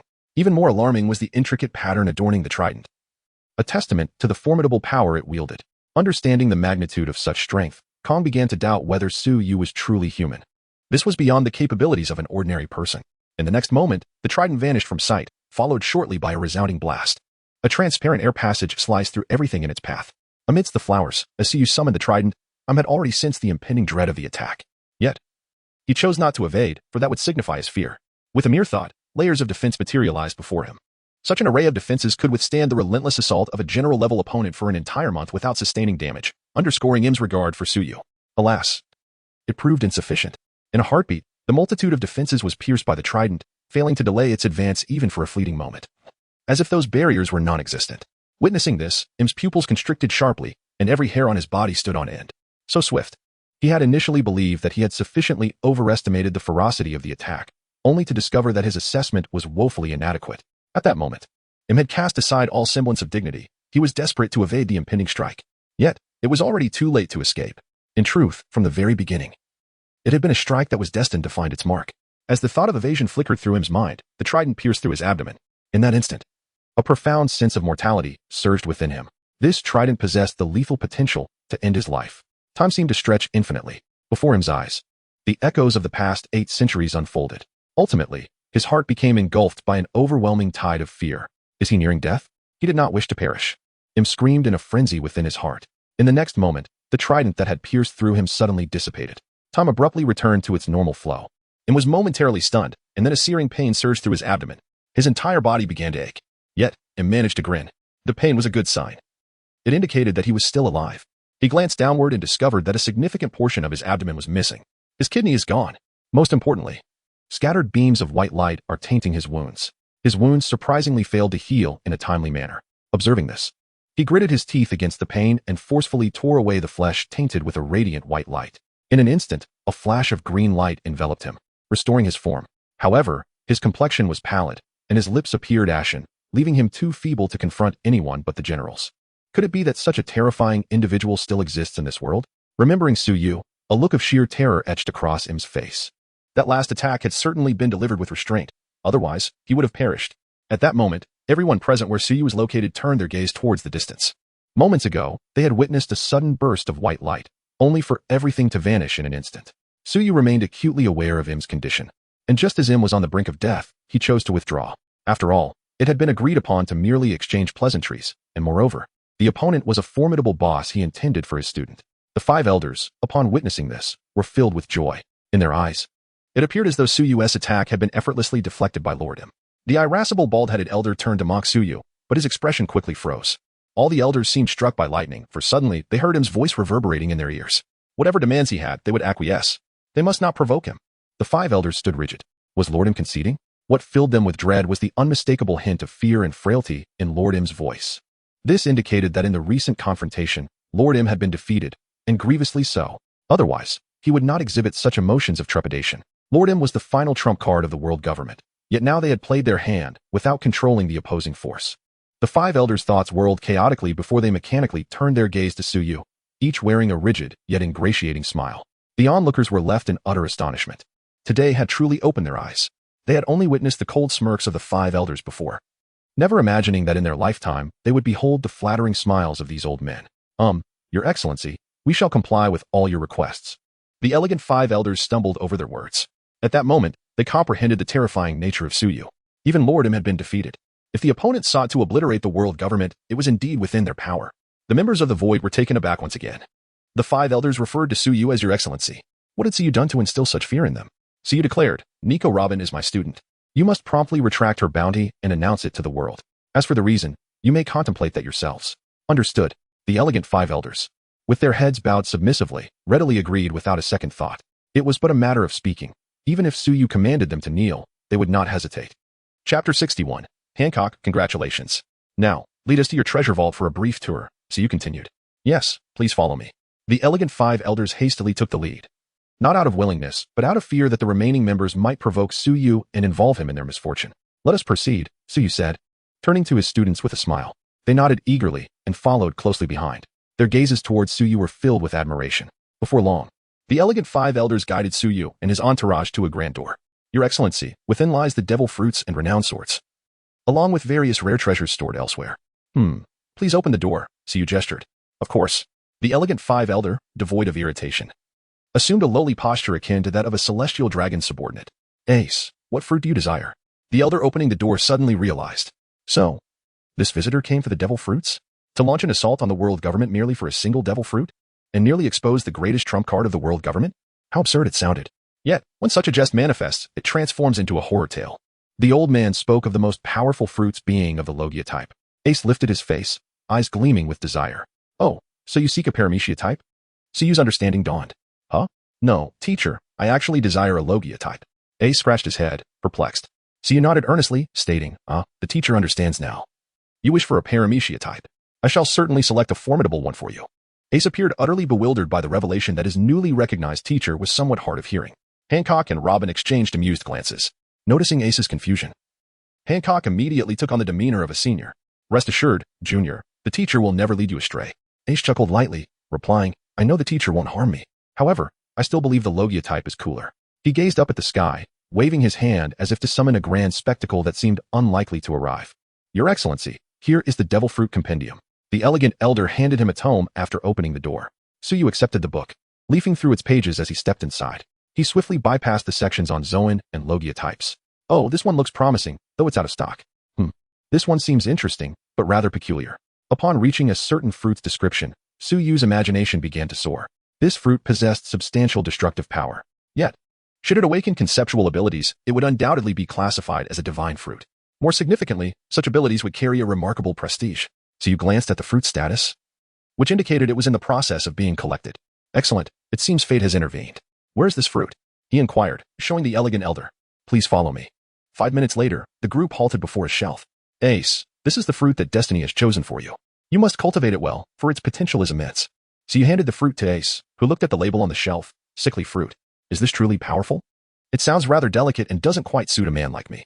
Reluctantly, he acknowledged that it was chosen by his esteemed teacher. If his teacher possessed such strength, surely their judgment surpassed his own. With that thought, Ace took a bite. Ugh. He turned pale, nearly discarding the fruit. Ace. Consuming the entire devil fruit will enhance the power you gain, so you remarked with a smile. Really? Ace was skeptical. He had never heard such a thing. Indeed. Taking a deep breath, Ace held his breath, then mustered his courage to open his mouth wide, swallowing it whole. Instantly, he fell to his knees, his throat emitting the whimpers of a wounded beast. After a prolonged bout of retching, he finally regained his composure. Ah, what a pity. I only took a bite back then. Hancock truly believed him. Robin also harbored some belief, but that was before she chanced upon Suyu's gleeful expression. Meanwhile, the elegant elder contemplated thoughtfully. His estimation of Suyu indicates that he is a formidable power wielder. Perhaps it is precisely because he consumed the entire fruit that he has become so powerful. It seems this should be included in the guidelines for CP in the future. Ding. The host grants the student Ace a disease fruit. This triggers a 10,000-fold return. Congratulations to the host for acquiring the curse law. Upon hearing this, Suyu scratched his head. Speaking of which, his system seems rather casual. Every announcement it makes is different. Please refrain from conflating this system with those inferior AIs. Suyu, he took a moment to criticize the system while focusing on the reward this time. Then, he gasped in astonishment. It was, in fact, the law. The host is aware of the law? I have no idea, but it sounds quite impressive. Indeed, it is quite extraordinary. The law exists only beneath the Grandel. As for what it entails, do not inquire further. Such matters cannot be articulated with mere words. You will understand when your realm ascends. System. Do you know what happens to those who only speak halfway? Suddenly, a rumble of thunder echoed through the void. Suyu promptly recited the clear heart technique. How do you feel? Suyu asked Ace. I feel nauseous, Ace replied, his face turning green. Regarding the fact that I seem to have ingested a lump of debate and now desperately wish to tear out my tongue. Suyu rolled his eyes. This child is completely incapacitated. Very well, let us proceed to the final segment of our tour of the Holy Land. Take us to the lairs of those pigs. The elegant 5 elders reacted, only then realizing Suyu was referring to the celestial dragons. He then recalled that Suyu had mentioned wanting to eliminate a few individuals. Never mind, let them be killed, as long as he is not among them. Please follow me. Hancock, do you know their names? It seems they are called Baba Baba or something similar.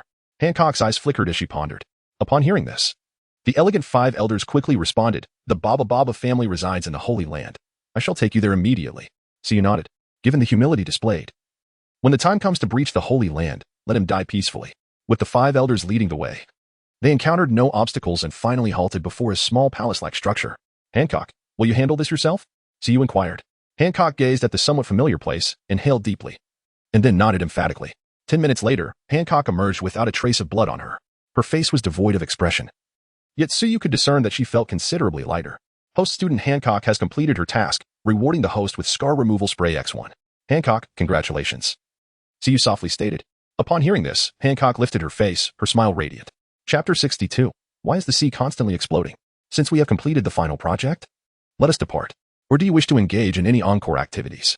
Hancock and the others exchanged glances, then shook their heads. Then we shall take our leave. You need not see us off. Watching Suyu and his companions retreat, the elegant 5 elders exhaled in relief. He cast a glance at the adjacent building, pondered for a moment, and then stepped inside. Upon entering, a pungent scent of blood assailed his nostrils. The 5 members of the Baba Bappa family had met a most unsettling demise. Even the seasoned and composed elder members of the 5 elders, accustomed to the cycle of life and death, could not help but draw in a sharp breath. What a brutal end for the young girl. Little did he know. This was purely the result of these individuals courting their own demise. To their astonishment, they recognized Hancock, and what transpired thereafter was easily imaginable. The elegant 5 elders sighed, summoning attendants to tidy up the scene. Upon encountering the lifeless body of the celestial dragon, those present turned pale with terror. It was evident, their fate was sealed. As Suyu and his companions arrived, they stepped into the room, treading upon a crimson path. As they departed, it was amidst the heartfelt farewells of the crowd. Stepping out of the sacred land, Hancock and her companions felt somewhat dazed, as if they had traversed a dream. They had not anticipated that their mentor would successfully procure a fruit from the world government. Nor could they have imagined that they would confront and eliminate a celestial dragon within the sacred grounds. Most astonishingly, those individuals had not dared to utter a single protest. What does it feel like? Suyu inquired with a smile. At her words, the trio paused in surprise. Ace's eyes sparkled with excitement as he exclaimed, "Our teacher is incredibly cool. So powerful.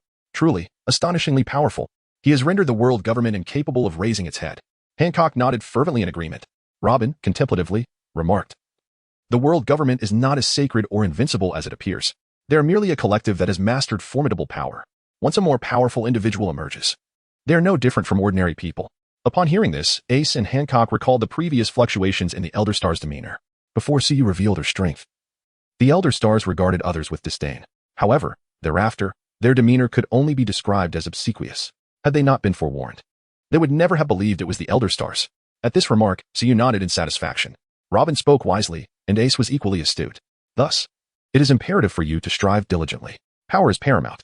The three nodded in unison. That day, a seed of ambition for power was sown in the hearts of all three. Before the flowers, the Elder Stars gathered here. They exchanged a glance and stepped inside. "My lordum, are you all right?" They knelt on the ground, their eyes fixed upon the earth. Above them, sat slumped upon the throne, his complexion pale. "Go and restore the sacred land," commanded in a low voice. A dreadful authority instantly permeated the entire hall. The five elders let out a muffled groan, their eyes betraying their astonishment. Yes, they emerged, exchanging a glance. "It seems that even in a grievously wounded state, Lord M remains beyond our reach. It is truly difficult to fathom how such a formidable figure as Lord M could suffer such a humiliating defeat at the hands of that individual. We should promptly inform Morgans. Otherwise, if that person becomes displeased, there may be repercussions." Soon, a piece of news spread across the vast sea with astonishing swiftness. Consequently, chaos erupted once more upon the waters, primarily among those who were privy to the truth. After thorough verification, His Excellency the five elders of the world government declared that all previous charges against Nico Robin were rendered null and void. Therefore, effective immediately, the bounty on Nico Robin is hereby revoked. Those who were involved in the verification process had long since succumbed to their guilt, taking their own lives years ago, while the majority of the populace on the sea remained mere spectators. They were unaware of the intricacies and naturally assumed that anything published in the newspaper must be true. Moreover, this was issued in the name of the world government. However, those familiar with the situation regarding Nico Robin frowned upon reading the news. They unanimously pondered what schemes the world government was concocting. After all, under normal circumstances, if the world government still had rational individuals among them, such absurd news would never surface. It couldn't possibly be that the five elders had been kidnapped and threatened, could it? For a time, various major organizations around the globe found themselves in a state of relative calm. At the Navy headquarters, Sengoku's office, and among the recently returned Carp, who glared at the newspaper with bulging eyes, questions arose. What on earth was the world government up to? Were they truly planning to exclude the Navy from such a significant affair? Having already perused the newspaper, Sengoku pinched the bridge of his nose. Perhaps this was not a conspiracy after all.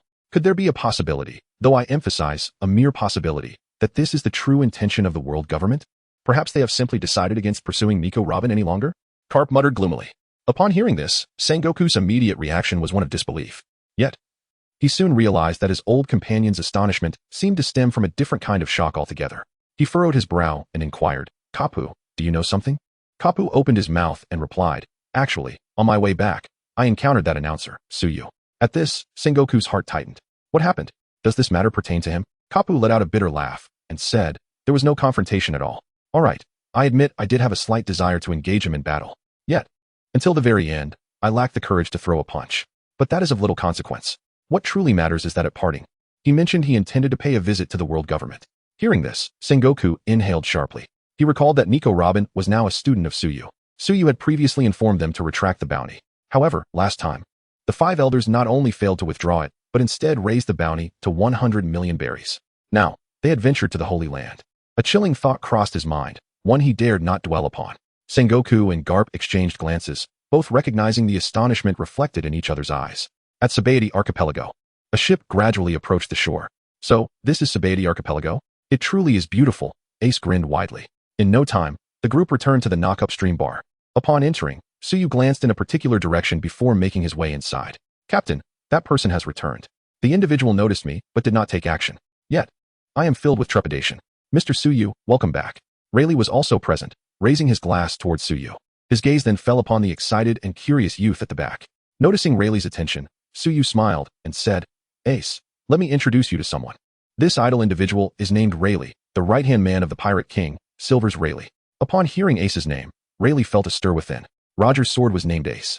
Ace, upon hearing this, stared blankly at Rayleigh, his face a canvas of conflicting emotions, none of which were positive. Chapter 63. Let him come himself. Ace remained silent, and Rayleigh did not speak either. After a prolonged silence, Ace finally said, I have no father, only a mother, that old man, Sister Machino, and teacher Suyu. With that, he defiantly stared at Rayleigh. A king is destined to be lonely, yet companionship is essential. Rayleigh was momentarily taken aback. Then he smiled wryly and shook his head. Oh well, that rascal Roger is truly gone. As long as Ace lives well, that's enough. Staying by Suyu's side. His future is boundless. Hello, Ace. I am Rayleigh, an ordinary coding craftsman. Rayleigh introduced himself. Ace blinked in surprise and replied, Portgas D. Ace, a member of the Avengers. Rayleigh was momentarily stunned. What on earth is this Avengers? It sounds somewhat awkwardly cool. However, glancing at Robin and Hancock nearby, Rayleigh suddenly realized whom the targets of the Avengers' vengeance were. In an instant, the awkward atmosphere began to dissipate. By the way, Mr. Suyu, is there any reason behind that news? Rayleigh inquired curiously, taking a sip from his drink. Heaven knows how shocked he was when he first encountered that news. He could only conceive of two possibilities. Either the world government was embroiled in a conspiracy, or it had succumbed to pressure. He even entertained the notion that the latter possibility was more likely. Shaki also perked up her ears. Oh, it's nothing much. It's just that my teacher took us for a tour around Mariawa. Along the way, we helped a junior find a devil fruit and eliminated a few celestial dragons. Hancock said with an air of indifference. Uffed.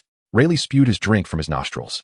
He and Xiachi gazed intently at Hancock, only to realize that she was entirely serious. A glance at the others revealed Suyu's calmness, Robin's astonishment, and Ace's enthusiasm. Goodness. It had only been a few days since they last met, and yet, the other party had secretly accomplished such a monumental feat. Ace looked disdainfully at the astonished Rayleigh. Was such a trivial matter worthy of such a grand reaction? The legendary figure, Dark King Rayleigh, was reduced to this? Truly, he was a far cry from his master. Indeed, one could only wonder if the Gorosei had lost their minds. Rayleigh could only manage a bitter smile.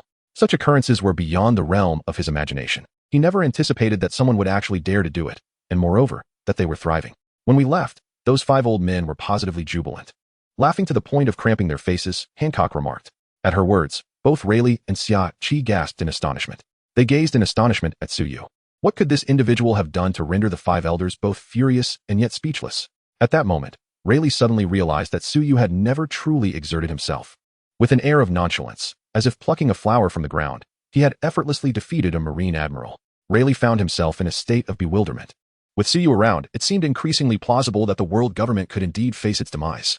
Everything that transpired between him and Roger seemed utterly inconsequential.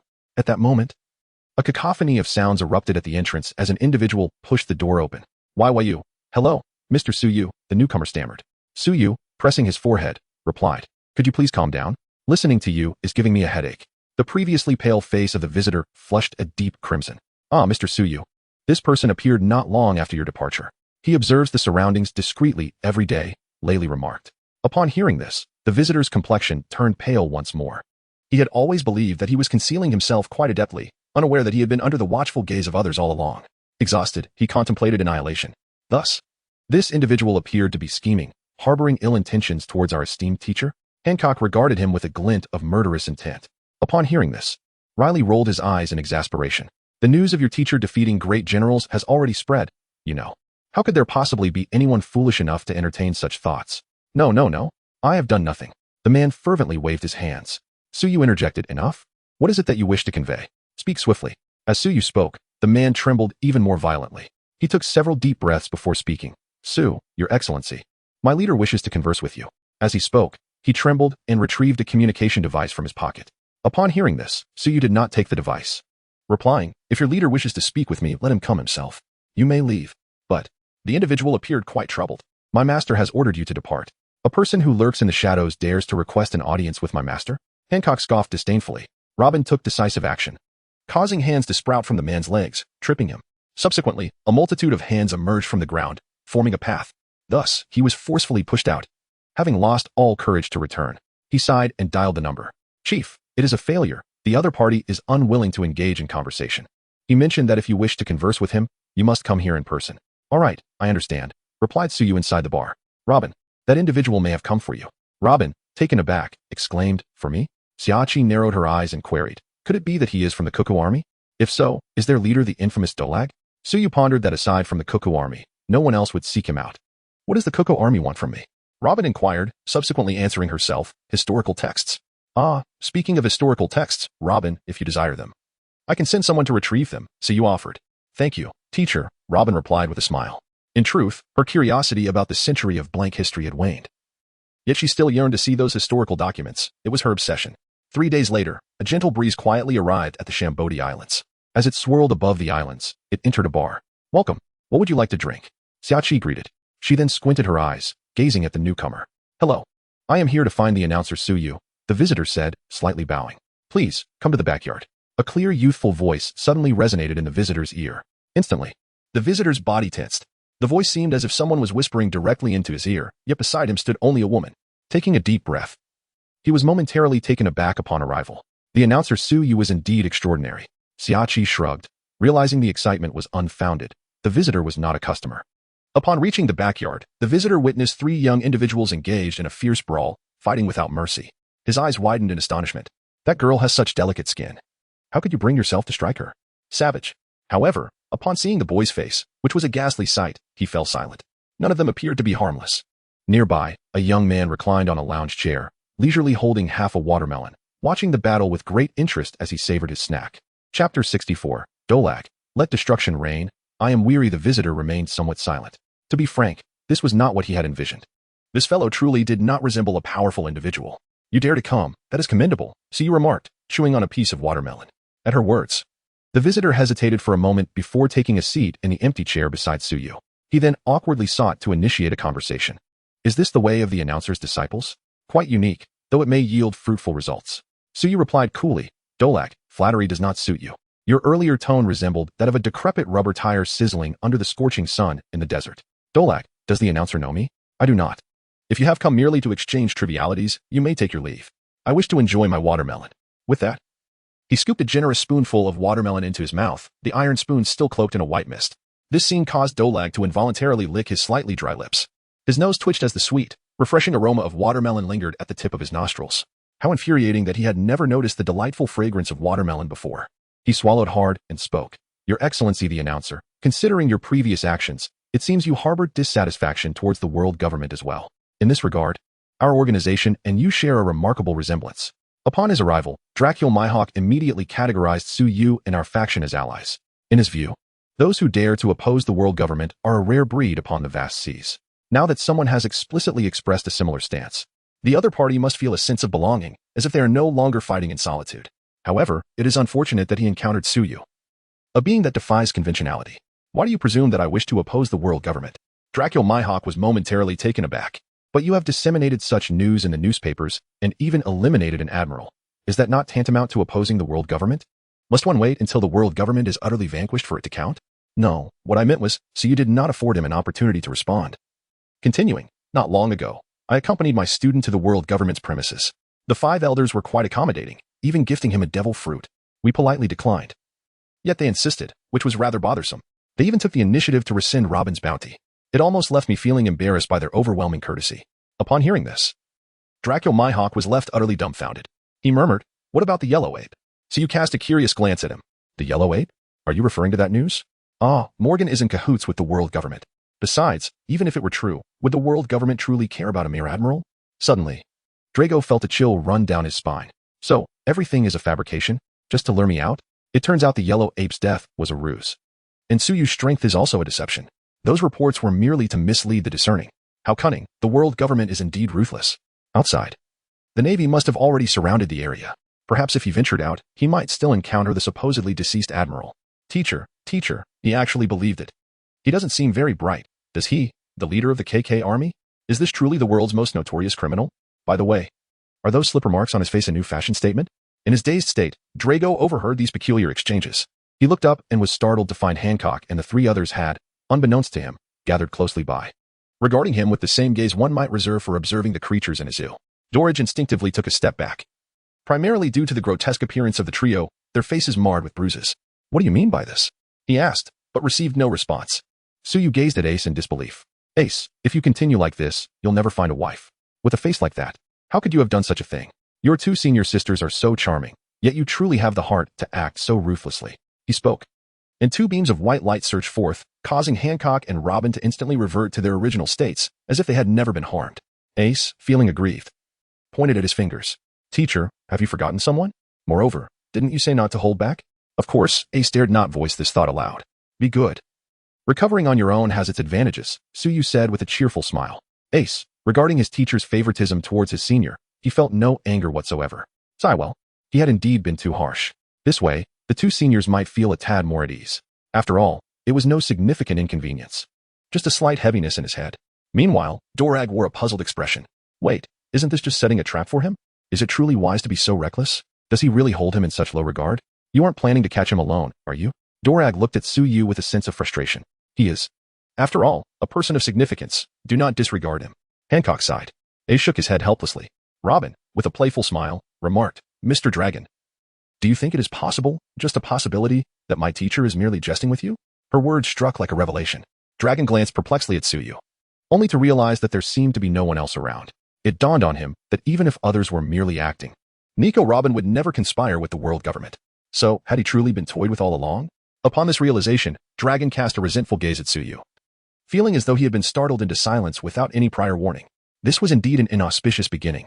Your Excellency Suyu, we of the Revolutionary Army genuinely seek cooperation, Dragon implored earnestly. Suyu chuckled, and Dragon spoke passionately. Your Excellency, are you aware that the seas are currently engulfed in turmoil under the oppressive hand of the world government? A lengthy description ensued, leaving Ace utterly astonished. Hancock and Robin, having previously traveled to the East Sea with Suyu, could not have only witnessed the beauty. Ace, what are your thoughts? Suyu inquired, disregarding Dragon's fervor. Ace hesitated. Then, in a subdued tone, replied, they are somewhat pitiable. At this, Dragon's eyes brightened, realizing Ace might be a point of leverage. Indeed, this world is never devoid of cries of despair. Yet, those cries seem so distant from us, do they not? Suyu remarked. Ace was left deeply bewildered by these words. He is currently quite content. Yet, he never anticipated that the world harbors such an abundance of misfortune. Perhaps, in his ignorance, he might continue to bask in this blissful oblivion. However, now, teacher, I am at a loss. Suddenly, Suyu chuckled. Ace, I do not comprehend the source of your distress. You and your two senior sisters, is your ultimate aspiration not to eradicate the world government? Given the clarity of your objective, why linger in confusion and suffering? Upon hearing this, Dragon's breath quickened. Was it truly appropriate to voice such sentiments so brazenly? Chapter 65. My heart is too kind. I dislike forcing others with those words. Ace's bewilderment gradually dissipated, replaced by resolve. Even before embarking on my journey, I have been striving to dismantle the world government. Observing this, Dragon's face lit up with joy. Has this truly come to fruition? Though he had been playfully teased, gaining such a formidable ally was indeed worthwhile. Then, Lord Suyu, let us collaborate harmoniously. At this, Suyu cast a quizzical glance at Dragon. What collaboration? Dragon, taken aback, replied, Isn't your goal to overthrow the world government? Our army also aims to dismantle the decaying world government and alleviate the suffering upon the seas. Since our objectives align, does it not seem entirely reasonable to unite? His logic flows exceptionally well. After all, the concept of a world government is shrouded in mystery, thus power becomes a coveted pursuit. Yet, is the individual across from him truly a normal person? Clearly not.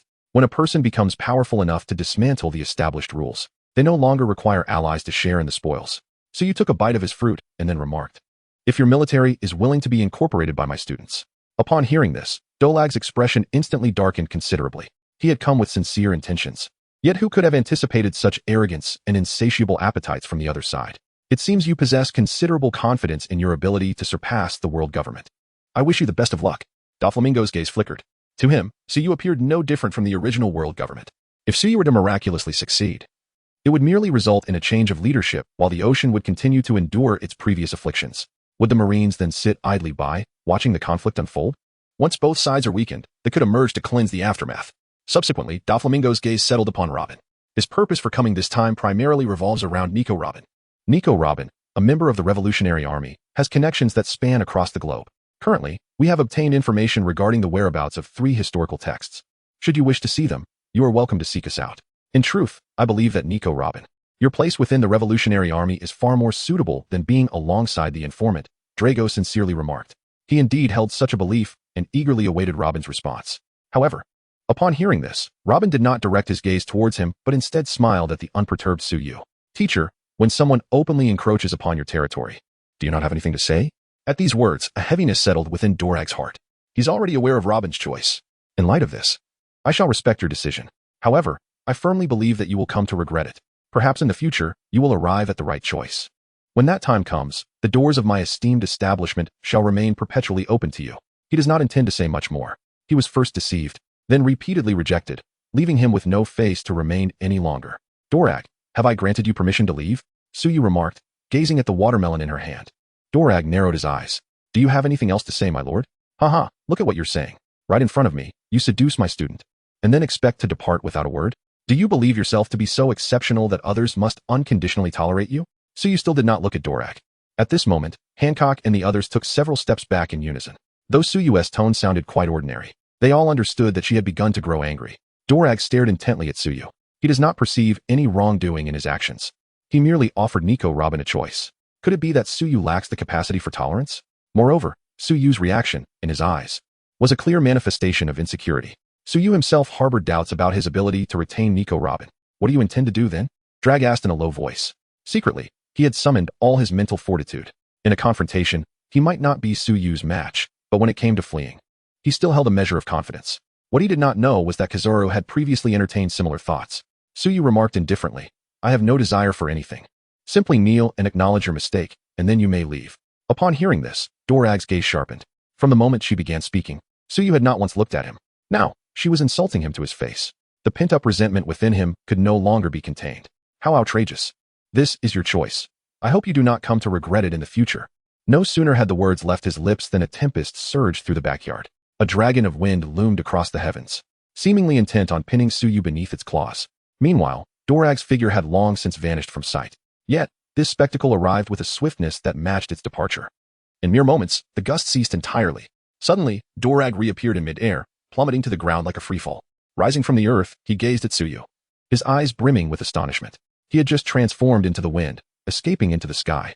In this state, he could disregard not only physical attacks but also the majority of elemental assaults. Yet, just moments ago, an overwhelming pressure akin to the very collapse of the heavens suddenly bore down upon him. This sensation was inescapable.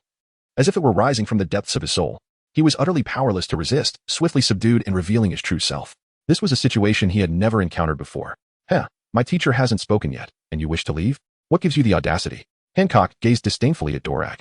Upon witnessing this, Dorag felt as though his sister had stepped on him.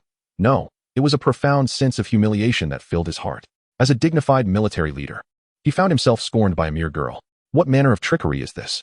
Dorag fixed his hawk-like gaze upon Suyu. If this were indeed the opponent's ultimate technique, it would be manageable. However, given the ease with which they carried themselves, such a possibility seemed unlikely. Nonetheless, he could not dismiss the notion that it might be a fade. Thoughts raced through Dorag's mind as he sought a solution, while simultaneously attempting to buy time with words. Yet, Suyu showed no inclination for idle chatter.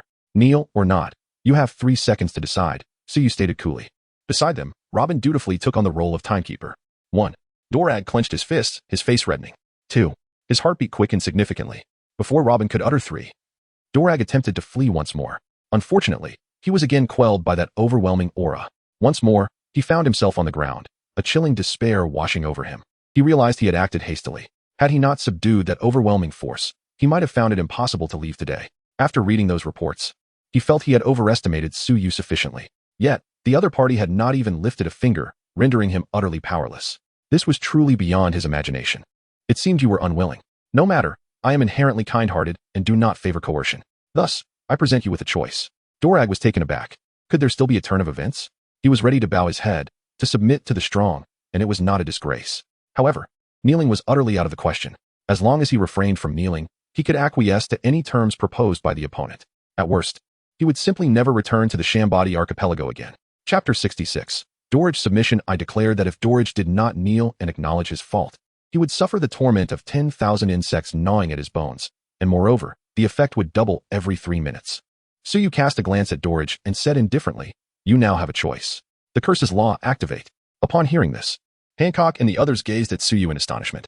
The notion of 10,000 insects devouring bones sounded terrifying, but how could this possibly be achieved? Dorage was equally perplexed. It sounded dreadful, but he did not believe Suyu could execute it. He merely thought Suyu was attempting to intimidate him. Yet, just as Suyu's words fell, he suddenly felt an itch creeping over him. He instinctively scratched, only to realize that there was no specific spot to alleviate the itch. However, in no time, that sensation of discomfort began to permeate throughout his entire body, intensifying with each moment. It It was as if the very marrow of his bones was aflame with an insatiable itch. Dolag let out a muffled groan, curling up like a shrimp. The itching sensation crashed over his nerves like relentless waves, and what drove him to the brink of despair was the utter inability to find relief from this torment. Dolag attempted to elementalize, yet he discovered that even in the absence of his physical form, the itch persisted, growing ever more acute. Thus, he obediently reformed into his humanoid shape once more. He gasped for breath, frantically clawing at his own body. In no time, his clothes were torn to shreds, and his skin was a gruesome sight, marred by blood and flesh. Upon witnessing Dolag's wretched state, Hancock and her companions drew in a sharp breath. Is this truly what their teacher referred to as the devouring of bones by myriad insects? They had never imagined it to be real. Moreover, their teacher had made no overt gestures, merely uttering a few words. Suddenly, the three exchanged glances. They had heard tales of a deity capable of not only creating life, but also possessing the remarkable power of word becoming deed. Their teacher spoke a phrase, and almost instantaneously, it came to pass. Was this not the very essence of word becoming deed? Hancock and her companions gazed at Dolag with pity. How unfortunate to provoke someone like their teacher. Rather than feeling any discontent, they experienced a sense of joy in being regarded with such significance. At that moment, there was not a single part of Dolag's body that remained unscathed. He even conjured a blade of wind, severing all the flesh from his left hand. Gazing at the blood-soaked white bones, the bulging eyes of Dolag suddenly glimmered with light. He scratched at the bone, and then a shiver coursed through his entire being. He finally discerned where the itch resided. In that moment, he felt as though he had ascended to paradise. Yet, he was swiftly yanked back to the depths of despair by the relentless itch that plagued the rest of his body. Dolag emitted a sound from his throat akin to a beastly whimper. He felt on the brink of madness. Yet, he relinquished the notion of stripping himself bare. For even if he were to awaken as the immortal phoenix, survival would remain an impossibility. At that moment, merely 2.5 minutes had elapsed. In such a fleeting span, the once resplendent leader of the Coco army, Dorag, had been rendered unrecognizable.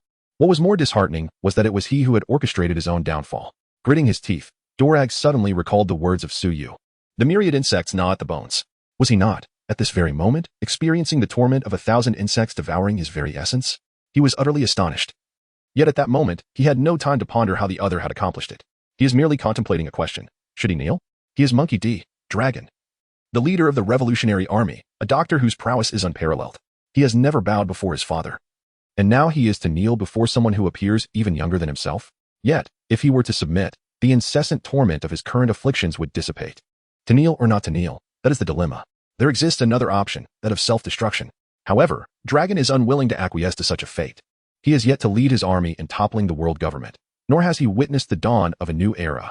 How could he possibly resign himself to death? In that moment, Drago found himself in a state of turmoil, and soon the first 3 minutes had elapsed. Suddenly, a violent shudder coursed through Drago's body. An even more intense itch surged forth like a tsunami, causing his form to contort as if seized by a spasm. In his mind, there was even a blankness that lingered for a full second. The overwhelming intensity of his senses nearly shattered his consciousness. Ugh, ugh, ugh, Dorag howled. His teeth ground down to splinters.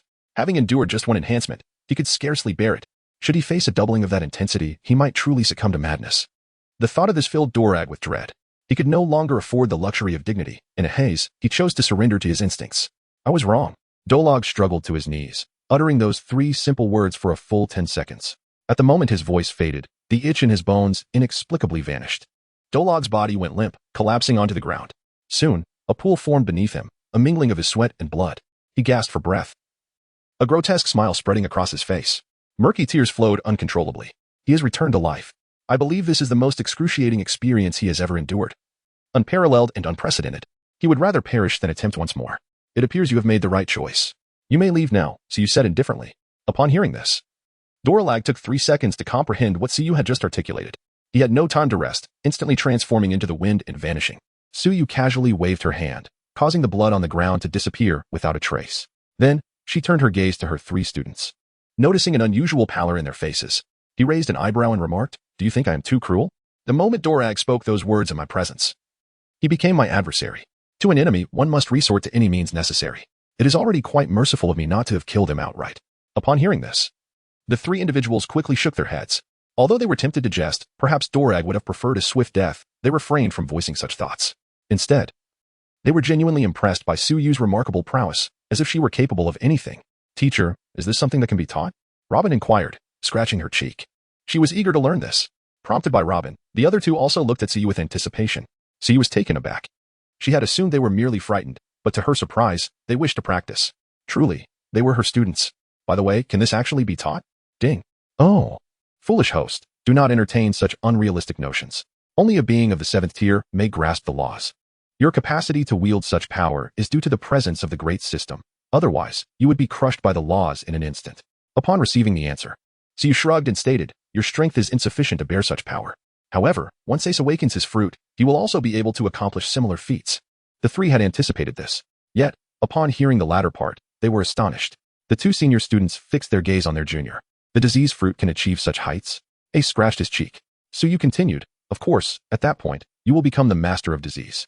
You will be able to create maladies that do not exist in the world, such as a disease that causes instant death upon landing on an island.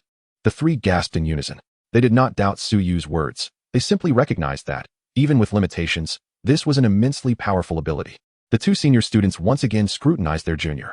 It was a minor detail that their junior's power resembled that of their teacher, piquing their interest. Chapter 67. Arriving with good intentions. Alabasta. A ship slowly approached the harbor. Soldiers routinely came aboard to conduct inspections. However, upon seeing the occupants of the vessel, their expressions turned to terror. On the deck stood a group of individuals, yet only one was a normal human. The others were lifelike stone statues. What filled them with dread was the realization that, as they approached, they distinctly saw those statues turning their heads to gaze at them. These statues were alive. For the first time in broad daylight, the soldiers encountered a ghost. At that moment, the sole human among the apparitions looked at the soldiers, smiled, and said, Dear Kingdom of Alabasta, I come in friendship and wish to meet your king.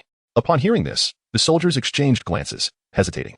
While it appeared to be friendly, the presence of the animated stone statues was undeniably frightening. Moreover, could a mere human truly coexist with such beings? Who are you? Where do you hail from? The captain of the soldiers inquired. I am Prance, a nameless soldier from the Unhelpful Guild, Prance replied. The captain swallowed hard. Although this man maintained a smile and exhibited politeness, there was an air about him that commanded respect. Furthermore, why did the name of the Unhelpful Guild sound so familiar? Compelled by some unseen force, the captain said, Then please, follow me. The other soldiers stared in astonishment at their captain. Would they truly escort him to meet the king so readily? They are indeed from Alabasta. How could their king be casually approached by just anyone? Yet, since the captain has spoken, so be it. Ultimately, should any issues arise, they will rest upon the captain's shoulders. The soldier regretted his words almost immediately after they left his lips, but upon seeing Prance, an instinctual fear gripped him, perhaps due to the ominous statues surrounding them. With matters having reached this point, he could only accept the error. Prance smiled and stepped onto the shore. To the astonishment of the soldiers, the stone sculptures moved as if they were living beings, positioning themselves seamlessly behind Prance, their movements fluid and devoid of any awkwardness. The soldiers exchanged terrified glances. Too intimidated to speak further, silently leading the way ahead. As they traversed part of the path, a sudden gust of wind and sand surged forth, obstructing their passage. The swirling dust coalesced, and a figure emerged from within. Upon recognizing the newcomer, the soldiers exhaled in relief. Lord Crocodile. All the soldiers bowed in reverence to the man. Who are they? Crocodile's brow was high, his eyes shrouded in shadow. He held a cigar between his lips, surveying the stone sculptures with keen interest. He claimed to be the one known as unable to help, here to meet His Majesty the King. Upon hearing this, Crocodile's relaxed demeanor tightened slightly. He had heard of this name before. Recently, the audacious individual who dared to wreak havoc at the Navy headquarters and emerged unscathed referred to himself as the leader of Unable to Help. Furthermore, it was rumored that the recently notorious figure, the Sea Fish, had some connection to Unable to Help. Such details were enough for Crocodile to regard Unable to Help with a sense of equality. Nonetheless, that was merely news. Crocodile squinted his eyes and said, Unable to Help. Then allow me to test whether you are worthy of an audience with His Majesty the King. As soon as he finished speaking, a whirlwind of sand obscured the vision. Crocodile, by what authority do you make such a claim? Prance interjected, shielding his eyes with an arm, his brow furrowed. Crocodile raised his chin and replied, Of course. In the name of the hero of Alabasta. As he spoke, he lifted his right hand, revealing a rapidly spinning sand vortex in his palm. Prance turned to the captain of the soldiers and asked, Is this also the sentiment of Alabasta? Do you intend to reject our goodwill? At these words, the captain hesitated, unsure of how to proceed. However, Crocodile paid him no mind. Sandstorm. The small sandstorm was unleashed, swelling as it faced the wind. It threatened to engulf Prance, with the swift particles of sand poised to strip away his flesh. At that moment, one of the stone sculptures sprang into action. He stepped forward, positioning himself in front of Prance. Then, with agility, he clenched his fist, withdrew, and launched a punch. In that moment, the world seemed to clear. The terrifying tempest of sand and wind dissipated entirely. How could this be? Crocodile's eyes widened in disbelief. The sandstorm was not his ultimate technique. Yet it was a source of pride for him. Moreover, it served as a test of strength, and he had exerted himself fully.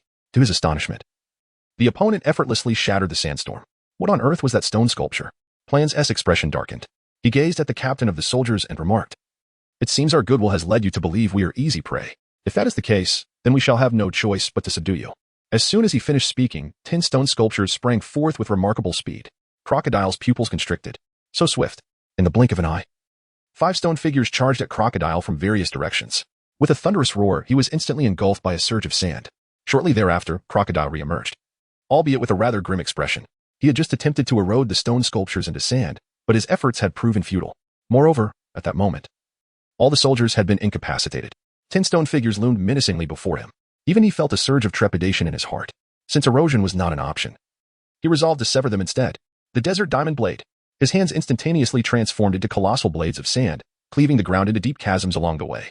In response, the stone sculptures merely unleashed their fists. With a series of resounding cracks, the blades of sand shattered utterly. Crocodile's gaze sharpened, and behind the 10 stone sculptures, the sand began to stir restlessly. The desert greatsword. With the force of a volcanic eruption, the sand coalesced into sword-like forms, fiercely lunging towards the 10 stone figures. 10 distinct sounds of impact resonated almost simultaneously. The stone sculptures remained utterly motionless, the desert greatsword failing to penetrate their defenses, shattering instead. Baka. Crocodile's eyes widened in disbelief. That was his most potent single-target attack. However, the 10 stone sculptures offered him no respite for astonishment. Damn it, is this Haki? Crocodile's countenance darkened ominously. These infernal creatures could actually inflict damage upon him. Nearby soldiers, witnessing Crocodile being mercilessly assaulted, were rendered speechless by the spectacle. 5 minutes later, a piercing cry echoed through the sky. A massive, clothed falcon glided in from the distance, ultimately landing nearby and transforming into a humanoid form. What on earth is happening? He furrowed his brow as he observed Crocodile being mercilessly beaten. Captain Bell. Upon seeing the newcomer, the soldiers let out a sigh of relief. Finally, someone capable of taking charge has arrived. Who are you? Prance stepped forward, arms crossed, glaring at Bell. And who might you be? How dare you commit such acts within the territory of Alabasta? Do you not regard our kingdom with any respect? Bell returned Prance's glare with equal intensity. Chapter 68. We have millions of troops. Prance scoffed and replied, "What have I done? I merely retaliated. I came here with good intentions. Yet how has your kingdom of Alabasta responded?" Bell frowned and said, "I am Bell, the vice captain of the Alabasta Royal Guard. You must instruct your men to cease this at once. Otherwise, your actions will be seen as a provocation towards us." At this, Prance laughed heartily. "Are you mad? You want me to stop? Since you cannot listen properly, it seems you should take a rest first." He beckoned, and a stone sculpture, which had been mercilessly beating Crocodile, detached itself and charged towards Bell. What audacity! Bell bellowed in fury, drawing his blade to sever that ghastly creature. Yet, in the next moment, a sharp crack echoed through the air. He indeed struck the stone sculpture, yet not only did the recoil shatter his palm, but the blade also broke. What? Bell's pupils dilated, and he reacted with remarkable swiftness, soaring into the sky. However, he was taken aback to find that the stone sculpture pursued him through the air. 5 minutes later, both Bell and Crocodile lay exhausted, perfectly aligned. The soldiers nearby felt as though the sky itself was about to collapse. The foremost warrior of their kingdom has unexpectedly been defeated, and the hero Crocodile has also succumbed. Now, can you engage in a civil conversation? Prance approached the two, gazing down at them, and spoke. Damn it, how could he be so formidable? Crocodile lay there, questioning the very essence of his existence. Has he truly fallen behind the times? Who are you, exactly? Bell inquired. I cannot assist you, Prance, came the reply. Upon hearing this, Bell's pupils constricted, and an inexplicable dread washed over him. He had seen this phrase in the news. At that moment, Bell felt a wave of regret. He should have inquired about the other's identity before proceeding. After a pause, Prance stood before King Cobra. What do you mean? Does cannot assist imply a declaration of war against Alabasta? Cobra's expression darkened. Nearby, Crocodile and Bell lay peacefully on the ground. Prance let out a cold chuckle and said, I have stated numerous times that I come with goodwill. Regrettably, it appears the people of your country are incapable of comprehending human speech. That sand manipulator. And that large bird as well. Do they all assume that virtuous individuals are easy to bully? I am merely acting in self-defense. As for waging war against Alabasta? You should be grateful that we have no such intentions, for you are not worthy. Although Cobra sits upon the throne, he appears to be the one being looked down upon. At these words, his countenance darkened considerably. Are you attempting to provoke us? Our Alabasta boasts an army of 1,000,000. We fear no invader. Prance burst into laughter, exclaiming, Do not jest, my royal king. 1,000,000 troops? Not only we, but even that wretched Crocodile, whom we have vanquished, could easily bury your 1,000,000-man army. Crocodile's corpse trembled slightly, nearly resurrecting. Cobra clenched his teeth. He had witnessed Crocodile's formidable power, capable of conjuring a dust storm that obscured the sky. Yet, this terrifying figure lay there submissively. This was also the reason why Prance, despite having harmed Bell, was still willing to converse with him. What is it that you truly desire, knowing that you cannot assist us? Cobra inhaled deeply, ultimately refraining from an outburst. Prance remarked, "We initially intended to negotiate with you, but you refused our goodwill. Therefore, you are left with no choice but to unconditionally surrender what we demand. The stone housed within the royal tomb, you must be aware of its significance. Hand it over to us." At these words, Cobra sprang to his feet. "Impossible." Crocodile began to stir as well. "Impossible? Your Majesty, you should consider yourself fortunate that I am still willing to engage in conversation. Do you believe your army can safeguard your nation? Will you willingly surrender it? Or shall we lay waste to Alabasta and retrieve it ourselves? You must make a choice. I trust you are a wise man and a good king." Prance wore a smile, while Cobra felt as though he were on the verge of freezing in place. From the calm gaze of Prance, he discerned that the individual was earnest. It was utterly terrifying. Even more alarming was the fact that the other party not only dared to contemplate such matters but also possessed the strength to match. The very thing you desire is explicitly forbidden by the world government. Are you certain you wish to proceed? In doing so, you will become a thorn in the side of the world government. Cobra spoke in a hushed tone. Upon hearing this, Prance laughed again, a laugh reminiscent of madness. "Do my words amuse you? The terror of the world government is beyond your imagination." Cobra's composure faltered. "Ahem, your Majesty, I forgive your ignorance. However, you must have seen the recent news, correct?" Prance gently rubbed his chest and inquired. "I have, so what of it?" Cobra was now more infuriated than when he had previously witnessed Belle's unfortunate plight. He felt as though he were a mere jester. Prance remarked, "Let me tell you. Just not long ago, our esteemed leader paid a visit to the world government. Following that, the world government rescinded the bounty on Nico Robin. Can you fathom why they were so compliant? Oh, allow me to introduce Nico Robin, the pupil of our venerable leader." As Prance spoke, an uncontrollable fervor illuminated his countenance. "It is simply astonishing." Upon realizing this matter, he was overwhelmed with exhilaration, nearly bursting with joy. To think that a single individual could subdue the formidable world government. And that this individual was none other than his former superior. He would have no regrets even if he were to perish at this very moment. Cobra took a moment to collect himself, then suddenly sank into a seated position. The implications of such a statement were terrifying. It either suggested a connection between the other party and the world government, or indicated that they possessed strength that the world government feared. Achieving either of these outcomes would imply that the other party's power was such that the world government lacked the confidence to eliminate them. As a former celestial dragon descendant, he was acutely aware of the world government's formidable foundation, which was indeed despairingly powerful. Moreover, it seemed that the latter possibility was more probable. Cobra's breathing grew increasingly labored. Finally, he shakily rose to his feet and declared, "I accept. Follow me." Upon uttering these words, Cobra felt a significant weight lift from his shoulders.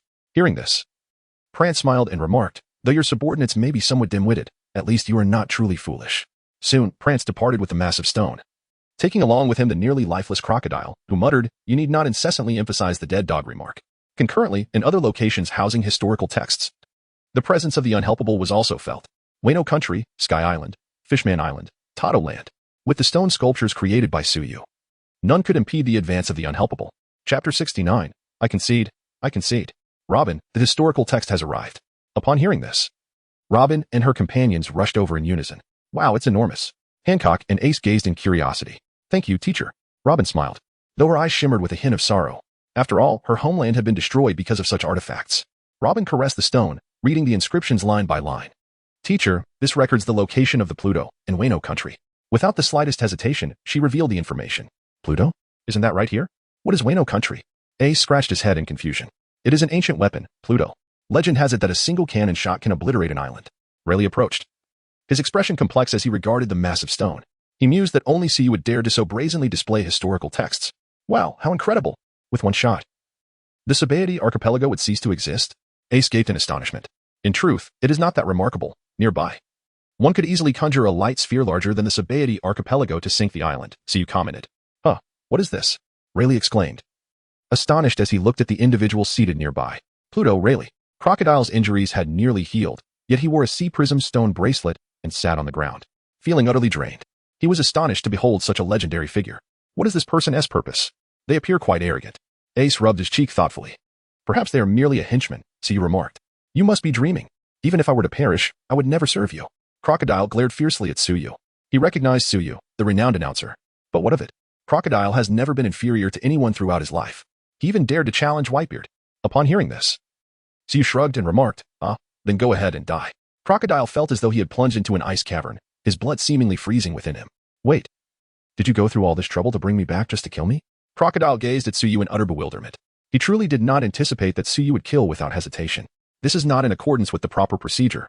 Bringing you back, of course, implies that you still possess some value. Yet, Are you not currently resolute in your defiance? My teacher is a compassionate soul, fond of helping others realize their dreams. You wish to perish, and my teacher is willing to assist you. Why then, are you not content? Hancock remarked disdainfully at Crocodile. Upon hearing this, Ace gazed at Suyu with admiration. My teacher's true identity is, astonishingly, that of a master dreamweaver. Crocodile's face turned a shade of green, exclaiming, compassionate? You wish to subdue me, and should you not utter a few more words? Should you not first subdue me through combat? You merely go through the motions and inquire. And then you seek to take my life? He is on the verge of collapse, confronted with an unpredictable individual. So, are you inclined to submit? Suyu gazed at Crocodile with curiosity. He recalled the time when Whitebeard had intended to take his life. The latter had also held his head high in defiance. Naturally, he was unwilling. Crocodile instinctively remarked, "Oh, it seems you still desire death." With that, a gleaming white long knife materialized in Suyu's hand. As the blade rested against his throat, Crocodile felt every hair on his body stand on end. Wait, Crocodile's voice quivered. At times, he indeed exhibits an indomitable spirit. Yet that does not imply a desire for demise. Throughout his journey, he has contemplated numerous thoughts. It was only upon hearing the whereabouts of Hades that he experienced a sudden epiphany. Accompanying someone unafraid of the world government seems rather appealing. If you can convince me, I shall yield, declared Crocodile. Suyu retracted his blade and responded, convince you? After enduring such a beating, are you not yet convinced? Were those peculiar stones your means of defense? Crocodile came to a realization. Those stone sculptures are indeed remarkably resilient. He strikes others, yet they do not even shed a fragment of dust. However, their fists inflict upon him excruciating pain, leaving him in utter despair. He estimated that even a stone sculpture would struggle to achieve victory. As for me, since you remain unconvinced, allow me to deliver another round of blows. Suyu nodded. He waved his hand, and a radiant light descended upon Crocodile. Crocodile shivered, only to discover that the light was harmless. In fact, it felt quite soothing. Not only were all his injuries healed, but his dry skin and minor ailments, such as hemorrhoids, had vanished. This revelation brought a smile to Crocodile's face. However, his demeanor soon crumbled.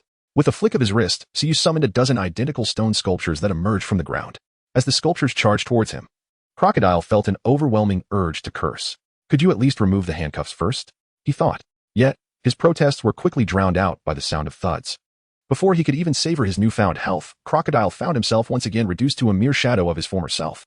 The brutal onslaught captivated Hancock and Robin, who watched with keen interest, while Ace, with a somewhat fragile psyche, could only steal glances. What on earth is this twisted ability of yours? Crocodile lay on the ground, staring blankly at the sky, having lost all hope and dreams. He suddenly felt that there was nothing particularly unfortunate about dying. Even the minions summoned effortlessly by others were stronger than he was. How humiliating. Are you convinced now? Suyu inquired. I am. But I fail to comprehend why you still require me when you possess these formidable creatures. Or is it that these creatures harbor fatal weaknesses? Crocodile narrowed his eyes. He contemplated the seawater and the sea stone. Ah, indeed, there exists a vulnerability. It cannot speak, nor can it think. Thus it requires someone to guide it. Suyu remarked casually. Is that all? Crocodile exclaimed, his eyes widening. What kind of weakness is this? Is it not an advantage? He suspected that Suyu was merely boasting. From now on, you shall be my superior, Crocodile said with great difficulty. Yet, upon uttering those words, he felt an inexplicable sense of relief. Well then, I shall grant you a safeguard. Should you betray me, you will endure the torment of countless insects gnawing at your bones for 49 days, during which you shall neither perish nor lose your sanity, Suyu stated. Crocodile furrowed his brow. Just as Suyu finished speaking, a peculiar wave coursed through his body. However, upon closer inspection, he found nothing amiss. As though it had all been an illusion. What have you done to me? Crocodile's expression shifted slightly. Fear not, as long as you remain obedient. There shall be no issues, Suyu reassured him. I advise you to heed my words. Otherwise, TSK. The last individual who endured the gnawing torment nearly resorted to self-dismemberment. Oh, you are unaware of what self-dismemberment is? Allow me to elucidate. Hancock remarked while drawing in a sharp breath. Recalling the grim fate of Drag, she felt shivers run down her spine. Upon grasping the concept of self-dismemberment, Crocodile inhaled sharply. To inflict such suffering upon oneself, what unimaginable agony that must entail. He harbored no doubt that Suyu could accomplish this task. However, he remained unperturbed. For he had always been a man of his word. Chapter 70. Seeking Death. Ding. The host student, Ace, embarked on the path of swordsmanship under the guidance of the host. The host acquired the sacred spirit sword technique. Before Suyu, Ace brandished a katana, his eyes shimmering with excitement. Before him lay a shard of iron, cleaved in twain, although he had yet to fully comprehend the art of severing iron. With a little more familiarity, he would surely step into the realm of the swordmaster. Meanwhile, Suyu found himself in a state of perplexity. System. This enhancement of 10,000 times, does it simply equate to a sacred spirit sword technique? Ding. What do you mean by simply a sacred spirit sword technique? An enhancement of 10,000 times is already a significant concession from this system, mind you. The The 23rd Sword of Annihilation and Destruction. Do you think that's merely a phrase? It embodies the laws of time and obliteration. See, you inhaled sharply, astonished at the revelation of two distinct laws. Hiki, system, you are truly wonderful. Humph. Go play with your nonsense. See, you raised his hand, forming a sword finger, and with a mere thought, a blade of blue sword energy exceeding 2 feet in length surged forth. Indeed, he had not only acquired a skill but also a profound technique. See, you casually swept the air, leaving behind trails of luminescence. Moreover, 2 feet was merely the beginning of his potential. He raised his hand towards the heavens, and the sword aura began to surge wildly upwards. From a distance, it resembled a blue line connecting the earth and sky. Ascending to an altitude of 10,000 meters, so you still did not sense any limits. He inhaled sharply, feeling that this was somewhat bizarre. Hiss, Mr. Suyu, what is this? Rayleigh, sensing the commotion, made his way to the backyard. Upon witnessing the sword aura in Suyu's hand, he was instantly filled with dread. He felt that the object could easily annihilate him. With a mere thought, Suyu dissipated the sword energy. Everyone present let out a sigh of relief.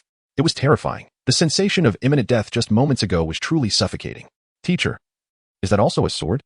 Ace questioned, somewhat doubting his own existence. He felt that his abilities were entirely different from those of his teacher.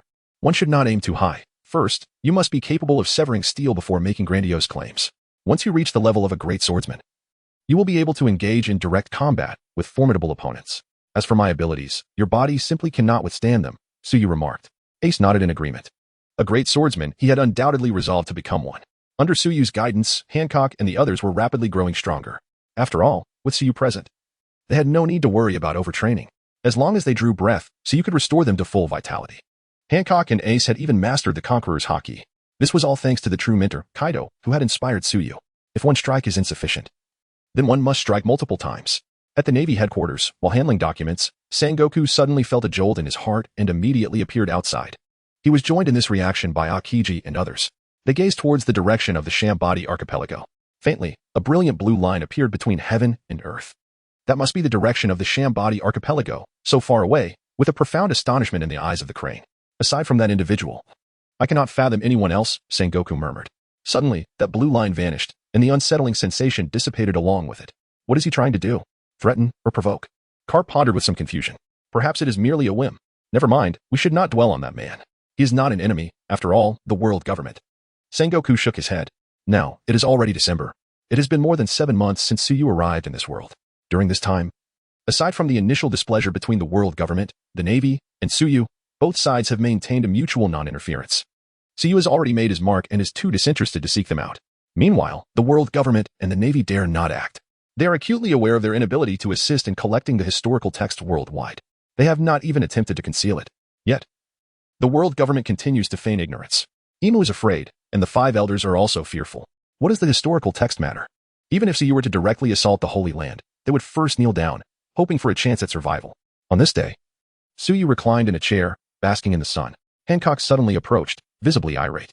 Suyu raised an eyebrow. Who has angered our Hancock? The teacher pulled his skin. Hancock stated, Teacher, what is with your tone as if you're coaxing a child? She rolled her eyes and then produced a newspaper. Teacher, look at this. How dare he? Upon hearing this, Suyu took the newspaper, read it, and chuckled. Teacher, why are you still laughing? It's driving me mad. Hancock puffed up with rage. What nonsense is this supernova? Truly unaware of their own insignificance. Suyu shrugged and replied. Getting angry over such a person is not worth it. You must understand, the sea is rife with such individuals. When you seek revenge in the future, you may encounter even more of them. You need to start adapting. Hancock took a deep breath and said, but it is just infuriating. When that supernova arrives, I will just kill him. Well, that is true, but he is merely a petty thief with a bounty just exceeding 100 million. I could crush him with one hand. Hancock's murderous intent surged, her hand slowly clenching. She had slain pirates with bounties as high as 210 million with ease. A mere supernova is nothing to fret about. That individual, who dared to publicly provoke Suyu, saw his reputation soar. Previously, he was just a novice, but now even pirates with higher bounties tread carefully around him. As if he were a plague. What kind of person is the most terrifying? A madman, a reckless youth. Such individuals might easily resort to life-threatening actions over a few exchanged words. This sensation has left that supernova feeling quite elated. He increasingly felt that his actions were justified. Moreover, he had publicly declared his stance, yet the informant had not approached him with any grievances.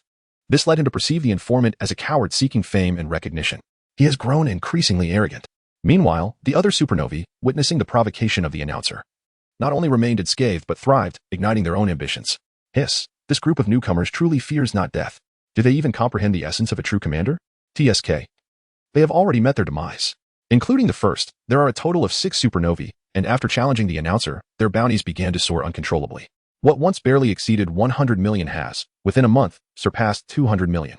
This spectacle left other pirates envious, practically drooling. Consequently, some pirates attempted to emulate them. Yet, it was not long before one met his end, struck down by one of the supernovae. What caliber are you to dare provoke the same individual as I? After several consecutive deaths, the pirates fell silent. They chose to watch coldly. After all, these supernovas would inevitably head towards the Splendid archipelago. Once they arrived, even that timid announcer would not dare to ignore them. Let us see how these individuals fare. Chapter 71. While all are intoxicated, I remain sober. Quickly, run. He is coming. The supernova, the executioner Jack. In the blink of an eye, the area within a 500-meter radius fell silent. Soon, a pirate ship, constructed from materials resembling bones, slowly approached the Splendid archipelago. On the pirate flag, a skull soaked in blood was displayed. As they docked, a tall, lean figure, under 2 meters, stepped ashore. Following him were dozens of shadows. A bunch of cowards. One person spat on the ground, disdain evident on his face as he observed the fleeing masses. Our captain is a supernova. This is only natural. The others began to flatter the tall figure at the forefront. Jack lifted his chin, a slight smile playing at the corners of his mouth. The panic of those around him, coupled with his subordinates' praise, filled him with delight. Boss, shall we go find that announcer now? A younger member inquired. He must have known our captain was coming and fled in advance, right? Upon hearing this, everyone erupted into laughter. After their leader's provocation, the announcer exhibited not the slightest reaction, leading them to unanimously conclude that the announcer was merely an ineffectual weakling.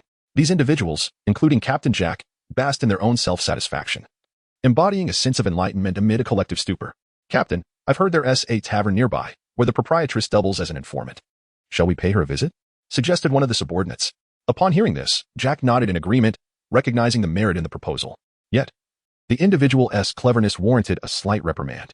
He cast a smile towards the young subordinate. Upon witnessing this, the young man's eyes sparkled with excitement. Oh, the boss has smiled at me. Surely, I am destined for a promotion. Boss, someone is approaching, one of the group announced, prompting everyone to glance back. A rather unremarkable pirate ship emerged on the horizon. Jack narrowed his eyes and scoffed. That wretched woman has also arrived. He pondered for a moment but ultimately refrained from taking action. After all, as a fellow supernova, this woman lacked the audacity to provoke a coward.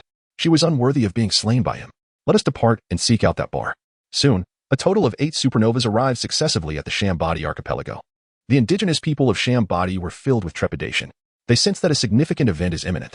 These individuals need not inquire. It is undoubtedly directed towards that formidable figure.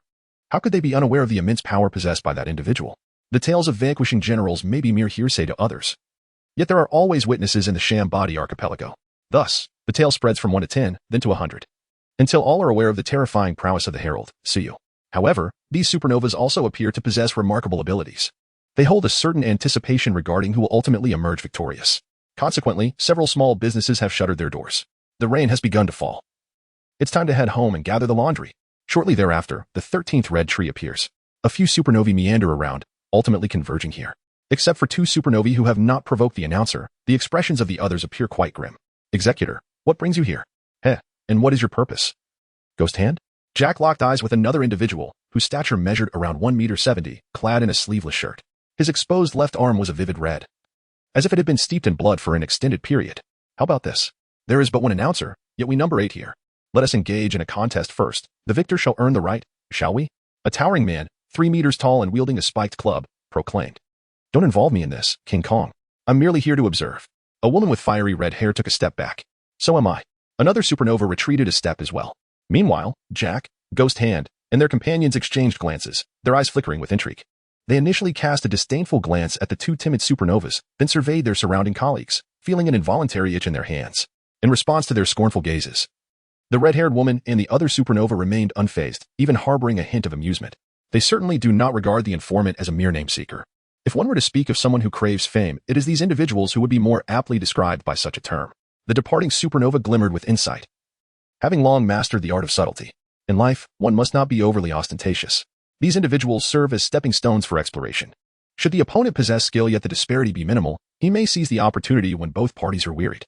Conversely, if the adversary proves too formidable, he can gracefully withdraw. In stark contrast to him, the red-haired woman cast a glance of pity at those few who were truly intent on engaging in conflict. Those fools, intoxicated by their easily acquired fame, remain oblivious to the vastness of the world. Originally, she was destined to be among their ranks. However, everything changed when she witnessed the might of a general firsthand. That man, with sheer strength alone, was able to ignite a volcano, utterly annihilating an entire island. Under such divine wrath, the red-haired woman profoundly felt her own insignificance. Had she not leapt into the sea just in time, she would have been reduced to ashes. The cataclysmic sensation lingers in her memory, evoking cold sweats even now. And that herald, Suyu, was capable of slaying such a monstrous being. As for the veracity of the news, only the dim-witted would ponder that question. The silence from the Navy and the world government speaks volumes. Thus, the red-haired woman truly admired the audacity of these supernovas. To challenge a creature among creatures was an act of sheer folly. While her thoughts drifted, the 6 supernovas nearby had already assumed combat stances, ready to engage. At that moment, the bar's door swung open, and 3 figures emerged. The supernovas immediately turned their gazes. Among them were 2 women and a child. In an instant, all attention was riveted upon one of the women. Stunningly beautiful. She is mine. Almost all eyes transformed into hearts. The red-haired woman couldn't help but gaze a little longer, her cheeks flushing and heart racing. She was utterly captivated. Having never encountered anyone so breathtaking. If she were to be in her presence, the red-haired woman mused, gender would seem trivial. Senior sister, your allure is truly remarkable. Ace remarked, unable to suppress his admiration. With his naturally strong will and daily exposure, he had grown accustomed to her beauty. Otherwise, he too would have been awestruck. Humph. A bunch of filthy men, Hancock scoffed, her expression one of disdain. The sight of Hancock's contempt only excited the pirates further. Damn it, wake up. A surge of Conqueror's Haki swept across the room. A scowling blond man glared at his subordinates, wishing he could cleave them in two. Most of the crowd jolted awake, while some fainted outright. The red-haired woman regarded the blond man warily. He possesses the potential of a king. Chapter 72. I will shatter your arm, damn it. Is it a devil fruit? The supernovas remained composed, not losing their wits. They gazed at Hancock with expressions of disapproval. Although they acknowledged her beauty, they were not so entranced as to lose themselves. Boss, that woman appears to be Nico Robin. One of them recognized her. At this remark, several of the supernovas paused, turning their attention to Robin. Indeed, that woman was unmistakably Nico Robin. The reason Suyu was nicknamed the Informer was precisely because of Nico Robin. Her presence here indicated that the Informer was also nearby. Initially hoping to locate the Informer through this bar, they were taken aback to find the Informer right here. Junior, your fame truly precedes you, Hancock remarked, gently patting Robin on the shoulder. Ace looked at Robin with a hint of envy. Robin shrugged her shoulders, reflecting that such fame could be perilous before meeting the teacher. The trio approached the group of supernovas. How do you wish to perish? Hancock's face was as cold as ice. At her words, the supernovas were momentarily taken aback, then erupted into laughter. Ha ha ha, you can't be sent by that Informer. Can you? This is utterly amusing. The Informer is so cowardly as to hide behind women and children. At this, Hancock's murderous intent surged within her. Die. Hancock's right hand gathered a dark aura, charging towards the supernova who dared to speak ill of her teacher. That supernova was none other than the notorious Ghost Hand. As Hancock approached, his smile widened with arrogance. Ha ha ha, are you here to deliver a message from the Informer? Fear not, I shall soon break your limbs.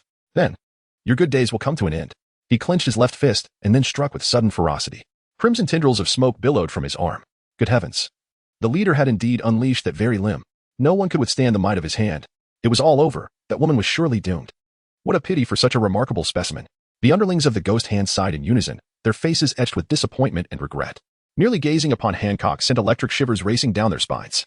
However, their leader had already made his move. The other supernovas paid no heed to this encounter. Their attention fixated on the bar. In their eyes, Hancock's fate seemed irrevocably sealed. After all, despite their disdainful words, they held a certain trepidation towards the hand of the Ghost Hand. The red-haired woman, on the other hand, was filled with astonishment. To her, it seemed implausible that the herald would send his own to their demise.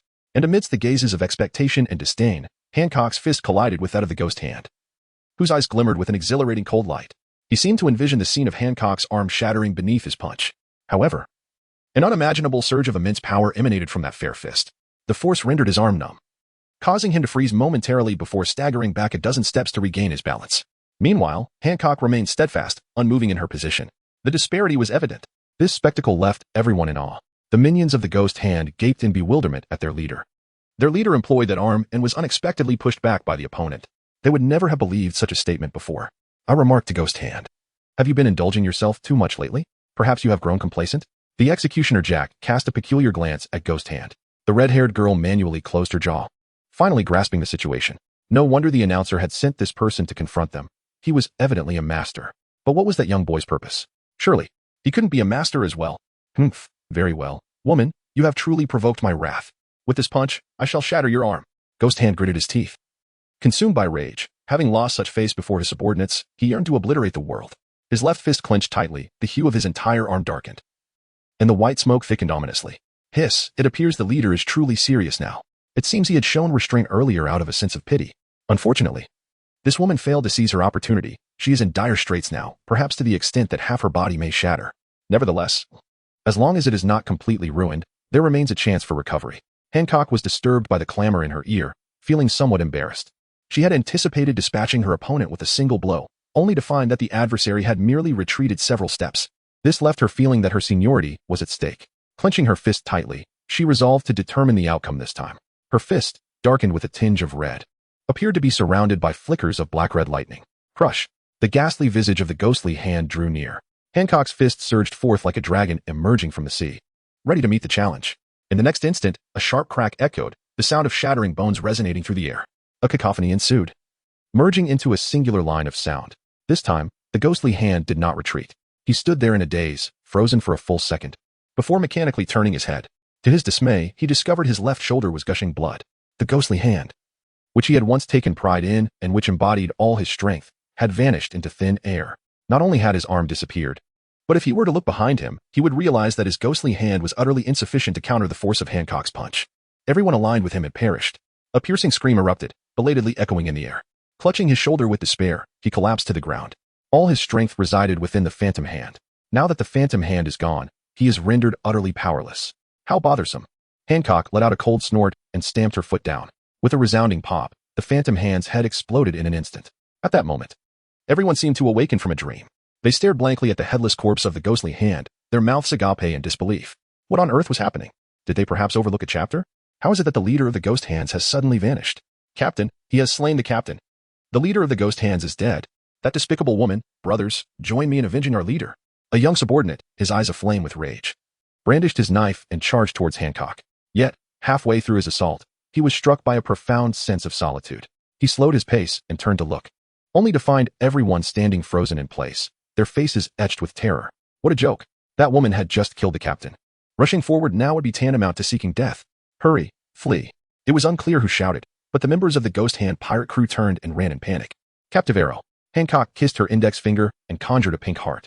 In the next moment, countless pink arrows rained down. The unfortunate souls had no means of escape, swiftly transforming into stone. This scene left the other pirate crews trembling with fear. The horror of this was far more terrifying than death itself. The devil fruit. At this moment, the other supernovas finally set aside their previous disdain. They all possessed the confidence to surpass the phantom hand. Yet, none dared to claim the ability to vanquish it in an instant. However, Hancock achieved this feat strictly speaking. She executed merely a single move. Chapter 73. Is this truly a child? At this moment, despite their reluctance, the supernovas had no choice but to acknowledge that Hancock was a master of their caliber. These individuals were merely blindly arrogant, not genuinely foolish. If Hancock stood on their level, then who could command her? At that moment, they suddenly realized that their assessment of the announcer had been flawed. Hancock's remarkably swift execution had unequivocally subdued the atmosphere. What? What did you say? Damn it. Fine. I understand. I will be there shortly. I suddenly had an urgent matter to attend to and took my leave. It seemed that I would have to settle the score with the announcer at a later time. Ghost Hand lamented as he pocketed the phone bug. The others looked at Ghost Hand in astonishment. Come on, your phone bug wasn't even connected properly. Could you at least be a bit more professional in your performance? Huh? What? Is someone daring to meddle with my ship? He is doomed. Come, my companions. One supernova sets the example. Then, the 5 supernovas hastily prepared to flee. The red-haired woman and another supernova stared in astonishment at the departing group. What did they take this place for, coming and going as they please? A gentle voice resonated. Robin appeared before the crowd, her arms crossed elegantly over her chest. In that moment, it seemed as though petals were swirling in the air. Suddenly, 2 arms sprouted from the shoulders of each subordinate. A series of crisp sounds followed, creating a continuous echo.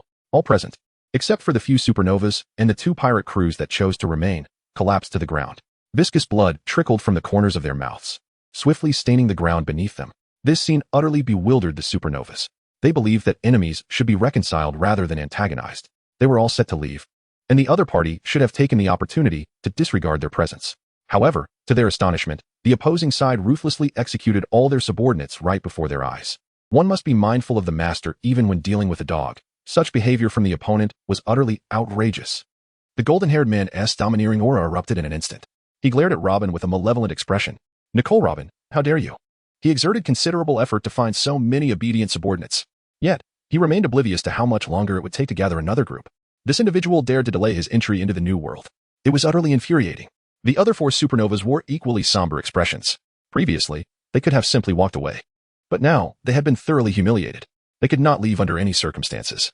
Why could they not have just let them go earlier? Why must they create such a relentless situation? Alas, your bounty has already expired. The executioner Jack drew his long knife, licking the blade. The metallic scent made his nostrils flare, and his eyes glowed with a crimson light. You wield a knife? Then I shall fight you. Seeing your sister, let me handle this. Ace's somewhat juvenile voice momentarily froze the scene. Robin smiled at him. If you want to, just go ahead and do it. I can't be bothered to fight, she said lazily. The executioner twisted his neck like a puppet, gazing at Ace. A freckled boy, no older than 10, brandishing a knife, appeared quite exhilarated. The executioner suddenly felt bewildered. Had the world truly changed? When did children dare to provoke him? Or had he been too amiable? The red-haired woman furrowed her brow. Sensing that the situation was far from simple, Ace had spoken, yet those 2 women did not intervene. Did that imply the boy was also formidable? Suddenly, the other supernovas burst into laughter. Ha ha, I can't contain myself. The executioner has been challenged by a child. This is a joke I could laugh at for a lifetime. The man laughed so hard he struggled to breathe. Damn it, you seek death. The executioner's face twisted with rage as he swung his blade towards that individual. You fool, where do you think you're striking? Ace's figure suddenly appeared before the man, blocking the deadly blow. With a clang, Ace steadied the blade in his hand, not even trembling slightly. The executioner's nostrils flared as he stared at Ace, disbelief filling his eyes. A mere child, no older than 10, had dared to confront his blade head-on. This was madness. The others wore expressions of shock as well. Although Ace was well-developed, he barely reached a height of 1.50 meters and appeared quite slender, resembling an ordinary child. In contrast, the executioner towered at nearly 2 meters tall, broad-shouldered, and weighing close to 200 pounds. Ace seemed almost delicate compared to him. Yet, who could have anticipated that not only had he blocked the executioner's full-force strike, but he had done so with apparent ease? Was this not a blatant disrespect to the laws of nature? Your knife lacks speed and power. It's rather unimpressive, Ace remarked, clicking his tongue in disappointment. Damn you, little brat. You shall pay. The executioner was consumed by a furious haze. He struck Ace with a flurry of over a dozen powerful blows, each infused with tremendous force and determination. Yet, Ace effortlessly defended against each attack, remaining steadfastly rooted in place throughout the onslaught. TSK. It seems you rely solely on brute strength. You are far from a master swordsman. Ace was utterly disinterested. This was nothing short of a complete waste of his time. He parried the opponent's blade with one hand while gesturing towards the executioner with the other. Instantly, the executioner began to convulse violently. He clenched his jaw, every muscle in his body in complete turmoil. He resembled a small shrimp that had fallen into a vat of alcohol. Heh, the finger of tetanus. Ace chuckled softly. Under the influence of his teacher, he transformed into a compassionate individual, unable to bear witness to the suffering of others. Thus, he stepped forward and effortlessly severed the executioner's neck. Awakening the extraordinary skill of Tetanus Finger marked the commencement of his ascent to greatness. Hancock and Robin's throats constricted slightly as they beheld the bizarre technique of their junior, which was indeed terrifying. The other supernovas stood in astonishment, completely immobilized by the unfolding events. Another one. From Ace's intervention to the executioner's demise, the entire sequence transpired in less than 10 seconds. The remaining supernovas were left in a daze. By the time they regained their composure and sought to assist, the executioner had already met his end. It was all too sudden. Moreover, the executioner's abrupt insanity further unsettled them. The expressions of all the supernovas turned pale with fear. The prowess demonstrated by these 3 individuals exceeded their wildest expectations. Initially, they had thought little of the informant. After their provocation, they dared not respond. However, it now appears that it is not a matter of fear, but rather a disinclination to engage with them. They have yet to meet one another, yet they have already become isolated souls, with 2 having perished. Meanwhile, their adversary has dispatched merely 3 individuals. The supernovas have, at long last, come to comprehend regret, yet it is now too late. As they behold the approaching trio of Hancock, the supernovas find themselves in a state of despair. The methods employed by these 3 are beyond their comprehension. Do not come any closer. Chapter 74. A journey of experience with swift and decisive strikes, Hancock and her companions effortlessly dispatched the supernovas. Humph. Such inferior beings dare to provoke my teacher? I cannot fathom the workings of their minds. Hancock's expression was frigid as she brutally crushed a head beneath her foot.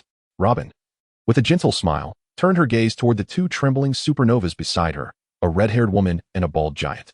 These 2 had initially been mere bystanders and had never openly challenged Tsuyu. At that moment, as Robin's benevolent gaze swept over them, all of their subordinates knelt in unison. The red-haired woman forced a smile and said, "Well, I don't know if you'll believe this, but it's the truth. I was merely passing by." The bald man nodded furiously in agreement. "Yes, I'm just passing through as well. I'm not affiliated with them. In the outside world, they were fearsome supernovas, yet here, they appeared as harmless creatures. They are now filled with regret, despite having nothing to do with the matter at hand. Why did they come here? They certainly did not provoke my teacher. We are not bloodthirsty individuals, Robin said with a smile while crossing his arms. Upon hearing this, the two men felt a surge of relief. It seemed their lives were spared. From now on, they will be mere spectators. I heard your nickname is Lustful Monk? Hancock's icy voice cut through the air. At this, the bald man froze, as a chilling aura of death suddenly erupted. Step by step, Hancock approached him. And under the oppressive atmosphere, the man was drenched in sweat.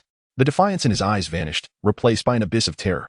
In his eyes, Hancock appeared as a beautiful specter, come to claim his life. How despicable. If you wish to kill me, then I shall make you pay dearly. The fear in the man's eyes morphed into madness. But in the next moment, Hancock's leg shot out like lightning, delivering a swift kick to the man's abdomen. He flew away as if struck by a hammer. Yet Hancock was faster, chasing him down with a thunderous crash, sending him crashing to the ground. The earth sank beneath him, and the man coughed up blood, his eyes bulging. All the men present gasped in shock. How painful. Too painful. Hancock snorted coldly, placing a foot on the man's head, ending his wretched existence. Then, a familiar, crisp sound echoed as the man's subordinates had their necks broken one by one. The red-haired woman plopped down onto the ground, sobbing. They are supernovas, not mere livestock to be slaughtered. Could you not show them some respect? Supernova? Hancock glanced at her, tossed her hair back, and turned away. Robin and Ace, too, were disinterested in the commotion, entering the bar. The red-haired woman took a moment to process. She had thought she was doomed. To her surprise, they had spared her. She certainly did not attribute this to their kindness, as their manner of killing was far from benevolent. A bitter smile crept across her face. Was she too weak, so they deemed her unworthy of death? She didn't know whether to cry or laugh. Hancock and the others arrived in the backyard, where Suyu was basking in the sun. Teacher, those so-called supernovas are nothing but fragile beings, Hancock scoffed. Ace shrank back, sensing his senior's irritation. Well, Hancock, Robin, Ace, I believe I have imparted nearly all I can teach you. Perhaps it's time for you to venture out to sea for some practical experience, Suyu suggested. At this point, the trio's strength could rival that of top-tier vice admirals, even candidates for admiral. With such power, as long as they were cautious at sea, they should encounter no significant issues. Venture out? Does that mean we won't see our teacher for a long time? Hancock felt a wave of disappointment. You can always contact me using the snail phone, Suyu replied. Upon hearing this, Hancock's dimmed eyes sparkled once more. With a swift decision, the three quickly packed their belongings. Teacher, I will miss you. You must remember to think of me too, Hancock pleaded, clutching at Suyu's garment with reluctance. Yes, I will think of you, Suyu assured. Robin chimed in, smiling. You must remember to think of me as well. Yes, I will, Suyu replied. Ace scratched his head and added, I want that too. Suyu playfully tapped his head. 3 individuals, 3 ships, sailing in 3 different directions. As Suyu gazed at the distant sky, a sense of emptiness washed over her. It was truly astounding. Just a few months prior, they were nameless novices. Who could have imagined that now, with their combined strength? Even I would feel pressured, Rayleigh remarked. Suyu chuckled and said, when they return, I doubt you'll be a match for them in a one-on-one.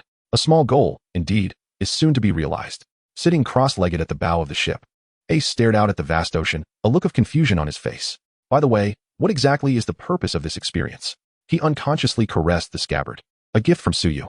It was not a fine blade, merely a large knife of 21 craftsmanship. Yet, Ace held it in great affection. He touched the blade, his gaze falling upon the sword. Ace's eyes sparkled with determination. Let us embark on a quest to challenge the sword masters of the seas. Robin, facing the ocean breeze, tucked her hair behind her ear. Perhaps this is the perfect opportunity to gather the fragments of history.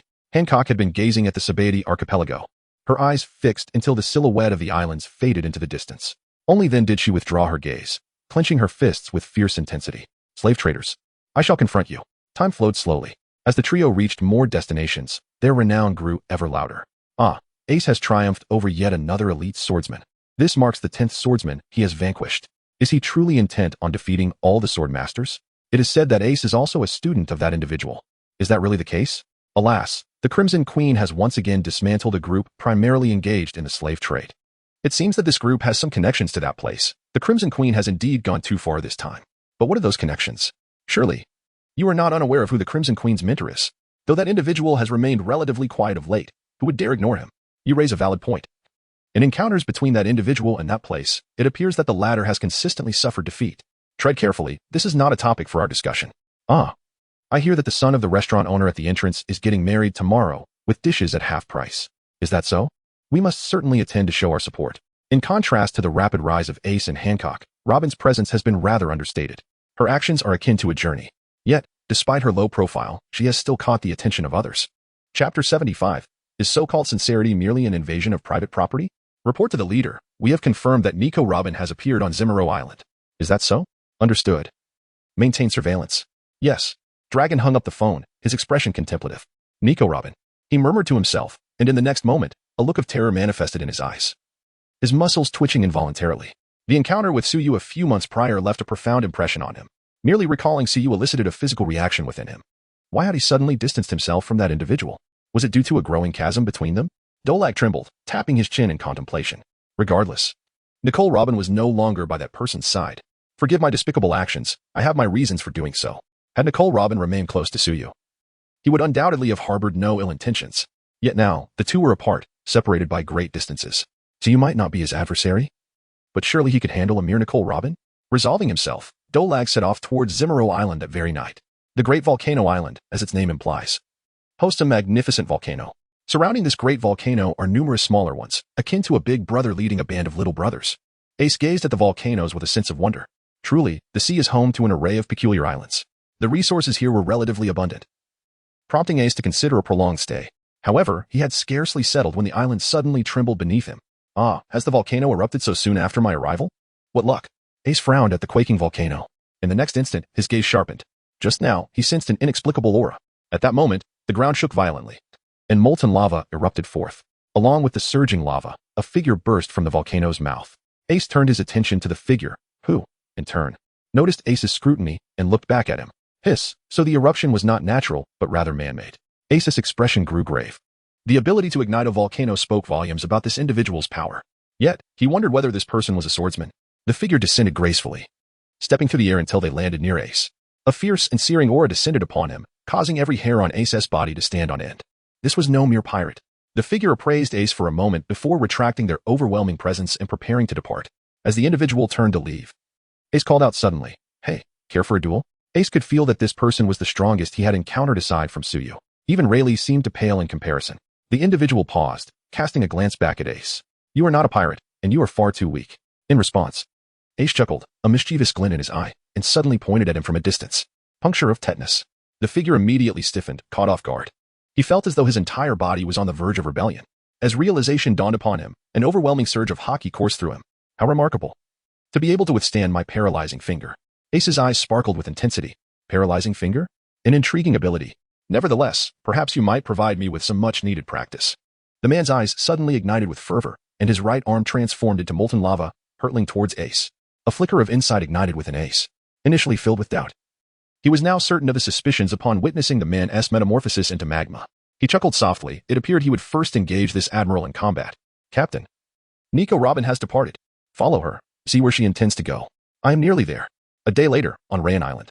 The climate here was delightful, adorned with a plethora of charming local delicacies.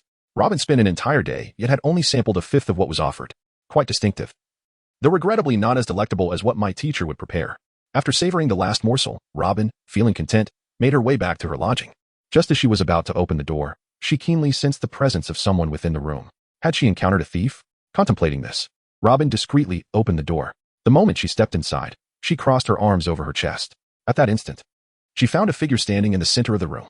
As he was about to speak upon seeing Robin enter, two hands suddenly appeared behind him. Binding his own hands behind his back, two hands emerged from his shoulders, constricting his throat. Wait, I mean no harm," the man on the ground pleaded. Struggling to speak, Robin chuckled. "You trespass into someone else's quarters and claim to bear no ill intentions? Surely, you cannot be a thief. Who are you?" Upon hearing this, the man quickly replied, "I am from the Coco army. We come with sincerity to seek you." At this, Robin's eyes narrowed. She pondered that if it were indeed the Coco army, she must have been under their scrutiny for quite some time. The appearance of this man suggested that a significant figure had arrived. Feeling somewhat helpless, she realized that her days spent in the comfort of Suyu had rendered her less attuned to the lurking gazes around her. Just as these thoughts occupied her mind, a somewhat familiar voice broke the silence. "Nicole Robin, might you first release my companion? We truly come with sincerity." Accompanied by the sound of the wind, Dolag materialized within the room. Robin's pupils contracted. It was he who had come. This posed a considerable dilemma. Despite his apparent disarray in front of Suyu, he likely possessed the strength of a general, while she herself was the weakest among the trio, only reaching the pinnacle of a vice-admiral. How careless of me, she mused internally while maintaining a facade of calm. "Mr. Dolag, might I request that you refrain from using the word sincerity again?" I did not grant you permission to enter my chamber. Your current actions are but a step shy of those of a brigand. Dolag, however, exhibited no trace of embarrassment in response. He walked directly to the nearby sofa and sat down, then spoke.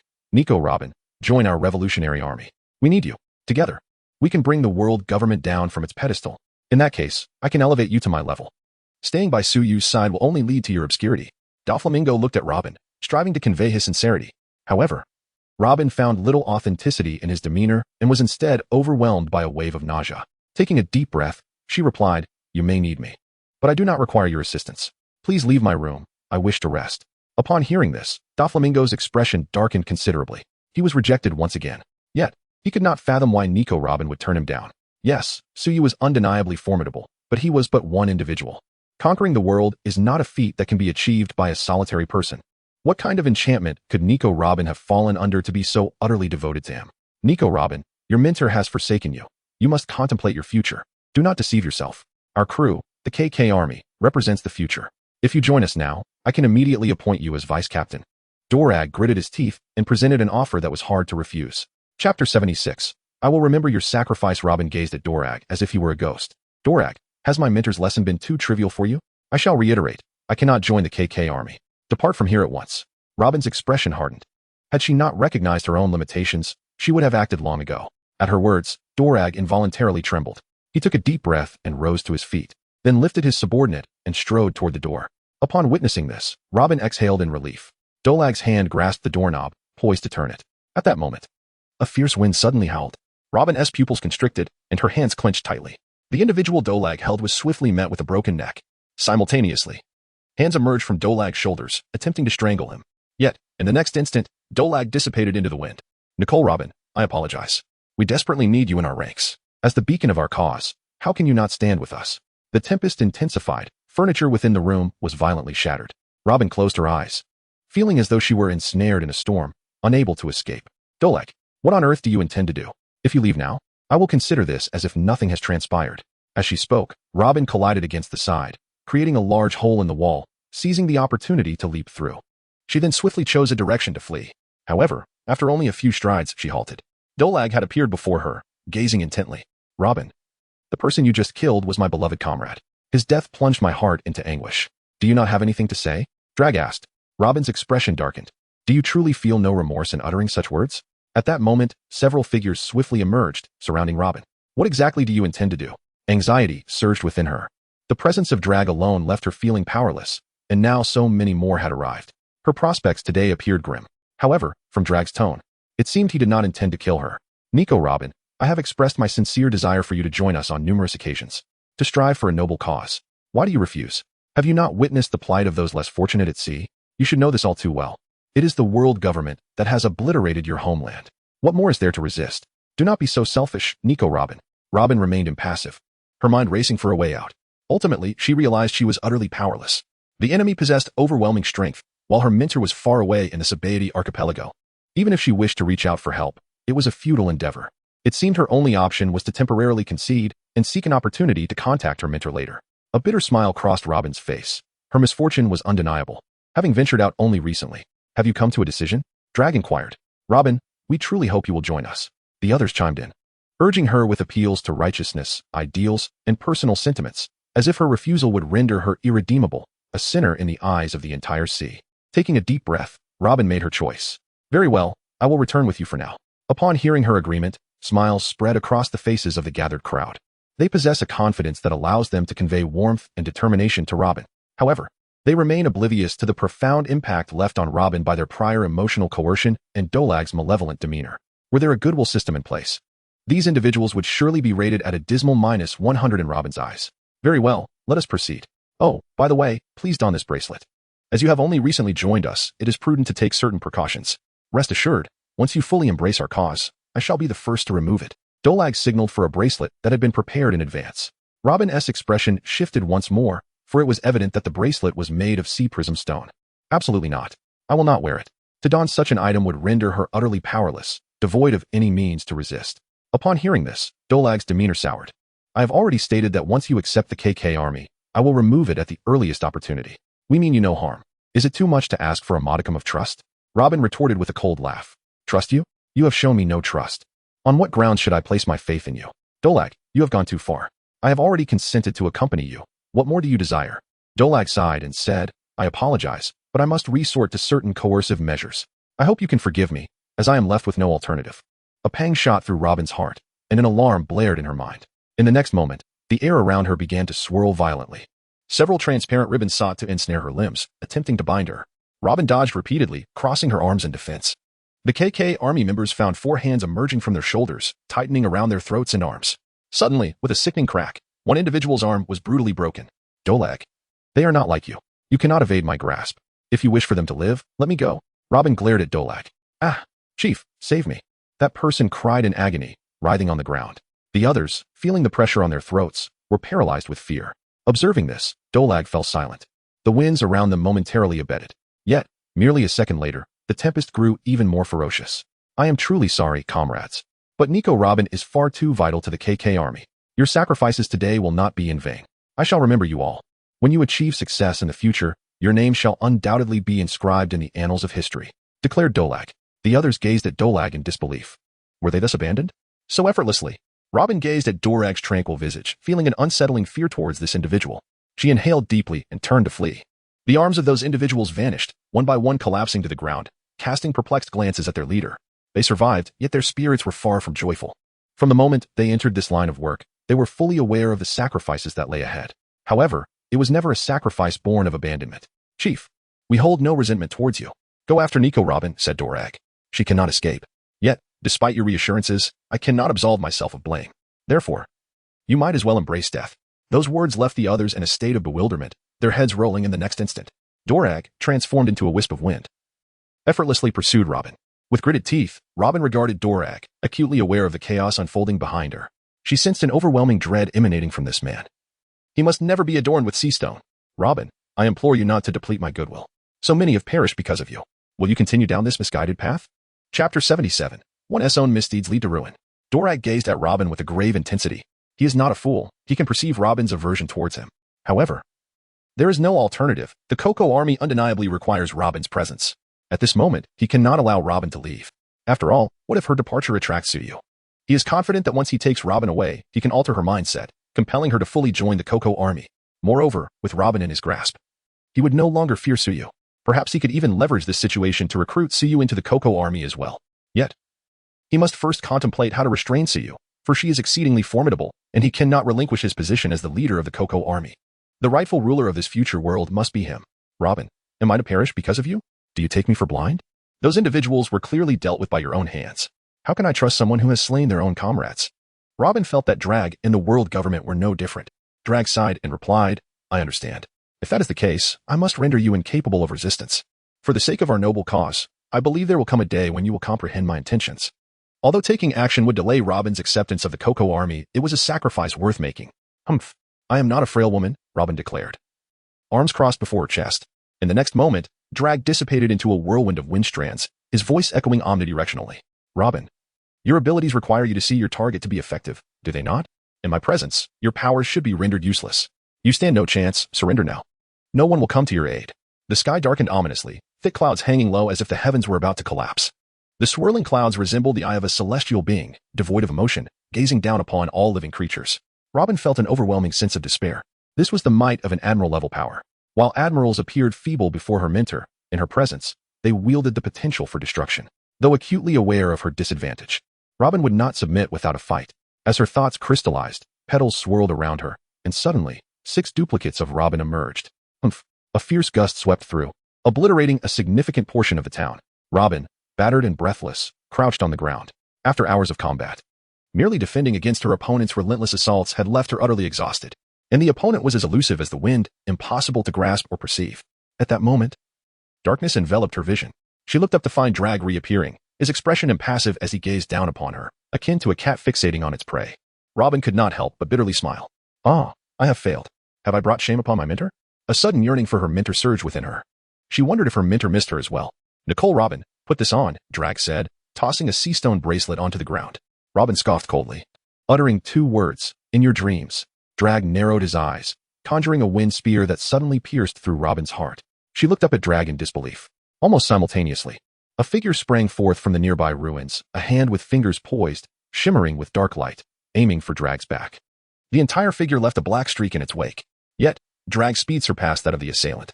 He swiftly turned and struck with lightning speed, precisely grasping the opponent's wrist before effortlessly flinging them aside. In that instant, the figure was sent soaring through the air. At that moment, Robin, pierced through the chest, suddenly shattered into a myriad of petals, vanishing from sight. Nico Robin, my patience and goodwill have been utterly exhausted by you, since you remain obstinately defiant. I am left with no choice but to personally render you incapacitated. Drag spoke coldly. He waved his hand, and the wind coalesced into 4 ropes, binding Robin's limbs and fixing her in a large shape in midair. Subsequently, a wind spear pierced through Robin's abdomen. As the spear pierced flesh, it suddenly erupted, unleashing countless tiny blades of wind that ravaged Robin's body, leaving her drenched in blood. Even Robin could not help but scream in agony, her face contorted in pain. At that moment, she lacked the strength to move even a single finger. Observing this, Doflamingo felt reassured and approached Robin, intending to take her away. However, at that instant, a brilliant white light erupted from Robin's body. Doflamingo's expression shifted. What was this white light? What ability was this? And why had he never seen Nico Robin use it before? Meanwhile, Robin felt an immense warmth, as if she were enveloped in a hot spring. The unbearable pain she had previously endured vanished entirely. Was this an illusion? She had heard that before death, one might experience a final glimpse of light. Was she truly on the brink of death? It was such a pity. She was dying without having the chance to see her teacher once more. Robin forced a bitter smile, wondering if she missed her teacher so much that she was hallucinating his light. Wait, the light of her teacher? Robin opened her eyes and saw her body radiating a familiar white glow. It was indeed her teacher's light. She could see the blood on her body. Yet her injuries had vanished. At that moment, the 4 wind ropes dissipated, and Robin's feet touched the ground, steady and firm. She felt a surge of power coursing through her. Stunned for a moment, Robin could not suppress the smile that crept onto her lips. Her teacher had said they would rely on themselves during their training. He would not intervene. Truly, her teacher was full of contradictions. What power was this? Doflamingo stared in disbelief at the rejuvenated Robin. Just a moment ago, she had been on the brink of collapse. This white light had appeared for only a second. And she was fully healed? What kind of absurdity was this? Hearing his words, Robin turned to Doflamingo, sneering, "You know nothing of my teacher's power." Doflamingo shuddered. Nico Robin's teacher, the informant? He has arrived. Dolag suddenly clasped himself tightly, as that tingling sensation seemed to resurface. Impossible, you are deceiving me. How could he possibly be here? His voice had taken on a somewhat shrill quality. Was he truly so frightened merely by the mention of a teacher? Robin cast a sympathetic glance at Dolag. I never claimed that my teacher was present. Rather, this radiant light embodies my teacher's power. Had you simply allowed me to leave, nothing would have transpired. Yet, you insisted on resorting to force. Truly, one cannot escape the consequences of their own recklessness. Upon hearing that Tsuyu was absent, Dolag regained his composure. He squinted his eyes, observing the white aura enveloping Robin. Indeed, I am no match for the Harbinger, but you, Nico Robin. Even if you regain your strength, what of it? I have wounded you once. I can easily incapacitate you again. With that, he unleashed his attacks with even greater ferocity. Each strike a lethal blow. A sense of alarm surged within Robin. However, when the wind blade struck her and dissipated without inflicting harm, her composure was restored. Chapter 78. Uncontrolled power. Robin sprinted ahead, while Dorag pursued closely behind. The power bestowed upon her by Tsuyu eluded her grasp. She could only defend, lacking any means to retaliate. Impossible. This cannot be true. It's a deception. Dorag's breaths grew increasingly labored, his strikes more brutal. Yet, upon witnessing Robin withstand his most formidable attack unscathed, he abruptly halted. Recalling Robin's words, Dorag stared, transfixed, at the luminous aura surrounding her. Was this the essence of the Harbinger's power? The adversary had yet to appear, yet through the latent force left upon Robin, he found himself utterly powerless. This was indeed the power of the Harbinger. A profound dread surged within Dorag's heart. Yet, alongside that fear, an overwhelming desire took root. Such a formidable individual must be recruited into the ranks of the KK army.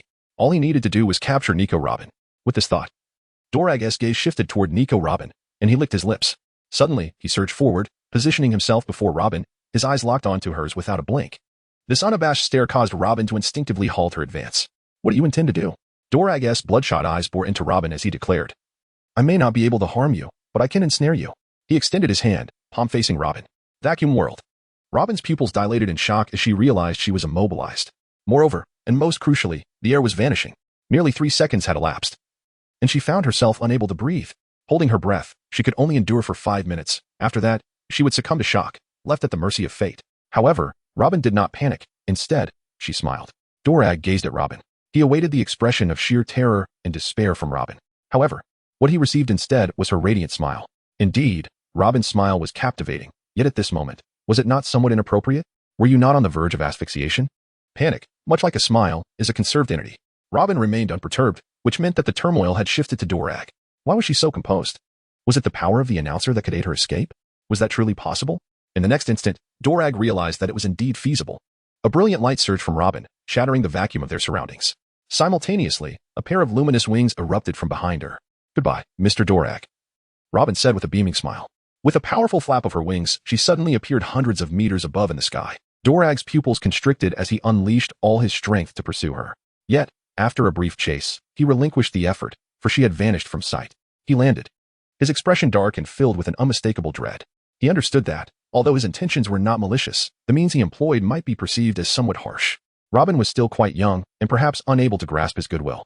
What if she reported him to her teacher? He could not dwell on that thought, as it only exacerbated his discomfort. Dolag clasped himself tightly. No, he must devise a solution. Yet, not long after, Dolag found himself despondently lying flat. He realized that, in the face of absolute power, any stratagem proved futile. The mere mark of strength left upon Robin rendered him powerless to act. This was under the condition that Robin did not even know how to wield it. Dolag could scarcely fathom the effect such power would have in the hands of the announcer. Alas, he must leave it to fate. He hoped that Nicole Robin could sense his goodwill. Meanwhile, on the Shambodi Islands, a palpable sense of panic enveloped the island.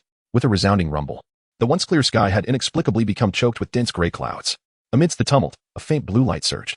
Yet, the light heralded neither rain nor thunder. As if it were perpetually teetering on the brink of eruption, the ordinary inhabitants of the island experienced an inexplicable and profound sense of dread. As though they sensed impending calamity, each individual felt as if a heavy stone were pressing upon their hearts, rendering them restless whether seated or reclined. Those with greater fortitude could faintly perceive an overwhelming sense of danger, as though it emanated from the 16th-red tree. They sensed that something significant was about to transpire. One by one, they secured their doors and windows tightly. As rain threatened to fall, they hurried to gather their laundry. At the naval base stationed in the Chambord Islands, the atmosphere was fraught with trepidation. The base commander, originally a rear admiral, had been replaced by a rotating contingent of vice admirals since the arrival of Suyu. At this moment, these typically high-ranking generals appeared pale and shaken in the astonished eyes of their soldiers. The soldiers felt an oppressive weight, but the vice admirals, endowed with formidable strength, sensed an even greater unease. In their perception, within the vicinity of the 16 red trees, there lurked an enraged lion. Its gaping maw seemingly capable of devouring the sky, and the fury in its eyes appeared as if it could incinerate the entire world. A few vice admirals could not help but huddle together for warmth, aware that while it may offer little protection, there was solace in numbers. Yes, it must be him. Surely, this is too terrifying. They wondered who had provoked him this time. The sheer terror of his presence was enough to subdue them. Trembling, they gazed skyward, praying for the world to be spared from destruction, for they had not yet exhausted their lives. In another realm, Chris felt a sudden jolt and vanished in an instant. When he reappeared, he found himself in a courtyard. After Hancock and the others departed, Suyu had relocated to this residence. Uncharacteristically, Suyu was not reclining on a lounge chair. Instead, he stood there, expressionless, gazing into the distance. An aura of low pressure enveloped him. Even Chris, one of his own, felt a shiver run down his spine. He felt that his superior was exceedingly perilous at that moment, akin to a firecracker fallen into a bonfire, ready to explode at any instant. What on earth is happening, boss? Just then, a gust of wind announced the arrival of Rayleigh, who, equally apprehensive, gazed at Suyu. What is going on here? Why does he feel as though death could befall him at any moment? It's nothing. Merely a momentary surge of anger that slipped beyond his control, Suyu murmured softly. Upon hearing this, Chris and Rayleigh instinctively lifted their gazes to the heavens. The dark clouds loomed ominously, stretching endlessly into the horizon. Thunder rumbled, and lightning danced ceaselessly across the sky. A gulp escaped their throats. In this scene, one might easily believe it to be a harbinger of the apocalypse. What a splendid excuse for losing control over one's power. Is this truly the realm of the formidable? A mere fit of anger could invoke such celestial upheaval. In that instant, both men's reverence for Suyu surged anew. Old boss, who has caused you displeasure? Just name them, and I shall flay them alive, Chris said with a feigned bravado, his voice quaking with trepidation. At the same time, flames ignited upon his head. He had consumed the flame fruit. With this fruit, Chris' strength now rivaled that of an admiral. Chapter 79. Others listened to their teachers. Suyu remained silent. After a brief half-minute, a flicker of movement appeared in his eyes. Moments prior, he sensed the power residing within his students had been triggered. This force would only manifest when they were gravely injured and powerless to resist. Thus, Suyu's anger was not without grave consequences. He immediately extended his perception. The power of perception emanated from the all-seeing eye, while its reach could not be infinite. Enveloping the entirety of Pirate Star was a trivial task. Just moments ago, he had successfully located the source of his strength. At this juncture, a planet was spinning within Suyu's mind, a beam of light flickering at a specific point on the celestial body. In an instant, Suyu's form vanished. As he disappeared, the dark clouds in the sky paused momentarily before gradually dissipating. The thunder and lightning ceased, and sunlight returned to the earth. Though the sunlight had been absent for merely a few minutes, the inhabitants of the Splendid archipelago had never felt the warmth of the sun so profoundly. It was a relief to be alive. The vice admirals of the Navy collectively exhaled, though their limbs remained cold. Let go, don't cling to me. You're the one who was scared.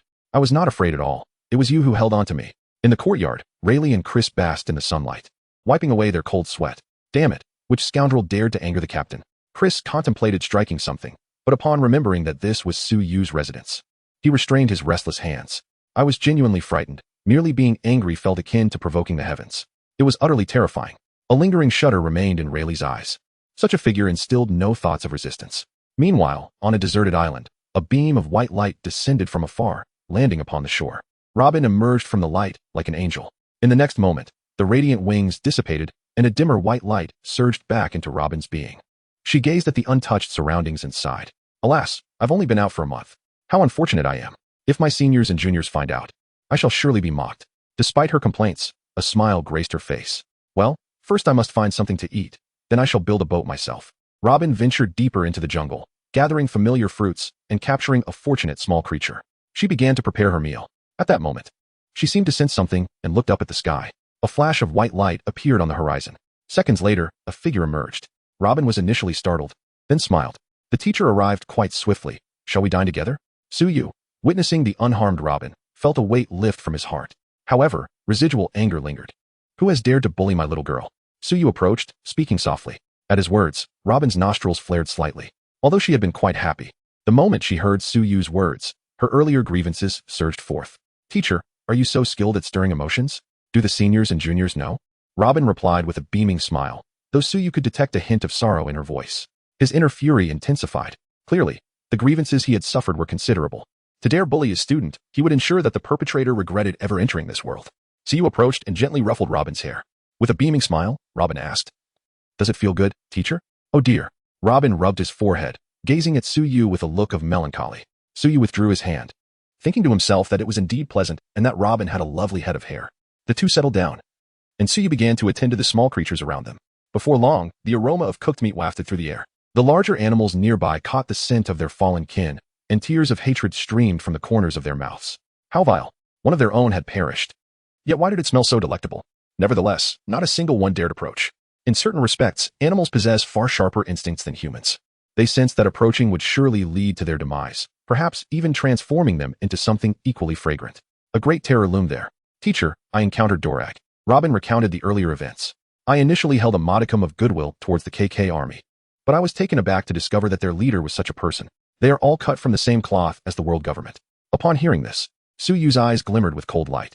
Dorag, he had previously spared him out of kindness, yet it seemed he dared to act out again. How audacious. Such courage deserves commendation. What do you wish to do about him? Suyu inquired. Robin shrugged, replying, I don't know how to torment someone. I'm completely at a loss. As she spoke, she fluttered her large eyes at Suyu. Suyu regarded Robin with interest. Truly, she was remarkable. Shall we proceed with my method then? He proposed. I will follow whatever the teacher says. Robin blinked in agreement. Then let us go. Suyu stood, gesturing for Robin to accompany him. Without hesitation, Robin raised her small face and smiled. Teacher, are you trying to take advantage of me? In response, Suyu maintained a stoic expression, raising his hand and curling his index finger. Instantly, Robin became obedient, pulling her hands in front of her mouth to signal her silence. Like a well-behaved child. In the next moment, the figures of Suyu and Robin vanished. Meanwhile, Dorag was hastening toward the headquarters of the KK army when suddenly, his expression shifted and he reassembled his form. He found himself unable to move. Then he began to descend, as if the very sky were pressing him down. Beneath him lay a small island. With a resounding thud, Dorag crashed to the ground. At that moment, he felt fortunate that he had not ascended too high, for he was merely a few hundred meters above the surface. Otherwise, his afflictions would have extended beyond mere bodily aches. Lying in the pit, Dorag remained unable to move. A surge of dread coursed through him. What was happening? Everything had unfolded far too abruptly. As he succumbed to suspicion, two shadows loomed over him. Dorag's eyes started, and as he discerned the figures, a chill enveloped his heart. Nico Robin. Most alarmingly, it was the young man beside her, his expression devoid of emotion. Suyu, the herald. How could this be? It had been scarcely over an hour since Robin had departed. Was Suyu fortuitously nearby? Yet that could not be. The denizens of Splendid Archipelago had not mentioned any news of Suyu's departure. You are remarkably swift, Teacher, Robin remarked, her gaze glimmering with mirth. Suyu rolled his eyes. Robin was an old hand at this. Mr. Dorag, you appear quite distressed, Robin observed with a smile. Dorag's eyes whirled in panic. Suyu snapped his fingers. And Dorag discovered that his mouth could suddenly move, though only his mouth. Harold, what do you mean by this? Are you declaring war on the mouth army? Dorag retorted, tilting his head, only to grunt as pain surged. The left side of his face swelled rapidly. Chapter 80. An opportunity for you. Dorag found himself utterly bewildered. Setting aside the absurdity of why his commanding visage could be so easily bruised, he noted that Suyu and Robin remained stationary, showing no signs of movement. Mr. Dorag. You are accusing me first, Robin said, a hint of indignation in her eyes despite her smile. Have you forgotten what you did to me before? In the midst of Dorag's disarray, Robin's expression conveyed a simmering anger, had it not been for the power left to her by her mentor. She might well have endured a far worse fate. I acted out of necessity, for the sake of the world. Dorag declared vehemently, his gaze resolute. As the beacon of revolution, you must join our mouth army. If you agree, none of this will come to pass. Why can you not believe that I can bear in goodwill? Dorag's fervent assertions echoed, igniting even Robin's ire, causing her chest to rise and fall with agitation. Teacher. I do not wish to hear his voice, Robin said, her patience waning. Dorag was poised to employ the same rhetoric against Suyu, only to find his mouth suddenly defying his will. He returned to the previously sealed state, unable to move a muscle except for his eyes. At this moment, he could not care less about the lives of the world. His small eyes were filled with the panic of being at the mercy of others. How hypocritical. Suyu regarded Dorag as though he were mere refuse. Teacher, how do you intend to deal with him? Robin inquired, tucking her hair behind her ear. It seems he rather enjoyed the sensation of being devoured by countless insects. I am a benevolent soul. Since he relishes it, let him indulge to his heart's content. Suyu replied. Upon hearing this, Dorag's eyes bulged in sheer terror. Was this a death sentence for him? Robin instinctively recalled the scene where Dorag had previously inflicted harm upon himself, sending a shiver down her spine. It did sound rather thrilling. However, before that, let us take him for a little tour before his subordinates. Suyu suggested. Well, Mom, look at the shooting star. Quickly, make a wish. Not long after. At the headquarters of the Coco army in Barudigo, a shooting star streaked across the sky, pausing above the island. Suyu and Robin maintained their usual demeanor. But Dorag appeared disheveled, as if driven mad, with his mouth askew, eyes askance, and tears streaming down his face. After all, Suyu was far too swift for him to endure. It was impossible for Suyu to expend energy shielding him from the winds. Dorag took a considerable time to finally discern his surroundings. He was suddenly engulfed by terror. The headquarters of the KK army was a closely guarded secret. How could Suyu possibly be aware of it? The trio in the sky was swiftly spotted by the KK army. Observing this, Suyu slowly descended. The leader. The members of the KK army looked at Dorag in disbelief, taking a considerable amount of time to recognize him as their leader. Suyu carelessly tossed Dorag onto the ground and remarked, Dorag, the time has come to assess your significance. You are the announcer, Suyu. One of the KK soldiers intended to question Suyu, but quickly recognized the man. A single stone stirred 1,000 waves. Everyone turned their gaze towards Suyu, only to be struck by fear. Announcer, what do you intend to do? A flamboyant man with an extravagant hairstyle pushed through the crowd and stepped forward. It was the Demon King Ivankov. His astonishment grew as he beheld Dorag lying on the ground. It is difficult for him to fathom that the term delicate could be used to describe dragon. Yet, at this moment, dragon indeed epitomizes that very word. Suddenly, he raised his head sharply to gaze at Suyu.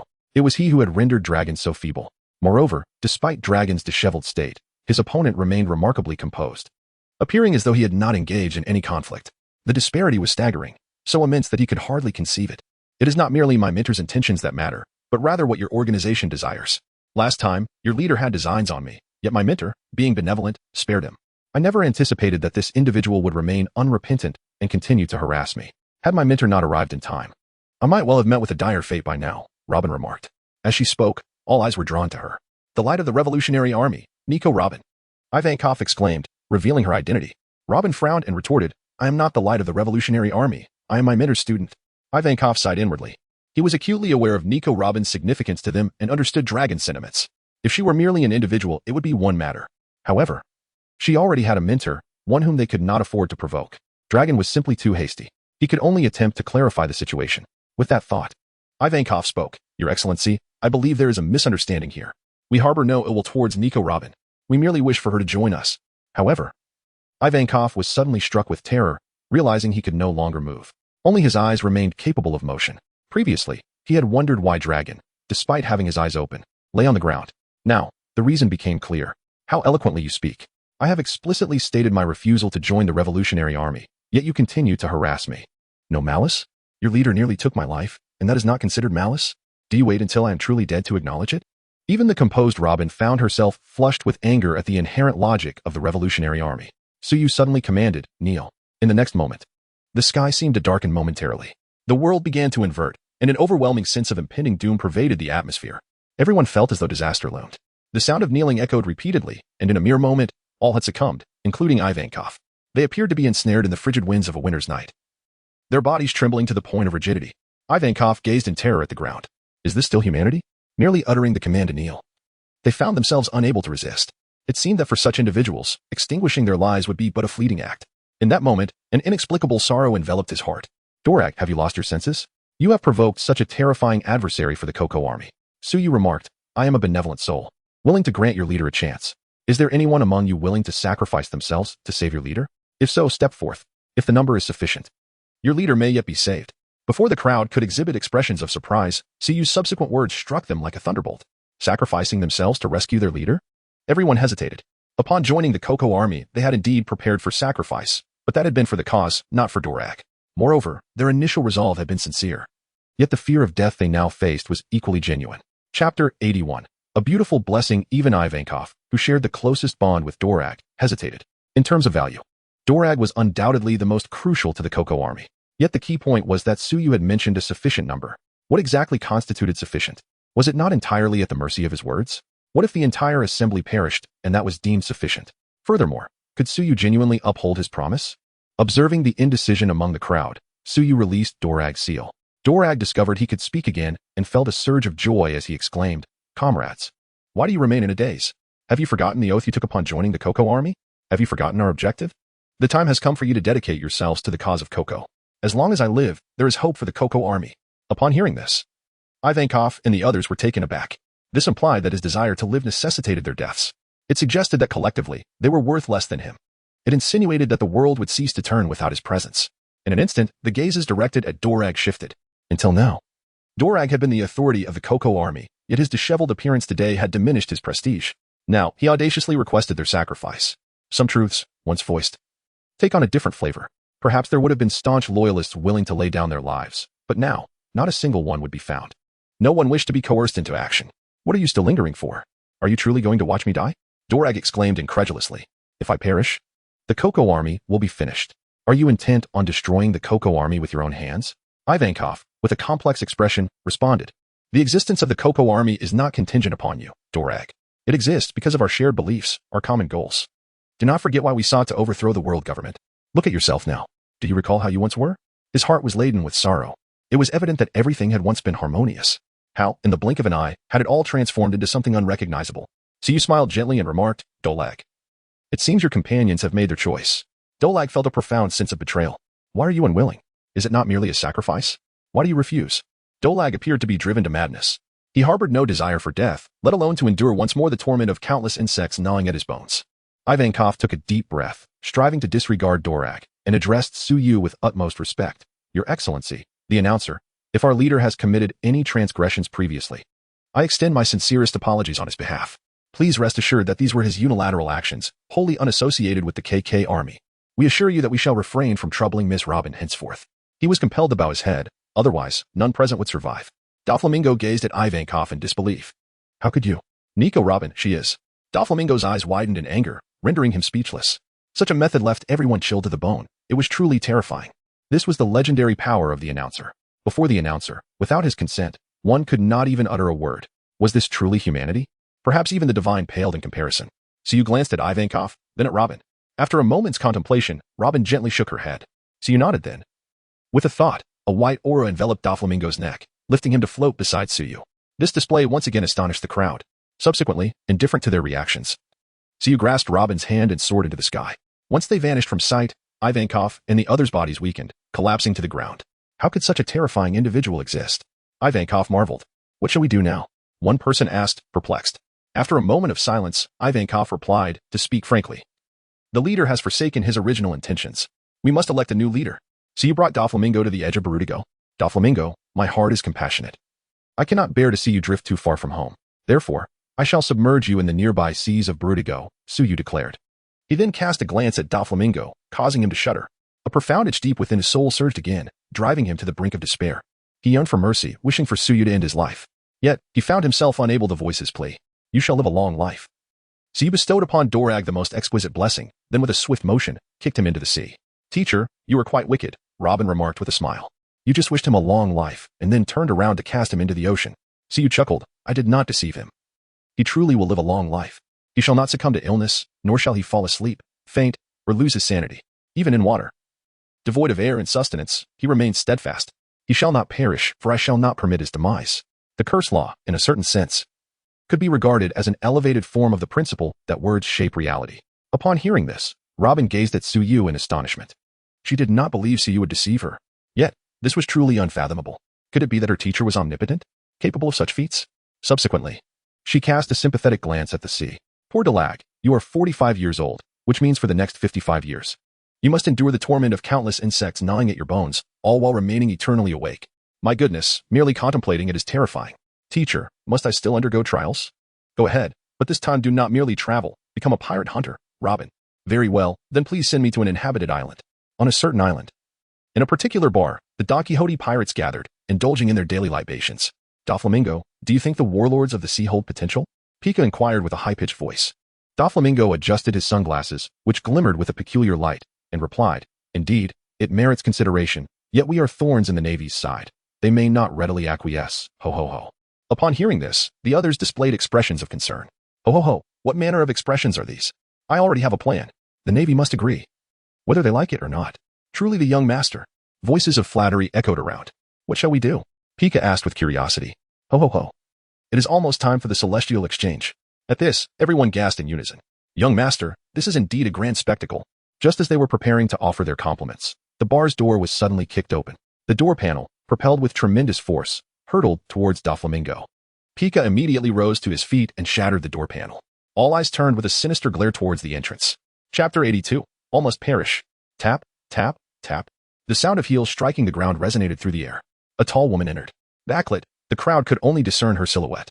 Yet, even from this outline, it was evident that she was a stunning beauty, with an elegant stature, elongated limbs, and a gracefully curved waist. As she stepped into the bar and her face became clearly visible to all, the onlookers felt momentarily blinded. She was breathtaking, a beauty that seemed unattainable in this world. More than half of the crowd's eyes transformed into hearts. Their souls had been snatched away. Don Quixote Doflamingo, initially consumed by rage and contemplating how to torment this ungrateful individual, found his fury extinguished upon recognizing the face of the newcomer. It was none other than the Crimson Queen. The Crimson Queen gained notoriety swiftly, having once stood against the Celestial Dragons. Remarkably, the outcome was that the Celestial Dragons perished while she emerged unscathed. The seas were momentarily astounded. Who among the populace is unaware of the dread that the world aristocrats, the Celestial Dragons, inspire? In the past, merely insulting a Celestial Dragon was a grave matter. The offender would undoubtedly face death. Yet, curiously, after this incident, neither the world government nor the Navy took any action. Furthermore, the Crimson Queen publicly executed a Celestial Dragon. And not only did she remain unharmed, but so did the witnesses of the entire affair. The onlookers were left in utter disbelief. Subsequently, the identity of the Crimson Queen was unveiled. To everyone's astonishment, she was revealed to be a student of that formidable figure. This revelation made perfect sense, especially considering that confrontation with the world government is well understood by those in the know. Thus, the world government's stance became even clearer to the informed. And even those who were oblivious began to comprehend. The world government, it seemed, had cowered before that individual. Soon, a fool emerged. Believing that the world government and Navy had become ineffectual, that anyone could defy the world government with impunity. Tragically for him, he met a swift and decisive end at the hands of the world government and Navy. The conclusion involving the Scarlet Queen stands in stark contrast, further elevating her notoriety. At this moment, the Scarlet Queen makes her appearance here, instilling an ominous premonition within Doflamingo. After all, the recent act of forcefully kicking open the door exuded an unmistakable air of hostility. Don Quixote Doflamingo, the emperor of the underworld, whose enterprise revolves around the slave trade. Is that not correct? Hancock raised her chin slightly, casting a cold, piercing gaze upon Doflamingo. Her voice is so melodious, it overwhelms me. My dear, I am here. Those with fragile wills found themselves utterly captivated by Hancock's beauty. As she spoke, they were unable to resist. A dozen men, tongues lolling, surged toward her. Hancock frowned, her eyes radiating a pink glow. In the next instant, those men transformed into stone statues, shattering into fragments upon the ground. Observing this, the members of the Don Quixote family displayed expressions of trepidation. This power of hers is indeed perilous. Doflamingo, seemingly unfazed by the debris, nonchalantly shrugged and remarked, Scarlet Queen, what are you talking about? I am merely a pirate. If you have come to drink, I would be pleased to offer you a glass. I am still willing to extend my courtesy to you. Hancock furrowed her brow. Her patience was waning. I did not come to inquire. I merely came to inform you that you were doomed. Upon hearing this, Doflamingo's countenance darkened. What madness was this woman exhibiting? Why had she fixed her gaze upon him? It was said that upon her emergence, she specifically targeted slave traders. Was that the reason? Damn it. He must ensure that the source of this leak remains undisclosed. Or he would make that individual wish for a fate worse than death. Arrogant. Doflamingo, allow me to capture her. Pika exclaimed furiously. This was a severe blow to the reputation of the Don Quixote family. Hancock regarded Pika with an enigmatic stare. The tone of her voice nearly caused her to lose her composure. Her gaze only intensified Pika's anger, yet Doflamingo refrained from allowing Pika to act. He inhaled deeply, forcibly suppressing waves of humiliation, and spoke. Crimson Queen, shall we maintain a respectful distance? If you desire monetary compensation, simply name your sum, and I shall oblige. The onlookers gazed at him in disbelief. The sun had certainly risen in the west.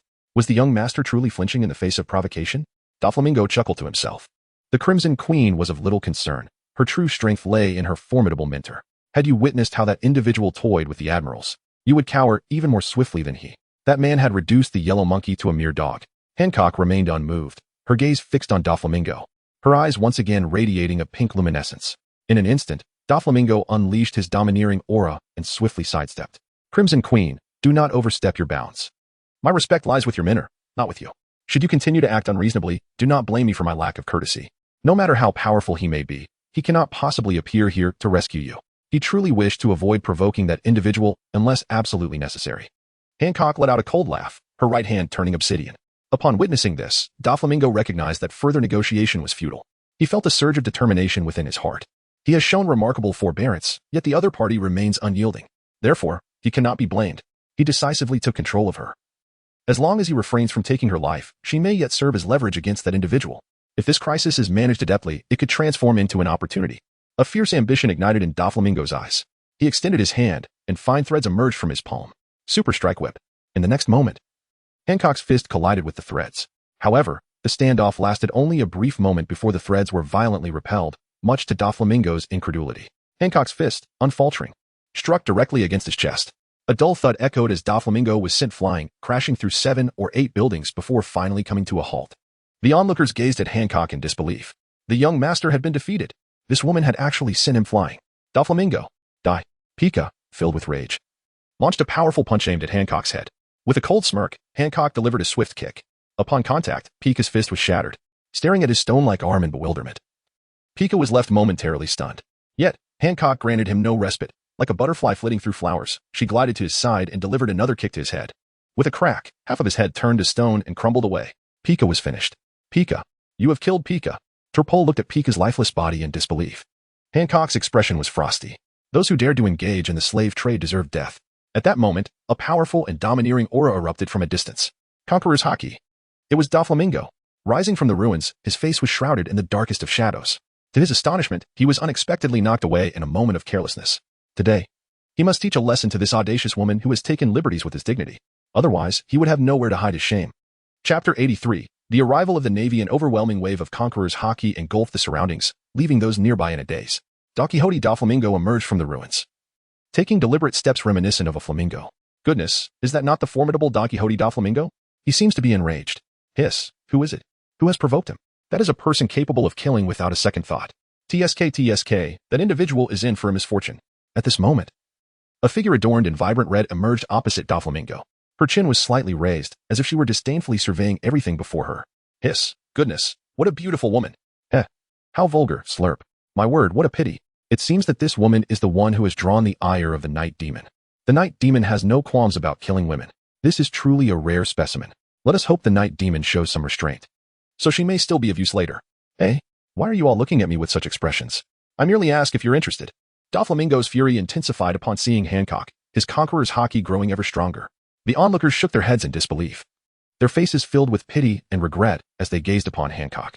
In response to the overwhelming Haki, Hancock merely chuckled disdainfully. Is that all? In the next moment, a similarly domineering aura awakened within her, pushing back against Doflamingo's presence. At that instant, the world dimmed, and black-red arcs of electricity scattered around them. An invisible thread swayed between the two. Yet, in the grand scheme of things, it slowly pressed down upon Doflamingo. Doflamingo stared at Hancock in disbelief. She possesses Conqueror's Haki too, and it is even stronger than his. Is this reasonable? The onlookers gaped in astonishment at the scene unfolding before them. They had not anticipated that this woman was indeed a formidable character. Hancock's eyes gleamed with intensity, and the strength of her Conqueror's Haki escalated to a new level. Doflamingo could only perceive a fierce gust of wind rushing towards him. He was unexpectedly seized by an urge to retreat. Realizing this, his face flushed crimson. One step. Then another. Hancock approached Doflamingo. Damn it. I am the king. Doflamingo wiped the cold sweat from his forehead and frantically launched an attack at Hancock. Countless threads descended upon her like a torrential downpour. Yet, Hancock displayed no intention of evasion or defense. A pink aura emanated from her eyes. As the threads neared her vicinity, they lost all potency, transforming into stones that fell to the ground. The onlookers were left in astonishment. The infamous night demon found herself at a disadvantage. Who on earth is that woman? I suddenly recalled. That woman is none other than the Scarlet Queen. Goodness. The Scarlet Queen? The crowd gasped in disbelief. Meanwhile, the previously boastful individual turned pale, beads of cold sweat streaming down his face. At that moment, Hancock had already reached Doflamingo. Under his incredulous gaze, she delivered a powerful kick to his chin, then instantly soared above him, executing a deathly axe strike that brought him crashing down. The ground fissured, creating a rift spanning several meters. Doflamingo lay amidst the rubble, coughing up blood. His eyes, concealed beneath the dark lenses of his sunglasses, were filled with a chilling coldness. It had been ages since he had felt this disheveled. This woman, she was infuriating. The murderous intent within him surged ever more fervently. Under such provocation, he sensed a transformation in his abilities as if they were undergoing some profound metamorphosis. He appears capable of accomplishing even more. Hancock fell to the ground, poised to confront Doflamingo. At that moment, her gaze sharpened. She observed that the ground surrounding Doflamingo began to transform into a brilliant white. The white surface rippled like the sea, and upon closer inspection, one could discern that it was composed of threads finer than spider silk. Fufufu. It is truly thanks to you that I have been able to wield this supreme power. In return, I shall spare your life. You may continue to reside within the Don Quixote family, Doflamingo proclaimed. His silhouette gradually ascended, akin to that of a sovereign. Surrounded by a multitude of threads that encircled him, he gazed at Hancock, his face brimming with sarcasm and arrogance. Hancock, somewhat taken aback, soon scoffed disdainfully. Supreme power, he thought, is merely the awakening of a fruit, as if anyone could not achieve it. Go to hell. Doflamingo's expression was pierced by those words, his cheeks contorting in anger. Under his command, the surroundings transformed into a sea of threats. Good heavens, we must flee. What manner of monster is this Night Yasha? It is a demon, possessing the power of a devil. The Scarlet Queen is in peril. The threads writhed and coalesced into thick columns resembling arms. The tops of the columns were a deep crimson. Doflamingo, with a devilish smirk, lowered his elevated hand. Instantly, those columns thundered towards Hancock with overwhelming force, obliterating everything in their path. My teacher once said that engaging directly in a death struggle with others is the most foolish strategy. I shall not confront him head-on. Hancock let out a cold chuckle, her figure suddenly vanishing from sight. When she reappeared, she had stealthily arrived behind Doflamingo. With a swift strike, she executed a black tiger's heart extraction. Clang! Doflamingo was sent tumbling away. Hancock frowned. At the last moment, several threads shielded Doflamingo from behind. She clicked her tongue in annoyance. Doflamingo, in a state of desperation and cold sweat, thought to himself how this person lacked any sense of martial ethics. If it weren't for his caution, he would have perished. Doff, we must retreat. A warship is approaching. Turpole shouted from the periphery. Doflamingo's expression shifted. Damn it. That old hag Crane is indeed persistent. Without further hesitation, he made a swift decision. Let us retreat. What about Pika? Pika, he has been ensnared by that woman. Upon hearing this, Doflamingo's body trembled, nearly losing control and turning back to fight. You think you can escape? Hancock pursued from behind. Doflamingo cursed under his breath. Truly haunted by this relentless spirit, is it destined that he will clash with women?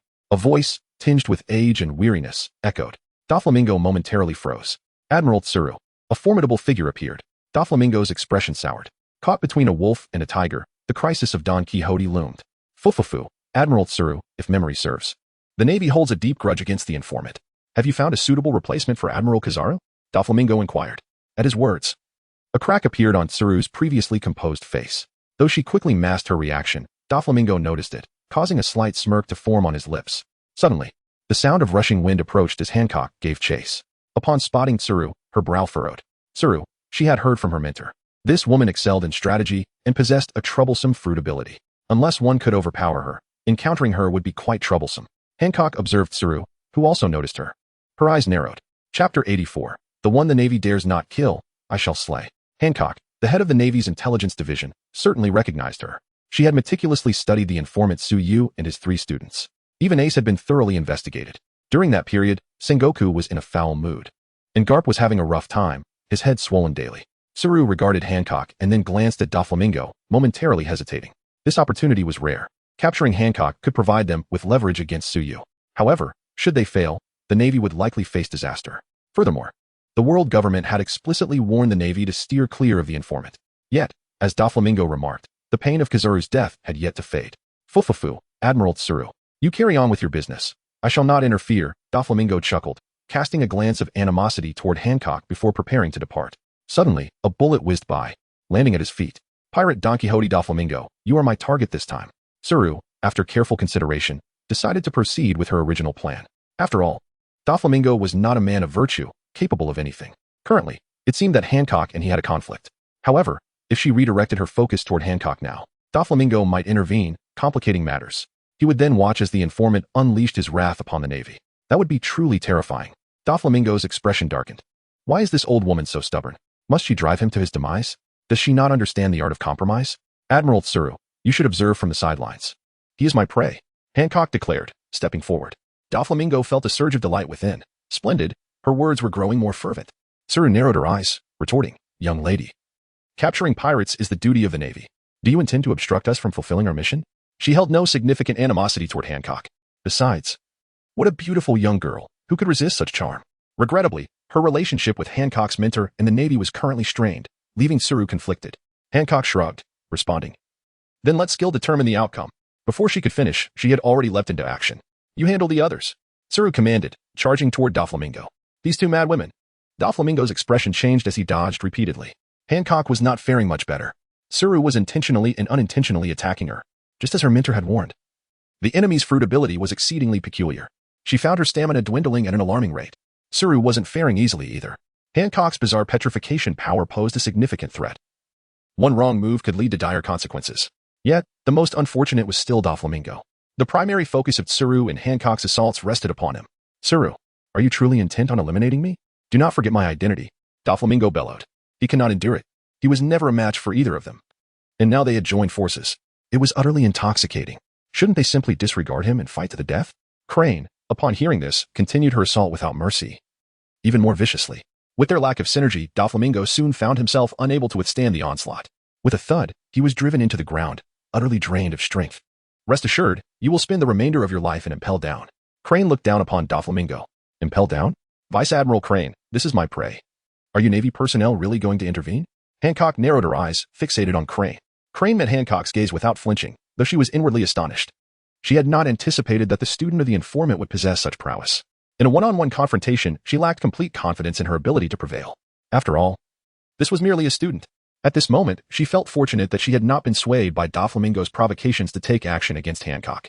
Otherwise, while the opponent might have been defeated, she doubted her ability to prevent their escape should they insist on leaving. Suddenly, Hancock appeared before Doflamingo, delivering a swift kick aimed at his head. Crane's pupils constricted as she hurriedly blocked Hancock's strike. Boa Hancock, please do not provoke the dignity of the Navy. He must be confined within Impel Down.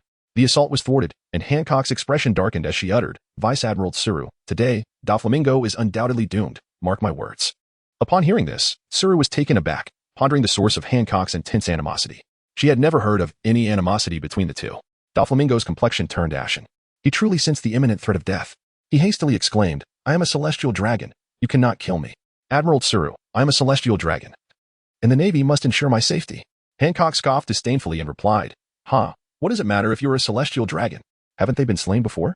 I dared to kill in the Holy Land back then. So what of now? Admiral Tsuru, I trust you would also relish the sight of him dead. Those whom the Navy dares not eliminate, I shall take care of.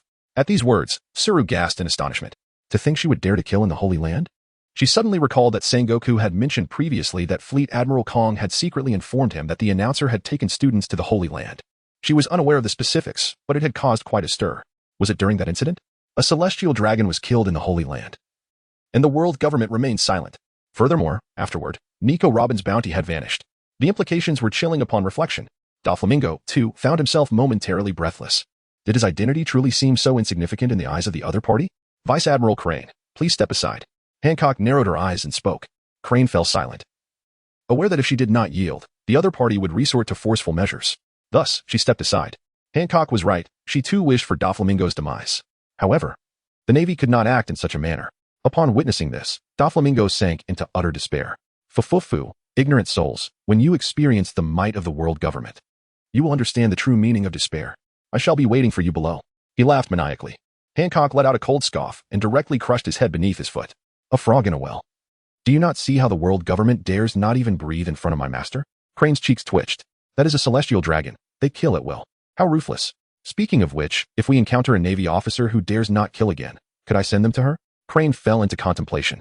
On the great volcano island, the ground lay fissured, with cooling magma visible everywhere.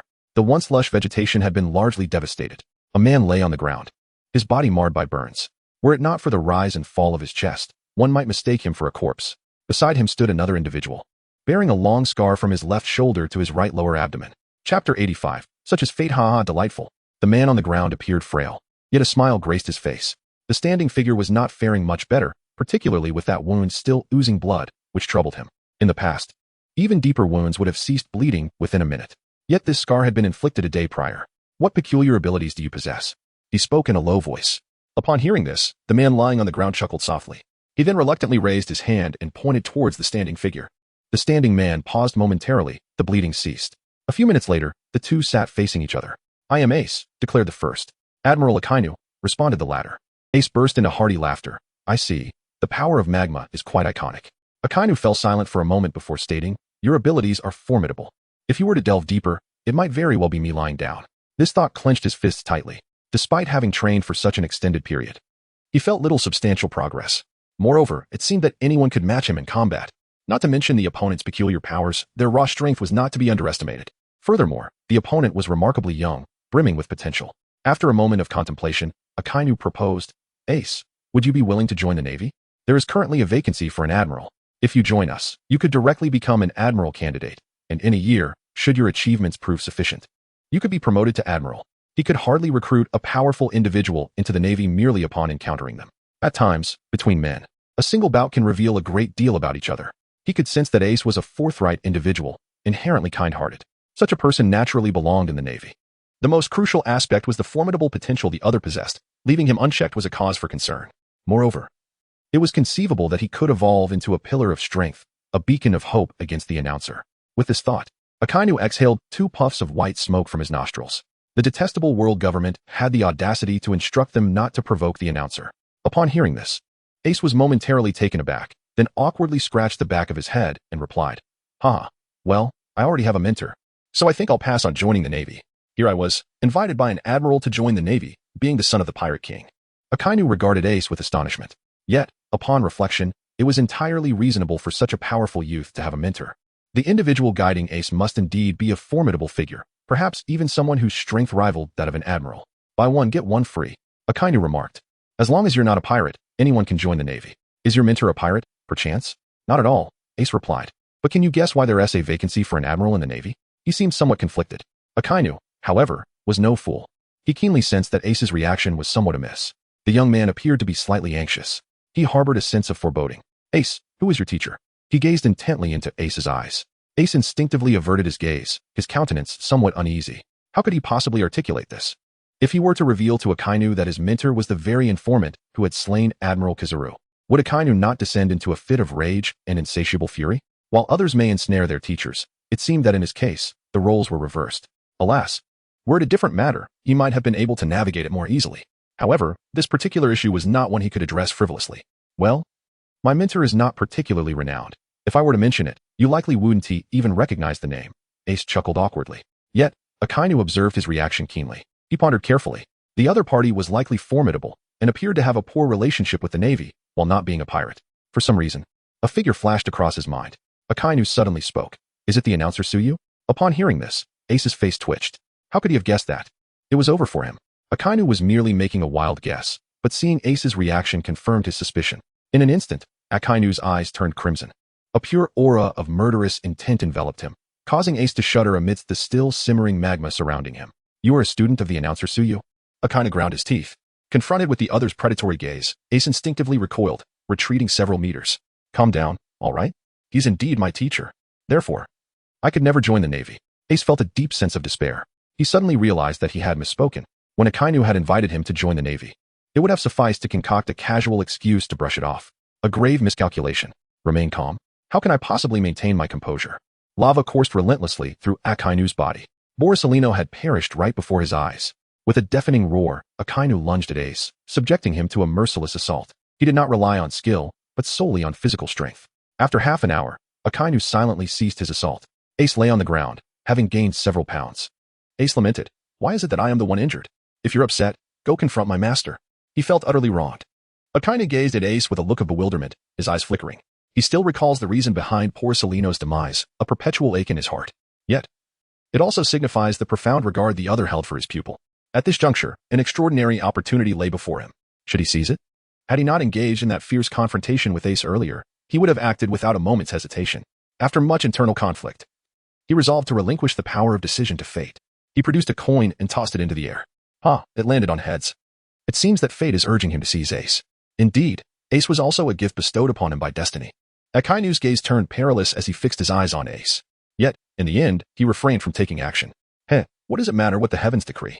Today, he will defy the heavens. He is determined to honorably defeat the announcer and exact vengeance for Borsellino. Ace observed the change in Akainu's gaze and let out a long sigh of relief. He is safe now. Goodness, that was terrifying. When he returns home, I must insist that the teacher prepare him some delicious meals to comfort his wounded spirit. Today, Lord Ace has once again endured a difficult ordeal. You, be gone. I have no desire to see you. Akainu declared fiercely. All right, I shall take my leave. By the way, Admiral Akainu, keep up the good work. My teacher once said that among the Navy, you resemble a true naval officer the most. Ace struggled to rise and began to walk away. However, he lost his footing and tumbled down a steep slope, rolling far away like a ball due to the aftermath of the battle. What an unpleasant sensation. Akainu paused, momentarily taken aback by Ace's words. If they had come from another, he would not have taken them seriously. Yet now, they were spoken by the announcer himself. With such strength, was there any need for him to utter falsehoods? None at all. In that instant, Akainu's emotions became tumultuous. A kindred spirit, albeit one who stands as his adversary. Such is fate. Chapter 86. The return. 3 months have passed. During this time, the slave trade across the seas and the Grand Line has suffered a devastating blow. Previously, the slave industry had operated in an unspoken understanding. They dare not act openly. Yet they harbor little fear of exposure. After all, who is unaware that the largest clientele of the slave trade upon the seas are the celestial dragons? However, now emerges the Scarlet Queen, an impetuous newcomer. She pays no heed to the identities behind those involved. Her edict is simple. Anyone daring to engage in the slave trade shall meet a singular fate, death. The seas have been rendered uncharacteristically quiet. More critically, the world government has remained utterly silent, which has only heightened the terror among the pirates. Although the Herald has not released any further news, his legend continues to grow more formidable across the oceans. In the span of 3 months, countless pirates have trembled in fear, for a ruthless figure has arisen, relentlessly hunting down pirates. This individual leaves a trail of blood in their wake. The Navy also hunts pirates, but they adhere to a code. In stark contrast, this merciless figure operates without restraint, instilling dread and causing a significant decline in the pirate ranks. Nearly all of the supernovas have fallen. Consequently, the pirates place their hopes in the old veterans. These seasoned individuals boast bounties of at least 300 million. They are not easily intimidated, and some have even successfully evaded the grasp of admirals. There are even those who can withstand a few blows from an admiral without succumbing. These veterans hold no reverence for the world government or the unseen herald. The increasingly exaggerated tales surrounding the herald only serve to infuriate them. Since the herald remains hidden, they resolve to eliminate one of his prot-gs, scoffing at the notion that such an action could suppress the entire sea. Thus, the fateful battle of Nico Robin, the child of the devil, commenced. On that fateful night, the clouds parted to reveal a clear sky. A gathering of several pirate veterans convened, indulging in revelry and boasting. One recounted how he had once toyed with an admiral before departing with ease. Another declared that the mere admiral was but a defeated foe. Some even went so far as to scoff. An admiral? Not even worth a dog's attention, easily slain. Pirates are fundamentally lone wolves, and these individuals are no exception. They gathered not to unite, but rather to indulge in play. They each set out to apprehend Robin, wagering on who would be the last to succeed. It was precisely at the height of their revelry that she made her entrance. With a powerful kick, she forcefully burst through the door. The pirates within were momentarily taken aback, pondering who among them would be foolish enough to seek trouble in such numbers. However, upon recognizing Robin's figure, their amusement erupted. Ah, truly, you tread the path to paradise yet refuse to walk it, while boldly intruding upon the gates of hell. Remain seated. Let me handle this. One sneered. What are you even worth? It is I who will take charge. As the ruckus escalated, another boasted, enough chatter. I am the greatest here. You, a mere toothpick, claim to be the greatest? Step back, swiftly. Do you wish for death? With a sudden sound, a formidable pirate fell to his knees before Robin. A gaping hole, the size of a bowl, appeared in his chest. Ladies and gentlemen, prepare for your demise. Robin chuckled, her arms crossed elegantly before her. Crisp sounds of laughter echoed in the air. In the blink of an eye, only 5 of the mightiest pirates remained, each boasting a bounty exceeding 500 million. All possessed strength rivaling that of the marine commanders. Damn it, Parrish. One could no longer contain his fury and charge forward. With a mere thought, Robin's right shoulder sprouted several arms, which then coalesced into a single arm the thickness of a bowl. A fist, the size of a sandbag, descended upon the advancing pirate with tremendous force. The assault was so abrupt that the pirate was rendered unconscious before he could even react. The remaining 4 exchanged anxious glances, their hearts racing with trepidation. Though none would openly admit defeat, they were all too aware of their own capabilities, each equally matched. Witnessing one of their own felled in a single blow was a sobering reality. They soon realized that their estimation of Robin's strength was grossly inaccurate. "Shall we take them on together, Mr. Pirate?" Robin inquired with a smile. 10 minutes later, she emerged with an air of tranquility and scathe. Not a drop of blood on her. It wasn't until the following day that the aftermath was discovered, a total of several pirate crews, over 1,000 men, with not a single survivor. From that day forth, the moniker Daughter of the Devil, Nico Robin, was irrevocably etched into the annals of the sea. Ah, the Daughter of the Devil, how imposing indeed. Unlike the intimidating aura of her teacher, Robin beamed at Tsuyu. She had returned to Sabaody Archipelago. Haha. Our Crimson Queen has returned as well, Tsuyu remarked, raising an eyebrow. In stark contrast to Robin's understated demeanor, Hancock was decidedly flamboyant. Dressed in vibrant red, she strode down the street with long strides, causing the surrounding civilians to hastily retreat, gazing at her with a mix of admiration and trepidation. Thanks to Hancock and Robin, the lives of these commoners had become considerably more secure. Some victims even knelt before Hancock in the street, but she paid them no heed, indifferent to their gratitude or fear. Yet, this aloofness only seemed to amplify their enthusiasm. With her chin held high, Hancock made her way to the bar. Upon learning that her teacher had moved, she hurried to the neutral zone. The moment she laid eyes on Tsuyu, her expression lit up. "Teacher, I'm back. Did you miss me?" she exclaimed with a radiant smile. Hancock had only ever smiled in the presence of Tsuyu and her juniors. "Welcome home. I've prepared delicious meals for you," Tsuyu replied cheerfully, in high spirits. It was then that Hancock noticed Robin. "Ah, junior sister has returned too. The Crimson Queen." "It's a pleasure to finally meet you," Hancock said, bowing slightly to Robin. "Haha, Daughter of the Devil, greetings," Hancock chuckled. Before outsiders, she exuded an air of icy elegance. Yet in the company of those close to her, her endearing nature shone through. "Now we just need the little junior brother to return," Hancock remarked. "He may not be back any time soon," Robin replied. "Oh, something's afoot?" Hancock asked with curiosity. "Did you not see the news? It seems the swordsmen are organizing a gathering to determine the world's strongest swordsman. The little junior brother is likely to attend," Robin explained. Tsuyu interjected. "In a month's time, Ace will surely join in the festivities. Speaking of which, shall we also partake in the merriment?" Hancock and Robin chimed in unison, "Certainly. It matters not where, as long as we are with our teacher." Meanwhile, swordsmen from across the globe, upon receiving this news, set forth on their journeys. The less experienced sought to broaden their horizons, while the self-assured aimed for the coveted title of the strongest. To determine the first place? How thrilling indeed. Even the apprentices of swordsmanship harbored dreams of claiming the top spot. Chapter 87. Thank you. Sword Island was the chosen venue for this gathering of swordsmen. It was inhabited, providing a ready-made site. However, due to the overwhelming number of attendees, every lodging was fully booked. Even single rooms had been converted into dormitories for 10. Yet countless individuals remained without accommodation. What? Fully booked? Are you jesting? Do you expect me, the Gale swordsman, to sleep on the street? A long-haired wanderer slammed his saber onto the counter, his copper bell-like eyes fixated intently on the attendant. "Sir, threats won't help. We truly have no vacancies," the attendant replied, nearly in tears. The man's fierce demeanor was intimidating. Would he truly resort to violence? Just then, a youthful boy with a sprinkle of freckles around his nose and a slightly upturned hairstyle exuding vibrancy emerged from within. He appeared dazed, his nose twitching. The swift-wind swordsman gazed upon the young boy, his eyes widening in surprise, and he erupted in anger. What could have transpired?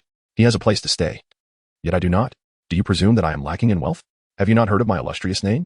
Am I the swift-blade hero, devoid of riches?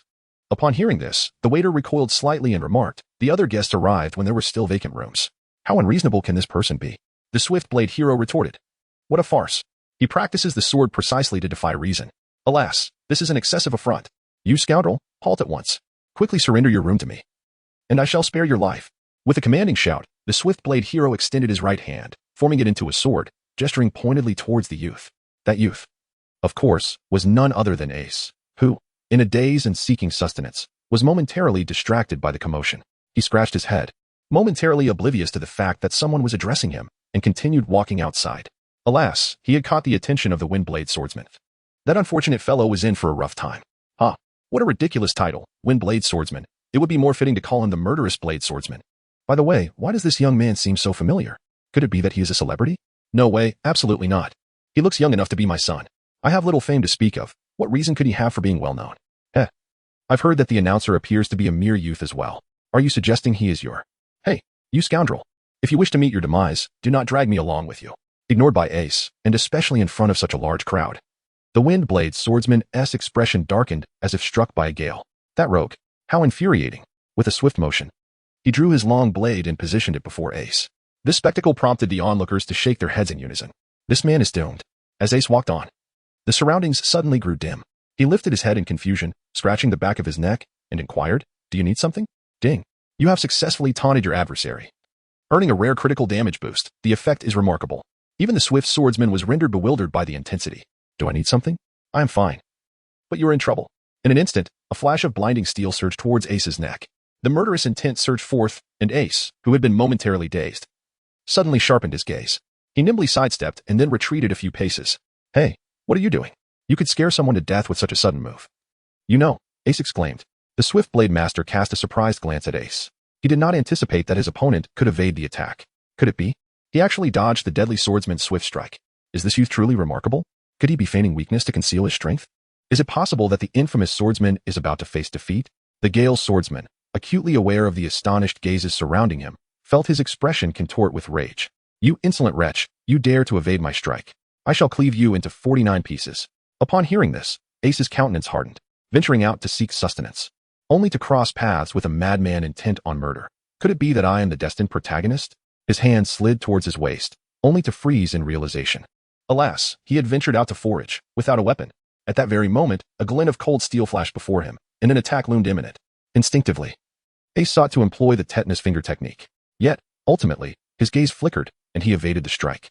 Witnessing Ace's utter defenselessness, the Gale sword master revealed a grin. His eyes brimming with murderous intent, Ace performed a role, positioning himself beside a spectator swordsman. May I borrow your weapon? The man was momentarily taken aback. And before he could respond, he felt a lightness at his waist. Oh no, my beloved has been borrowed. No, no, no. My dear, return. Huh.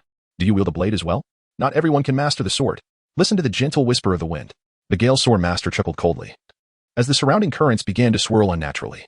Observing this, Ace positioned the sword before him, not to strike, but to study the Gale sword master's prowess. He was attuned to the true essence of his opponent's swordsmanship. In the end, Ace even closed his eyes. To the onlookers, this appeared as surrender, a resignation to fate. The Gale blade master let out a cold laugh, affirming that he was indeed formidable, merely by revealing his own swordsmanship's true essence. He had quelled any courage for resistance in his adversary. Little did he know that Ace was attuned to the flow of the surrounding air through his own body. The air embodies currents. It consists of natural breezes, and the movement of the body stirs these currents. Domineering energy is also a form of airflow. Whether all things act or remain still, the currents differ. Ace seemed to grasp a faint whisper of this truth in the depths of his being. Die. The Gale swordsman suddenly bellowed, charging towards Ace. The currents he summoned, laden with a fierce and ominous energy, surged toward Ace. In but a fleeting moment, the glimmering blade had already positioned itself before Ace's throat. The sharp winds had severed the fine hairs on his neck, just as all believed Ace to be doomed. He abruptly opened his eyes. The swift-wind swordsman chuckled. Faced with imminent death, one seeks to resist in vain? Little do you know, the pleasure in extinguishing a struggling insect is far greater. Yet, at that instant, a sudden blur crossed his vision, reminiscent of a dazzling flash of steel. Yet it seemed almost illusory. Why does my right wrist feel so cold? Moreover, how's this brat's neck still intact? This defies logic. I had struck. HM? Where's my blade? That hand seems somewhat familiar. Or have I seen it before? No, wait, this appears to be my own hand. The swift-wind swordsman widened his eyes in disbelief, staring at the blood-spouting wound on his right wrist. When did this happen? Pain surged through him. He staggered back a few steps, incredulously gazing at Ace. What on earth is happening? The one who was supposed to be harmed is unharmed, while the assailant is left with a severed hand. Good heavens, this is truly a case of underestimating the opponent. This fierce fighter has encountered a formidable adversary. Who? Who are you? The swift-wind swordsman clutched his right wrist, his face ashen. Ace replied with a grin. I am Ace. Thank you kindly. Chapter 88. Kneel and lick my shoes. Ace. That name rings a bell. Some onlookers fell into deep thought. The swift-wind swordsman was taken aback. His gaze at Ace suddenly filled with terror. You are that swordsman assassin, Ace? Upon hearing this, Ace could only respond with a sense of helplessness. He merely chuckled, pondering who could have fabricated such rumors about him. Since his debut, he has vanquished dozens of swordsmen, yet has only taken the lives of 5 or 6 adversaries, all of whom sought to end his life first. The rest were mere sparring matches, a mutual exchange of skills. Truly, the world has become devoid of integrity. One must not let him discover the identity of the rumormonger. Meanwhile, at the headquarters of the economic news agency, Morgan, blissfully sipping hot cocoa, suddenly sneezed. He was momentarily bewildered. If he were to suddenly sneeze, which victim would be thinking of him? Never mind, it mattered not, for no one could find him. Ha ha ha. The hot cocoa was truly delightful. Upon hearing the words of the swift swordsman, those around began to recall who Ace was. They gasped in astonishment. It was indeed him, a sight both terrifying and awe-inspiring. The renowned swordsman assassin proved to be immensely formidable, living up to his formidable reputation. It is said that he is a disciple of that illustrious figure, though the truth of his lineage remains uncertain. At this moment, the Gale Sword Master was truly filled with dread. He never anticipated encountering the legendary swordsman assassin. Even less did he expect the formidable strength of his opponent. What infuriated him the most was that, despite such prowess, the adversary pretended to be a novice without a weapon. The deception was far too intricate. Surely, his opponent was luring him in. Alas, he was the one ensnared. How despicable! The swift-winged swordsman glared at him menacingly.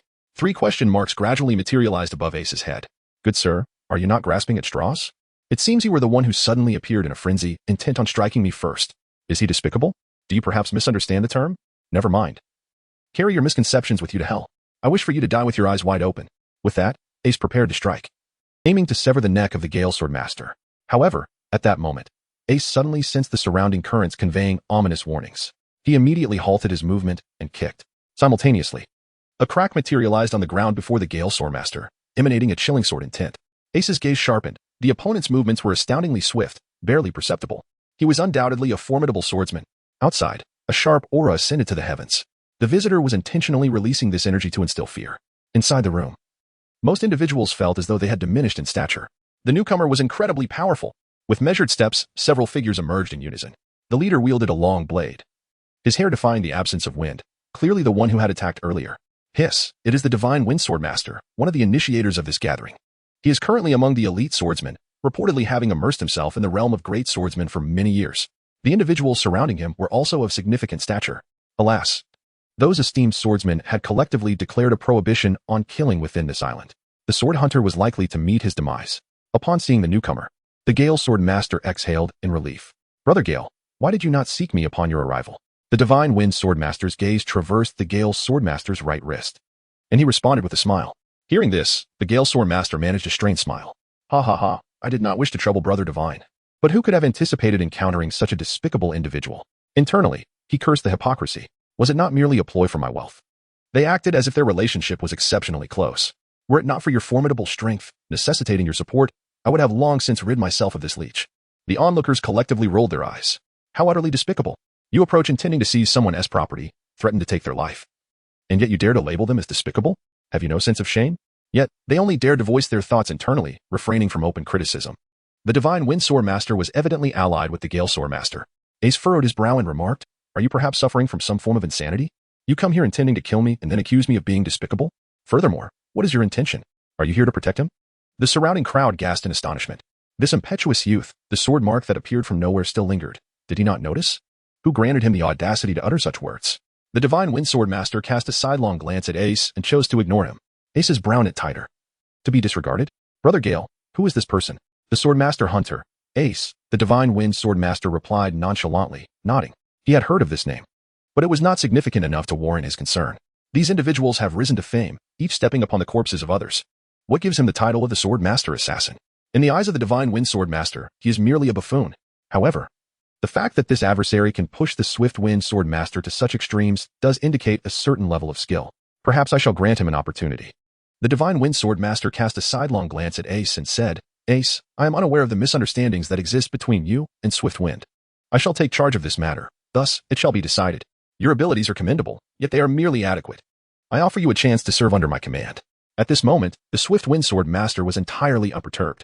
He gazed coldly at Ace. Although the latter was destined to become a legendary swordsman, the perilous nature of the ocean posed the grim possibility of meeting a watery grave at any moment. He, the Gale Sword Master, is an indispensable counterpart to the Divine Wind Sword Master. Ace's brow furrowed even tighter. The condescending and patronizing tone of his opponent struck a familiar chord within him. After a moment of contemplation, he realized that he had encountered such arrogance in the celestial dragons. Ah, everyone detests the celestial dragons, yet everyone aspires to be one. Ace sighed. And in the next instant, he suddenly appeared before the Gale Sword Master, swinging his blade towards the Sword Master's neck. What audacity! The Divine Wind Swordmaster's pupils constricted as he prepared to strike Ace down. However, Ace, already well prepared, would not allow him to succeed.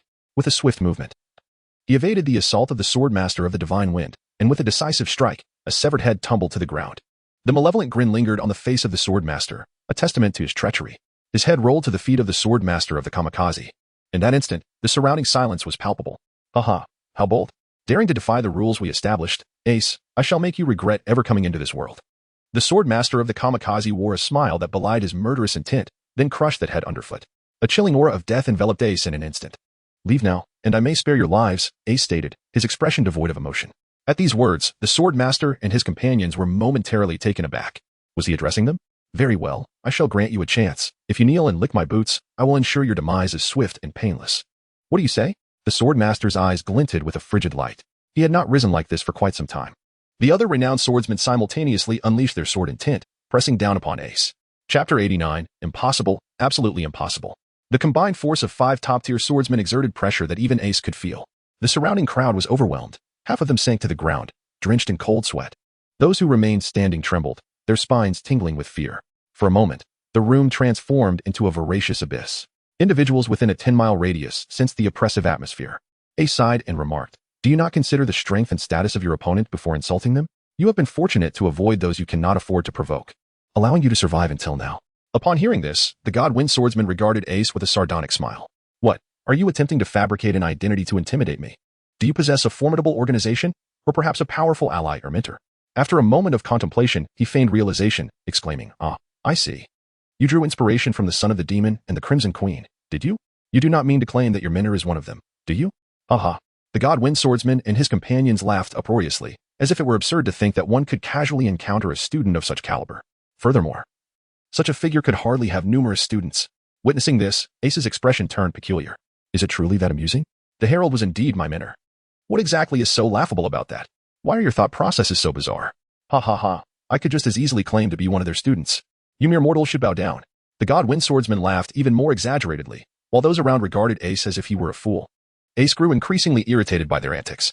"Your laughter is insufferable. I wish you would simply vanish." In a flash, Ace drew his blade like a dragon, appearing before the God-Wind swordsman and striking down. The God-Wind swordsman, looking down on him, waved his long sword, creating a curtain of blades. A violent gust of wind erupted as the God-Wind swordsman stood at the eye of the storm, the wind swirling around him, intent on tearing everything apart. "Run!" The crowd scrambled in chaos, some unable to evade the onslaught, reduced to mere skeletons. The island's rule against killing seemed a mere jest. Suddenly, Ace stood still, closing his eyes. The trajectory of the surrounding winds materialized in his mind. In an instant, he struck with lightning speed, pinpointing a specific point within the cyclone. The next moment, the sharp vortex was punctured as if it were a balloon, and the wind filled the room entirely. However, it was merely a gust devoid of the God-Wind swordsman's sword intent. "Indeed, you possess considerable skill. But do you understand why you could never be a student of that individual? There has never been any rumor of that figure wielding a sword. Young one, before spinning your tales, you should gather accurate information." The God-Wind swordsman was astonished that Ace, at such a young age, could wield such swordsmanship. Though Ace's skill was slightly inferior to his own, he could not easily defeat him. Yet, this only solidified the God-Wind swordsman's conviction that Ace could not possibly be a student of that esteemed figure. Ace regarded the God-Wind swordsman with a strange expression. It was true that there had been no rumors about his mentor's swordsmanship. Yet, no one had claimed that his mentor could not wield a sword either. Why was this individual so certain? The 5 great swordsmen sneered, viewing Ace as mere prey on a chopping block. Should they eliminate this audacious impostor? The news might reach that esteemed figure, possibly earning them favor. Ace tightened his grip on the sword hilt, though he was uncertain of their madness. This was indeed an opportune moment for sword practice. "Junior, what is the situation? Are these individuals ganging up on you? Shall I assist you in dealing with them?" Just as tensions escalated, a voice resonated, quickening hearts. "Who dares to speak so boldly? Do you seek death?" The God-Wind swordsman bellowed in fury. He was already seething with anger due to Ace's provocations, and at this critical moment, someone dared to challenge him. "This person must perish," he declared. "Senior, teacher, what brings you here?" Ace lowered his stance, scratching the back of his head with a foolish grin. A perfect opportunity. The Shinkei's swordmaster's pupils constricted. At this moment, Ace was utterly unguarded. The Shinkei's swordmaster erupted into action, swiftly closing the distance and striking towards Ace's neck with his blade. Such audacity, this swordsman. The Shinkei's swordmaster's expression shifted dramatically. Arms protruded from the joints of his body. He was immediately locked in place. What a surprise attack. Realizing the situation, Ace delivered a powerful kick that sent the kamikaze swordsman flying. Step, step, step. Three figures entered the scene. Upon seeing them, Ace revealed a grin. "Hey, teacher, senior. Who dares to ambush me?" The kamikaze swordsman scrambled to his feet, his expression one of fury. However, when he recognized the individuals before him, he was momentarily stunned. The one clad in crimson resembled the Scarlet Queen, and the smiling woman seemed to be Nico Robin, the Devil's Child, though both had recently risen to fame. Their greatest renown stemmed from being students of a certain individual. Thus, the man sandwiched between them must be. The kamikaze swordsman swallowed hard, realizing that the esteemed figure had indeed arrived. Had that very individual been the one to ambush him? Suddenly, he felt an overwhelming sense of pride. He had unexpectedly been ambushed, which he regarded as a mark of honor. "Ace, long time no see. Have you eaten?" "See you," assessed Ace. Indeed, like Hancock and Robin. His aura had intensified compared to before. It seemed he was indeed well-suited to instructing disciples. Ace chuckled knowingly and replied, "Hee, I have eaten, but not enough. I long for the meals prepared by my teacher." While the few of them engaged in warm and amiable conversation, a chilling sensation enveloped the nearby swordmaster, leaving him feeling utterly frigid. Their gazes incessantly darted between Ace and Suyu. It appears that what Ace had previously claimed was indeed true. He truly is a student of that esteemed individual. Are they on the verge of collapse? By the way, can they now begin to choose their reincarnation? The Divine Wind swordsman is particularly distraught. This should not be the case. How could he possibly be a student of that individual? He is undeniably wielding a sword. I have never heard of him being proficient with one. This is absurd. No, he must save himself. The Wind God swordsman, trembling, extended two fingers and playfully poked at the corner of his mouth. Then, he shuffled towards that direction. Ha ha ha ha, Ace. It turns out you are indeed the esteemed student of the renowned announcer. Why didn't you mention it sooner?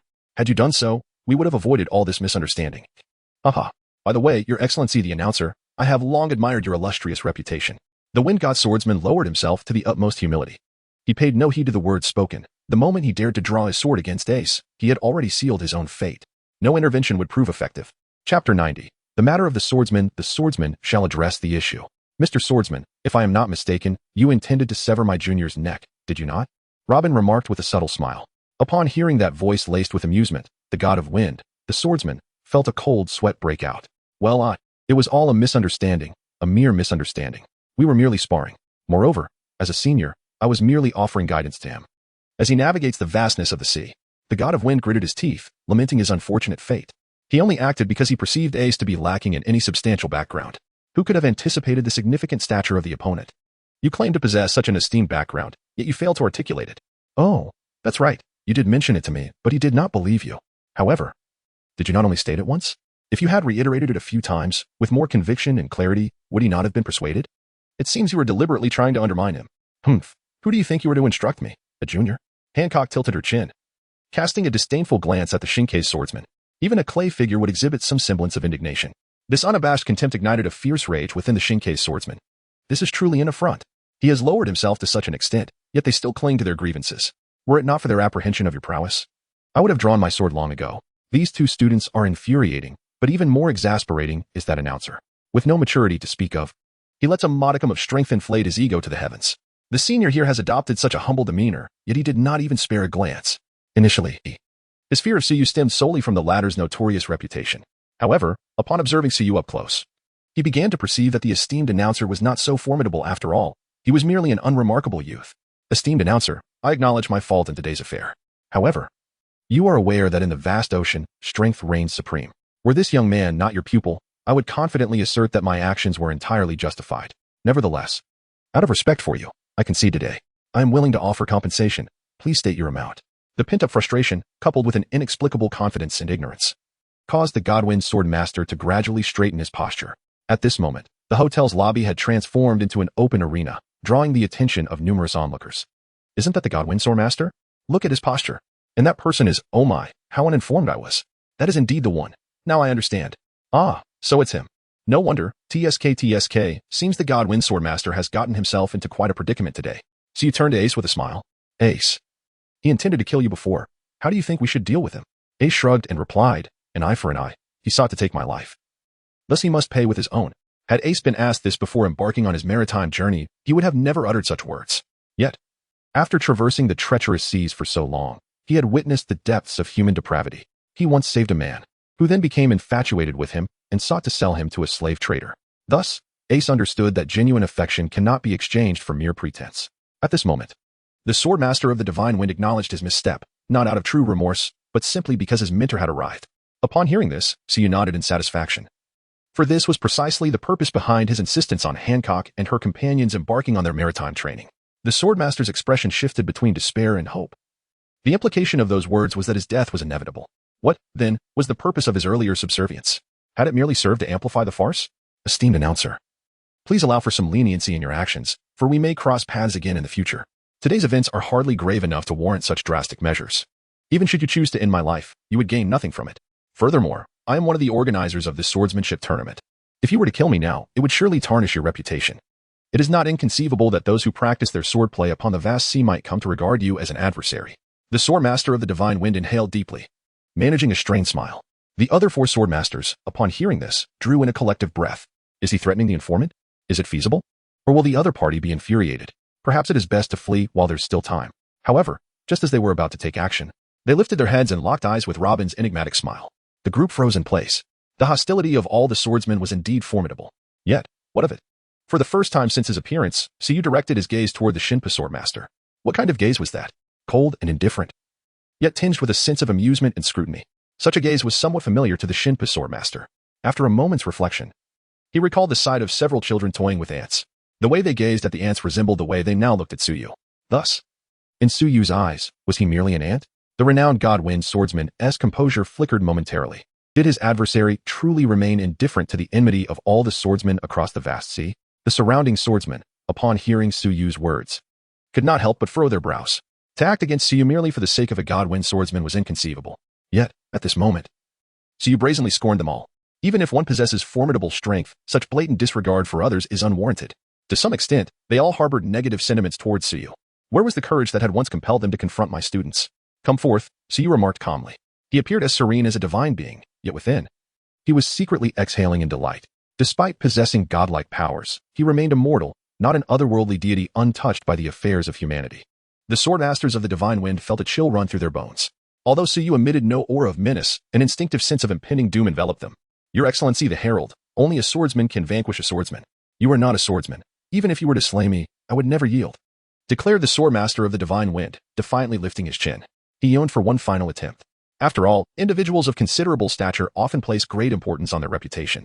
The surrounding swordsmen began to whisper among themselves, some even voicing their counsel. Your Excellency, though he has offended you, his words carry some merit. Matters concerning swordsmen should indeed be left to swordsmen. A chorus of agreement followed. Their collective sentiment was clear. They wished for Suyu not to slay the swordmaster of divine wind. In their eyes, the law does not punish the multitude. Moreover, their reasoning was sound. Suyu had consistently exhibited behavior that did not resemble the ruthlessness of a pirate.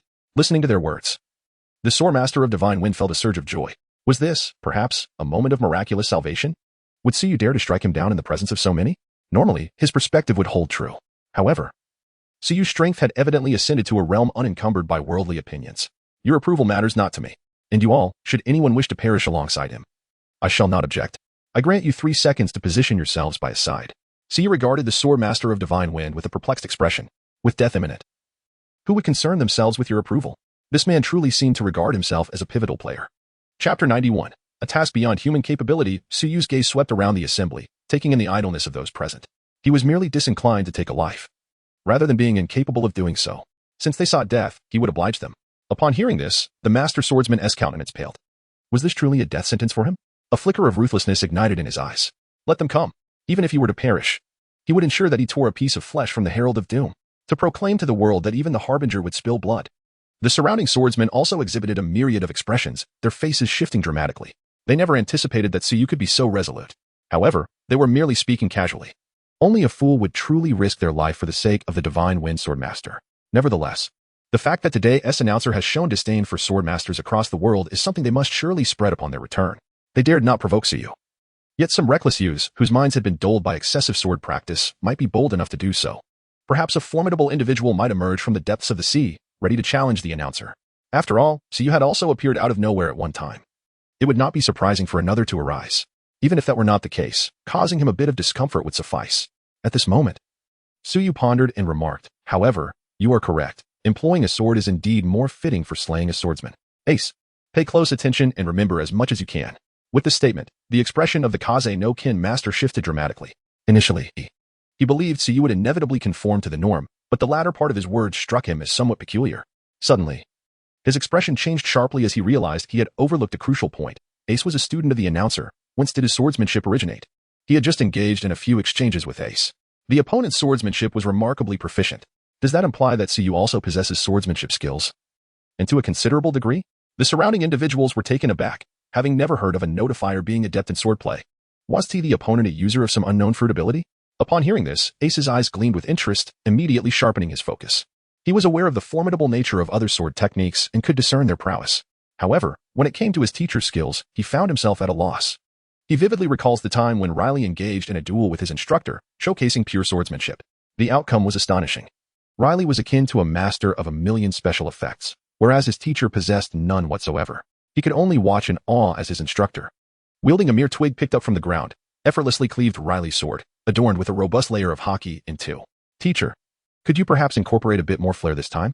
Otherwise, I fear I won't grasp it. Suyu gestured an okay towards Ace. In unison, everyone swallowed hard.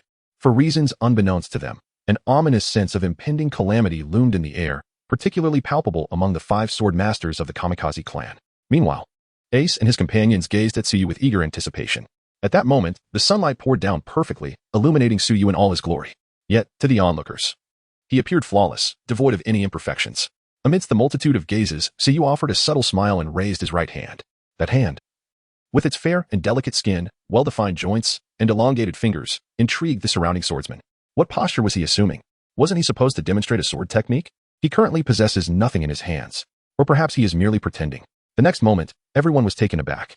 A surge of sword intent suddenly ascended from Suyu, filling the air with a formidable presence. Simultaneously, in his raised right hand, an infinite blue radiance converged, manifesting into a resplendent 4-foot-long sword. This blade was entirely forged from the essence of sword intent. Curious onlookers gazed at the sword, but within a heartbeat, they diverted their gazes. Their eyes marked by 2 trails of blood tears. They were wounded. Merely catching a glimpse of that sword inflicted injuries upon them. All the swordsmen were filled with dread. What on earth could that be? Suyu tightened his grip on the long sword and gazed at the divine wind swordsman. The sword intent emanating from him surged once more, causing all swordsmen to retreat several meters in unison. It was not only them. The entirety of the island's inhabitants felt it in that moment. It was as if a divine sword had suddenly manifested amidst the heavens and the earth, overwhelming the world with its presence, threatening to collapse everything beneath its weight. All eyes were drawn to a specific location on the island, the epicenter of the most intense sword intent. What could possibly have transpired? Unbeknownst to anyone, the sky had been shrouded in dark clouds, enveloping the entire realm in a blanket of sword intent. The 5 sword masters standing before Suyu clashed their teeth in fear, yearning to flee, yet Suyu's sword intent remained firmly locked onto them. They possessed a sense that no matter how far they fled, they would ultimately be struck down by Suyu. As if Suyu were incapable of mastering the swordsmanship. In comparison to Suyu's sword intent, all present felt utterly insignificant. Nay, they were not even worthy of being deemed insignificant. What Suyu exhibited was the very essence of sword intent. Moreover, this was merely the aura he projected upon unsheathing his sword. It is well known that a swordsman reaches the zenith of their sword intent only at the moment of striking. Ace could not help but swallow repeatedly, his eyes gleaming with excitement. His mentor was exceedingly generous. When he called for a spectacle indeed manifested. Even before the sword was drawn, the anticipation was palpable. One could hardly imagine the brilliance that would unfold when the sword was finally unleashed. In the next instant, Suyu moved. This motion captivated the attention of all. He raised his sword above his head and then gently slashed downward. It was a seemingly simple action, a beginner's downward strike. Yet, the heavens illuminated with an extraordinary radiance. A dazzling blue light suddenly enveloped the entire expanse. In that moment, all eyes rendered themselves ineffective. Those such as the divine swordmasters, facing this strike, were both fortunate and unfortunate. For while they perceived more as Suyu executed his downward cut, it was as if they glimpsed the entirety of existence. Yet, before the sword could complete its descent, they had already departed. Everything vanished. It was as if all sensation had been stripped away from them. They felt as though they had died and been reborn, living and perishing in a continuous cycle. This peculiar sensation seemed to last but a fleeting second, yet it also felt as though an eternity had passed. Unbeknownst to them, the world before their eyes gradually regained its vibrant hues. They blinked in bewilderment, utterly confused. What had transpired? As they recalled the sequence of events and beheld the scene before them, their mouths gaped in astonishment. There stood Suyu, casually wielding a blue longsword. Before him lay the remnants of the 5 formidable swordsmen of the Kamikaze school, utterly devoid of life. Yet, that was not all. The most significant sight was the endless abyss, stretching from a mere meter in front of Suyu all the way to the horizon. The island had been cleaved in 2, and the ocean was similarly severed. That seemingly infinite sword intent rendered the abyss upon the sea unable to heal for an extended period. Everyone stood transfixed, gazing at the unfathomable chasm. The abyss was bottomless. As for its length, was it several thousand meters or perhaps tens of thousands? They remain unaware. Yet, they are certain that this is an endeavor far beyond the capabilities of mere mortals. Chapter 92. A Scar Upon the Sea. The collective jaws of the onlookers dropped to the ground, lingering in their astonishment. Hancock and Robin stood in a state of utter disbelief. Although they were well aware that their mentor was a formidable powerhouse, the occasional glimpse of his true prowess left them utterly astounded. This, perhaps, could only be achieved by a deity. The abyss was deep enough to engulf a multitude of islands, and this was merely within their line of sight. If the students of Suyu were so profoundly affected, one could only imagine the impact on the swordsmen present. At this moment, they transformed into statues, remaining utterly still. Ace's face bore the remnants of shock, yet his gaze was fixated on the sword held by Suyu, his eyes clouded with confusion. Robin and Hancock noticed Ace's unusual demeanor. Exchanging a glance, they silently positioned themselves before him, on high alert to any subtle shifts in their surroundings. Their caution was perhaps excessive, for truly, no one dared to move, not even a twitch of an eye. Meanwhile, at the Navy headquarters, everything appeared to be business as usual. However, Sengoku, engrossed in paperwork, suddenly sensed something amiss. Upon stepping outside, he discovered that all the formidable warriors had gathered. A cold sweat broke out on Sengoku's brow as he exclaimed, "What is this? I can feel a tremor." Others around him experienced a heavy, oppressive sensation in their hearts. At that moment, a sudden blue flash erupted in the distance, prompting Sengoku and the others to whip their heads around in astonishment. They keenly sensed that the source of their disquietude was none other than that ominous entity. What could it be? Sengoku's pupils dilated in astonishment. When the luminescence first emerged, it resembled a solitary star on the horizon. Yet, in the blink of an eye, it expanded to a colossal size of several hundred meters. By the time Sengoku finished speaking, the azure radiance had already surpassed 1,000 meters. Before anyone could utter a word, the brilliant light had approached the Navy headquarters. Nearly grazing its vicinity, it left behind an unfathomable chasm upon the ocean's surface. A full 5 seconds elapsed before Sengoku and the others regained their composure. Every individual was drenched in cold sweat. The wind swept through, carrying a chilling sensation. It felt akin to the intent of a blade, sharp and piercing. Sengoku swallowed hard and spoke with difficulty. "I believe that even a mere wisp of that entity's power could cleave my fist in two." Karp's expression turned grave. Laughter escaping him. Iron fist? Huh. In the presence of that force, it was utterly insignificant. The onlookers silently gazed at the abyss, ravaged by the sword's intent, and still unhealed. At the Holy Land, Myriad, the 5 elders of power suddenly sprang into action. What is this? What could possibly evoke such a terrifying sensation? As if the heavens themselves were about to collapse? At that moment, a blue flash ascended from the horizon. As they emerged, that azure light brushed past the Holy Land. They could hear the sound reminiscent of a blade being drawn from its sheath, and beside the Holy Land, a terrifying chasm appeared. The 5 elders hastily rushed nearby, then abruptly halted in their tracks. They silently raised their heads and touched their throats, only to find the crimson stains on their fingers glaringly vivid. Such a terrifying intent of the sword, it felt as though the very essence of my sword heart was on the verge of shattering. The 5 elders, clutching their swords, trembled, struggling to catch their breath. Whether it was a matter of sword heart or not, I could hardly comprehend. Yet, that earlier phenomenon, did it truly cleave through the Red Earth continent?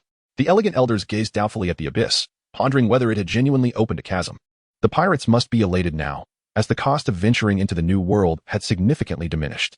Moreover, all 5 turned their attention to the direction from which the blue light had emanated.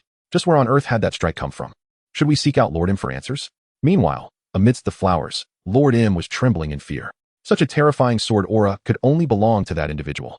Is he warning me? I haven't done anything lately. What more does he desire from me? Though I am reluctant to admit it. That recent surge of sword energy could undoubtedly obliterate him without a trace. What a terrifying individual. If the heavens have brought forth me, him, then why also create him? Suyu? Returning my gaze to Sword Island, Suyu relaxed his grip, and the long sword that had instilled such unease dissipated into nothingness. He cast a fleeting glance at the dazed Ace and nodded slightly. Then, he extended his hand, enveloping Ace in a radiant white light, severing all external disturbances. Let us proceed to find a place to rest. 5 minutes after Suyu and his companions departed, the swordsmen gradually regained their senses. One by one, they stretched their stiff jaws, their expressions devoid of emotion, departing like soulless shells. Truly, the heart of the sword was shattered. After Suyu executed that strike, did they still have any purpose in remaining here? Half an hour later, Ace awoke. How do you fare? Any insights gained? Suyu sat nearby, sipping tea. Ace paused momentarily, then scanned his surroundings, seizing a long blade and exclaimed with excitement, "Master, allow me to demonstrate a strike." He momentarily concentrated, and his entire demeanor underwent a dramatic transformation, enveloped in an aura of destruction. In the next instant, a sword was drawn. Hancock and Robin, standing nearby, felt the hairs on their bodies stand on end. They were utterly unprepared for the impending strike. It was as if everything before them was destined to be obliterated by this single blow. Observing this, Suyu smirked and extended a finger. The moment it made contact, the sword's intent emanating from Ace's blade erupted with ferocity. Yet, that finger remained steadfast, untouched, and unharmed. Truly, he was an exceptional teacher. Ace sighed in admiration, reflecting on the overwhelming prowess of his mentor, feeling as though his own sword spirit was on the verge of shattering. Very well, you have grasped a hint of understanding. Suyu replied with a smile, gesturing a mere hair's breadth. Although slight, this insight was monumental. With it, Ace could seize the perfect moment to strike, capable of defeating even a general in an instant. Teacher, I want to learn too, Hancock implored, tugging at Suyu's garment with her innocent, wide eyes. I want to learn as well. It would be unfair to favor one over the other, Robin chimed in, aligning herself with Hancock. I shall prepare a special lesson for you both upon our return, Suyu chuckled. On that day, the sea erupted once more, marred by a new scar. Countless individuals were stirred by the spectacle. The scar's length was indeterminate, varying from several dozen to hundreds of meters in width, tearing through innumerable islands along its path. While onlookers felt an oppressive weight, the swordsmen, even from a distance of around 500 meters, began to vomit blood, their faces pale as they murmured, "It shattered. It shattered." This startled their companions, who inquired what had broken. Upon further questioning, it became clear that these swordsmen could sense the overwhelming sword intent emanating from the scar. Merely catching a glimpse from afar left their sword spirits in tatters. Thus, this scar gained notoriety, drawing even more swordsmen seeking its source, only to regret their decision, as all of them experienced the same fracturing of their sword spirits. A singular question loomed in their minds: from whence did this abyss of sword intent originate? Chapter 93, the day of the Sword God's coronation. The events previously held on Sword Island came to an abrupt end. All swordsmen felt that, with Suyu present, there was no need for competition. With such a supreme being among them, they mere novices had no place to wield their swords and withdrew. As these individuals departed, tales of the occurrences on Sword Island spread far and wide, revealing to many the identity of the one who had cleaved the abyss of sword intent. It was he. The herald of divine might had struck once again. All were left in awe of Suyu's mastery of the sword, for he had carved an abyss upon the sea. Thus, the title of Sword God gradually began to circulate. In time, a benevolent soul would designate this day as the day of the Sword God's coronation. As countless swordsmen flocked to pay homage, they resembled moths drawn to a flame. Every swordsman who approached was acutely aware of the shattered hearts among their ranks. Yet, they pressed on with unwavering determination. In this life, for those who wield the sword, not beholding the magnificent vistas at the pinnacle would lead to a lifetime of regret. Of course, this is but one perspective. More significantly, they believed themselves to be exceptional. Should they glean any wisdom from this experience, it would elevate them to unimaginable heights. And indeed, they ascended, only to be utterly shattered. Those of fragile psyche even resorted to the sea for their demise. No. I refuse to believe this is a realm attainable by mere mortals. Alas, I am undone. Consequently, this day has come to be known as the day of the sword's fall. As long as Suyu exists, no swordsman of the sea shall find their moment to shine. Thus, countless swordsmen abandoned their practice, yet an even greater number chose to continue honing their skills. Then, another revelation emerged. This abyss, its origin near the threshold of Sword Island, extended directly to the Waterstar Island. All who beheld this news were rendered speechless. It was akin to cleaving the ocean in twain. Fear gripped everyone. Such feats could not possibly be the work of humanity. Previously, some had questioned the legitimacy of Suyu's prowess, but now, only the utterly foolish would maintain such doubt. Solid evidence lay before the ocean, visible to all.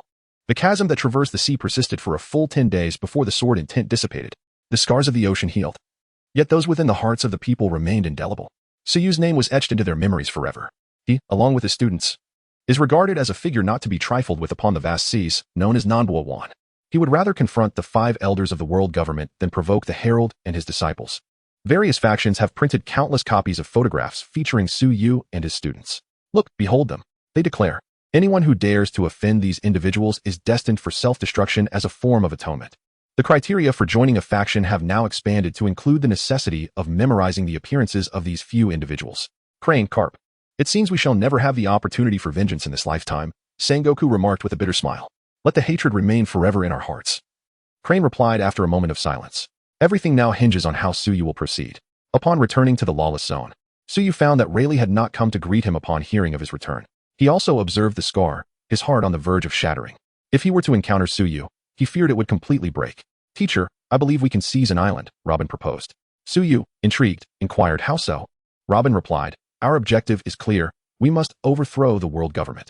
A rebellion cannot be accomplished by just a handful of individuals, of course, excluding someone of your exceptional caliber. Yet, you have made it abundantly clear that you will not participate. Thus, we must now establish our own power. That makes sense. Which island would be suitable? Suyu asked.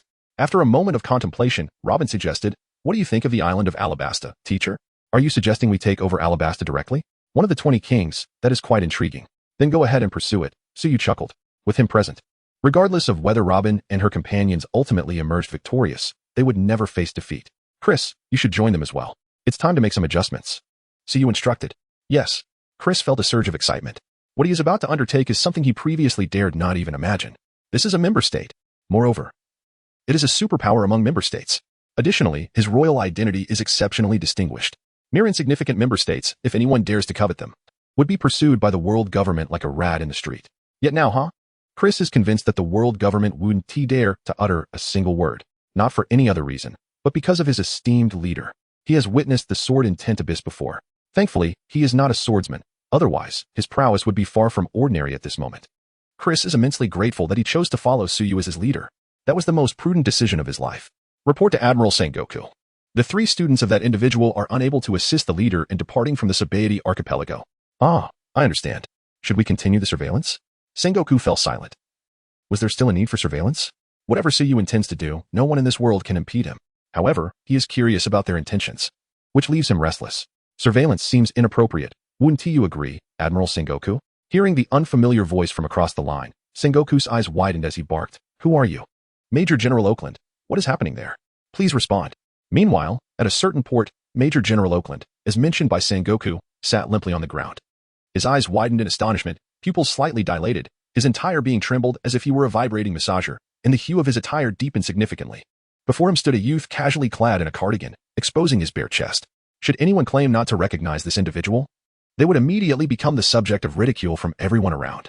After all, while one might be unfamiliar with the 5 elders, the fleet admiral, or those notorious pirates upon the vast ocean, one could never afford to be ignorant of this person, the herald, the sword god, Suyu.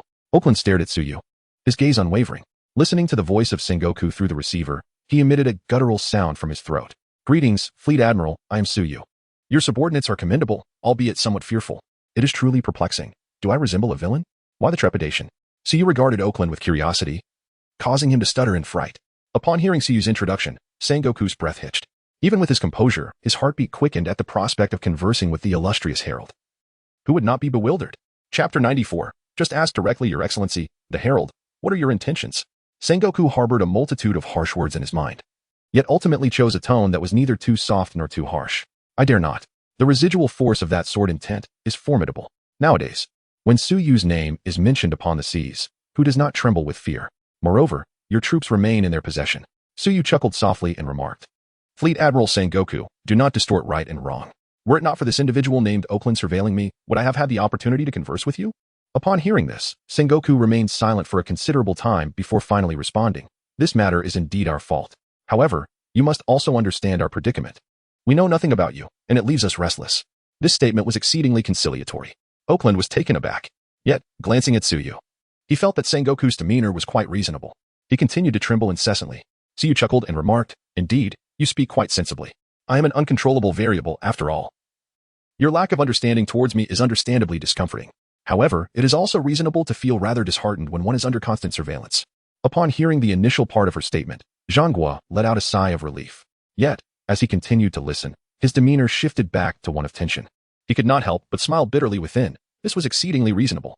Mr. Suyu, please do not trouble General Auckland. He is merely following orders, said Sengoku in a grave tone. Upon hearing this, Suyu cast a sidelong glance at Auckland, causing him to tremble uncontrollably. Rest assured, had I intended to kill you, it would have been accomplished long ago. In truth, there is no need for you to monitor my actions. I am unlike others. If you wish to know my intentions, you may simply ask, Suyu remarked as if conversing casually with a friend. Yet, who could have imagined that the 2 parties on the line stood in opposition to one another? Sengoku was momentarily taken aback. Is it truly possible to inquire directly about such matters? This defies logic. However, he soon realized that Suyu's very existence was far from conventional. What normal individual could part the seas for a full 10 days? Moreover, what was even more terrifying was whether that previous strike had been executed with full force or if there remained untapped reserves of strength. If it were the former, then the opponent possessed the power to annihilate the world. If the latter, it was even more alarming. Why do those individuals conceal their true intentions? It is simply because their strength is inadequate, fearing that someone may disrupt their plans. But does Suyu need to harbor such fears? Who dares to disrupt them? Who is capable of doing so? Sengoku let out a bitter laugh, suddenly feeling a sense of relief. Some troubles are truly self-inflicted. He then inquired, Mr. Suyu, What is the purpose of your student and your subordinate leaving the Shambadi archipelago? Could you enlighten me? Upon hearing this, Suyu burst into laughter. What is there to hide? They have gone to Alabasta, intending to seize a member state for some amusement. Sengoku nodded in understanding. Ah. So they are merely looking to capture a member state for fun. What nonsense! Sengoku exclaimed, punctuating his disbelief with 3 exclamation marks in his mind. You cannot simply seize a member state at will. How can one as seasoned as a naval commander still be so impatient? Suyu replied earnestly. While Sengoku's lips twitched in exasperation, he contemplated hanging up the phone and deploying an army of 100,000, led by a general, to march towards Alabasta. Yet, in the next moment, he dismissed this thought. For once troops were dispatched, regardless of the outcome, Alabasta would undoubtedly suffer greatly. Moreover, the adversary had made their intentions abundantly clear. What could he possibly do? Frankly speaking, even if all the navies of the world were combined, they would not suffice to fill the abyss that Suyu had carved. Are you conspiring against us, announcer? Sengoku said weakly. Suyu readily acknowledged it. Indeed, the world government must be overthrown. Otherwise, I shall remain trapped in this world for eternity. Oakland, no longer trembling, glanced around before seizing a stone and, with all his might, struck it against his own head. Finally, I have lost consciousness. At this, Sengoku painfully closed his eyes. The other party was utterly indifferent to concealment. He is aware, yet powerless to act. Herald, why do you do this? Your actions will ruin the entire sea. Upon hearing this, Suyu remained unfazed. The world has long suffered under the celestial dragon and the world government. I am merely performing a noble deed. However, the celestial dragons, albeit a minority, indeed possess a certain filthiness, yet the number of lives lost at their hands is but a fraction. But your actions will plunge the entire world into warfare. How many lives will be lost? Sengoku's eyes flared with intensity. In response, Suyu smiled. Commander Sengoku, your assertion is flawed. The lives directly claimed by the celestial dragons are indeed few. However, the nightmare of their golden reign looms ominously over the vast sea. As for dragging the entire world into conflict, you need not fret. A lack of power is what leads to the inability to govern the sea as a whole. Everything will unfold swiftly.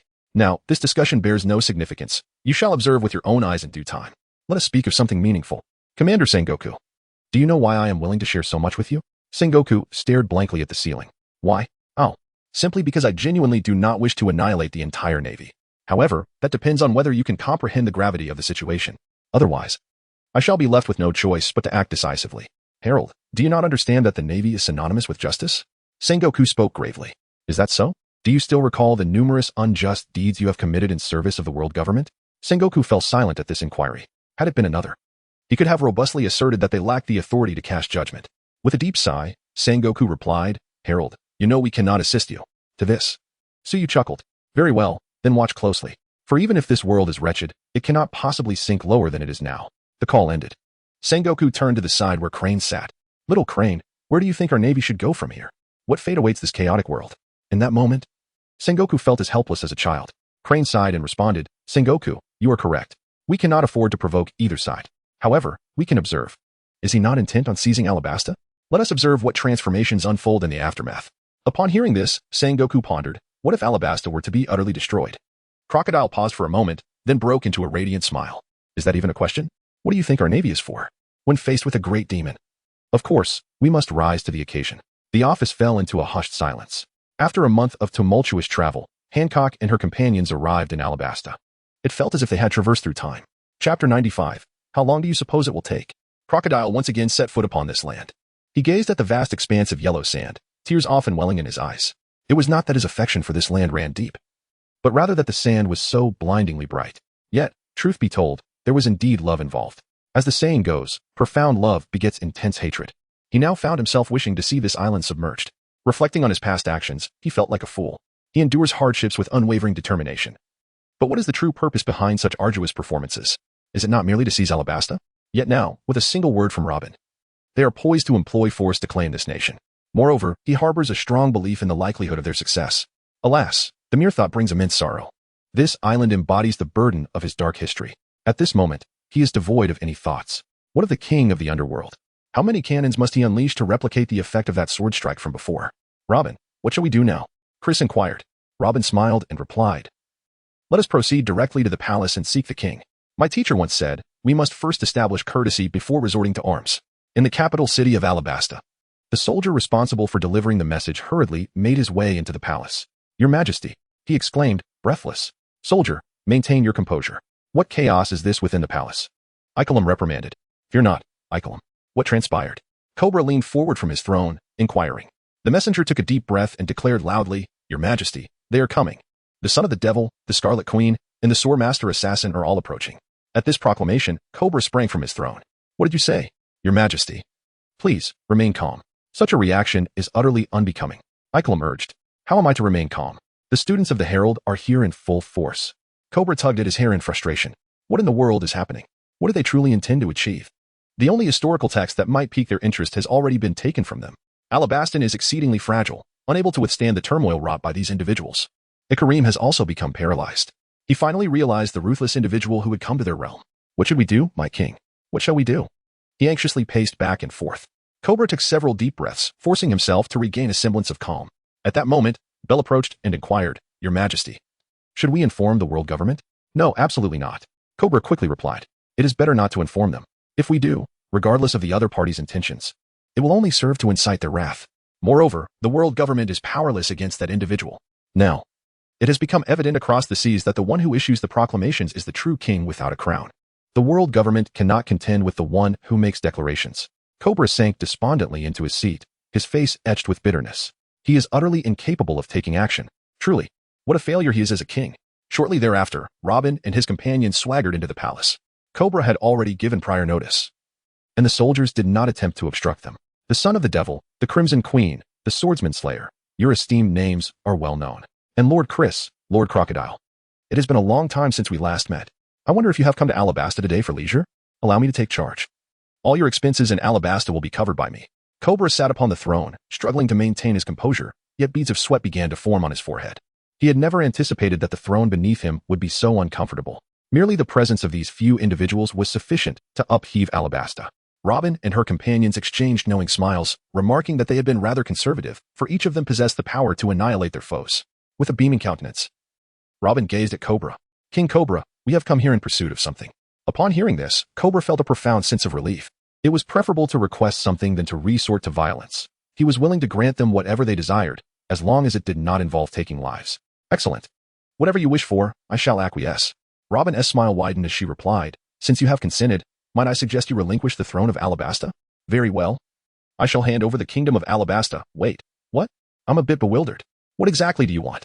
Cobra stared at Robin and her companions in disbelief, questioning the reliability of his own hearing. They appeared quite courteous, yet surely he must have misheard them. "Dear guests, could it be that you misspoke? Surely you are in search of Alabasta spices?" Robin chuckled lightly in response. "King Cobra, you have neither erred in your speech nor in your hearing. We kindly request you to abdicate, for from this day forth, Alabasta shall belong to us." At this declaration, the expressions of those present shifted dramatically. "Do you comprehend what you are implying?" Ikelim's face flushed with anger as he pointed an accusing finger at Robin and her entourage. "Silence, Ikelim," Cobra bellowed. "Your Majesty." "They are," Ikelim began, but upon seeing the king's expression, he faltered. Following his gaze, he noticed Hancock and Chris staring at him with impassive faces. This sight caused Ikelim to instinctively take a step back, his garments dampened by sweat. Cobra wiped the cold sweat from his brow and remarked, "Esteemed guests, I find your proposal rather audacious. Alabasta is a member nation, and its people are my subjects. I cannot stand idly by while they descend into chaos. The world government would never permit anyone to encroach upon a member state." Robin, maintaining her composure, responded, "Ah, but these matters are of little consequence, King Cobra. May I pose a question?" Cobra pondered what could possibly be more significant than the fate of his kingdom, yet he welcomed the dialogue as a positive sign. "Please, proceed. I have heard that Alabasta boasts an army of 1,000,000 troops. Therefore, King Cobra, how long do you estimate it would take for us to eliminate your 1,000,000-strong army?" With this statement, the atmosphere within the palace plummeted to an icy silence, as all present stared incredulously at Robin.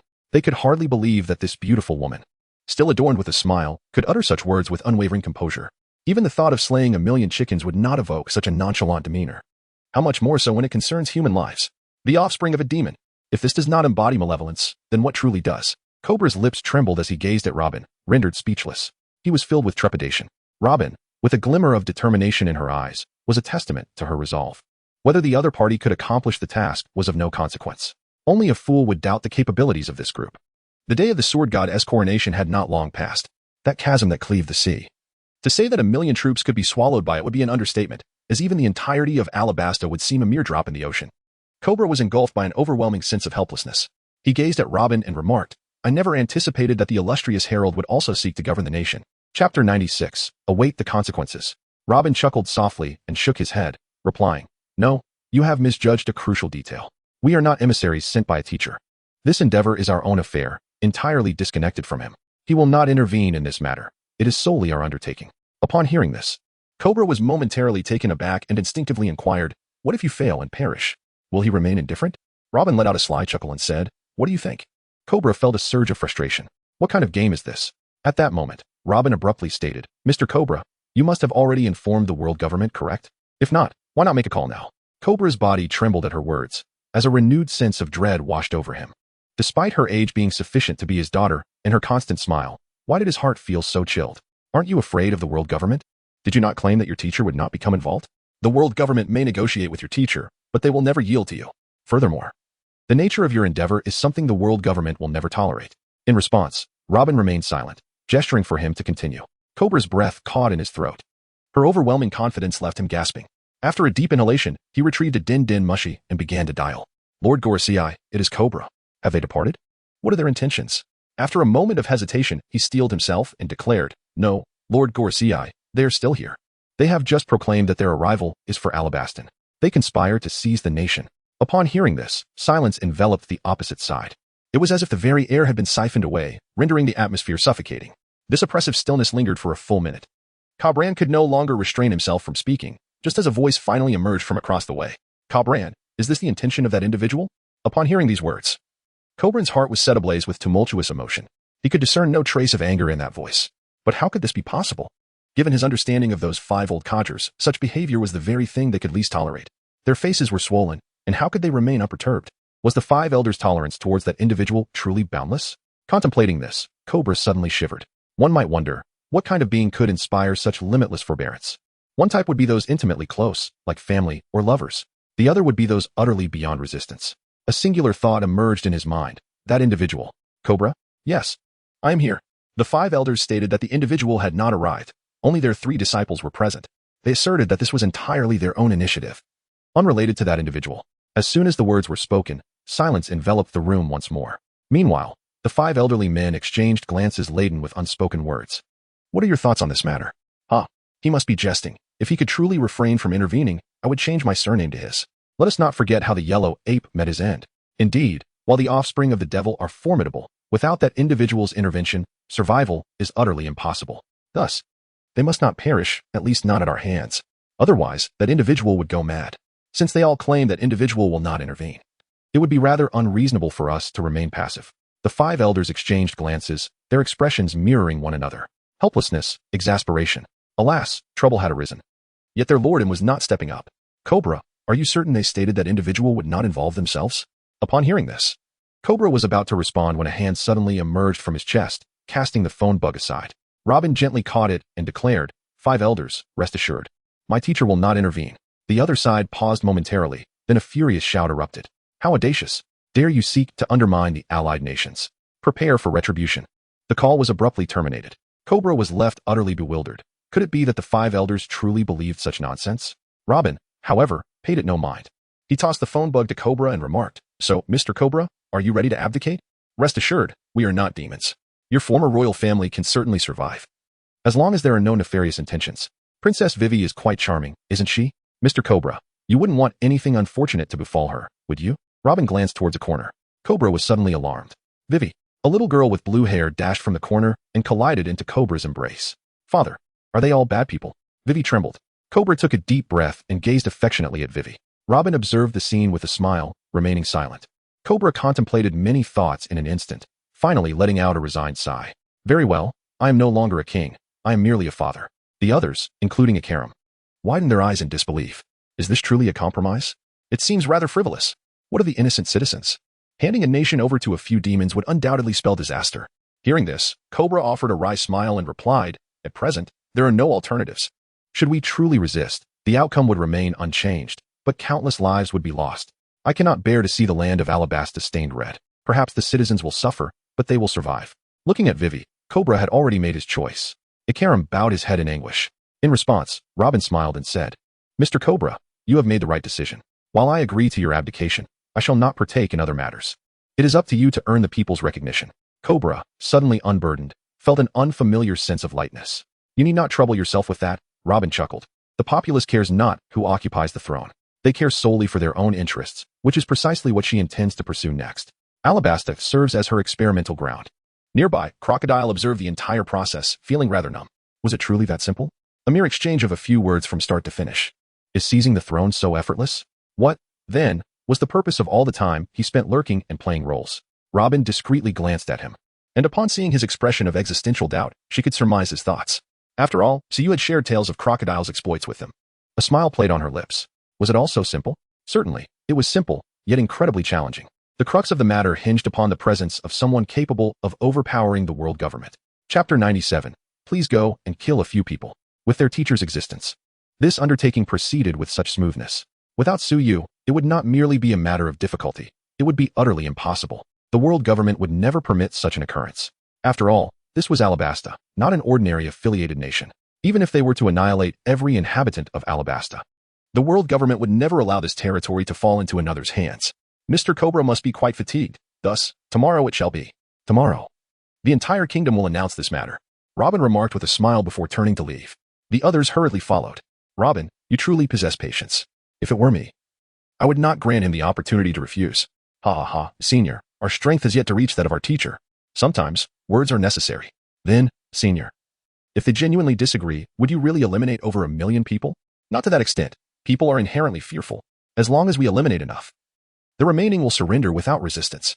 Therefore, we won't truly kill them all. The group laughed as they walked into the distance. Gulp. Cobra and the others couldn't help but swallow hard. No, they truly intend to kill that many people. Cobra suddenly felt immensely relieved. Fortunately, he had acquiesced to these demons. Otherwise, he might already be doomed. Your Majesty, those individuals are heading toward the palace. A soldier rushed in to report. Upon hearing this, Cobra felt a chill run down his spine. Caution, I am no longer the king. You should all obediently follow their orders from now on. Preserving one's life is paramount. Cobra held Vivi, troubled. The palace had been occupied by those bandits. Where was he to sleep tonight? From this day forth, where would he reside? Leaving Alabasta was something he could never bear. Yet, the announcement would be made tomorrow. You are still our king. The soldier insisted stubbornly. Cobra sighed and said, let this be my final command. Do not resist. We lack the capability for resistance. In the New World, in a certain sea area, a whale ship sailed with the wind. At that moment, strange ripples appeared on the water's surface. A submarine slowly surfaced. The hatch opened, and a masked figure in a white suit emerged. Phoenix Mark. A shockwave surged from above. The masked individual nimbly dodged and reached the ship's railing. Is this how the Whitebeard pirates entertain their guests? A cold voice resonated, provoking numerous hostile glares. You are hardly guests. Marco landed on the deck, warily eyeing the masked figure. Shimmering impact. A figure as formidable as a mountain charged forward. Under the sun's glare, it shimmered with a lustrous sheen. It was none other than Nami's trap, Jozu. The successive onslaught of attacks ignited the masked figure's ire. He chose not to evade but instead let out a low growl and unleashed a powerful punch. In the next moment, accompanied by a muffled thud, Jaws flew through the air. Jaws! Marco hurriedly caught him. Then, his expression changed as the two of them retreated, leaving a dent on the ship's railing before regaining their balance. Whitebeard, I'm here, but there are pressing matters at hand. Are you truly intent on fighting? The masked man inquired. Marco and Jaws wore grim faces, yet it was evident from their earlier confrontation that their opponent was no less formidable. Marco, let him come. Whitebeard's voice resonated. Upon hearing this, the masked man's muscles tensed momentarily. Whitebeard, after all, was once the strongest man in the world, and his imposing presence still held sway. Even a figure of admiral-level strength felt anxious before such a character. Whitebeard lowered his gaze, glaring at the masked man, and demanded, is the world government sending agents to negotiate with pirates? What scheme are you plotting? The masked man replied, Whitebeard, have you heard about the Alabasta conspiracy? At this revelation, the expressions of all present shifted slightly. Well, I had thought the world government was indifferent to this matter. Whitebeard's eyes flickered with shock. He was somewhat aware of Alabasta's significance. The Nefertari family was one of the original 20 kings. They were celestial dragons. Moreover, Alabasta was a colossal nation, equivalent to dozens of allied countries. Some allied nations boasted a mere population of around 100,000, while Alabasta maintained a standing army of over 1 million. Yet, what was the world government's response? They publicly condemned the so-called children of the devil with fervent intensity. Their tone imbued with a seriousness that left no doubt of the gravity of the situation.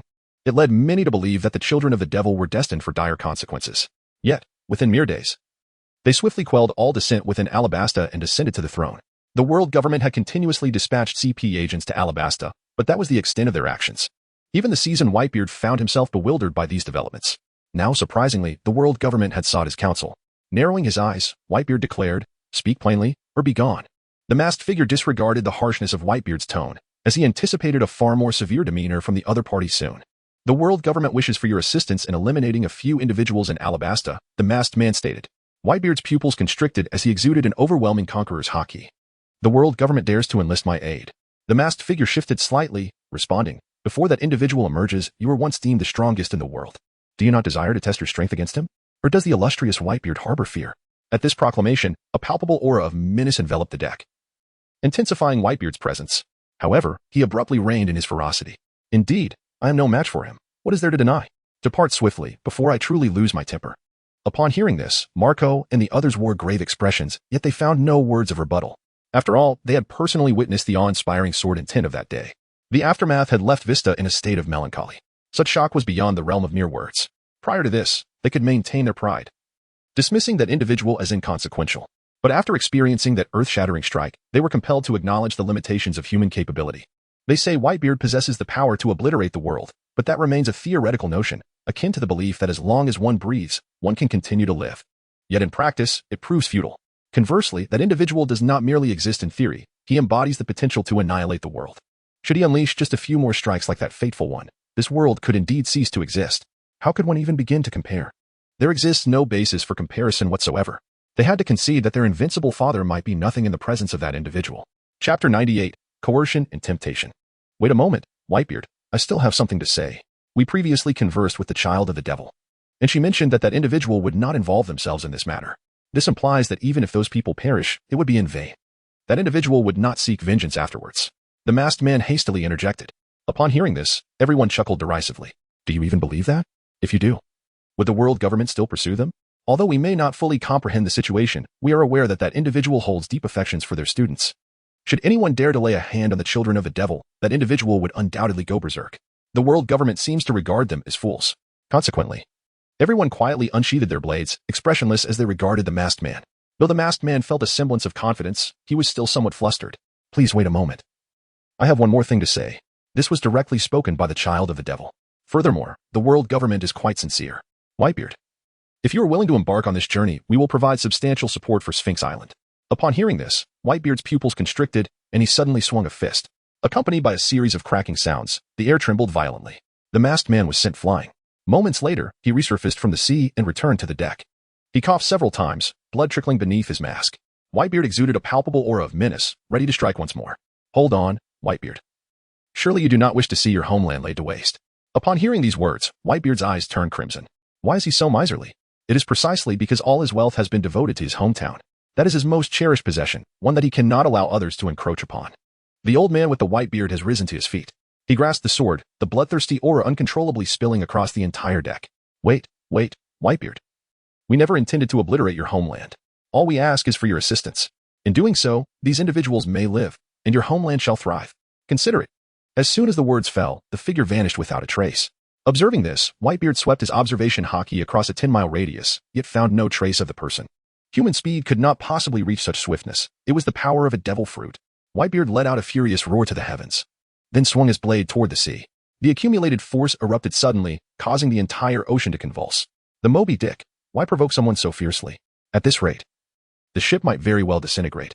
Once tranquility returned, Whitebeard sat down, gazing ahead in contemplative silence. In Wano country, on Onigashima, Kaido was indulging in drink. However, in the next moment, he abruptly hurled the sake barrel aside, seizing a nearby kanabo and striking with ferocity. Thunderous waves of energy radiated outward, sending a figure hurtling away. The beast Kaido, a name well-deserved. The figure commented, subtly assessing Kaido's left arm, which was bandaged with faint traces of blood seeping through. Injured? Who could possibly wound Kaido? Kaido squinted at the individual, clad in a white suit and wearing a mask, their identity unmistakable. This person could withstand his blow without so much as a change in breath, indicating formidable strength. The world government was indeed more complex than it appeared. Humph. The world government still harbors so many rats. The individual remained unperturbed, approaching Kaido with an air of composure. Kaido, to be succinct, the world government wishes to enlist your services to eliminate a few individuals. Upon hearing this, Kaido narrowed his eyes. He may seem brutish, but those who assume he is merely brawn devoid of intellect are often mistaken. He keenly sensed that something was amiss. Why would the world government employ him to carry out a kill instead of doing it themselves? Who in this world could he eliminate that the world government could not? This situation was undoubtedly a treacherous trap. Get lost at once. I wish to indulge in some drink. Kaido exclaimed, swinging his club. Upon hearing this, the individual showed no inclination to leave. He continued, Kaido, you must have heard of the recent conspiracy incident in Alabasta. We would like to request your assistance in eliminating those audacious ruffians. As the words fell, the overwhelming presence of Conqueror's Haki descended upon the masked figure like a torrential storm. Kaido's face contorted in disbelief. Did the world government truly consider him a fool? Did they think he was unaware of those individuals' true identities? They were, after all, the underlings of none other than that illustrious figure. Even the 5 elders could not rival his esteemed standing. In the past, he might have foolishly sought to confront that figure, as there were certain connections between them. However, at this moment, he found himself lacking the courage to do so. Did he not recall soaring through the skies inebriated, only to suddenly sense an aura of unparalleled sharpness and destruction emanating from afar? Despite the distance of several kilometers, the sheer terror jolted him awake from his stupor. Accompanied by a resonating hum of vibrating air, a terrifying and indescribable sword aura whistled past him. He gazed into the abyss of the ocean, his very soul terrified and sent racing. Subsequently, he plummeted into the sea. Although he was several hundred meters away from that sword aura, he still sustained injuries. His left arm was pierced by the dissipating sword aura, leaving it a gruesome mess of flesh and blood. To him, it was merely a superficial injury. In the past, he could have recovered from such a wound in the blink of an eye. Yet this injury was different. The sword intent was akin to maggots feasting on decaying flesh, rendering his wounds irreparable. Upon his return, he would learn that this particular sword aura was the work of a formidable figure. He was utterly astonished at that moment. When he realized that the sword energy had been unleashed by the opponent on Sword Island, he was even more terrified, drenched in cold sweat. At that moment, he was in the new world, and yet he was merely playing a game. The opponent struck from an unknown distance, and he barely grazed the edge, resulting in such dire consequences. What would happen if he faced a direct attack? Surely, he would be utterly obliterated. He lacked the courage to stand before that individual. How dare you mock me? Come to your demise. Kaido bellowed. The masked man calmly evaded Kaido's onslaught, all the while engaging in conversation. Kaido, they explicitly stated that this matter has no connection to that individual. Moreover, Kaido, you wouldn't wish to be besieged, would you? No, for you. We need not even draw our blades. Simply severing your business ties will cause your beast pirates to crumble from within. Upon hearing this, Kaido's assault momentarily faltered, only to become more frenzied. You dare speak of my mother? Why don't you go to her then? Kaido, Whitebeard will also be involved. Furthermore, do you not wish to contemplate what you might gain upon success? Oh, and you have a daughter, am I correct? At these words, Kaido's club halted just a hair's breadth from the masked man's forehead, the turbulent air giving the masked man an unusual hairstyle. The world government and CP, truly commendable. Kaido glared coldly at the masked man, who remained unperturbed, nodding slightly before vanishing from sight. Chapter 99. Speak if you feel it. Rayleigh hurried to the neutral zone, arriving at a secluded residence, where he called out, Mr. Tsuyu, I have significant news regarding your cherished students. No sooner had he spoken than the door swung open. Rayleigh quickly stepped inside, only to find Tsuyu lounging leisurely in a chair.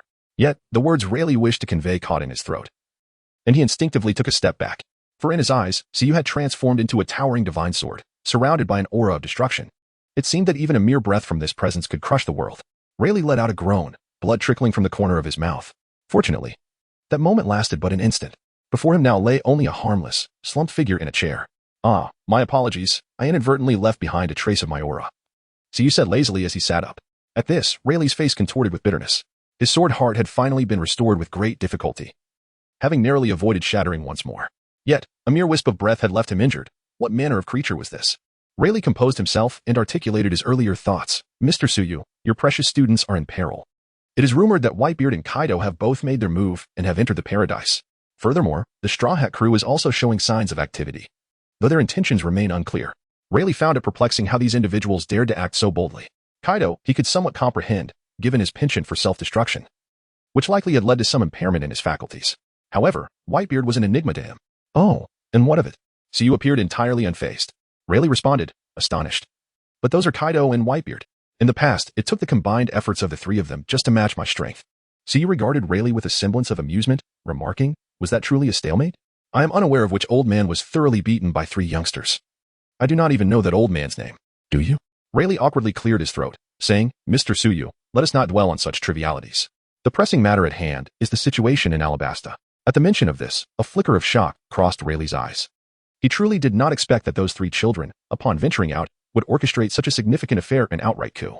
Moreover, the most critical aspect was that he had heard the inhabitants of Alabasta harbored no dissenting sentiments.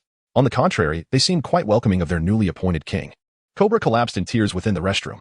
Tsuyu chuckled lightly and remarked, 2 pirates and a band of gutter rats are indeed quite bothersome. Yet, why are you so worried? They are my students after all.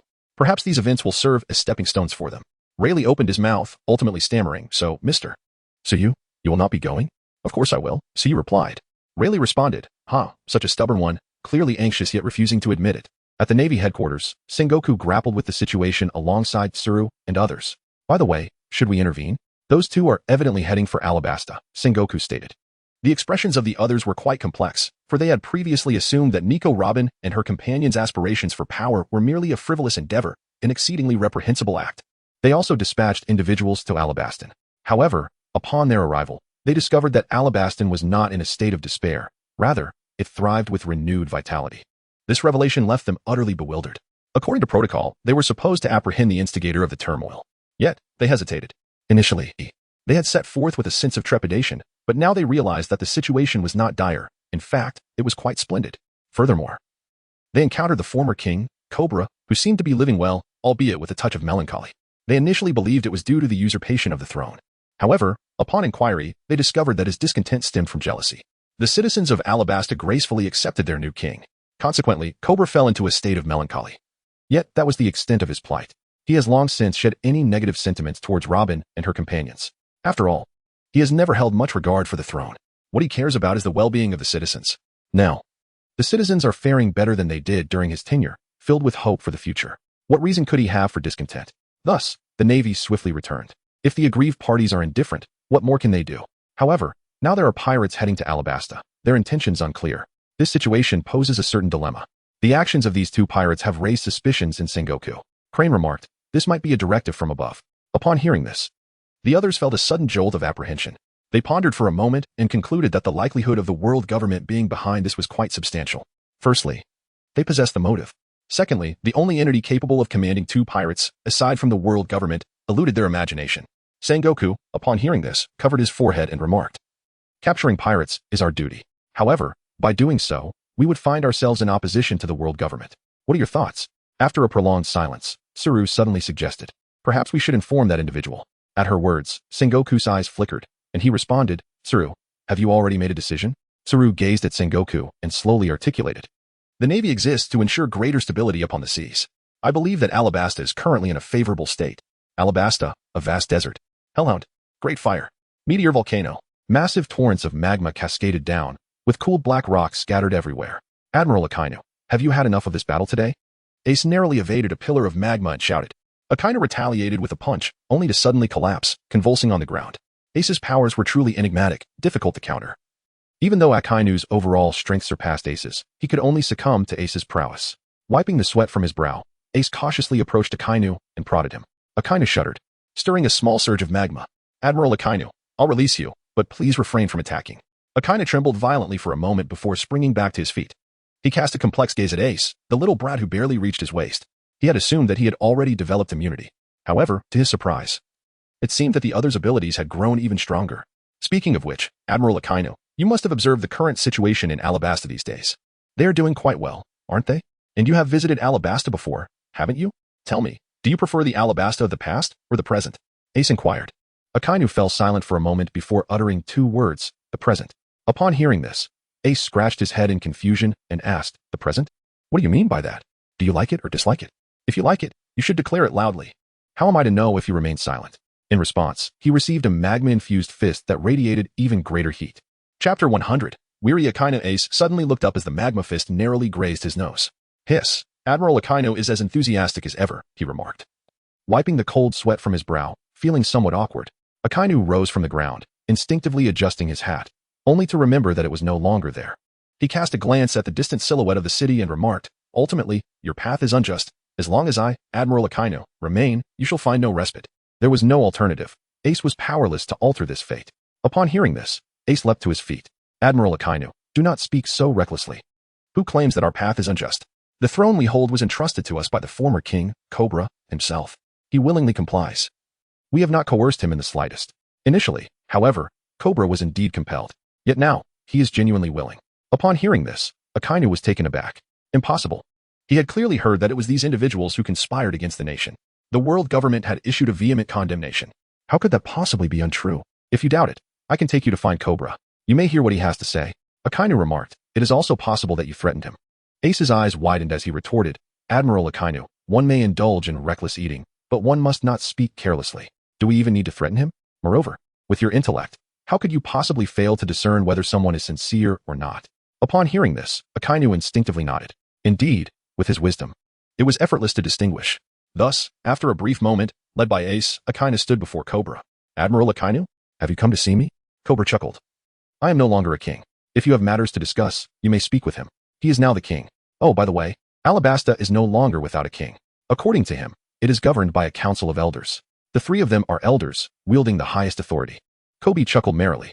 Meanwhile, Vivi curiously gazed at the seemingly fierce Akainu. Despite his intimidating appearance, she sensed that he was not a malevolent individual. Akainu remained silent for a considerable time upon hearing this. He glanced at the genuine smile on Kabura's face, a smile so sincere that it could not be feigned. How, then, did these three individuals manage to transform a nation in such a brief span of time, even reducing the former king to a mere caregiver? Akainu felt an undeniable sense of disquiet regarding the state of the world. Admiral Akainu, you must be inclined to believe now that the former king abdicated willingly. Thus, you can no longer claim our actions were unjust, Ace remarked with a cheerful demeanor. At this, Akainu instinctively nodded, acknowledging the validity of the statement. The king of the allied nation indeed possesses the authority to determine the successor. Suddenly, his expression darkened. Did this mean he had endured a few days of punishment for naught? Moreover, it is worth noting that Ace and his companions were not fugitives. Robin had once been. But regardless of the circumstances, the outcome was that the world government had lifted her bounty. In this light, it seemed that everything was indeed lawful and legitimate. He realized he had acted impulsively. He glared at Ace with palpable fury, exclaiming, "You ought to be damned. Why did you not speak up earlier? If you had, we could have avoided all this trouble." Ace cleared his throat and promptly pulled Akainu away, mindful of the ordinary person present who could not withstand Akainu's intense heat. Cobra looked on in bewilderment as the two departed, pondering their purpose for being there. Why did they come only to leave without uttering a word? How peculiar. Greetings, Elder. Ace walked down the street, greeted by numerous well-wishers. The sincerity in their eyes reflected a deep-seated reverence for Ace. Akainu observed all of this with keen interest. He could hardly fathom that Ace and his companions had taken control of this nation merely half a month ago. After a moment of contemplation, he couldn't help but inquire, "How on earth did you manage it?" In response, Ace chuckled and did not conceal the truth. "It's really nothing extraordinary. We simply enabled them to live as human beings. We made them aware of their intrinsic worth, instilled hope within them, and provided them with the means to prosper." Upon hearing this, Akainu felt a jolt within his heart. He understood this sentiment immediately, for he had traversed mountains and seas and navigated through throngs of humanity. He deeply understands that in most islands, the inhabitants are merely slaves to the nobility. Slaves are not considered human.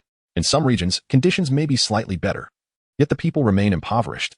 Even in Alabasta, where the renowned and virtuous ruler Kabura reigns, the situation is no different. He truly loves the people as if they were his own children, but that does not imply that his affection guarantees their well-being. Akainu cast a deep glance at Ace. These three are not merely engaging in trivial matters. They are serious. "Admiral Akainu, where are you headed?" Ace inquired. Akainu cast a sidelong glance at Ace. Ace instinctively recoiled. There was an aura of menace. "Leave this place and continue your training. Then seek revenge on your teacher." This thought remained unspoken. It was not out of consideration for Ace, but rather because he himself felt devoid of hope. Before the day of the sword god's coronation, he could still deceive himself. But after that day, he understood that his chances were extinguished. Upon hearing this, Ace hastily remarked, "Admiral Akainu, wouldn't you consider staying a few more days? Do you wish to be beaten again?" Akainu responded with a somber tone. Ace rolled his eyes. "Are you not aware of who has faced more punishment these days? With the awakening of the tetanus finger, even the admirals trembled beneath my might. Nonetheless, considering your role as a punching bag, I shall forgive you. Admiral Akainu, it is your duty to eradicate pirates, is it not?" Ace stated. "Indeed, and protecting allied nations also falls within your responsibilities, correct? What exactly are you implying?" Akainu furrowed his brow. Were it not for the fact that they were in a public place, he would have burned Ace to ashes. Ace chuckled and said, "Then you must ensure our safety. For I have heard that two notorious pirates have set their sights on us." At this, Akainu fell silent, magma beginning to flow from his body. "Calm down, Admiral Akainu. There are too many people here." Akainu inhaled deeply, casting a sidelong glare at Ace. "Do you require my strength? Are you seeking free labor?" Ace chuckled again. "No. We possess some modest strength, but we are hardly a match for you, Admiral Akainu. With your magma flowing like the sea, who could possibly rival you? Wouldn't you agree?"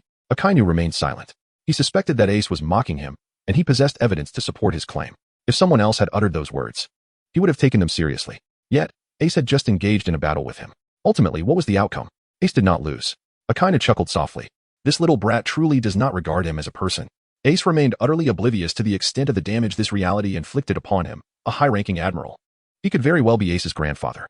Akainu sighed inwardly, pondering whether it was due to this individual's remarkable talent or the excellence of the mentor's teachings. Chapter 101. What a trivial matter.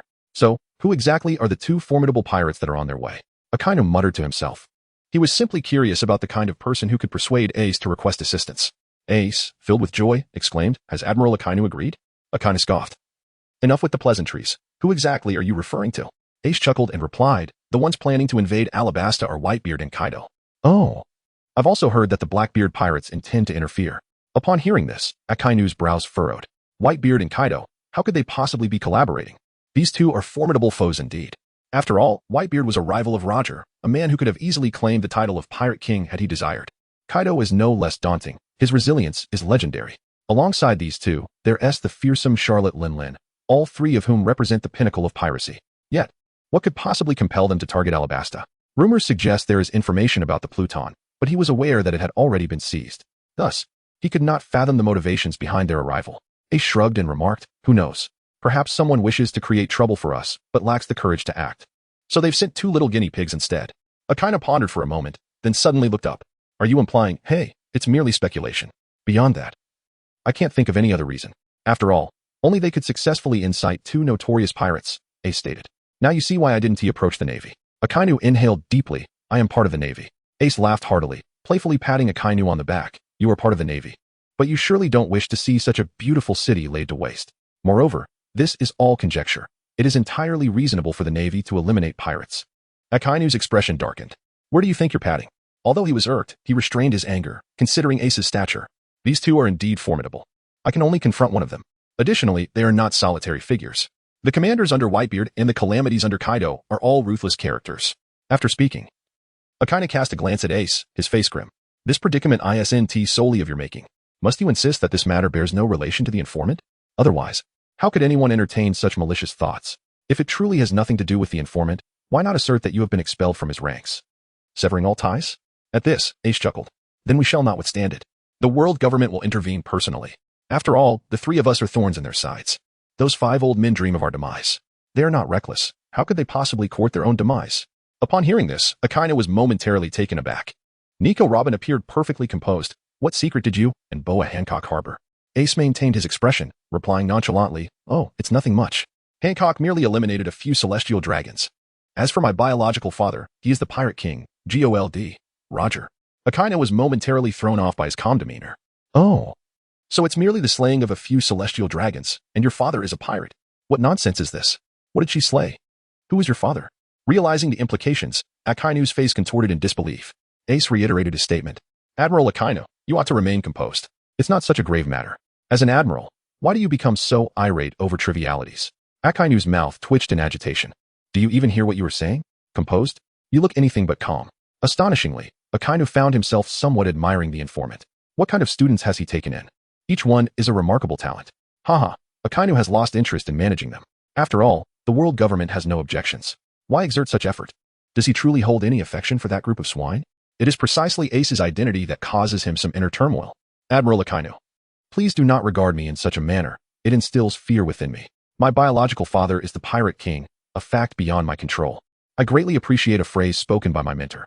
The benefit does not surpass that of family, and calamity does not befall family. Bloodlines harbor no notions of good or evil," Ace remarked. Akainu averted his gaze, sighed, and said, "Well, it seems fortune has favored you.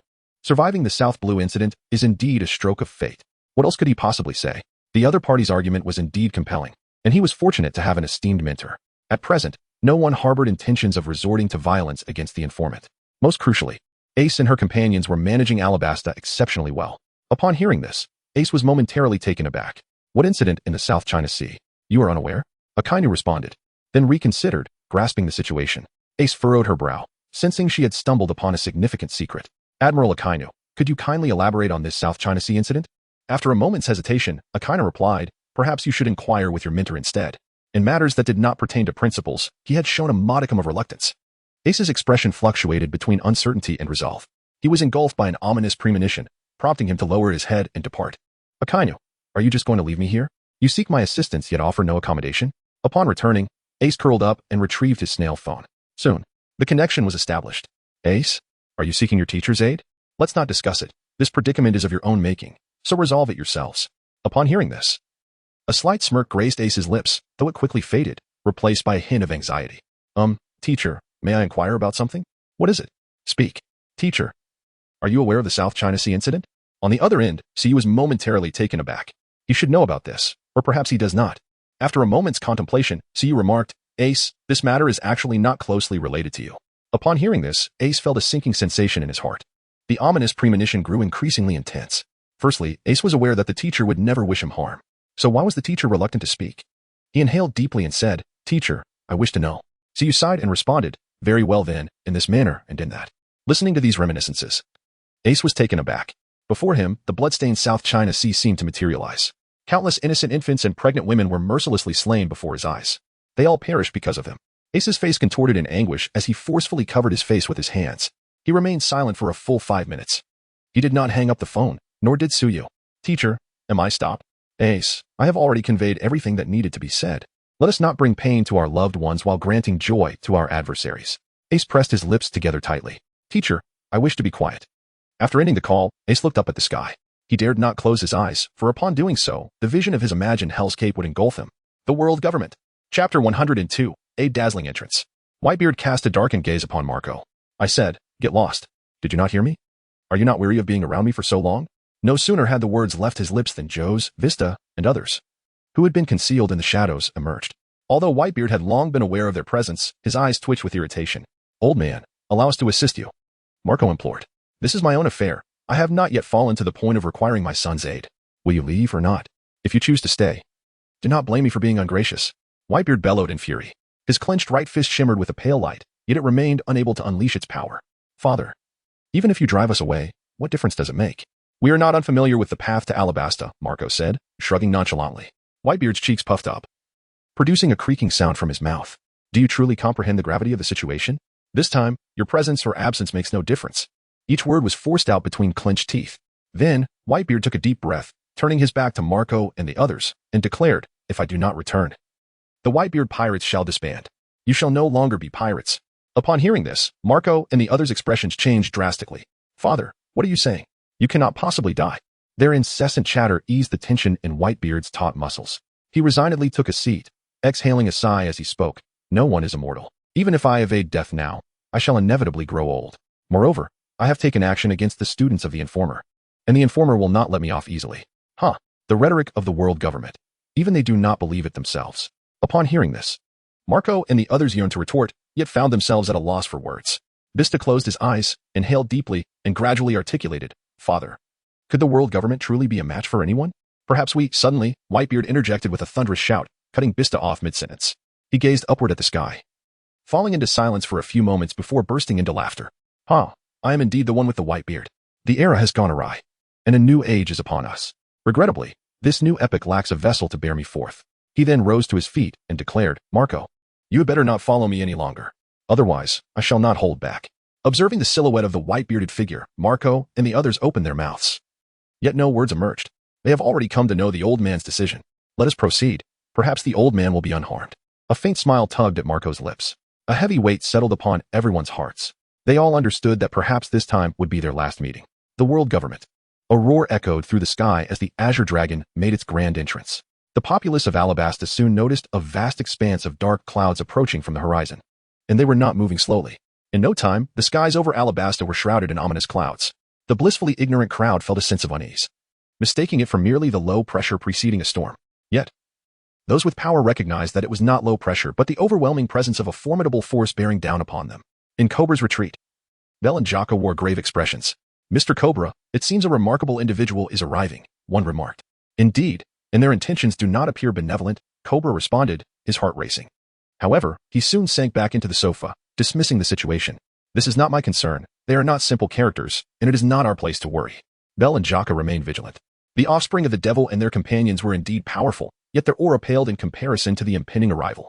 Even before making an appearance, this presence had altered the very atmosphere. The special effects were leagues behind. Meanwhile, far off in the Shabandi archipelago, by the time aid arrived, Alabasta might very well be lost. Simultaneously, in the royal palace, Robin and Hancock exchanged glances. Is the visitor yours or mine? Hancock inquired. You should go. That brood is not easy to contend with. Unfortunately, our junior is still brooding, Robin replied.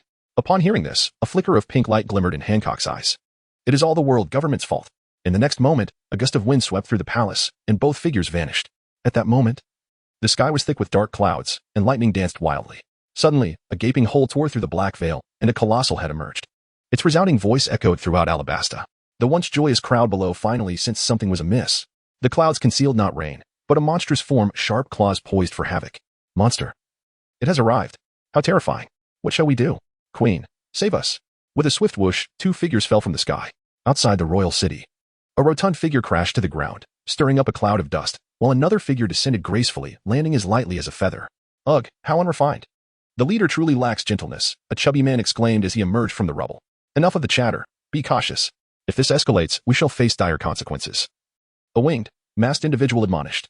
Hey, I am the plague, yet they deny me the use of my treasures, the chubby man shrugged. Above, the azure dragon continued to churn the clouds, unleashing torrents of lightning that struck the wasteland outside the city, instilling tremendous fear in the populace. With each bolt, they felt as if they could evaporate at any moment.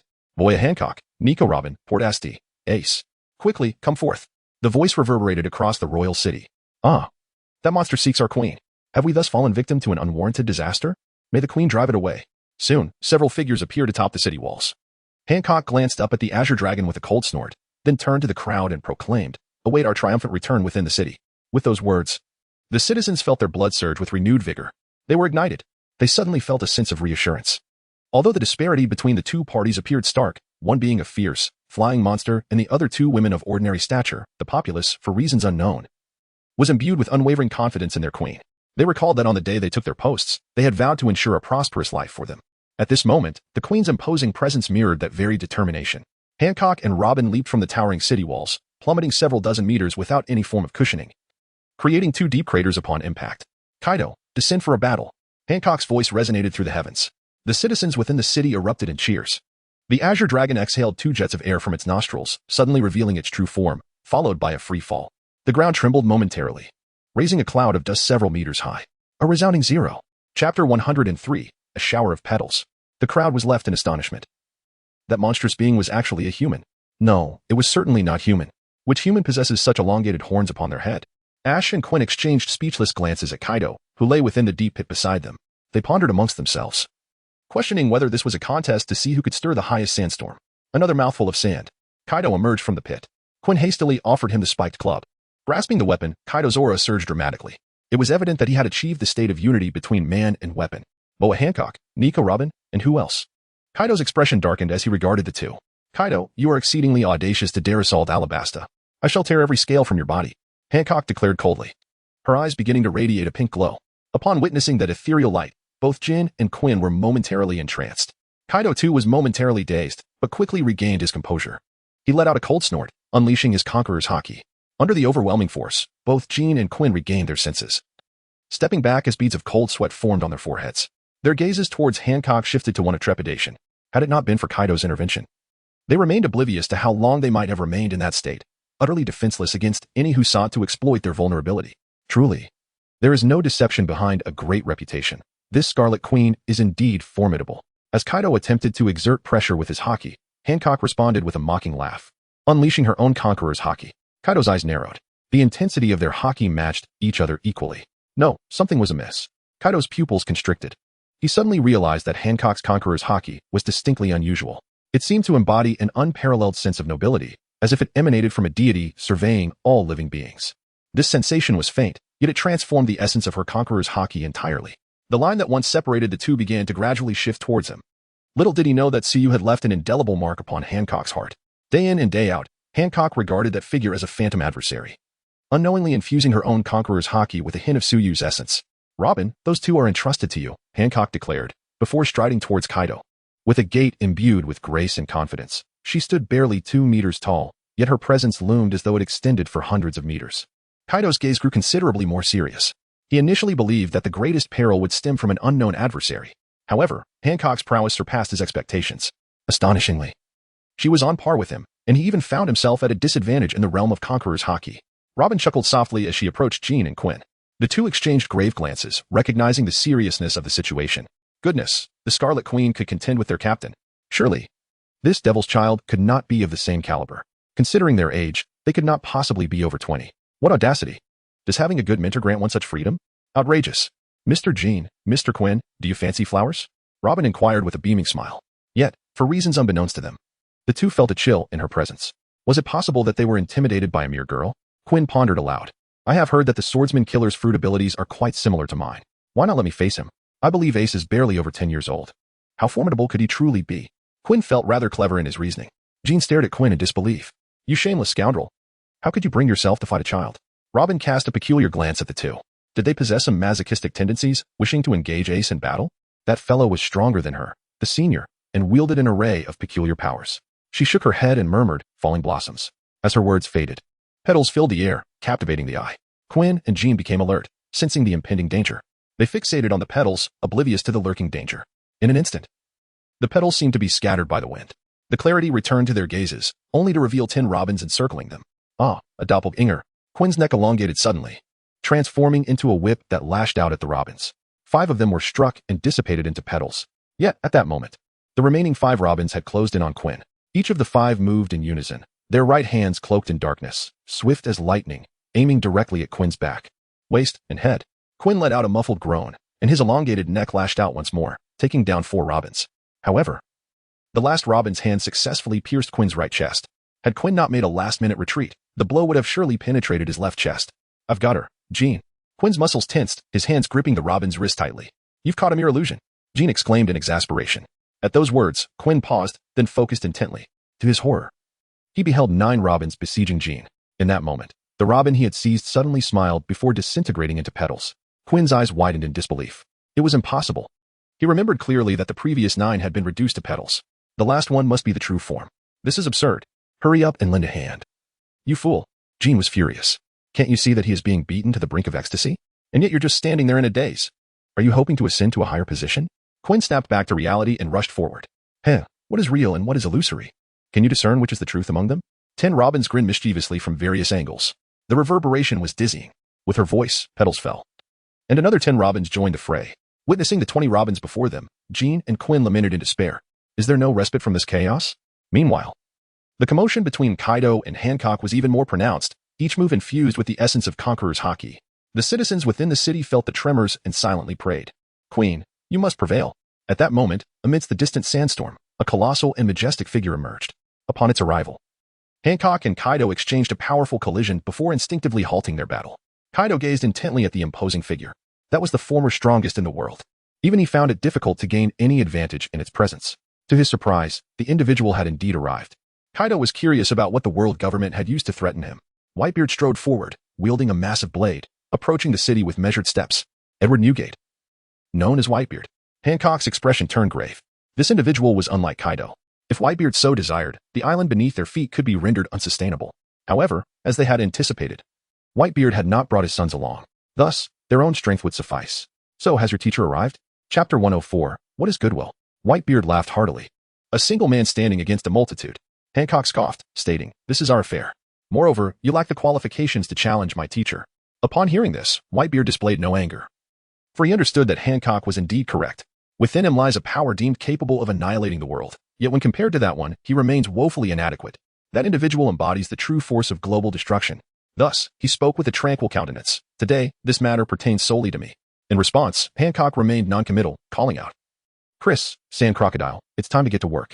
No sooner had the words left her lips than a flame descended from the heavens, crashing into the earth. From the fire emerged a figure, the subordinate of that one, the unyielding Chris. Whitebeard regarded the newcomer with a calm demeanor, remarking, Chris, how unexpected. Chris grinned and replied, I do not represent my boss today. I am here to assist the big sister. Kaido's expression turned grave. The power of that flame was palpable, instilling a sense of threat within him. This unyielding strength surpassed his expectations. How terrifying it is that those associated with that one possessed such formidable might. At that moment, a tempest of sand and dust erupted around them. A storm laden with grit surged forth from the distance, momentarily enveloping Quinn and Jin before dissipating to reveal a defiant figure. Whitebeard's gaze shifted slightly. Crocodile, I did not anticipate your allegiance to that one. Moreover, I can sense your presence. It is rather formidable. Crocodile leisurely lit a cigar, savoring its smoke before directing his attention to Whitebeard. Whitebeard, it is good to see you again. This time, luck will not favor you as it did before. Oh, does that imply your strength surpasses that of Whitebeard? If so, Why not face him alone? I shall lend my assistance to the big sister, Chris asserted. Crocodile. He pretends to be impressive, yet you take him seriously. Is he incapable of handling it? Crocodile remarked with a grim expression. In a duel of masters, the commoners suffer the consequences. Whitebeard is no ordinary character. I cannot anticipate the aftermath. Chris interjected. Then why not maintain your distance while engaging in combat? Rest assured, the vast desert will provide ample opportunities for your exertions. With that, he cast a glance at Kaido. To bully such a towering figure, the elder sister of his crew, is truly shameless. Crocodile and Whitebeard locked eyes, their expressions laden with intensity. Crocodile's face was a portrait of displeasure. One person stands alone. He remains unconvinced, even after being reinforced by that individual. Still unable to overpower an old man with a white beard. Today he seeks vengeance. Hancock helplessly covered his face and said, Chris, please assist him. Alone, he is incapable. Upon hearing this, Crocodile erupted in fury. Who is incapable? Today, I single-handedly defeated Whitebeard. Hancock admonished, enough. What are you trying to prove? Chris, proceed. Crocodile huffed in dissatisfaction. This was not his request, it was imposed upon him. As a subordinate, he had no choice but to comply. Whitebeard squinted, a sudden surge of anger swelling within him. The ferocious Conqueror's Haki awakened from his giant-like form. Overwhelmed by this aura, both Crocodile and Chris momentarily lost their composure. TSK Conqueror's Haki. Crocodile was notably displeased. Suddenly, Whitebeard stomped his foot, scattering the encroaching sands. Crocodile, you remain as treacherous as ever. Whitebeard swung his great blade, obliterating Crocodile into a tempest of sand. Whitebeard, take your fight over there. If this city is destroyed, the captain will be furious, Chris remarked. Whitebeard narrowed his eyes, surveying the distant city. Ultimately, he silently moved towards the swirling sands. Flames soared skyward, and the dust obscured the heavens, an overwhelming tremor threatening to shatter the earth. The flames and sand joined forces, barely restraining the violent quakes. Didn't TU claim to be stronger? Chris mocked. Crocodile remained silent, merely launching his assault. Kaido diverted his gaze, surprised that they were obstructed before the arrival of that individual. Meanwhile, a small squad stealthily infiltrated Alabasta from another direction. Are we truly going to proceed with this? One individual gazed at the surroundings, his expression complex. They arrived long ago, fully aware of the situation in Alabasta. Here, the populace thrives in peace. Each individual enjoying a prosperous life. Everyone can afford sustenance, and smiles adorn every face. Is this not the very essence of their aspirations? Thus, what purpose do they serve by coming here now? The leader paused in contemplation before stating, they are undoubtedly in disguise. The announcer's brutality casts doubt on the morals of her disciples. This charade is certainly a ruse crafted to deceive the masses. Once they seize control, their true nature will inevitably be revealed. By then, it will be too late. Moreover, the leader's vendetta cannot remain unavenged. Soon, the group halted before a modest courtyard. A rapid voice called out, who is there? Your Majesty Kabura, we are your old friends, replied the leader. After a moment of silence, the voice responded, Mr. Kabura says he does not recognize you. Leave at once. The leader hesitated and implored, please, open the door. Trust us, we harbor no ill will. A liar claiming innocence. Do you expect me to believe you? The voice grew more insistent. Leave immediately. With gritted teeth, the leader declared, I apologize for the offense. The next moment, her hand struck the door, and with a resounding crash, it shattered into splinters. Within the courtyard, Bell and Jaka, witnessing the scene, immediately positioned themselves protectively in front of Kabura and Vivi. Who are you? They demanded. We truly mean no harm. We merely wish to converse with His Majesty Kabura. Perhaps we can be of assistance, the leader asserted, gazing at Kabura. The latter, surveying the debris strewn across the ground, inquired. Could you elucidate what you mean by having no ill intent? The group exchanged awkward glances. The leader, mustering courage, replied, Your Majesty Kabura, we shall clarify later. Let us address the matter at hand. We are aware that the kingdom has been plundered by vile wretches, and you must be feeling quite distressed. As he spoke, Cobra's expression shifted, and he hastily waved his hand to interrupt. Hold on a moment. This is a blatant slander. Alabasta is thriving, and I am well. So there is no need for your concern. Furthermore, I am no longer a king. I am merely a commoner now, so do not address me as your majesty. If you have come solely to convey such sentiments, you may leave at once. Bell, Jaka, see them out. Chapter 105. A choice must be made. Bell and Jaka immediately exuded an imposing presence, coldly stating, We kindly request that you take your leave. Otherwise, we shall be compelled to take measures. Upon witnessing this, the expressions of the group darkened significantly. They were utterly unprepared for the obstinacy of Cobra. The leader, unwilling to concede, declared, Your Majesty Cobra, there are no outsiders here. You need not feign any pretense. Enough is enough. Cobra retorted with a thunderous voice, You have gone too far. My sole concern is the well-being of Alabasta. As for the throne, I care not in the slightest. Regardless of your motives, you should not seek me out. Bell, Gaka, escort them out. With a fierce cry, Bell transformed his head into that of a falcon, while Gaka morphed into a jackal. Damn it, let us retreat. The leader gritted his teeth, reluctantly withdrawing. However, just as he was about to exit, his figure abruptly vanished, only to reappear behind Belle and Gaka. Both of them were taken aback, but before they could react, a heavy blow struck from behind. They soared directly into the air. Seizing the opportunity, the crowd surged forward, apprehending the two individuals. Belle, Gaka, what are you planning? Kabura shielded Vivi behind him, his eyes warily scanning the throng. He underestimated the strength of this group while overestimating their limits. When persuasion failed, they surprisingly resorted to force. The leader sighed and spoke, Your Majesty Cobra, why take such unnecessary measures? We genuinely come to assist you. After all, you are a king who loves his people, not our adversary. Upon hearing this, Cobra's expression shifted. Are you the Cuckoo Army? The leader chuckled softly, unveiling her true identity by parting her cloak. She was an exceptionally alluring woman. Allow me to introduce myself. I am Belabedi, commander of the Eastern Cuckoo Army. Your Majesty Cobra. You wouldn't wish for your kingdom to be liberated, would you? Upon hearing this, Cobra painfully closed his eyes. Threats once again. The difference this time lies in the perception of the Crimson Queen and her associates. Her reputation is a mixture of praise and condemnation. The disparagement stems entirely from the pirates and the darker aspects of the world, while the acclaim arises from the likes of him, the common folk. The Cuckoo Army may perceive themselves as saviors, yet in reality, they have plunged countless nations into turmoil. In the end, it merely results in a change of rulers' names, with the loss of many lives and little else to show for it. However, his anguish does not stem from this. It arises from the fact that both factions wield a power he cannot resist. He could only drift along with the tide. Cobra took several deep breaths before speaking. What is it that you truly desire? Betty replied, Your Majesty Cobra, please do not be so dismissive. It seems as if we are here to bully you. We genuinely wish to assist you. I interjected, Your Majesty Cobra, with such a vast kingdom lost, do you not harbor even a hint of resentment? You were once a benevolent king, cherishing your subjects as your own kin. I am certain the populace here would still heed your calls. If you were to raise your voice, most would rally to your side, rather than to those despicable scoundrels. What say you? At this, Cobra's gaze narrowed. Do you harbor enmity against them? Do you believe yourselves their equals? Are you truly unafraid of that one? The identity of the individual in question was an unspoken truth that none present dared to ignore. The group began to swallow nervously. Betty's eyes widened slightly as she took a deep breath and said, Fear? Of course, we fear. No one upon the sea is unafraid of him. Yet did they not explicitly state that this matter would not involve that one?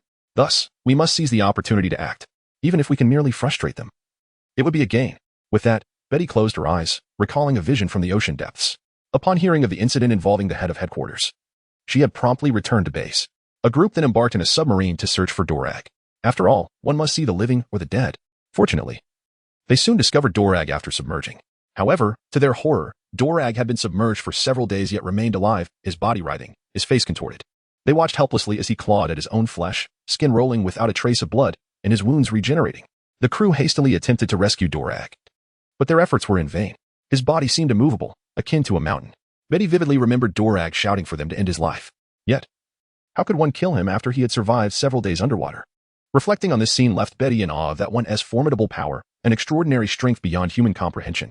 Naturally, she felt fear. Yet, she was unwilling to let this opportunity slip away. After all, it was the Crimson Queen herself who had stated that one would not intervene. Cobra, upon hearing this, stared blankly at Betty. You are mad. You are all mad. Betty chuckled softly. Mad.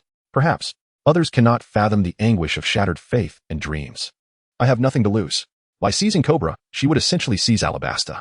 Though she remained uncertain of the Crimson Queen's intentions, she was confident that these individuals would not dare to slay too many. Otherwise, there would be no need for such exertion to usurp Alabasta. What you think of us matters not. So, what is your choice, Your Majesty Cobra? Speak your decision. With that, she leaned forward, casting a glance at the blue-haired figure hidden behind Cobra. This sight left Cobra visibly perturbed. What do you intend to do? Noticing Cobra's composed demeanor finally falter, Betty smiled, saying, This must be the Princess of Alabasta. She is still so young, yet to fully behold this world. At her words, Cobra felt a pang of sorrow. This scene was all too familiar. Could you not employ a different tactic? Cobra sighed. Do you truly wish to proceed with this? You can still turn back. I can pretend none of this has occurred. Betty, growing impatient, retorted, You need only cooperate with us. During this time, the princess shall remain with me. Hand her over. Will you act, or shall I take matters into my own hands? She extended her hand, leaving no room for refusal. Father, no. They are terrifying. Vivi clutched Cobra's leg, tears welling in her eyes. Upon witnessing this, Cobra's heart ached. How touching. Perhaps I should lend you a hand. In 3 seconds. If you do not place the princess in my care, I shall take action myself. At that point, I can only guarantee her survival. Betty declared. Despicable. If you have grievances, direct them towards us. Gaka and Belle struggled fiercely. Yet, the crew was equipped with sea prism stones, rendering them as helpless as dead dogs. 3. Betty began to count. Chapter 106. Mind your own business. Cobra nearly ground his teeth to dust. He gazed at Wei Wei, whose pale face filled him with a profound sense of guilt and resentment. Betty coolly uttered a number. Kabira trembled, speaking, "You need me, don't you? But what if I were to die? Would your plans still succeed?" Upon hearing this, Betty's expression shifted. "What do you mean?" Kabira drew a dagger from his waist, positioning it against his neck. "If you harm Wei Wei, I will end my life immediately." "No." Gaka and Belle's eyes widened in horror. Betty was momentarily taken aback. She had not anticipated such resoluteness. Yet, she knew this did not pose a threat to her. "Is that so? Do you not care about the princess's fate?" "Kabira, if you dare to die, I assure you, the princess will endure immense suffering. All the darkness in the world will descend upon her. I guarantee it," Betty stated flatly. Kabira nearly lost his grip on the dagger. What is the most fearsome enemy? It is undoubtedly the one who remains rational and composed. This madwoman is serious. Kabira was on the brink of despair. "Do you still wish to die?" "I assure you, the princess will be safe in my hands, merely to ensure your compliance," Betty declared. Kabira gritted his teeth, wishing he could slay this detestable woman with 1,000 cuts. "Father, please don't die," Wei Wei implored as she stepped out from behind Kabira, fighting back tears. "It's all right, father," she forced a smile. "Such an obedient child," Betty remarked, instantly taking a liking to Wei Wei. However, she also recognized that she had already landed on the little girl's blacklist. Yet, it mattered not. As long as her objectives were achieved, it was sufficient. Wei Wei trembled, timidly stepping forward. "Wei Wei, don't go over there." Kabira suddenly grasped her hand. Betty's expression darkened. "Kabira, my patience is limited. Do not compel me to take action." Betty flexed her wrist and reached out towards Wei Wei. "Is this the legendary group of bullies? Do they only pick on little girls?" A voice suddenly interrupted. Upon hearing this, Betty swiftly retreated, her demeanor shifting to one of caution. "Who is it? Show yourself." No sooner had she spoken than a figure appeared before Kabira. The individual stood around 1.70 meters, not particularly muscular. Yet, none present could overlook him. Betty regarded this person with grave concern. The Swordmaster Assassin, Porcas D. Ace. "Ah. That title truly lacks charm," Ace lamented, scratching the back of his head. "Lord Ace." Upon seeing Ace, Kabira nearly burst into tears. Not long ago, Ace had come to seize their kingdom, yet now he stood before him, a shield. Though Ace was not as tall, Kabira felt an overwhelming sense of safety behind him. "Brother Ace, are you here to save us?" Wei Wei gazed at him with wide eyes. "Yes, with me here, no one can harm you," Ace replied. At this, Wei Wei burst into tears. She was terrified but had held back her tears. With her safety now assured, she could no longer contain herself. Kabira quickly knelt and embraced Wei Wei. Ace clicked his tongue, looking disdainfully at Betty. "You bully even children? Are you even human?" Betty maintained her composure. "Now that Whitebeard and Kaido are coming for you, why do you still have time to be here?" Ace rested his hand on the hilt of his sword. "None of your business," Betty continued. "Your two senior sisters are currently holding the line outside the city. Are you so comfortable letting two women stand in front of you?" Ace's expression remained unchanged as he repeated, "None of your business." Betty's cheeks twitched. No amount of composure could withstand this. "Is that all you can say? None of your business." Wei Wei blew a bubble with her snot, then buried her face in Kabira's arms, snuggling in and becoming still. Kabira sighed inwardly.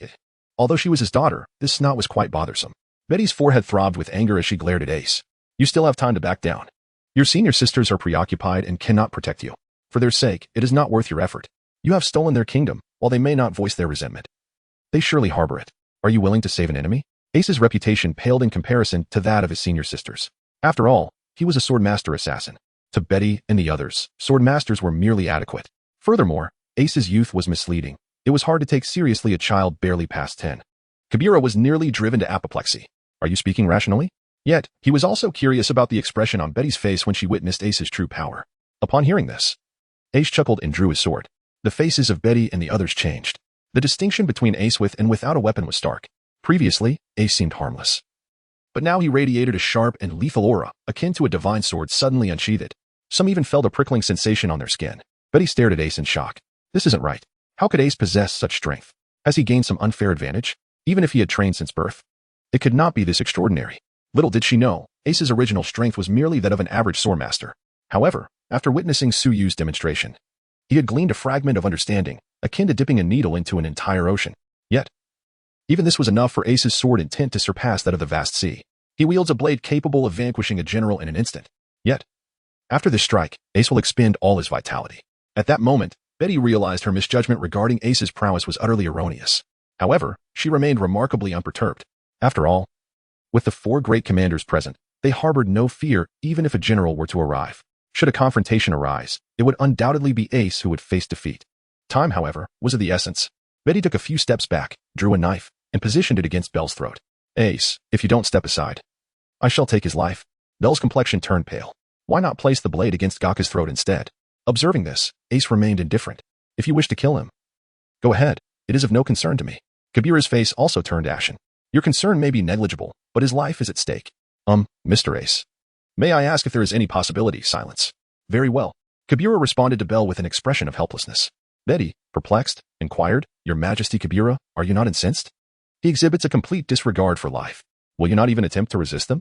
Chapter 107. The Collapse of the Mouthpiece Army. Cobra's expression remained impassive. You resist with such a countenance, he remarked. Betty then turned her gaze toward Ace. Are you truly willing to watch them perish? If you allow them to live, they could surely be of use. Should they die, your plans are bound to falter. Ace's heart remained unperturbed. There is no grand scheme. I simply see no necessity to eliminate Belle. Killing is not the objective, merely a means to an end. Betty suddenly comprehended. I see now. You feign indifference to keep us off guard. Her face bore an expression of triumph, as if she had unmasked him. Ace sighed and replied, Mr. Cobra. Whether they survive is left to fate. If they fall, let it be considered a sacrifice for the nation. Upon finishing his statement, Ace's gaze sharpened abruptly. He positioned his long blade before him and executed the simplest of horizontal slashes. A line of slicing energy cleaved through the air, though its speed was unremarkable. For a moment, Betty felt as though the world before her had been severed in twain. Yet soon she recognized it was an illusion. Cold sweat broke out upon her brow as she hastily evaded. The others followed suit, yet a few remained, pallid and trembling in fear. They were immersed in the essence of the sword, confronting the shattered world before them. The world lay in ruins. From where could they seek refuge? They could only await their demise. Thus, the displeasing strike leisurely cleaved them in twain. Witnessing this, Betty was filled with dread. Had it not been for her timely reaction, she would have sustained grievous injuries, if not death itself. Truly, it was a fearsome sword strike. At that moment, Ace swiftly executed 2 strikes, his movements incredibly rapid. In but a flash of cold light, the bindings of Belle and Gaka were severed. Alarmed, Betty quickly rushed forward to regain control over the two. Yet, just then, a chilling sensation brushed past her ear. A strike whizzed by, leaving a strand of purple hair suspended in the air. A cold sweat broke out on Betty's brow. Had she not halted in time, she would have lost half her head. Seizing this opportunity, Belle and Gaka rushed to Kabura's side, glaring fiercely at Betty. Upon seeing this, Betty's expression darkened considerably. She realized the plan had failed. Your Majesty Kabura, you shall never know the precious opportunity you have lost. You will come to regret this. We must go, Betty declared. Kabura promptly responded, Lord Ace, please exercise caution. They feigned departure only to launch a surprise attack. Upon hearing this, Betty and her companions' faces twisted in disbelief. What kind of enchantment had Kabura been subjected to, that he placed such unwavering trust in Ace? Why did he refuse to believe in their sincerity? It infuriated her. More importantly, she truly harbored such thoughts. Damn Kabura, if he weren't so useful, she would have genuinely considered eliminating him. Thinking of escape? You have no chance of leaving now, Ace remarked coolly. Betty scoffed, declaring, You underestimate us. You may possess great strength, but if we wish to depart, you cannot hinder us. Moreover, you have 4 burdens on your hands. Gababel interjected, Them? The guardians of Alabasta? Burdens? One individual stepped forward and unfurled his cloak. With a wave of his hand, a vast multitude of crows took flight, creating a shadow that obscured the sun. Hurtling towards Cobra and his companions behind Ace. Ace, his expression unyielding, calmly drew his blade. The swarm of crows descended, shattering upon impact into a cascade of black remnants. Another figure stepped forward. He chuckled sinisterly as he hurled a spherical object. The moment the orb touched the ground, it erupted in a blaze of flames. Those black remnants were swiftly ignited. In an instant, the small courtyard transformed into a sea of fire. Cobra and Vivi appeared somewhat alarmed. Witnessing the inferno, Ace fell into deep contemplation. Can he sever the flames? The swordsman is reputed to cleave through anything. Yet, the flames are formless and intangible. Upon witnessing Ace being obstructed, Betty let out a cold laugh before retreating from the courtyard. However, in the next instant, an indescribable sword intent surged forth. Ace closed his eyes and gently swept his blade. The flames extinguished completely, leaving only the residual warmth as evidence of their prior existence. Nothing is beyond my blade, Ace murmured as he opened his eyes. He is still far from being capable. If his master were here, there would be no need to draw a sword. A mere glance would suffice to extinguish the flames. Even in the face of a true sea of fire, his master could undoubtedly quell it entirely. You should abandon all hope. You truly cannot leave today, so cease your struggles, Ace murmured softly. Betty and the others remained silent. Their gazes fixed on Ace as he gradually retreated. Suddenly, a piercing scream filled the air, causing Betty's expression to change dramatically. It came from a member who had just fled. What has happened? She could no longer afford to be wary of Ace, hastily making her way outside. Before she could comprehend the situation, an acrid smell of sulfur assaulted her nostrils. Then, she beheld several individuals sprawled on the ground, half submerged in molten lava. Lava? Lava. Betty's head snapped up, and she was met with the sight of a figure she desperately wished to avoid. Damn it, why is this person here? It was none other than Admiral Akainu. This individual was entirely beyond her expectations. An admiral, coupled with Ace, the situation seemed genuinely perilous. Ah, Admiral Akainu. The Navy has long sought to capture these individuals, hasn't he? Feel free to take them all, Ace remarked with a hearty laugh upon seeing Akainu. The admiral cast a sidelong glance at Ace, scoffing quietly without uttering a word. Betty was left bewildered. Why do these two appear to share such a cordial relationship? When did the Navy become entangled with that individual? Shouldn't there be an irreconcilable enmity between them? Has she missed the update? Everyone else seems utterly bewildered. One Ace is already quite formidable, and now, unexpectedly, a red dog has emerged. It's simply overwhelming. The situation is dire. With a fierce attack, Red Dog wastes no words and strikes directly. This leaves Betty, who wished to instigate further conflict, even more flustered. Crow, move, Betty shouted, evading the molten lava. A wave of energy swept through the ranks of the KK army. They instantly straightened up, their combat power doubling. The spirit of the crows surged, and a vast multitude of crows took to the skies. Admiral Akainu, I am coming. This thing ignites with a mere spark, Ace exclaimed as he unsheathed his sword. The blade shone with unparalleled brilliance, scattering countless crows in its wake. Meanwhile, Betty and the others had already fled to a considerable distance. Akainu snorted coldly, his figure darting forward in an instant. Betty, their speed exceeds ours, the crow remarked, his expression shifting. Gritting her teeth, Betty responded, let us create some chaos. And then Mori can lead us away amidst the turmoil. The crow and Lindbergh nodded in agreement. In a moment, a swarm of fiery crows surged toward the nearby residential area. Damn those mouthy soldiers, Cobra exclaimed, his eyes wide with fury at the sight. He loathed his own powerlessness, unable to confront his foes directly. Upon witnessing this, Ace promptly altered his course. What should be done about one being transferred while another remains? Ek. Your beliefs shall be inherited by us. We will also take good care of your family. I implore you. Chapter 108. A casual plaything. The countenance of the man named Ek shifted dramatically. Ultimately, he resolutely turned to face Akainu. Do not obstruct my path. Akainu's glare was menacing. And as he spoke, a column of magma erupted forth. Ek's breath quickened, yet his subordinates remained steady as ever. Fishman karate. The magma column was partially dispersed, but the remaining portion continued unabated. Ek's heart hardened, knowing that death was inevitable. He chose instead to charge directly at Akainu, embracing him tightly. Get off. Akainu's fist swiftly penetrated Ek's body, brutally tearing apart his tattered form. In mere moments, a gap opened in the ground not far away. The members of the organization leapt down one after another. Rock flow abyss. A deluge of magma surged forward. Those still outside were rendered pale with fear. They hurriedly competed to leap down, but at that moment, the fissure in the ground had mysteriously closed. No, where's the entrance? Mori, open the door. We haven't entered yet. The individuals pounded the ground, their fingers trembling with urgency. Just then, the lava arrived late, and they were immediately engulfed. Accompanied by a cacophony of anguished cries, they lost all vitality. Akainu swiftly appeared, delivering a powerful punch to the ground. The earth cracked open, yet no trace of the soldiers was visible within. Damn it. Akainu growled, his cheeks puffing as he exhaled 2 jets of vapor. At this moment, Ace, who had dealt with the fiery crows, arrived. Humph, Admiral Akainu, calm your anger. It is merely these individuals' shamelessness to blame, Ace remarked, shrugging. After this, they will likely be more cautious. Capturing them again will be exceedingly difficult. Akainu muttered, his eyes ablaze with fury that seemed capable of incinerating the entire Alabasta. Ace chuckled nonchalantly, perhaps they won't escape after all. Akainu abruptly turned to Ace, questioning, what have you done? Ace replied, in truth, nothing at all. They merely walked into the line of fire themselves. No sooner had he spoken than the ground shook violently. Boundless sand was uprooted, several figures were expelled from the depths, and they fell to the ground like petals from a celestial maiden. It was the previously escaped soldiers, including 4 commanders. Simultaneously, several more figures emerged from the earth, resembling stone-carved statues. Akainu gazed at the statues with astonishment. Though they appeared to be stone, his observation Haki revealed that they were indeed living beings. If there was one, it could be attributed to a power user, but there stood 7 or 8. Betty and the others rose from the ground, their expressions dark as they regarded the stone figures. What on earth are these things? If not for these stone figures, we would have successfully escaped long ago. Capture them, Ace commanded. The stone figures instantly sprang into action. Despite their stone composition, they were remarkably agile. Their speed could rival that of a razor. Damn it. The expressions of Betty and the others were exceedingly grim. They realized that they seemed to be no match for those stone figures.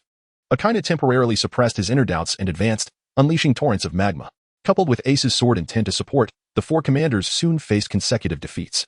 The remaining individuals, witnessing the capture of their commanders, were plunged into despair. What on earth are these monstrous beings? Betty strained her neck upward, her eyes bloodshot. At her words, Akainu turned his gaze towards Ace. He was equally intrigued, for even he sensed the peril emanating from those stone figures. With their coordinated efforts, he feared he might have to yield.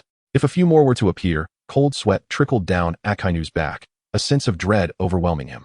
Ace did not conceal the truth, stating, "They're not anything remarkable, merely toys crafted by my teacher on a whim." Akainu responded, "A whim, toys." He sensed danger in the toys he casually crafted. Although there was no evidence, he felt deeply insulted. He gazed at Ace, fixated. Yet Betty seemed to have discovered a treasure, her eyes sparkling with realization. "Ah, this is the handiwork of your teacher. He has violated the rules. He once claimed his involvement in this matter, yet now he has withdrawn from the scene. He has transgressed his own regulations. The entire ocean shall no longer heed his deceitful words." Upon her declaration, Ace regarded her as if she were a fool. "That object was merely a toy bestowed upon us by my teacher. My teacher did not engage directly. Moreover, when has my teacher ever established any rules? I am utterly unaware of such." At these words, Betty was momentarily taken aback, unable to respond. Ace continued, "And are all of you merely blind followers? Incapable of seeing beyond your own narrow perspectives? Rules are crafted by the powerful. Do you truly believe that someone with the capacity to create rules would lack the power to shatter them? You fail to comprehend my teacher's mindset. The perception of this ocean holds no significance for him." After speaking, Ace cast a look of pity at the despondent followers. He then addressed Admiral Akainu, saying, "Admiral Akainu, I entrust these individuals to you." Akainu fixed his gaze upon Ace and replied slowly, "If that individual dares to disrupt the tranquility of the sea, I, Akainu, shall not remain passive. I may not be his equal, yet I shall leave an indelible mark upon him." Hearing this, Ace chuckled merrily and remarked, "Do not be so grave, Admiral Akainu. Have you not seen the state of Alabasta?" Upon hearing this, Akainu's expression softened slightly. He gazed at the distant residential area, a fleeting tenderness flickering in his eyes. Yet it vanished almost as quickly as it appeared. Meanwhile, outside the city, the battle raged with fervor. Kaido and Hancock clashed with a ferocity that darkened the skies. Robin, employing her elusive duplicates, skillfully toyed with both Jin and Queen. However, the advantages of the Zoan fruit were evident here. Countless attacks rained down upon the two, yet they remained largely unscathed, merely sweating from the pain. Queen's previously pierced right chest had now fully healed. The confrontation between Whitebeard and Crocodile, coupled with Chris, resembled a clash of titans. In the heavens, one half was ablaze with fiery clouds, while the other was swept by swirling sands. Amidst this chaos, Whitebeard stood steadfast, barely wavering in his prime. The tremors generated by his iron fists left Chris and Crocodile in a state of ecstasy, unable to resist their overwhelming sensations. At that moment, Kaido let out a sudden roar. His beloved club lay upon the ground, transformed into stone, shattered into several fragments. Thus, filled with profound grief and indignation, Kaido leaped into the sky, once again transforming into the Azure Dragon. Heat breath.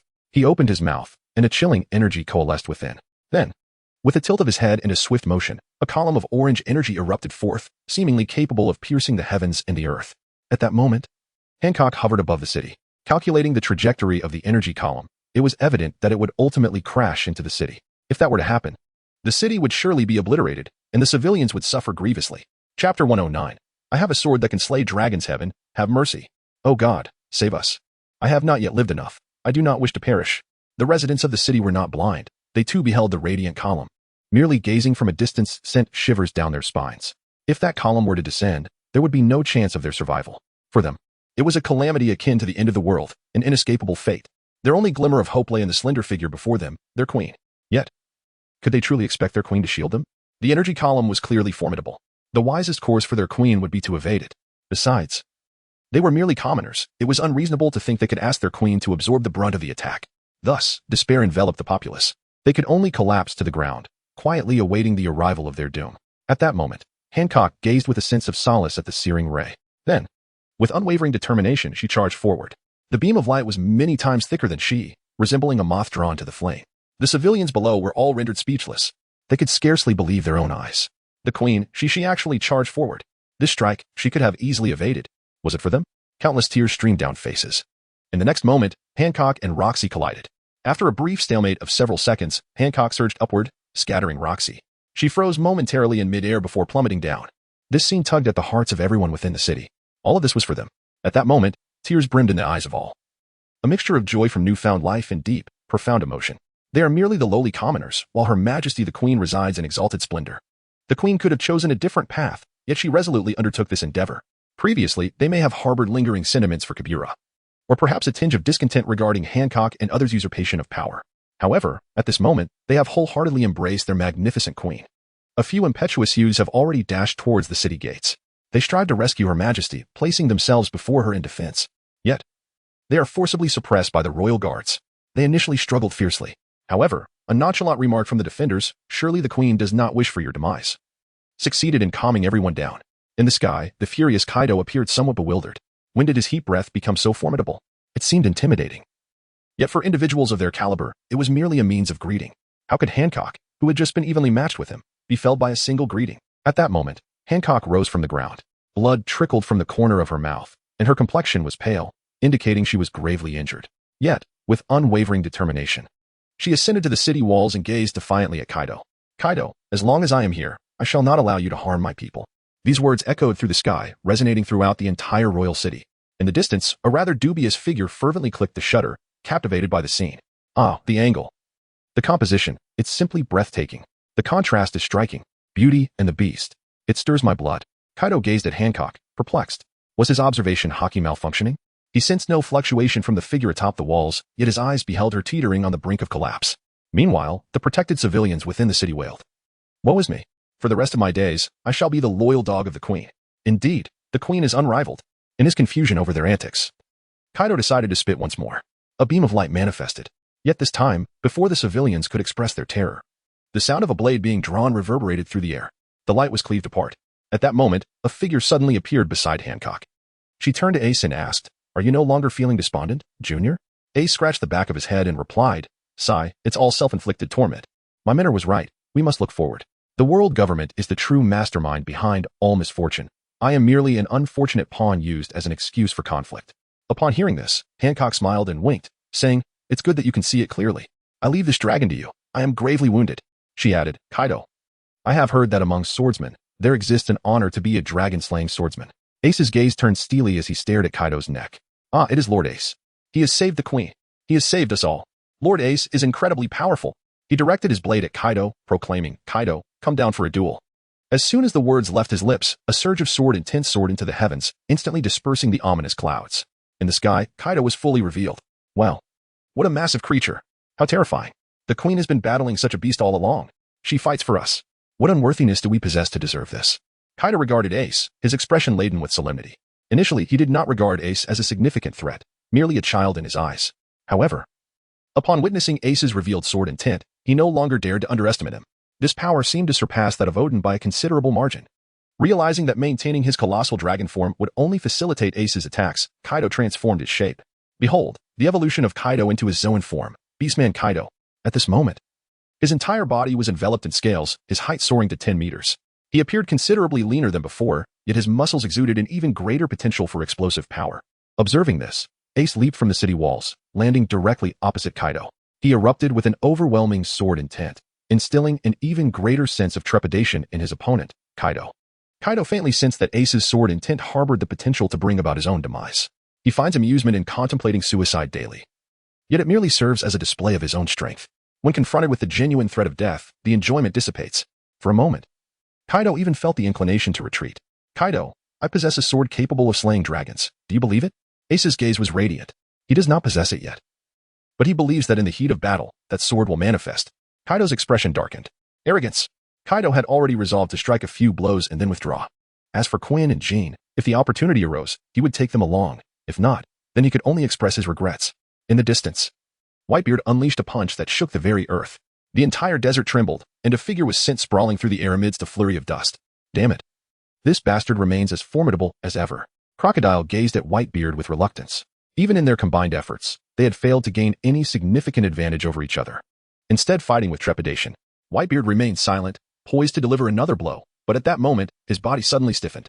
Chapter 110, Dissolution? Chris, who was intently watching Whitebeard, immediately noticed the stiffness in his opponent. Although he was unaware of what had transpired with his opponent, he would not let this fortuitous opportunity slip away. Instantly, an immense inferno enveloped Whitebeard, swirling around him like a tempest. The searing heat was sufficient to scorch his nasal passages with each breath. With a disdainful grunt, Whitebeard trembled momentarily, dispersing the flames that encircled him. However, as his vision cleared, a spiraling, pointed projectile, intertwined with fire and grit, manifested before him. The previous vortex of flames had merely served to obscure his sight and perception. This attack was the true lethal strike. When Whitebeard became aware, the projectile was already less than a meter away from him. He could not react in time. As the whirling conical object pierced through his chest, the searing heat instantly scorched his skin. The rapidly spinning, high-temperature sand particles acted like a grinding wheel, mercilessly rubbing his flesh into a bloody pulp. With a muffled grunt, Whitebeard realized, for the first time in this battle, that he had been wounded. However, as he came to terms with it, a powerful tremor swiftly radiated outward. Crocodile and Chris were both sent flying by the shockwave, scattering the rotating cone as well. Whitebeard paid them no heed. Instead, he turned to face a particular direction. "What are you doing here? Get the hell out of my way," he bellowed with fury. Crocodile and Chris followed his gaze and beheld a sudden burst of vibrant color amidst the swirling sandstorm. Blue and yellow flames, undeterred by the storm, streaked through the air. Crocodile narrowed his eyes. "The 1st Division commander of the Whitebeard Pirates, the Phoenix Marco," he remarked. Chris raised an eyebrow and said, "Is he formidable?" He discerned that the crocodile held this individual in high regard. Naturally, he had heard of this person, yet he remained unaware of the specifics. Crocodile clicked his tongue in discomfort, stating, "It's not merely a question of strength. He is truly of a remarkable kind. Indomitable, with formidable offensive capabilities. In essence, he is utterly repulsive. Moreover, he is not alone." Below the blue and yellow flames, the sand and dust churned unnaturally, indicating that something was racing towards them. As the foe continued to advance, Whitebeard's expression grew increasingly grim. He swung his fist towards that direction with fervor. A violent tremor instantly rent the earth asunder. A fissure surged forth, advancing menacingly. The blue and yellow flames flickered momentarily, resolutely soaring over and landing not far from the white-bearded man. From within, a salted fish emerged. "Old man, I apologize, but I still cannot bear to let you face this alone. Rest assured, only the 3 of us have arrived." Upon witnessing the gruesome sight of blood and flesh mangled upon the white-bearded man's chest, the salted fish's gaze sharpened with acute intensity. He hurriedly approached Whitebeard, evading the descending blade. As a fiery hand pressed against Whitebeard's chest, the flames appeared to feed on his wounds, rapidly mending them as they blazed. "This is my own affair. If you still acknowledge me as your father, quickly take those 2 fools and leave," Whitebeard proclaimed, his sword striking the ground with fierce determination. He is genuinely anxious. His arrival alone presents a stark contrast to the presence of Marco and others. Whitebeard wished to grant them a glimmer of hope. Yet, despite prior assurances, who could have anticipated that these youngsters would sneak in? "Father, we have indeed arrived," Marco remarked with a smile, before casting his gaze towards Chris and Crocodile in the distance. His gaze bore a grave weight. The 2 individuals appeared somewhat disheveled, yet they bore no visible injuries. Conversely, Whitebeard had sustained prior wounds. This seemed rather excessive. As he spoke, a cloud of dust billowed forth. A robust man, carrying another individual upon his shoulder, rushed towards them and swiftly halted beside Marco. Diamond Jozu, renowned for his unparalleled defense, and the fencer Vista, whose swordsmanship was commendable, had arrived. "Since you are here, Whitebeard, where is the rest of your crew?" Crocodile inquired. At this remark, Whitebeard's countenance darkened further. Marco seized the opportunity to respond, stating, "Haha. Today is not a gathering for the Whitebeard pirates. This is merely a personal matter for our father. As his sons, it is only reasonable for us to assist." Upon hearing this, Chris smiled and replied, "Indeed, quite reasonable. Therefore, it is equally justifiable for us to vent our frustrations on the entire Whitebeard pirates, is it not?" Marco, who had initially displayed a smile, found his expression falter and his demeanor sag. This individual was rather unreasonable. A heavy sense of foreboding settled within Whitebeard. "Must it come to this, a fight to the death?" he remarked, Chris still wearing a smile. "What are you talking about? You've come to trouble us. And we can't settle the score afterwards? Moreover, you are pirates. By the way, my boss harbors a profound disdain for pirates. Once the world government is no more, he will never allow the existence of pirates in this world. They must perish, sooner or later." Upon hearing this, Whitebeard felt a jolt in his heart. Indeed, that individual harbored intentions against the world government. But is such a statement permissible to utter so freely? You were crossing the line. Jaw's temper flared immediately. He was inherently endowed with an impenetrable defense and possessed an exceedingly high-spirited nature. At this moment, witnessing the affront directed towards Whitebeard, he could hardly contain his fury. Under the sunlight, Jaw's form shimmered with iridescent hues, resembling a rampaging bull as he charged towards Chris. Chris regarded Jaws with a smile, displaying no inclination to evade. Observing this, Jaw's rage intensified, his speed doubling.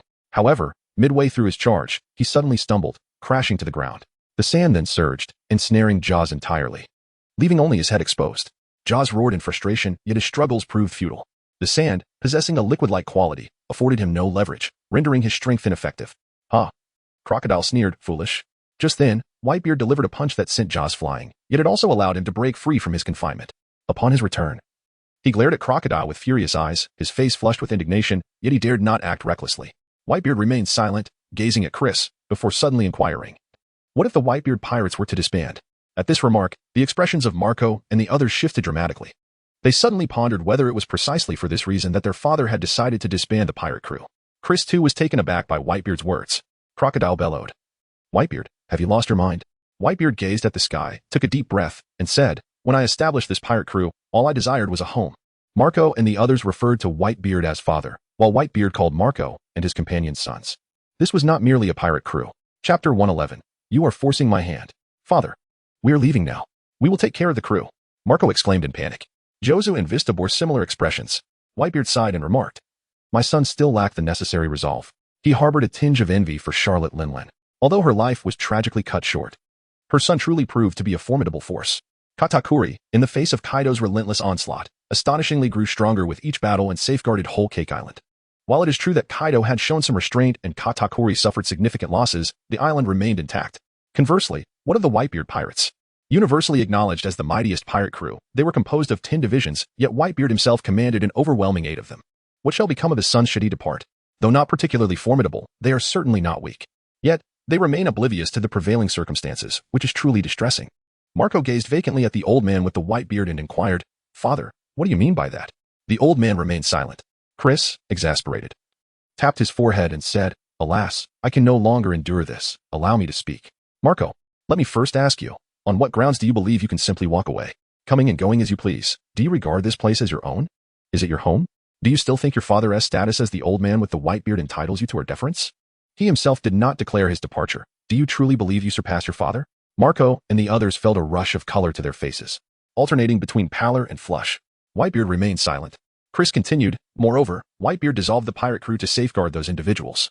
I made it abundantly clear that my boss harbors a deep disdain for pirates. Do you think it's merely a casual aversion? Do you imagine that your unity will compel my boss to wield his sword with greater fervor? Are you still entangled in this dilemma? Marco clenched his fists tightly. Does he not understand? Of course he does. Yet, he is simply unwilling to accept it. It is precisely this unwillingness that renders him inferior to Katakuri. The saying goes, he who hesitates is lost. Had Katakuri been confronted with such a situation, one can only imagine he would have made a choice, rather than languish in indecision like Marco. Suddenly, Whitebeard proclaimed, Enough. I am not yet dead. My sons are not to be instructed by anyone else. Upon hearing this, Chris chuckled lightly and remarked, While you may not be dead, your demise is inevitable. Marco and the others glared at him with fury, wishing to rend him apart. However, Whitebeard was not incensed. Instead, he burst into laughter, a laugh that resonated with authority and grandeur. So, are you certain you wish to witness my final gamble before I depart this world? This island will not be spared. Chris raised an eyebrow and said, Interesting. Is this a threat? Whitebeard responded, Not at all, merely a proposition. Allow them to leave, and they shall no longer be pirates. Upon hearing this, Chris pondered for a moment, then smiled, saying, In truth, whether they live or die is of little consequence. However, while you may be capable of obliterating this island, we shall certainly survive. Do you think the captain and her crew will refrain from unleashing their wrath upon your Whitebeard pirates? In that case, none of your sons would escape unscathed. At this, Whitebeard's expression soured. Just as Chris had stated, he dared not act in such a manner. He took a deep breath and said, But I possess the ability to accomplish this. If you push me to my limits, I assure you, rationality will be the least of my concerns. Surely, you do not wish to witness the destruction of this island. Marco and the others stood by, their hearts heavy with sorrow. Their father has always believed in taking action rather than wasting words. It is all because of them. They proved to be a hindrance rather than a help, becoming a burden for the old man. Chris, why are you still engaged in idle chatter? A melodious yet commanding voice resonated. The crowd turned towards the source of the sound and beheld a graceful figure striding forth with feline elegance through the swirling sand, resembling a sovereign on a royal procession. It was none other than Hancock, who had previously endured a severe injury. At the sight, Chris, who had just exuded an aura of dominance, instantly morphed into a sycophant. Hey, big sister, you just need to rest. We are here for you. Crocodile cast a disdainful glance at Chris. Devoid of any sense of pride befitting a master. At that moment, he noticed Hancock casting a glance in his direction. He curled the corners of his mouth upwards, revealing a smile. The white beard alone is enough for you to brew a pot. Leave these little mice to me, Hancock declared. Marco and the others clenched their fists tightly. The little mice? They have witnessed the scene where Hancock could barely withstand a single attack from Kaido. With such a display, do they still have the audacity to look down upon them? Whitebeard's expression darkened. The opponent was undoubtedly a peer of his caliber. If she chose to strike, Marco and the others would stand no chance of escape. Scarlet Queen, Hancock said impatiently, waving her hand. I understand your intention to threaten by claiming you can obliterate this island. Why not give it a try? With that, she disregarded the astonished Whitebeard and turned her gaze towards Marco and the others. Look at me. Upon hearing her command, Marco and the others instinctively turned their eyes toward Hancock, only to find her gaze shimmering with a pink aura. They were momentarily dazed. Seizing the opportunity, Hancock swiftly approached Jaws. Observing this, Whitebeard's gaze sharpened, ready to take action. How could I allow you to interfere with the captain? Shiryu, it's time to act. Chris's reckless style compelled Whitebeard to pause his movements. He could only watch as Hancock delivered a swift kick to Jaws' right arm. With a crack, the impacted area turned to stone and shattered. The pain jolted Jaws awake, prompting a startled exclamation as he hurriedly retreated, gazing at his arm. A cold sweat broke out on Jaws. The petrifying force was like maggots feasting on rotting flesh, relentlessly burrowing into his arm. He gritted his teeth, his left hand transforming into a blade, letting out a muffled groan as he severed his right arm. During this time, Hancock did not relent. Both Marco's left leg and Vista's right leg suffered grievously. Marco's azure flames surged wildly, yet he could only barely suppress the overwhelmingly tyrannical petrifying force. Reluctantly, he was compelled to sever his own limb. Marco gazed in horror at Hancock, realizing that in a fleeting moment, they had become a world torn asunder. Witnessing the dire plight of his sons, Whitebeard lost his composure. His eyes glowed crimson as he bellowed, "This is forced upon me." An overwhelming, irresistible tremor emanated from within Whitebeard, transforming him into a veritable source of seismic energy. Everything in the vicinity began to resonate with his fury, and this vibration exhibited an inclination to propagate infinitely outward. Should the entire island fall under its influence, the fate of the land would rest solely within Whitebeard's will. Hancock regarded him with astonishment. This technique was indeed formidable. No wonder he was said to possess the power to annihilate the world. Chapter 112. Is he dead? This maneuver required time, yet Whitebeard was acutely aware that these individuals would not afford him such luxury. Thus, he prepared to exert every ounce of his strength. Surprisingly, Hancock showed no intent to engage. Sister, if this island were to be shattered by pirates, the seas would surely be engulfed in chaos. I wonder if it could incite a resurgence of hatred towards pirates. It is a pity for the multitude in Alabasta, Chris lamented. He understood that, at this moment, Whitebeard resembled a rabid dog. Approaching him could result in a vicious bite. Hancock shrugged and remarked, "Perhaps, but this island cannot be destroyed." Upon hearing this, Chris inquired with curiosity, "Does the captain have a solution?" Hancock shook her head, replying, "I have no solution, yet I am certain that this island is indestructible." With that, she smiled, a blossom unfurling in the chill of winter. Crocodile, observing the calm demeanor of the other two, decided to remain unhurried as well. Leaning against the wall while savoring his cigar, Whitebeard felt somewhat bewildered. Did these individuals truly not care about the fate of Alabasta? Was there still a need for him to act? This thought left him with a sense of discomfort akin to constipation. The tremors continued to spread, soon enveloping Alabasta. Everything quivered slightly, as if a calamity was lurking just beneath the surface. Yet, at a certain moment, this trembling abruptly ceased, an unexpected silence. The people of Alabasta scratched their heads in confusion. How peculiar, they thought. Everything had just begun to shake without warning. They too were caught in the tremor, which was rather pleasurable. Just as they were savoring the moment, it abruptly ceased. The old man with the white beard was left in a state of astonishment. He did not intend to cease, yet the vibrations had indeed faded away. As a practitioner of intricate techniques, he perceived more than others. He faintly sensed that his vibration had been extinguished. It was an odd sensation. Vibration, intangible and insubstantial. Devoid of the concepts of life and death, how could it be said to be killed? Yet, his feelings insisted that the vibration had indeed been silenced. This perception, transcending common understanding, caused Whitebeard to swallow hard. What was happening? He halted his actions. Chris inquired curiously. No, he did not wish to stop. Yet he had no choice but to do so. Hancock looked up at the sky and smiled. Noticing Hancock's utter lack of surprise, as if he had anticipated this, Chris became even more intrigued. Was it the captain's doing? Did you orchestrate this? How did you accomplish it? I sensed that move had been extinguished. Whitebeard rumbled. Chris and the others were left dumbfounded. Extinguished? Surely, Whitebeard was not losing his wits. How could a technique possibly be extinguished? Upon hearing this, Hancock cast a glance at Whitebeard and remarked, "It was not I, but I know who did." At this, Whitebeard paused momentarily, then let out a wry smile. Indeed. You were students of that individual. Given the circumstances, how could that person truly refrain from intervening? He found himself surprisingly convinced by Hancock and the others' words. Chris soon came to a realization, and then he found it no longer strange. He is indeed a remarkable individual, capable of astonishing feats that evoke no surprise. Crocodile shuddered at the thought. The mere fact that someone was watching from an unknown location sent chills down his spine. Whitebeard sighed, acknowledging the prowess of that individual. Without even making an appearance, that person effortlessly neutralized his lethal strike. It was a clear indication that Whitebeard lacked the qualification to even strive against such a formidable presence. This is the current strongest in the world. I concede, Whitebeard lamented. Just a single moment was sufficient to reveal the vast chasm between them. Continuing the fight would prove futile. With that individual present, Hancock and her companions were already invincible. Thus, he resolved to don the bracelet himself. Awaiting the moment for public execution, Whitebeard holds profound significance among pirates. He passed away before the eyes of the world, serving as a definitive conclusion to an era. Observing the oversized handcuffs, Whitebeard suddenly chuckled. His adversaries appeared remarkably well prepared. Marco and the others gritted their teeth in indignation. How dare you insult our father in such a manner? Chris cast a disinterested glance at Marco, finding it hardly worth his time to engage with his foolish brother. With a sigh, Whitebeard remarked, "Is it truly impossible to spare them? Father, there's no need to plead for them." Silence. Whitebeard bellowed, delivering a punch that rendered Jaws unconscious.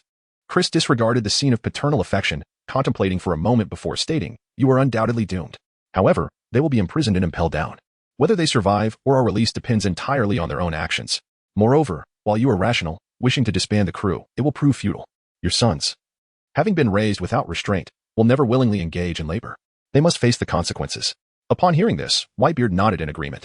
He picked up the handcuffs made of sea tower stone and adorned himself with them. His white beard signified that the curtain had fallen here. Reflecting on his life, he found little to regret, though a concern for his sons lingered. No, there were indeed regrets. Suddenly, the old man inquired, "May I meet that individual?" Chris glanced towards Hancock, who shrugged and replied, "Since my teacher is present, he can naturally hear what you say. If he wishes to see you, he will naturally make an appearance." Suyo sat cross-legged beneath the dense clouds in the sky, resting his chin on one hand, listlessly observing the rolling sea of clouds. However, everything that transpired in Alabasta was vividly apparent to him. He feigned indifference regarding his own child's battles, yet how could he truly remain unconcerned? He had been here even before Kaido's arrival. Kaido had barely swept past the clouds beneath him without detecting his presence. The tremors caused by Whitebeard's desperate gambit were also orchestrated by him. With a mere thought, the sword's aura manifested. All things became the sword. And the sword embodied all things. The one struck was even unaware of the manner in which they were cut. He clearly heard Whitebeard's words. In truth, there was nothing wrong with meeting. It was simply that he could not fathom what to say to Whitebeard afterward. It would only serve to heighten the awkwardness. Ultimately, there was little to discuss, so perhaps it was best not to meet at all. 5 seconds elapsed, and nothing transpired. Whitebeard sighed in disappointment. The other party was unwilling to meet him. "You all, remain where you are. Marco, you are responsible for gathering the Whitebeard pirates. This will simplify matters," Chris instructed. Marco abruptly lifted his head, staring intently at Chris. "Do you wish for me to betray him?" Chris chuckled and replied, "How can this be termed betrayal? You are safeguarding the Whitebeard pirates. Such a course of action would only result in the demise of a portion of our people. However, should we attempt to capture them, the entire crew may perish. Surely you do not wish to witness the annihilation of the Whitebeard pirates?" Upon hearing this, Marco's expression shifted repeatedly. Ironically, it was Chris who uttered these words, and they possessed the capability to act. "Marco, heed their words," Whitebeard commanded. "Ha ha ha, this is your captain's order. Do you intend to disobey? Remember to persuade them well when the time comes. Otherwise, death will come easily." Chapter 113. Do not let him escape. Marco fell into silence. He resolved to convey the matter truthfully to his companions. If there were those who wished to flee, then let them escape. The world is vast. Even the mightiest among them cannot hope to extract a needle from the depths of the ocean. Marco departed. Jozu and Vista, shackled, trailed behind Whitebeard. At that moment, Ace and Kaido were locked in a frenzied battle. Each strike from Ace posed a significant threat to Kaido, embodying an essence that seemed capable of annihilating all. Even Kaido felt a tremor of fear. Yet, the one in a more precarious state was Ace. Kaido, with his tough hide and towering 10-meter stature in his beast form, boasted an astonishing regenerative ability. Even if Ace's sword intent could delay Kaido's recovery, it merely resulted in a few additional wounds. Compared to his formidable offensive capabilities, Ace's defensive prowess appeared woefully inadequate. Fortunately, having been born in Windmill Village, he possessed the physique of a super windmill man. Otherwise, he might have been forced to wager his life on a desperate strike against Kaido. "Ace, do you need assistance?" inquired Hancock, who had rushed to the scene. Kaido felt a jolt of surprise, instinctively distancing himself from Ace, while warily observing Hancock not far away. However, upon seeing her, he was taken aback. Good heavens! If he was not mistaken, the one in shackles was none other than his colleague, Whitebeard. What on earth was happening? How long had it been since Whitebeard had been defeated? And captured alive, no less? Capturing a figure like Whitebeard alive was several times more challenging than simply killing him. What had transpired? Kaido felt himself teetering on the edge of madness. Moreover, though he was loath to admit it, Whitebeard was indeed stronger than he. This was absurd. If Whitebeard had been captured alive, could it be that a similar fate awaited him? Should he retreat? It would be somewhat humiliating, yet preserving his life was paramount. Ace wiped the blood from his face, smiled, and replied, "Thank you, Senpai, but I prefer to handle this myself. I must trouble you, Senpai, to keep an eye on Kaido and ensure he does not escape. The fact that I have yet to strike Kaido means my sword is still insufficiently sharp. He intends to borrow Kaido to sharpen his sword." Upon hearing this, Kaido erupted in fury. "Huh, brat, whom do you dare insult? Do you think I would flee? What a joke. I am Kaido." Hancock reassured, "Do not worry. With me here, he will not escape." Kaido's face turned pale. "Damn it, Whitebeard, you fell too swiftly. You've truly put me in a dire predicament." Chris and Crocodile made their way towards Robin. "Big sister, leave these two to us," Chris declared. In the arena, Robin's figure exploded into a myriad of petals, then coalesced into her true form. With a smile, Robin said, "Then I shall trouble you." "No trouble at all," Chris replied with a hearty grin. Then turned to Jean with a menacing smirk. "Heh, bald bird? Are you prepared for death? Jean was infuriated to the brink of madness. He is a pterosaur. Do you even understand what a dragon is, you fool? Crocodile approached Quinn, a cigar still clenched between his teeth. The three disasters of the beasts? I hope they can provide me with some amusement. Upon witnessing this, the flesh on Quinn's face quivered slightly. He witnessed the fierce battle between those two teaming up against Whitebeard, a clash that was intensely contested. Meanwhile, if he joined forces with Jean, they would undoubtedly be pounded mercilessly by Kaido. What is the point of the struggle? Should they not concede defeat? Over there, Joza has merely been captured, hasn't he? When has Whitebeard ever been taken alive? Did he dream? Why does it feel like a different world? Goodness, even the old man with the white beard has been captured. And he still resists with such fervor. Just as Quinn was about to concede, Crocodile, with his fiery temperament, unleashed a relentless sandstorm. Quinn turned pale. Is it really this urgent? Shouldn't there be a pre-battle exchange of threats? Oh, Kaido, you have truly put me in a bind. The battle concluded swiftly. No matter how formidable Jin and Quinn were, they were merely at the level of elite vice-admirals now. In contrast, Chris and Crocodile were akin to admirals. The disparity was vast, the two could hardly escape. In the end, Chris delivered a vicious strike, severing Jin's head.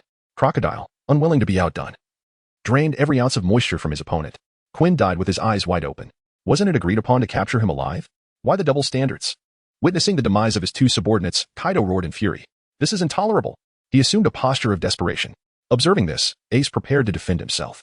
However, Kaido seized the opportunity to transform into an azure dragon and soared into the sky. Hancock had been fixated on Kaido and, noticing his intention to flee, immediately aimed to capture him. Yet Kaido had long anticipated Hancock's move. Just as his tail was about to be seized, he transformed into a beastman, propelling himself upward with multiple leaps, ascending over 100 meters. He then shifted back into a dragon, diving into the clouds. Damn it! A fierce, murderous intent glimmered in Hancock's eyes. With her long legs, she stepped into the air, intent on pursuing him. But in the next moment, Kaido, who believed he had successfully evaded capture, felt an overwhelming pressure descending from the heavens before he could revel in his escape. Before he could react, he plummeted from the sky. Kaido crashed to the ground, lying dazed. Moments ago, while airborne, he had sensed something, a great terror. As if the heavens themselves had erupted in fury. Even his usual composure faltered in that instant. What was that? Who was up there? Kaido suddenly sprang to his feet, appearing frantic. Kaido, there's no escape for you. You might as well serve as a sharpening stone for me. This way, you can die with some semblance of dignity. Ace declared, approaching him with a blade in hand, leaving a trail of blood in his wake. Upon hearing these words, Kaido's gaze snapped to Ace, his eyes widening in shock, revealing bloodshot orbs. It was him, wasn't it? The herald has arrived. He should have foreseen this. No wonder Whitebeard was captured so swiftly. It turns out it was that formidable individual who intervened. The mere thought of that person's immense power sent a chill down Kaido's spine. Indeed, as long as that figure is present, he is utterly unqualified to escape. He was utterly oblivious to how he had fallen. The disparity was astonishing. Ace gazed at the sky, murmuring, Master, you once stated that weapons are meant for slaughter. Therefore, everything can kill. As the words left his lips, Ace surged forth with aggression. A chilling glimmer of cold light flickered, causing Kaido's hair to stand on end. It was frigid. The aura of death was palpable. Kaido unleashed his Conqueror's Haki, momentarily halting Ace's blade. With a swift movement, Kaido launched a punch, sending Ace reeling and spitting blood. Hancock, witnessing the scene, felt an irresistible urge to intervene, yet ultimately restrained herself. Huh? Are you sharpening your blades against me? I am Kaido. Will your sword shatter? Kaido bellowed in fury. He has lost all sense of measure. Ace stood firm, coughing up several mouthfuls of blood. He stood trembling, yet no one could overlook his presence. At this moment, the sword intent emanating from him was truly fearsome. To practice swordsmanship, one must possess the courage to confront death. Ace tightened his grip on the knife and resolutely charged towards Kaido once more. In Kaido's eyes, there was nothing but ferocity as he lunged forward in response. Chapter 114. Dinosaurs are also dragons. Kaido's entire being surged with bloodlust and power, all his essence coalescing into a single punch. This strike would even draw the attention of Whitebeard. Hancock clenched her fists, but soon recalled that her mentor was present, with his strength. He could undoubtedly rescue Ace at the last moment. Consequently, she relaxed. Before the punch could land, the wind began to howl. Ace's skin tightened, and his hair stood on end. His body trembled with fear, yearning to flee. Yet he remained steadfast. The courage to embrace death. A glimmer flickered in Ace's eyes as he sensed it, the breath of death. Ace charged forward. In the next heartbeat, the two figures collided and froze in time. Everyone instinctively held their breath, awaiting the inevitable outcome. 3 seconds later, Ace tilted his head back and expelled a torrent of crimson blood, enveloping himself in a mist of gore. Then, he fell backward. Chris's expression shifted dramatically as he rushed forward with utmost speed to catch Ace. In that moment, Ace's body resembled a tattered sack, a pitiful sight indeed. The crowd could not help but feel disheartened. Failure had once again claimed its toll. Yet in the next instant, Kaido's imposing figure trembled slightly. His arm, which had been thrown in a punch, suddenly detached from his body. With a thud, the crowd was roused from their stupor. Chris stared blankly at Kaido and then at the severed limb, before letting out a heartfelt exclamation. The little boss is incredible. Whitebeard marveled at the display of strength. Truly impressive indeed. Vista appeared dazed, murmuring, to live is to confront death, to live is to confront death. In Chris's embrace, Ace coughed up blood and, in a faltering voice, said, I believe I can still be saved. Hearing this, Chris snapped into action. Doctor! Where's the doctor? He held Ace tightly while shouting loudly. Hancock, unable to bear it any longer, delivered a sharp punch to Chris's head. If you don't quiet down, your junior will be shaken to death. Suddenly, Hancock's expression tightened, and she appeared somewhat flustered. She noticed that Ace's pupils seemed a bit unfocused. Teacher, please come out quickly. The junior is in danger. Upon hearing this, Whitebeard's gaze sharpened. Is he about to emerge? The figure of Kaido, leaning nearby, also trembled slightly. Everyone held their breath in anticipation. At that moment, a sigh unexpectedly echoed in their ears. A figure appeared beside Chris without warning, as if it had always been there but only now revealed itself. Suyu extended his hand, and a white halo enveloped Ace. Immediately, the attention of Whitebeard and the others shifted entirely to Ace. In their eyes, Ace was already on the brink of death, his breath nearly extinguished. He was merely lingering between life and death. In such a state, even the healing fruit might only provide a fleeting revival. The legendary surgery fruit might not be effective either. They found it hard to believe that Suyu could pull him back from the brink of death. Yet, in a mere second, their eyes widened in astonishment. For Ace's breath was beginning to rise, and at an astonishing pace. In just 3 short seconds, Ace's breath had stabilized. Suyu withdrew his hand, and at that moment, Ace had fully recovered. He also took the opportunity to assist Ace in removing the thorns from his hands. The traces of blood on Ace's body bore witness to the recent events, as Suyu became increasingly adept at the art of life preservation. He had begun to grasp the legendary ability to resurrect the deceased. Provided that the duration of death was brief, he could indeed bring them back. The onlookers were left in stunned silence. He truly brought someone back to life. Is it really possible to achieve such a feat? Moreover, the speed of it was astonishing. Ace appeared momentarily bewildered before leaping down from Chris. He scratched the back of his head, only to discover a familiar figure standing beside him. Ace grinned foolishly and called out to his teacher. Suyu let out a huff, delivering a solid punch to Ace's head. Do you realize that had I not been here this time, you would have truly perished? If you wish to play the game of life and death, you must not genuinely bring about your own demise. Ace, cradling his head and gasping for breath, recoiled slightly. Well, I apologize, dear teacher. Please be gentle. You have just saved my life, so do not hasten to send me back to the grave. He initially intended to offer a feeble excuse. But upon catching Suyu's stern gaze, he quickly adjusted his demeanor. Junior, you ought to tread carefully. There's an art to courting danger without meeting your demise. What you are doing is akin to hastening your own end, Hancock remarked, exasperated. He then turned to Suyu, grinning sheepishly, teacher. The crowd was left in stunned silence. Was this the formidable Scarlet Queen, exuding an aura of dominance and defiance? How was it that in Suyu's presence she transformed into an endearing little kitten? Well done, Suyu responded with a smile. At his words, Hancock's grin widened further. Teacher, what about me? Robin chimed in, peeking out from behind Hancock. You did splendidly as well, Suyu affirmed, eliciting a smile from Robin. After all their efforts, it was merely for a word of praise from their teacher, a fulfillment of their aspirations. Whitebeard, meanwhile, scrutinized Suyu, perceiving an unassuming exterior. Had he not seen photographs? Who would suspect that this youth was the current world's strongest? Yet, during the recent healing of Ace, Suyu revealed his extraordinary prowess. No, Whitebeard mused. That should not merely be termed healing. It was akin to resurrection. The remarkable energy he wielded radiated an unparalleled vitality, and he had executed it with such casual grace. Destruction, undoubtedly, would be far simpler than saving a life. Whitebeard could scarcely fathom the spectacle that such energy would unleash in an offensive capacity. He had initially wished to meet Suyu, but upon actually encountering her, he realized he had nothing of substance to convey. Moreover, there stood a small dragon person nearby. Suyu caught sight of Kaido, who trembled at the sound of her voice. Without a moment's hesitation, he transformed and soared into the sky. Suyu glanced at Kaido, who then froze in place. In the next instant, Kaido's body disintegrated, his limbs scattering across the ground, 49 pieces in total. Whitebeard and the others stared at the gruesome remnants, momentarily lost in disbelief. Was Kaido truly dead? Was it all so hasty? Chris and Crocodile gulped in shock, overwhelmed by the brutality of it all, especially considering the sheer number of pieces. Terrifying. Our leader is utterly terrifying. Ace stood in stunned silence, scratching the back of his head in distress. Teacher, your strike was far too swift. That might well have been the only dragon in this world, and now the title of Dragon Slayer has vanished. Those rare and legendary titles I once possessed. Suyu rolled his eyes and remarked, even dinosaurs or dragons, slaying a dinosaur counts too. Ace looked utterly bewildered. Does that really count? Teacher, don't confuse me. Suyu replied, that cannot be. You are destined to set a new standard, for you will become the strongest swordsman. As my student, all future swordsmen will look up to you. Slaying Kaido, or any dragon with wings, is heresy. Only the defeat of dinosaurs can be deemed orthodox. Ace pondered this, seemingly grasping the logic. Robin also appeared contemplative. Indeed, those who wield power are the true arbiters. Why should they adhere to rules set by the weak? They are fully capable of crafting their own. By the way, teacher, the KK army has arrived, Ace stated. So you raised an eyebrow and inquired? The KK army? What brings them here? They have no reason to provoke us. Teacher, have you forgotten? Their leader was defeated by you, Ace reminded. Upon hearing this, so you smacked his lips and remarked, is there anyone foolish enough to seek vengeance for such a leader? To utter such words? Surely no one could be so blindly loyal. Ace pondered for a moment and replied, the ones who have come are those 4 commanders. At this, so you appeared contemplative. So they were not from the headquarters, which meant they had not witnessed firsthand how audacious Dorag was that day. Yet, did none of those who witnessed the events relay Dorag's exploits to them? TSK, the military is truly chaotic. So you found little interest in these trivial details.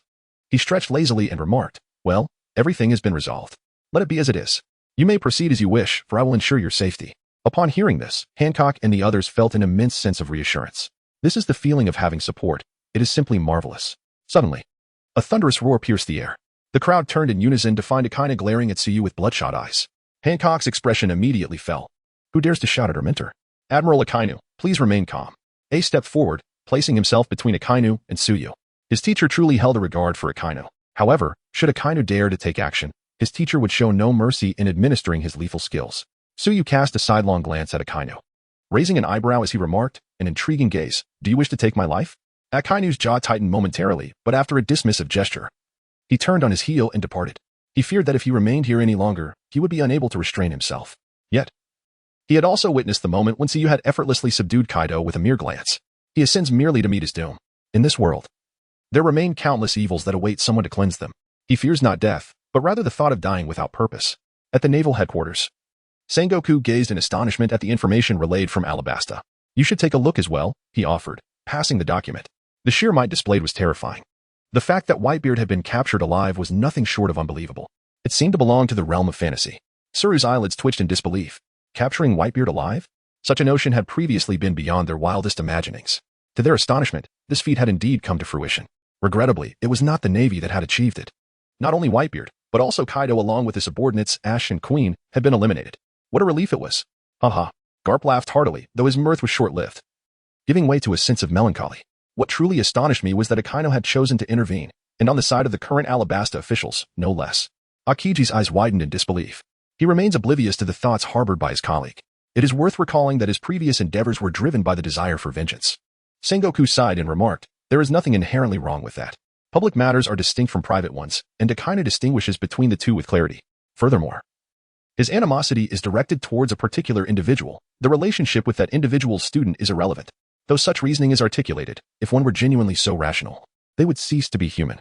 Had Akainu been aware of Ace's affiliation with SY prior to their acquaintance, the circumstances would have unfolded differently. Suddenly, the den mushi rang. Sengoku promptly answered the call. Lord Gorosei, what? Understood. Rest assured. Sengoku, what is the matter? Crane inquired. Sengoku placed the receiver down, his expression peculiar, and said, well, it appears that Lord Gorosei has just informed me that the notorious KK army has audaciously launched an attack on the affiliated nation of Alabasta. This is a blatant affront to the world government. They were filled with fury, demanding that we intensify the search for the notorious KK army. The crowd murmured. Do not presume they are unaware. It was you who led Kaido and Whitebeard to their demise. Has the world government succumbed to cowardice once more? Soon. The outcome of the battle in Alabasta reverberated throughout the world. It was then that the people realized the magnitude of the peril Alabasta had previously faced. After all, it was none other than Whitebeard and Kaido figures who stood at the pinnacle of piracy. Just the mention of Whitebeard's name could silence a child's cries out of fear. Each one of them possessed the power to obliterate an entire nation with ease. If two were to unite, the citizens of that nation might as well prepare their own funeral rites. Yet, astonishingly, the beleaguered Alabasta had persevered against such overwhelming odds. Not only that, they had vanquished Kaido and captured Whitebeard alive. It was utterly ludicrous. In an instant, word spread that the new king of Alabasta was a formidable force to be reckoned with. Almost simultaneously, a series of photographs circulated globally. One such image depicted Hancock, selflessly shielding her people from harm, ultimately succumbing to grievous injuries and spitting blood. No way, I must be mistaken, one gasped. That is the esteemed king. Willingly taking a tax meant for us lowly commoners? This is unprecedented. The citizens of Alabasta felt an overwhelming sense of pride, while individuals from other nations were consumed by envy. This was especially true for nations governed by tyrants and those ravaged by pirates. The populace of these countries could scarcely fathom the sense of security that Alabasta enjoyed. When would such a life be attainable for them?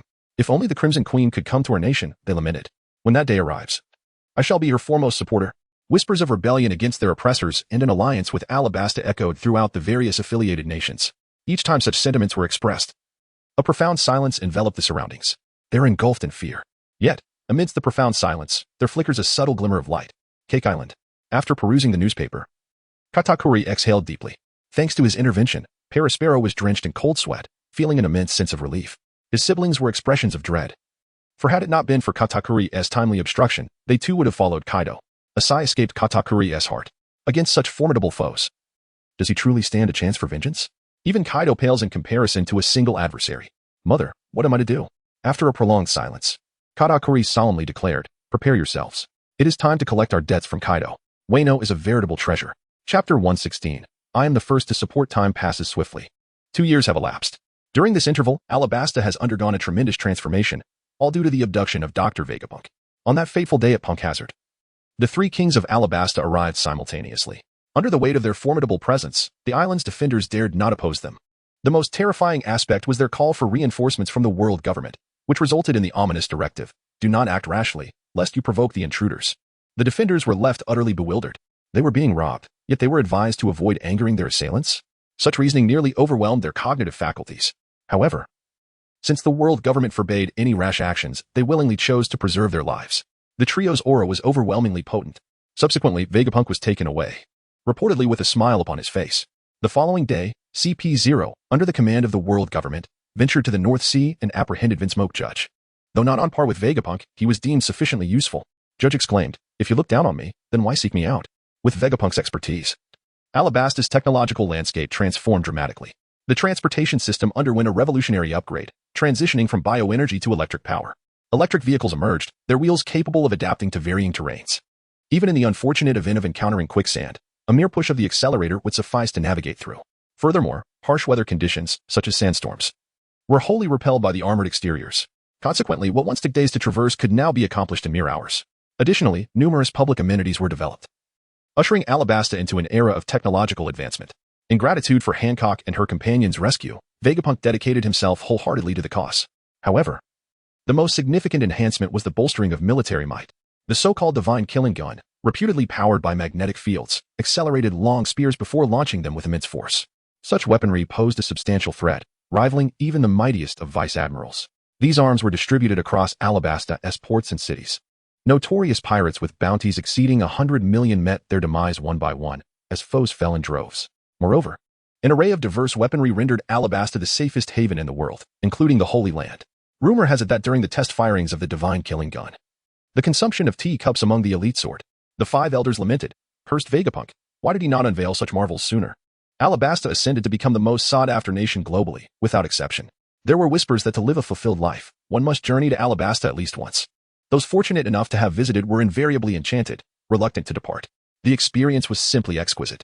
Everything was remarkably convenient. Most importantly, even ordinary citizens could indulge in a lifestyle akin to that of the aristocracy. Both physically and spiritually, Alabasta catered to its people with unparalleled care. Consequently, envy brewed in the hearts of individuals from other nations. They harbor deep resentment, lamenting why they are not citizens of Alabastan. Countless nobles yearn to spend their wealth to obtain permanent residency in Alabastan. Alas, such privileges are not for sale. Tourists may only remain in Alabastan for a maximum of 7 days. Once that time elapses, the temporary cards issued upon arrival become void, leaving them stranded in Alabastan. Thus, people from various nations regard Alabastan as a paradise, while rulers see it as a thorn in their side. Yet, they dare not act against it. At this moment, within the Grand Palace of Alabastan, 3 kings convene. It has been 2 years, and Alabastan has matured sufficiently. Well then, let us issue an announcement. Those who oppose us shall face the wrath of divine retribution. I concur. Soon, a proclamation reverberates across the globe. Upon reading this decree, a wave of excitement sweeps through the populace, while some kings, in their anger, tear the newspapers asunder. Such audacity! How dare they? How dare they? The world government must retaliate. This is an affront to the very foundation of the world government. However, in stark contrast to the king's furious outbursts, the common folk are elated. It is a delightful surprise from the heavens. Your Majesty, we have a crisis. The commoners have surrounded the palace. What? Are they rebelling? Where are the guards? What are they doing? Kill. I command you to kill. The guards seem somewhat reluctant to take lives. What on earth do they desire? They wish for your Majesty to acquiesce to Alabastan's proclamation. Well, I think that is quite agreeable. How outrageous. This is my kingdom. I shall never bow to Alabasta. They should not even entertain such thoughts. It is but a dream. Alas, if it is truly impossible, those individuals may very well resort to rebellion. Your Majesty, perhaps it would be wise to relent. Coughs up blood you. Could it be that you too harbor rebellious intentions? To speak candidly, I once journeyed to Alabasta, and since that moment, I have been unable to forget it. Your Majesty, Alabasta is truly a remarkable place. Pray tell, what troubles you, Your Majesty? Do you, or do you not consent? Speak clearly, for it leaves me in a state of confusion. Such occurrences are not isolated incidents. The king can only offer temporary solace to buy time, then hastily seek assistance from the world government. At this juncture, the atmosphere of power is exceedingly oppressive. Their actions are utterly excessive. This transcends mere boundary issues. They have severed the line directly. Troops must be dispatched. We shall annihilate Alabasta. Excellent. Then you shall lead the charge. However, this matter requires careful deliberation. There is little to be gained from our bickering. Let us seek out Lord M. Do not come to me. The 5 elderly men were momentarily taken aback. That was indeed Lord M speaking just now. What does it mean to say not to seek him? Are they in charge or not? Meanwhile, M huddled pitifully in the corner amidst the flowers. Do these 5 fools wish to bring about his demise? This place is far too rudimentary for my liking. It offers no comfort whatsoever. Perhaps I could arrange for you a splendid residence, where those 5 old codgers can attend to your needs. Smiled ingratiatingly. Not far from him stood a table, where Suyu sat quietly, sipping tea delicately. The sharp aura surrounding her left him trembling with trepidation. He felt as though a mere thought from the other party could bring about his demise. Imu's words seemed to fall on deaf ears as Suyu quietly sipped his tea. Witnessing this, Imu was on the brink of tears. Great one. Could you utter a word? Your silence is unsettling. It feels as though you might end his life. Oh, the king of the world has truly had enough. If your student were to rebel, he would be the first to support him, would he not? Great one. Chapter 117. Vassal states this was the scene the 5 elder stars encountered upon their arrival. Ima cowered in a corner, trembling. Meanwhile, a handsome young man sat calmly enjoying his tea. The atmosphere was serene and picturesque. The 5 elderly gentlemen stood there, momentarily stunned. They are blinded. Can they truly witness such a scene? You worthless fools, what are you doing standing there? Hurry and leave. Im roared. Before Suyu, he was submissive. Yet before the 5 elders, he was resolute. The 5 elders, still processing the situation, instinctively reported, Lord M, regarding the announcement about Alabasta, you, damn the announcement. To hell with the announcement. Are you deaf? Do you not see? Get out. If it weren't for his reluctance to kill in front of Suyu, M would have undoubtedly reduced the 5 elders to mere pulp. How dare they conspire against him? The 5 elders retreated in a daze. Once the door was shut, they froze momentarily before fleeing in panic. How terrifying. What on earth did they witness? Esteemed one, please utter a word. Your silence instills fear within me, truly. Whatever you wish to do, I shall acquiesce, I assure you. M huddled in the corner, trembling incessantly. Suyu remained steadfastly silent. After half an hour, Suyu set down the teacup, rose slowly, and proclaimed, how wonderful it is to be alive. Would you not agree, M? No sooner had the words left his lips than Suyu's figure vanished without a trace. In response, collapsed onto the ground with a thud. By heavens. This is more exhausting than a fierce battle. Esteemed one, you might as well end my life outright. Suddenly, he sprang up from the floor. No. I must directly admonish those 5 fools. I have no desire to perish. Meanwhile, the outside world waited day after day, yet the stance of the world government remained elusive. In that moment, the kings comprehended the true disposition of the world government. They have succumbed to despair. How could one not be engulfed in such hopelessness? Those wretched commoners have revolted. Their soldiers have also revolted. What a predicament. Now their king is left utterly isolated. They appear utterly helpless, lamenting their fate. The final outcome has long been predetermined. Yet, there exist certain kings who wield formidable power, surrounded by sycophants who are utterly devoted to authority. In comparison to a life of comfort, the allure of dominion over the masses captivates them far more. Whence comes this power? Undoubtedly, from the common folk. They outright rejected the announcement from Alabasta with resolute firmness. Only a fool would acquiesce. Unless they retain sufficient power. Your Majesty, what if they resort to force? They wouldn't dare. We hold those wretches as hostages, after all. Should they dare to strike, let them be prepared for mutual destruction. Your Majesty, with your sagacity. They are but fools, foolishly concerned with these lowly subjects. They would certainly be willing to trade these commoners for power. That proclamation has granted a span of 3 months. During this period, over 200 allied nations have consented to become vassals of Alabasta. Yet, as the 3 months draw to a close, there remain a dozen nations that stubbornly resist. Truly, their minds are clouded. Do they still believe we are in a bygone era? Chris, Crocodile. Gather your men and make a visit. Eliminate them. The kingdom of Magdrum, under King Valpo, has already apprehended all his citizens a day in advance, confining them within the castle. At his command, these individuals would perish in an instant. On this day, Valpo, as usual, indulged in merriment within the castle. Suddenly, the castle was violently breached. Who dares approach? Valpo stood in shock, rage boiling within him. From the rising dust emerged a man. One now universally recognized, Alabastan's second hound, Crocodile. Upon witnessing this, Valpo erupted into laughter. Ha ha ha, I have awaited your arrival. Do you see those commoners? If you wish for their survival, before Valpo could finish his sentence, Crocodile transformed into a tempest of sand, coalescing instantaneously beside Valpo. He seized Walpo's throat with the ease of plucking fruit, draining him of all moisture. Walpo's eyes remained wide open in death. A smirk of arrogance still etched upon his visage. Your Majesty is dead. The crowd gasped in shock. Crocodile cast a fleeting glance at them. The swirling sands in the air swiftly pierced through the onlookers, leaving them as mere shadows of their former selves. You are free now. Welcome to the kingdom of Alabasta. Crocodile declared, indifferent to whether the civilians comprehended his words, before disintegrating into sand and vanishing without a trace. The forces under Alabasta, aboard newly devised modes of transportation, swiftly journeyed to the 13 nations within a single day. Consequently, the battlefield was ravaged. The kings, possessing power unlike that of the common folk, found their strength utterly futile against Alabasta's relentless assault. To suggest they were merely defeated would be an exaggeration. Thus, in this straightforward manner, all the allied nations renounced the world government and pledged allegiance to Alabasta. The world government had become but a mere shadow of its former self. Amidst the struggle for power, the 5 elders clutched their teacups, torn between the desire to shatter them and the fear of consequences. Without these allied nations, the celestial wealth had vanished. They were bereft of funds. Even a dog requires sustenance. The resources of the world government were insufficient to feed such a large entourage. This was without considering the celestial dragons. A knock sounded, and a figure entered. Elders, the St. Roswald requires 1 billion berries. He remarked that his house required renovation. Upon hearing this, the 5 elders glared in disbelief. Begone. We have no money. Ultimately, the teacup was still lost. When Rosward Saint learned of the financial constraints, he furiously executed the messenger on the spot. Damn it. A bunch of scoundrels, those 5 elders. And the herald is equally culpable. It is all their fault. All their fault. The funds for the celestial dragons had been halted. When had they endured such indignation?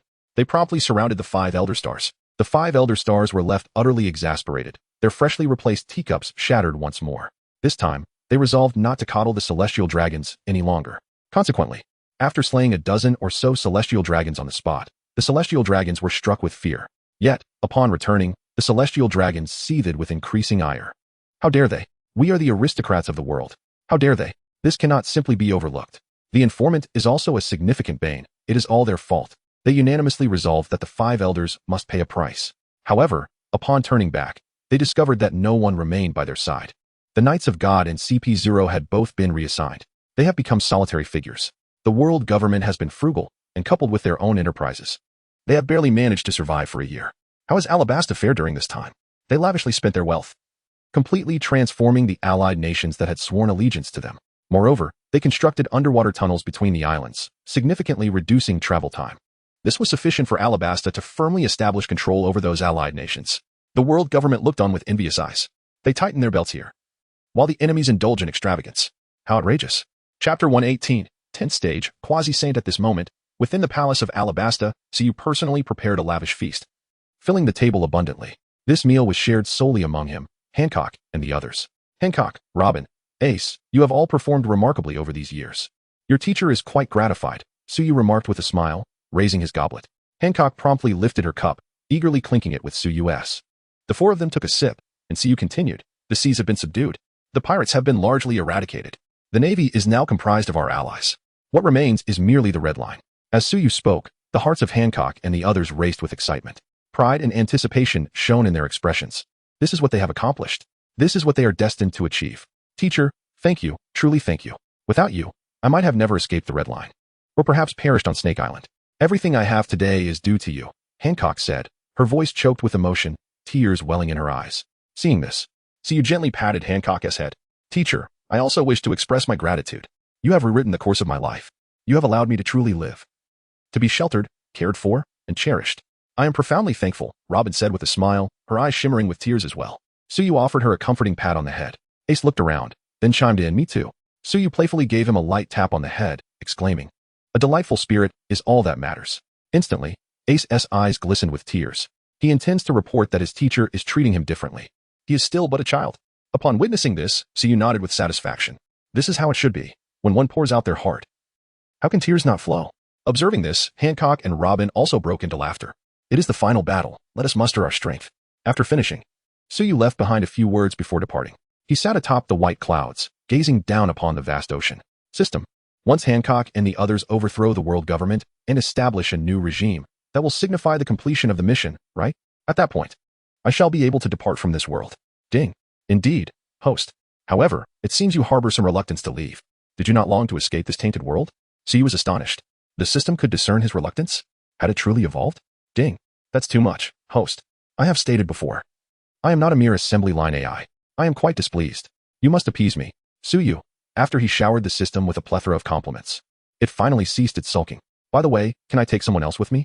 Humans are not mere wood and grass. They cannot be devoid of emotions. Even raising a dog can foster feelings, let alone several living beings. Ding. Host, do not entertain such thoughts. It is impossible.